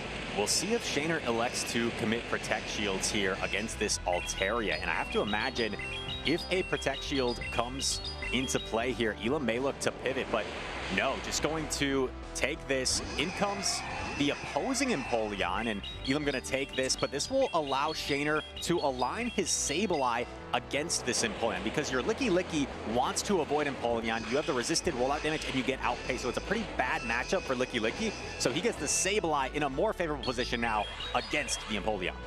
Yeah, and we saw just how powerful that Shadow Sableye can be with Drain Punch once it gets a couple of Drain Punch boosts. So you can see Shaner trying to be patient, building up a little bit of fast attacks, building up some energy before throwing the Drain Punch that will be shielded by Elam. Elam's going to fire this off immediately. We may see another Protect Shield, once again doubling down on the Shiny Shadow Sableye. But what's different this time is this Empoleon is going to exit much healthier for Elam, where it's going to be less easy to farm down in the end game. Maybe not even in Body Slam range quite yet. So here we go. Drain Punch going to connect as Shaner continues to boost his defense, and now is probably not in Shadow Ball range. But, oh, once again, gives it up. Gives up that boost and brings in his fully healthy Licky. Now his own Licky has such a significant health advantage, but that, as you mentioned, this time around, the Empoleon on the side of Elam is leaving with enough health to be able to pivot, to be able to utilize it a little bit more in this endgame. Elam just so patient. I think yet again, Shaner was trying to go for a Shadow Ball catch on his own Licky, but Elam not falling for it. So much energy on the side of this Licky for Elam. Altaria as well, still a decent amount of health lurking in the back. Yeah, and what you would want against the Altaria are these rollouts, but we're in a Licky face-off for the moment. Elam throwing a body slam to try to bring the opposing Licky down low in health. They both go for the body slam. That is a cap tie, and Elam's Licky wins it out. And a slight miscue from Shaner. I guess we hadn't seen a chart attack priority up until that point, despite all the body slams being thrown. So now Shaner comes in with the Sableye. I think we see the final Protect Shield. The only way Shaner can get out of this is maybe a catch onto the Empoleon. I think that's his one win condition. So throws a, gets that Drain Punch, gets that attack boost. I still think this Sky Attack is gonna put it in a knockout range. That Drain Punch not able to do quite enough. So no catch available for Shaner. Tries to Metal Sound down the Altaria, but cannot quite do it. Yeah, goes for the farm down here, perhaps the only play at that point. And Elam takes game 2 relatively comfortably. I think the turning point of that particular game was the moment where Shaner lost the chart attack priority against Elam's Licky Licky, because he had almost 2 bodies, maybe he had 2 body slams and decided to throw at that point. If he had thrown one earlier, maybe you knock out that Licky Licky and still have some health on your own to utilize. So perhaps that could have made things different for Shaner, but Elam found the way to win. And we're going to get to see that again. We're also seeing a lot of Shaner. We see him double down on the Shadow Sableye. You mentioned it already, but then he switches out, sacrificing those buffs that he worked so hard to build up. Right, and I think against a lot of players, that play could have served him well, where you potentially catch a Shadow Ball on Licky Licky, but Elam just too patient for that. I think Elam might almost be committing to, I know you're going to try and catch eventually, and I'm just not going to throw until you do that. So Shaner, one course of action I could see being a play is after you've double boosted yourself, you take a Shadow Ball, right? Versus later on, it's going to do more damage. So maybe you force that Licky Licky to expend the Shadow Ball at some point versus clearing your own buffs that you've been buffing yourself with Drain Punch. We've seen Shaner really rely on that Shiny Shadow Sableye. Say that a few times fast, Shiny Shadow Sableye. But I wonder if we're going to start seeing some other Pokemon now that he's lost a game and we're back at decisive game number 3. He's relied on Licky Licky, Empoleon, and Shadow Sableye all 3 games. Same with Elam. The Empoleon, the Shadow Altaria, and the Licky Licky. So this game 3, that's a lot of times when we'll see trainers switch things up. Elam locked in extremely quickly here for game number 3. Shaner still thinking things over, and understandably so. This is a huge game. Win or go home. Game number 3 to get to day 2, and it's going to be yet again the same leads. Empoleon into the Shadow Altaria. And we're seeing a quick pivot. We're seeing the Togekiss now, but it is met with a hard answer with the Empoleon, but there's Aura Sphere. And you see Elam with a shake of that look at the camera. He was a little bit slow on the swap. I think Elam understands that now this Togekiss, because he was a little bit slow, may be able to reach 3 Aura Spheres in this matchup, flipping the switch advantage. And Shaner, recognizing it, he puts up the Protect Shield. You have to assume he'll go for the Aura Sphere, but this certainly doesn't mean that things are over, because Elam could always go for a catch attempt on that 3rd Aura Sphere. Yeah, you see Elam shaking his head, reading the body language of these trainers under these stage lights. We can see the Togekiss, it's getting to that Aura Sphere, so Shaner just needs to shield this. Will we see that catch from Elam? Protect Shields are already gone. They've all been used immediately, and the patience from Shaner to keep the Aura Sphere around, that is going to be huge for him. And now this Licky Licky is going to try and get rid of this Altaria. However, it's a Shadow Altaria. I think double Sky Attack might be enough to knock out the Licky Licky with the Dragon Breaths. And yeah, it does look like that. So if you're Shaner, you have to throw the Shadow Ball very quickly. This will put Altaria quite low and could set up some farm down potential. But Elam, his ability to knock out this Licky Licky, I think will actually make things more awkward now for Shaner. Yeah, but Shaner's got that Empoleon in the back sitting perfectly healthy. Elam made a switch. He adjusted. There's a Wigglytuff back there now. So that Wigglytuff does not want to see this Empoleon. Shaner's revealed it. So now... Doesn't get off the parting Sky Attack there. That could have been some really valuable chip damage. And Shaner makes... He tries to combo with the Aura Sphere, but now he doesn't get it off. And now he's going to need 2 Hydro Cannons to knock out this opponent. He still doesn't know, right? He doesn't know that it's the Wigglytuff. So if Shaner takes too much damage, we could see a situation where Wigglytuff actually beats the Empoleon. So Shaner going, and there's a catch. So now will we see Shaner? He sits up. He's like, oh, it's Wigglytuff back there. I think Shaner is going through a roller coaster of emotions right now. I think if you're Shaner, you have to get to double Hydro Cannon here because Elam is only one metal sound away. He's not quite in swift range. Elam goes for the ice when he's not going to get it off. Shaner has the double Hydro Cannon. This may be his moment for his first day 2. Hydro Cannon knocks out the Wigglytuff. He's at the Hydro Cannon. He throws it. He celebrates. He has made day 2. Look at him. He is so happy. Shaner, a sigh of relief. I felt like I was going through an emotional roller coaster with him, and he can't believe it. His first day 2 after coming close so many times against one of the best trainers in the world, Elam. Congratulations, Shaner. You have done it. You have made your first day number 2.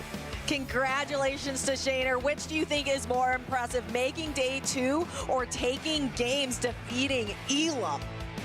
It's tough to say. You could go either way there. Elam has been so impressive.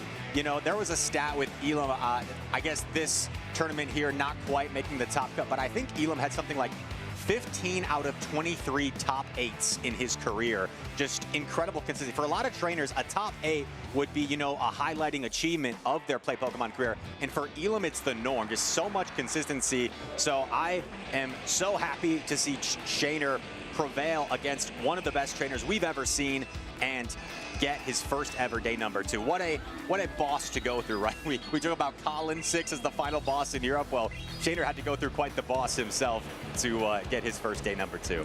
And we've been talking a lot about like the signature picks, like who is going to be that ace Pokemon for these trainers. I think Shadow Sableye, he didn't rely on it for that last game. He left it on the bench, but for the first 2 and for other games we've seen him in, Shaner's been really leaning on that Drain Punch Shadow Sableye.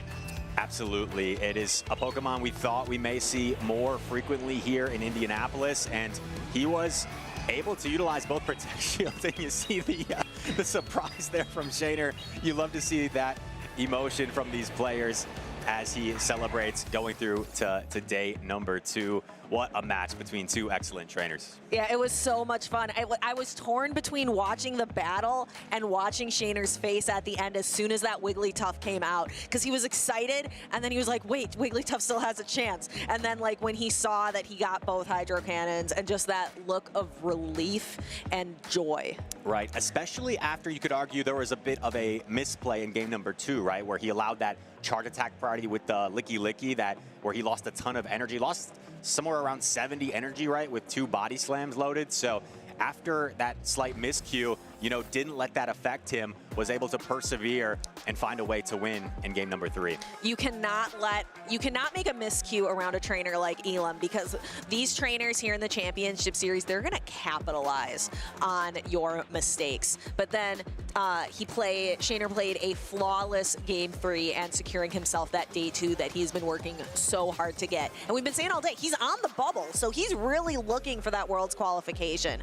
And a trainer who just earned his Worlds qualification, guaranteed, Arrow, took the world by storm using Dartrix the Owl on his team, and it's back.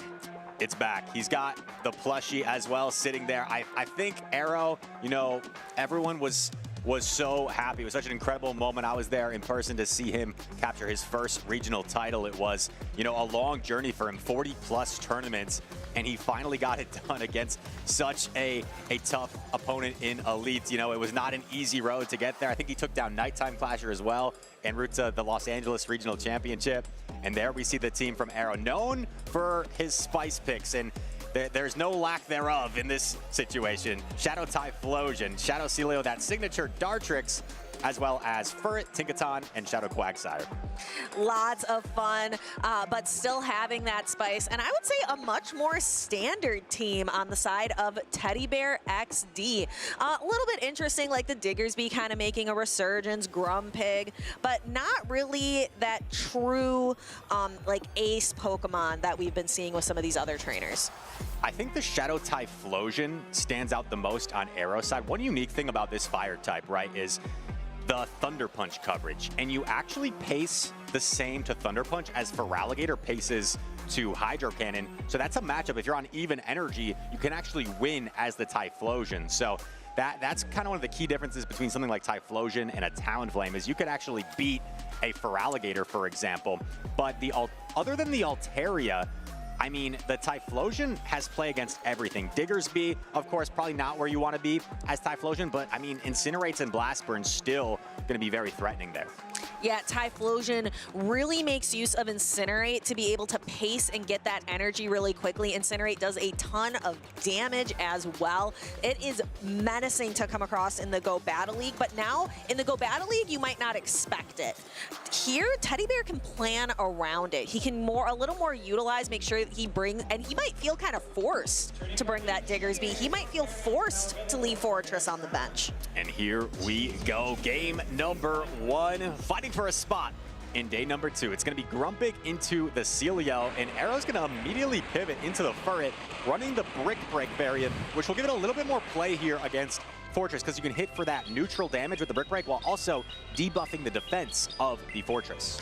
But as we were talking about earlier, look at how much damage these Bug Bites do to the Furret. It is melting this normal type Pokemon. Are we sure that's not super effective damage? I mean, those Bug Bites are adding up so quickly. Sandtomb coming through, but Arrow should still be able to reach a second Brick Break, so this will be up to Teddy Bear. Does he want to invest the Protect Shield to keep his alignment, or will he let this go down? It looks like Teddy Bear will use the Protect Shield, and Arrow is going to get farmed down just barely by the Fortress, who comes out low, but with a lot of energy, and gets off a parting Sandtomb on the Tinkaton. Yeah, I like that play a lot from Teddy Bear, because you don't really want to bring in Grumpig like to sack the Fortress. You don't want to bring in Grumpig. It doesn't want to take that damage, and the Feraligatr with the Shadow Claw, it would be too hard to farm down. And this Shadow Celio with a slight head start, I mean, could offer some issues for Teddy Bear, because I think these Powder Snows are adding up enough where you might eventually put this Grumpig within surf range. Now, we see the Feraligatr lurking in the back for Teddy Bear. That's not going to be good for Arrow's Tinkaton, but if Celio can get rid of this Grumpig and provide some damage to that Feraligatr, it could be enough to swing this game. Oh, but Teddy Bear calls a Body Slam bait. That is massive.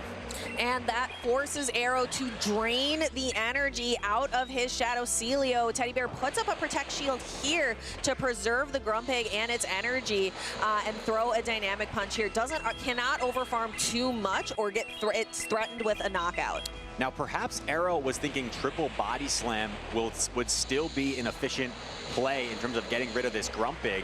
This will be enough, and I mean, this Celio is still quite healthy. You're gonna need a Hydro Cannon at least to knock this out. If Arrow can get off a Body Slam, and I think he is on his 4 cycle, I wonder if this chip damage is enough where a Gigaton Hammer could potentially knock out the Feraligatr. Because we've seen, even resisted, Gigaton Hammer does a lot of heavy damage. Here comes that Tinkaton rolling back in, and it does still have some residual energy on it. Tinkaton should be able to reach the Gigaton Hammer. I believe 1 fast attack prior to that Hydro Cannon. There it is. This is resisted damage, ladies and gentlemen, but it is such a powerful attack. I think it might be enough to knock out the Feraligatr, and it does bring the hammer down. Tinkaton, game number 1 goes to Arrow. Says not very effective, but it sure doesn't feel like it when you are on the receiving end of Tinkaton with Gigaton Hammer. There's a reason why it's one of my favorite Pokemon. Very happy to see Arrow bring this Steel type instead of the Aegislash, one of my least favorite Pokemon currently in Go PvP. Right, you know, he got his regional win with the Aegislash, and he decided, okay, I'm gonna go with something that's maybe a little bit more reliable, maybe a little bit more neutral at times than the Aegislash, which is such a unique Pokemon. It can be really hit or miss, difficult to use, but Tinkaton has a little bit more reliability where even in bad matchups, like we saw, right? We just saw it 2 seconds ago against the Feraligatr. It's a bad matchup, quote unquote, but Gigaton Hammer is so strong, it can really fight back in those bad matchups because of that attack. Yeah, and I think Teddy Bear did just about everything that he could in that matchup. Just calling back again, like playing for switch advantage instead. I still think that was probably the correct call in that moment. But Arrow, just the Tinkaton Gigaton Hammer, just too much to overcome. Absolutely, and here we go. Game number 2. It's going to be a great lead for Teddy Bear. The Tinkaton will like this matchup against the Furret, and it's a quick swap into Typhlosion. But this is what we talked about, DeFi. This is what we talked about. Typhlosion ahead energy can flip this matchup against the Frogger. I mean, even energy. It can, but this time it's ahead, so it should be able to, if all shields are committed here, this Typhlosion will just simply beat the Feraligatr. Which feels wrong to me as someone who played the main series games through the Johto region. I know which Pokemon is supposed to prevail here, and it is not Feraligatr. And because Arrow got a head start there, he's actually just forgoing the good timing. He just wants to make sure he gets both shields first. And this is an interesting decision. Do you commit the shield? He does. So now the switch timer should be up after these charge attacks are thrown. If you're Teddy Bear, you may have an opportunity to go for a Thunder Punch catch. It would be a little bit risky, and he does. He catches on the Tinkaton, but I mean, the Incinerates are going to do so much here if he stays in. Yeah, so we're going to watch and see the Thunder Punch is neutral, so yeah, it's a catch, but your Tinkaton hasn't even thrown a Bulldoze, and it's already at half health. You've put now this Tinkaton in a more manageable range to try to get rid of it with 2 Pokemon that are weak to it. Arrow and what we call ABA weak to the Tinkaton. Both his lead and the back Pokemon are soft, and you know, I don't think a Seed Bomb is going to be enough here, so you go for the Brave Bird. Oh, he catches on the Furret, but this is still going to do massive damage to Furret. Yeah, let's watch that Gigaton Hammer. We're going to see it fly, and Furret getting squashed as flat as a Unova Stunfisk pancake under the weight of Gigaton Hammer. Furret takes the hit. Teddy actually sacrificing his Feraligatr here. Swift might be just about enough to knock out, and he saves a lot of energy onto the Tinkaton. But here's the problem. There is so much energy on the Dartrix. It's going to have the opportunity to potentially land a Brave Bird. Oh, this is so interesting because you get a lot of chip damage off, but you can't really Brave Bird the Grumpig because then a Gigaton Hammer would just one-shot your Dartrix. Right, so there are some tricky mind games here. You can see, as you mentioned, the Dartrix has so much energy. You can see our trainers counting, kind of looking up, making some calls. The Shadow Ball is absorbed. These trainers used all their shields in that Feraligatr Typhlosion mid-game matchup. Seed Bomb might barely not be enough to knock out the Grumpig. We're going to see Teddy Bear swap in. There is the Brave Bird. This is going to knock out. Now, the only way Teddy can win this is if Grumpig gets to Dynamic Punch. Oh, but he's already doesn't think it's going to get there. Yeah, not going to get there. Arrow going to back-to-back day number 2s. Arrow with Dartrix the Owl. You said that Arrow was kind of ABA weak. Are you telling me that Arrow was using the trademarked Arrow battle alignment strategy? You know, for Arrow, it's not just a style, it's a way of life. It's the ABA way of life that he likes to commit to, and he found a way to get it done right because he recognized, you know, even if I'm ABA weak to the Tinkaton, he believed in the Typhlosion safe swap. There was no Altaria to greet it, and the Feraligatr proved not to be a counter to Shadow Typhlosion, where it put in too much work and allowed him to sweep in the endgame. So you've seen now Shadow Typhlosion. I mentioned too that Teddy could potentially try to plan around it. It's a little different than when you see it in the Go Battle League and you're just like, well, I guess I'm in the top left now. There's nothing I can do. But Teddy not quite able to wrestle his way around that Shadow Typhlosion. And in the end game there, I was surprised for a moment because I thought maybe Teddy had a chance to reach that Dynamic Punch, but he knew better where it wasn't as close as I thought. So he kind of stopped tapping a little bit early as the Grumpig didn't get there. But really well played by Arrow. I mean, I knew at first, I think he was planning on running back a team almost exactly the same as his Los Angeles team, but after doing some practice and some play testing, made some adjustments, and the adjustments proving to be going well for him as he locks in a spot for day number 2. Congratulations to Arrow, but very well played by Teddy Bear. I'm not sure, he left that Diggersby on the bench the whole time. I'm not sure if he would have been better served to bring it in, but then you've got it up against something like the Dartrix. And the Dartrix, the runway was really cleared for it because the the main thing it was worried about in the opposing team would be the Altaria, right? And Ticketon and Celio are very hard checks, maybe discourage the Altaria from being brought. You know, some people would argue, Arrow would probably argue with me saying that Dartrix beats Altaria, and that is true. If you like land the Brave Bird, you can peck down, I think. But I feel like I would rather be the Altaria there. We can agree to disagree. But Arrow, once again, with his trusty Dartrix, getting the win. Trusty Dartrix and Trusted Arrow Battle Alignment Strategy, ABA. That is what that stands for. Don't let anybody tell you otherwise.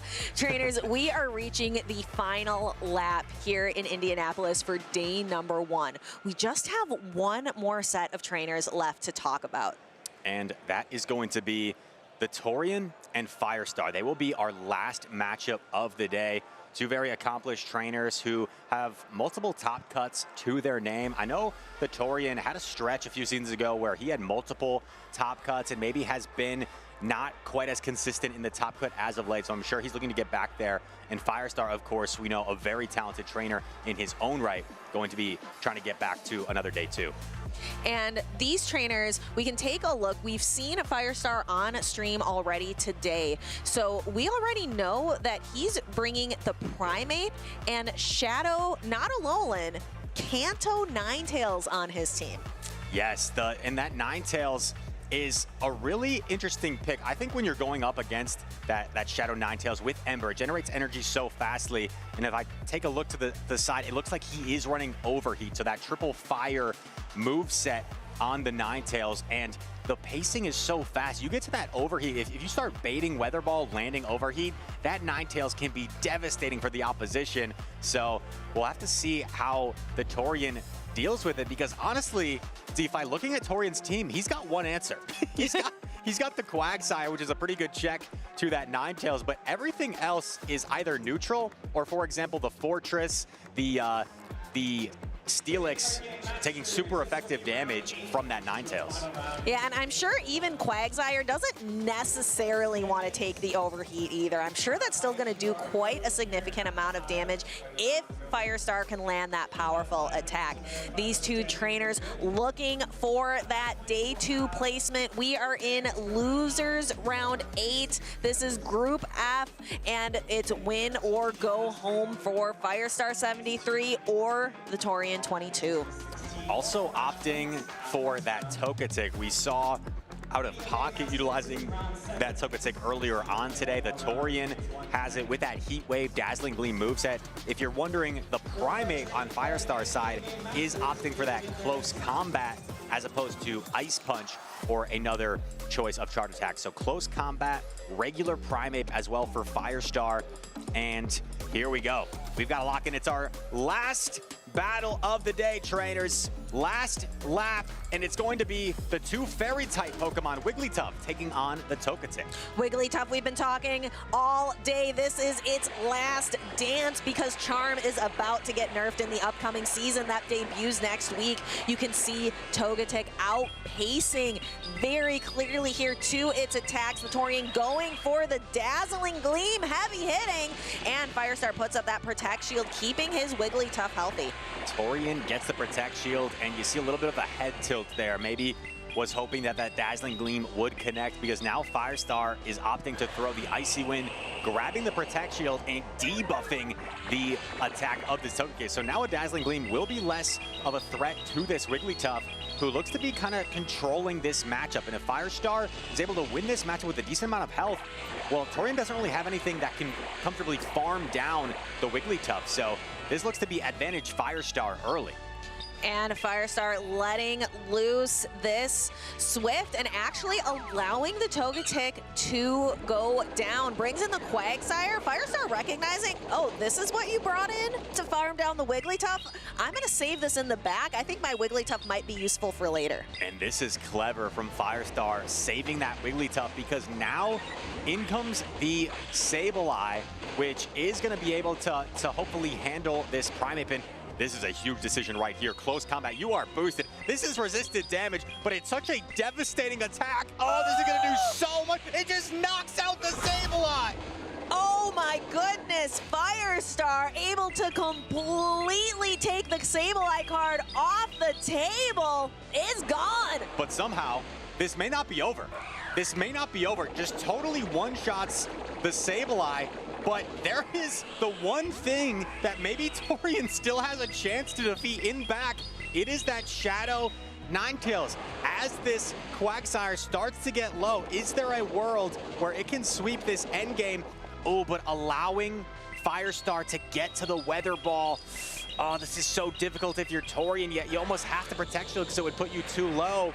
But now you almost have to undercharge, and he's undercharging quite a bit because he needs a lot of energy for that Wigglytuff if he's ever going to reach 2 Aqua Tails. Yeah, and Firestar's switch timer is not available yet, so doesn't undercharge, but not like he needed to put a little bit more oomph into that Aqua Tail because that allowed Firestar to get to this next Weather Ball to almost KO the Quags. Oh, and there is a simultaneous knockout, but the Wigglytuff was still there for Firestar, so he takes game number 1. Wow, that was back and forth. That was a tennis match. I'm going back and forth like, oh, the Torian's got it now. No, Firestar, he has it. I knew that close combat would do a ton of damage to the Sableye. I didn't think it would actually knock out from that health range. That was crazy from a regular Primate, but it was boosted. Oh my goodness, that was a sight to behold. I'd say that Primate was the linchpin to make his strategy work because without if he hadn't completely decimated and taken the Shadow Sableye out of play, that Shadow Sableye... Look how healthy it is. Look how healthy this thing is in that resisted close combat. Just said bye-bye. Unbelievable. Yeah, completely crazy. I think if he hadn't been able to pull that off, I think the Torian had a lot of win conditions with that Shadow Sableye. Right, and the Wigglytuff was only 1 charm away from the Swift there. So if you're wondering why the Torian didn't knock out the Ninetales in the end, Torian would have needed to have back-to-back. And honestly, even if he did have back-to-back, I think Wigglytuff would win the Chart Attack priority over Quagsire. So maybe, as close as that looked, I think maybe Firestar actually had that game sealed. So I think the pivotal part was really from the get-go, was saving that Wigglytuff just made things really uncomfortable for the Torian. Firestar is hungry. He wants to get back in that grand finals position, and the Torian right now is standing in his way. Let's see, can the Torian flip this back around? That was an unfortunate shield call with that close combat. Can the Torian shake this off and reverse sweep Firestar? Right, I got a chance to talk to Firestar just very briefly while we were out watching in the crowd, and he was saying he didn't feel like he played very well in his previous match, so he looked extremely locked in, extremely technical there, really dissecting Torian in that game. And here we go, it's game number 2. And it's Shadow Kanto Ninetales into the Togetic yet again for Torian. Yeah, and Torian safe swapping his Quagsire. Now the Quagsire is going to be met with that Primate. The Torian might be a little hesitant to no shields anything from this Primate after what we just saw occur with his Sableye. We see an Aqua Tail taken by the Primate, and because the Ninetales resists all the chart attacks of that Togetic, it's a very dominant matchup. Firestar, if you look at the teams, if he can keep the alignment here, that's going to be the key. If he keeps alignment, this looks very good for Firestar. Firestar has all the energy in the world. The Torian doesn't shield the close combat. Boom! Close combat is diabolical. Knocks out the Quagsire and going to get some chip damage here with the Primate. It is now debuffed, so you will surrender a Fairy Wind down, but you don't mind that because you get so much utility out of this Primate, and this energy goes nowhere against the Ninetales. This Primate is such a workhorse for Firestar today, and the Ninetales is just so safe. And you see the trainers laughing. The Torian was hoping, okay, maybe my Sableye up a Protect Shield could have some sweet potential, but Wigglytuff standing in the way is gonna laugh at this Sableye as it continues to charm down without even breaking 50% health. That Shadow Sableye has gone absolutely nowhere for the Torian to sit today. We saw it get obliterated with a close combat and then just wiggled down by the Wigglytuff's charms. That was a quick and decisive victory for Firestar 73, making day 2 here in Indianapolis. Very difficult alignment there from the Torian. His real only hope that game was to somehow flip the Quagsire Primate matchup in the mid game. But once Firestar kept the alignment, it was so dominant from there. Had the Noctilus against the Togetic and Wigglytuff against the Sableye. Nothing he could do at that point. So these trainers, a great battle between the two. It's going to be Firestar moving on to day number 2 here in Indianapolis. Congratulations to Firestar and close combat on Primate, doing all of the work here for Firestar in Indianapolis. I cannot believe he managed to do that twice.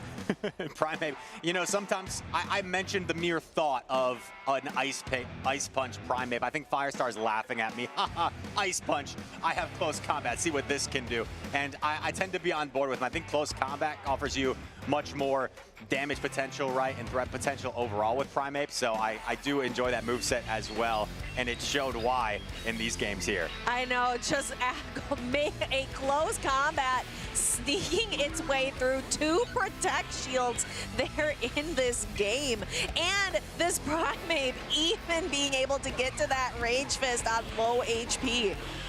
Right. And there's the moment, the Torian just laughing. Right, Firestar just got so much utility out of that Primate, and you know, you see the posture in the trainers change, right? Once it's revealed that it's Wigglytuff against Sableye, like they go from locked in to, oh, this is over, and they both knew it. Firestar with a dominant performance there, going on once again, like we said, to day number 2. We sometimes say it's not over till it's over, but once it's Sableye on Wigglytuff, it's over. The Wigglytuff has sang. About as over as it gets. You know, one matchup where it's actually not over, we're talking about the Primate there, is Shadow Primate with close combat actually can one-shot a Wigglytuff with that close combat. So a Pokemon that can overfarm there, but like you said, Sableye, it's game over. Game over, but it is game on for Firestar in game number 2. And I want to hear more from this trainer. We have Butters and Firestar down on the stage. Let's talk to them a little bit more. Thank you so much, Stephanie. I'm here with Firestar, and your Primate was close combating everything. Be honest with me, Firestar. Did you know that close combat into that Shadow Sableye was going to knock out? I didn't know, but I had a good feeling. I'll say that. I felt like I was in a great position. Like Ninetales and Primate were both very strong, so I was able to play them, maybe not neutrally, but I was able to play them well enough to take a win there. You have the Primate, you have the Shadow Kanto Ninetales, you have the Jellicent. It seems like you have multiple unique wild card picks on your team. So far, which one is your favorite? Ninetales for sure. I've been having so much fun with it. You know, Arrow inspired me a little bit, and it's been great in my matchup so far. So excited to bring it into day 2.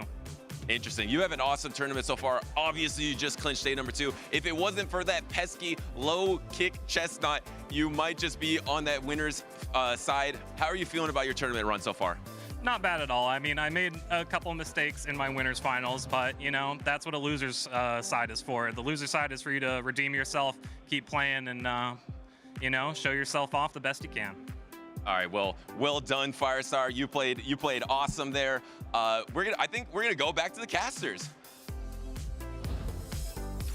We are going to go take it back to the casters. Thank you so much, Butters. Firestar saying this is what the loser side is for. That's what Firestar is known for, is making his losers bracket runs, and he is poised to do that again tomorrow. I'm sure he'll have a lot of fans rooting for him in the chat tomorrow, so make sure you guys stay tuned to watch day 2. See if Firestar can make a losers run as well as so many other terrific trainers. I think we have the bracket coming up that we are going to take a look at. And starting on the winner's side, Nighttime Clasher taking on Uzo, Mateus and SJ, Out of Pocket taking on Mushroom Queen, and Caspian Pike taking on Dina. Is there any one in particular matchup, D-Fighter, that stands out to you that you're looking forward to?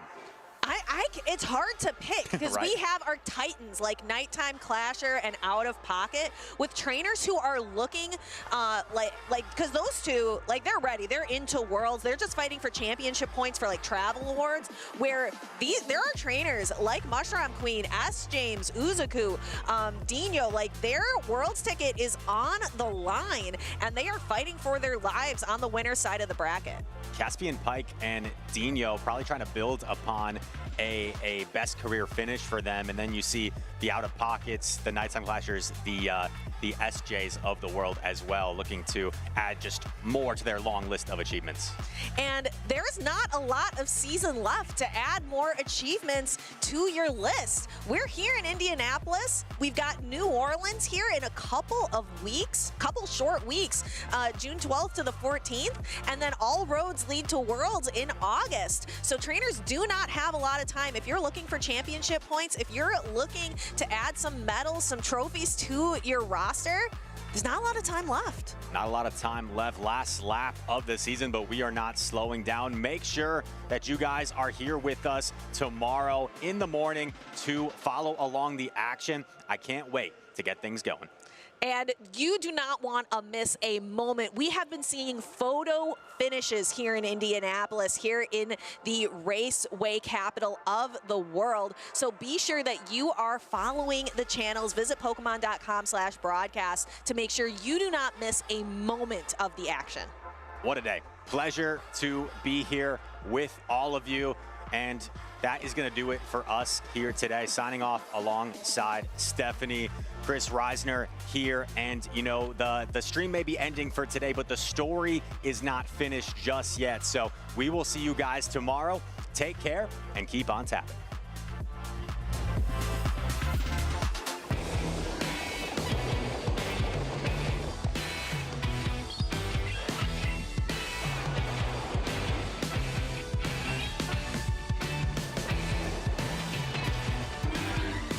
Yeah, it's fun playing here.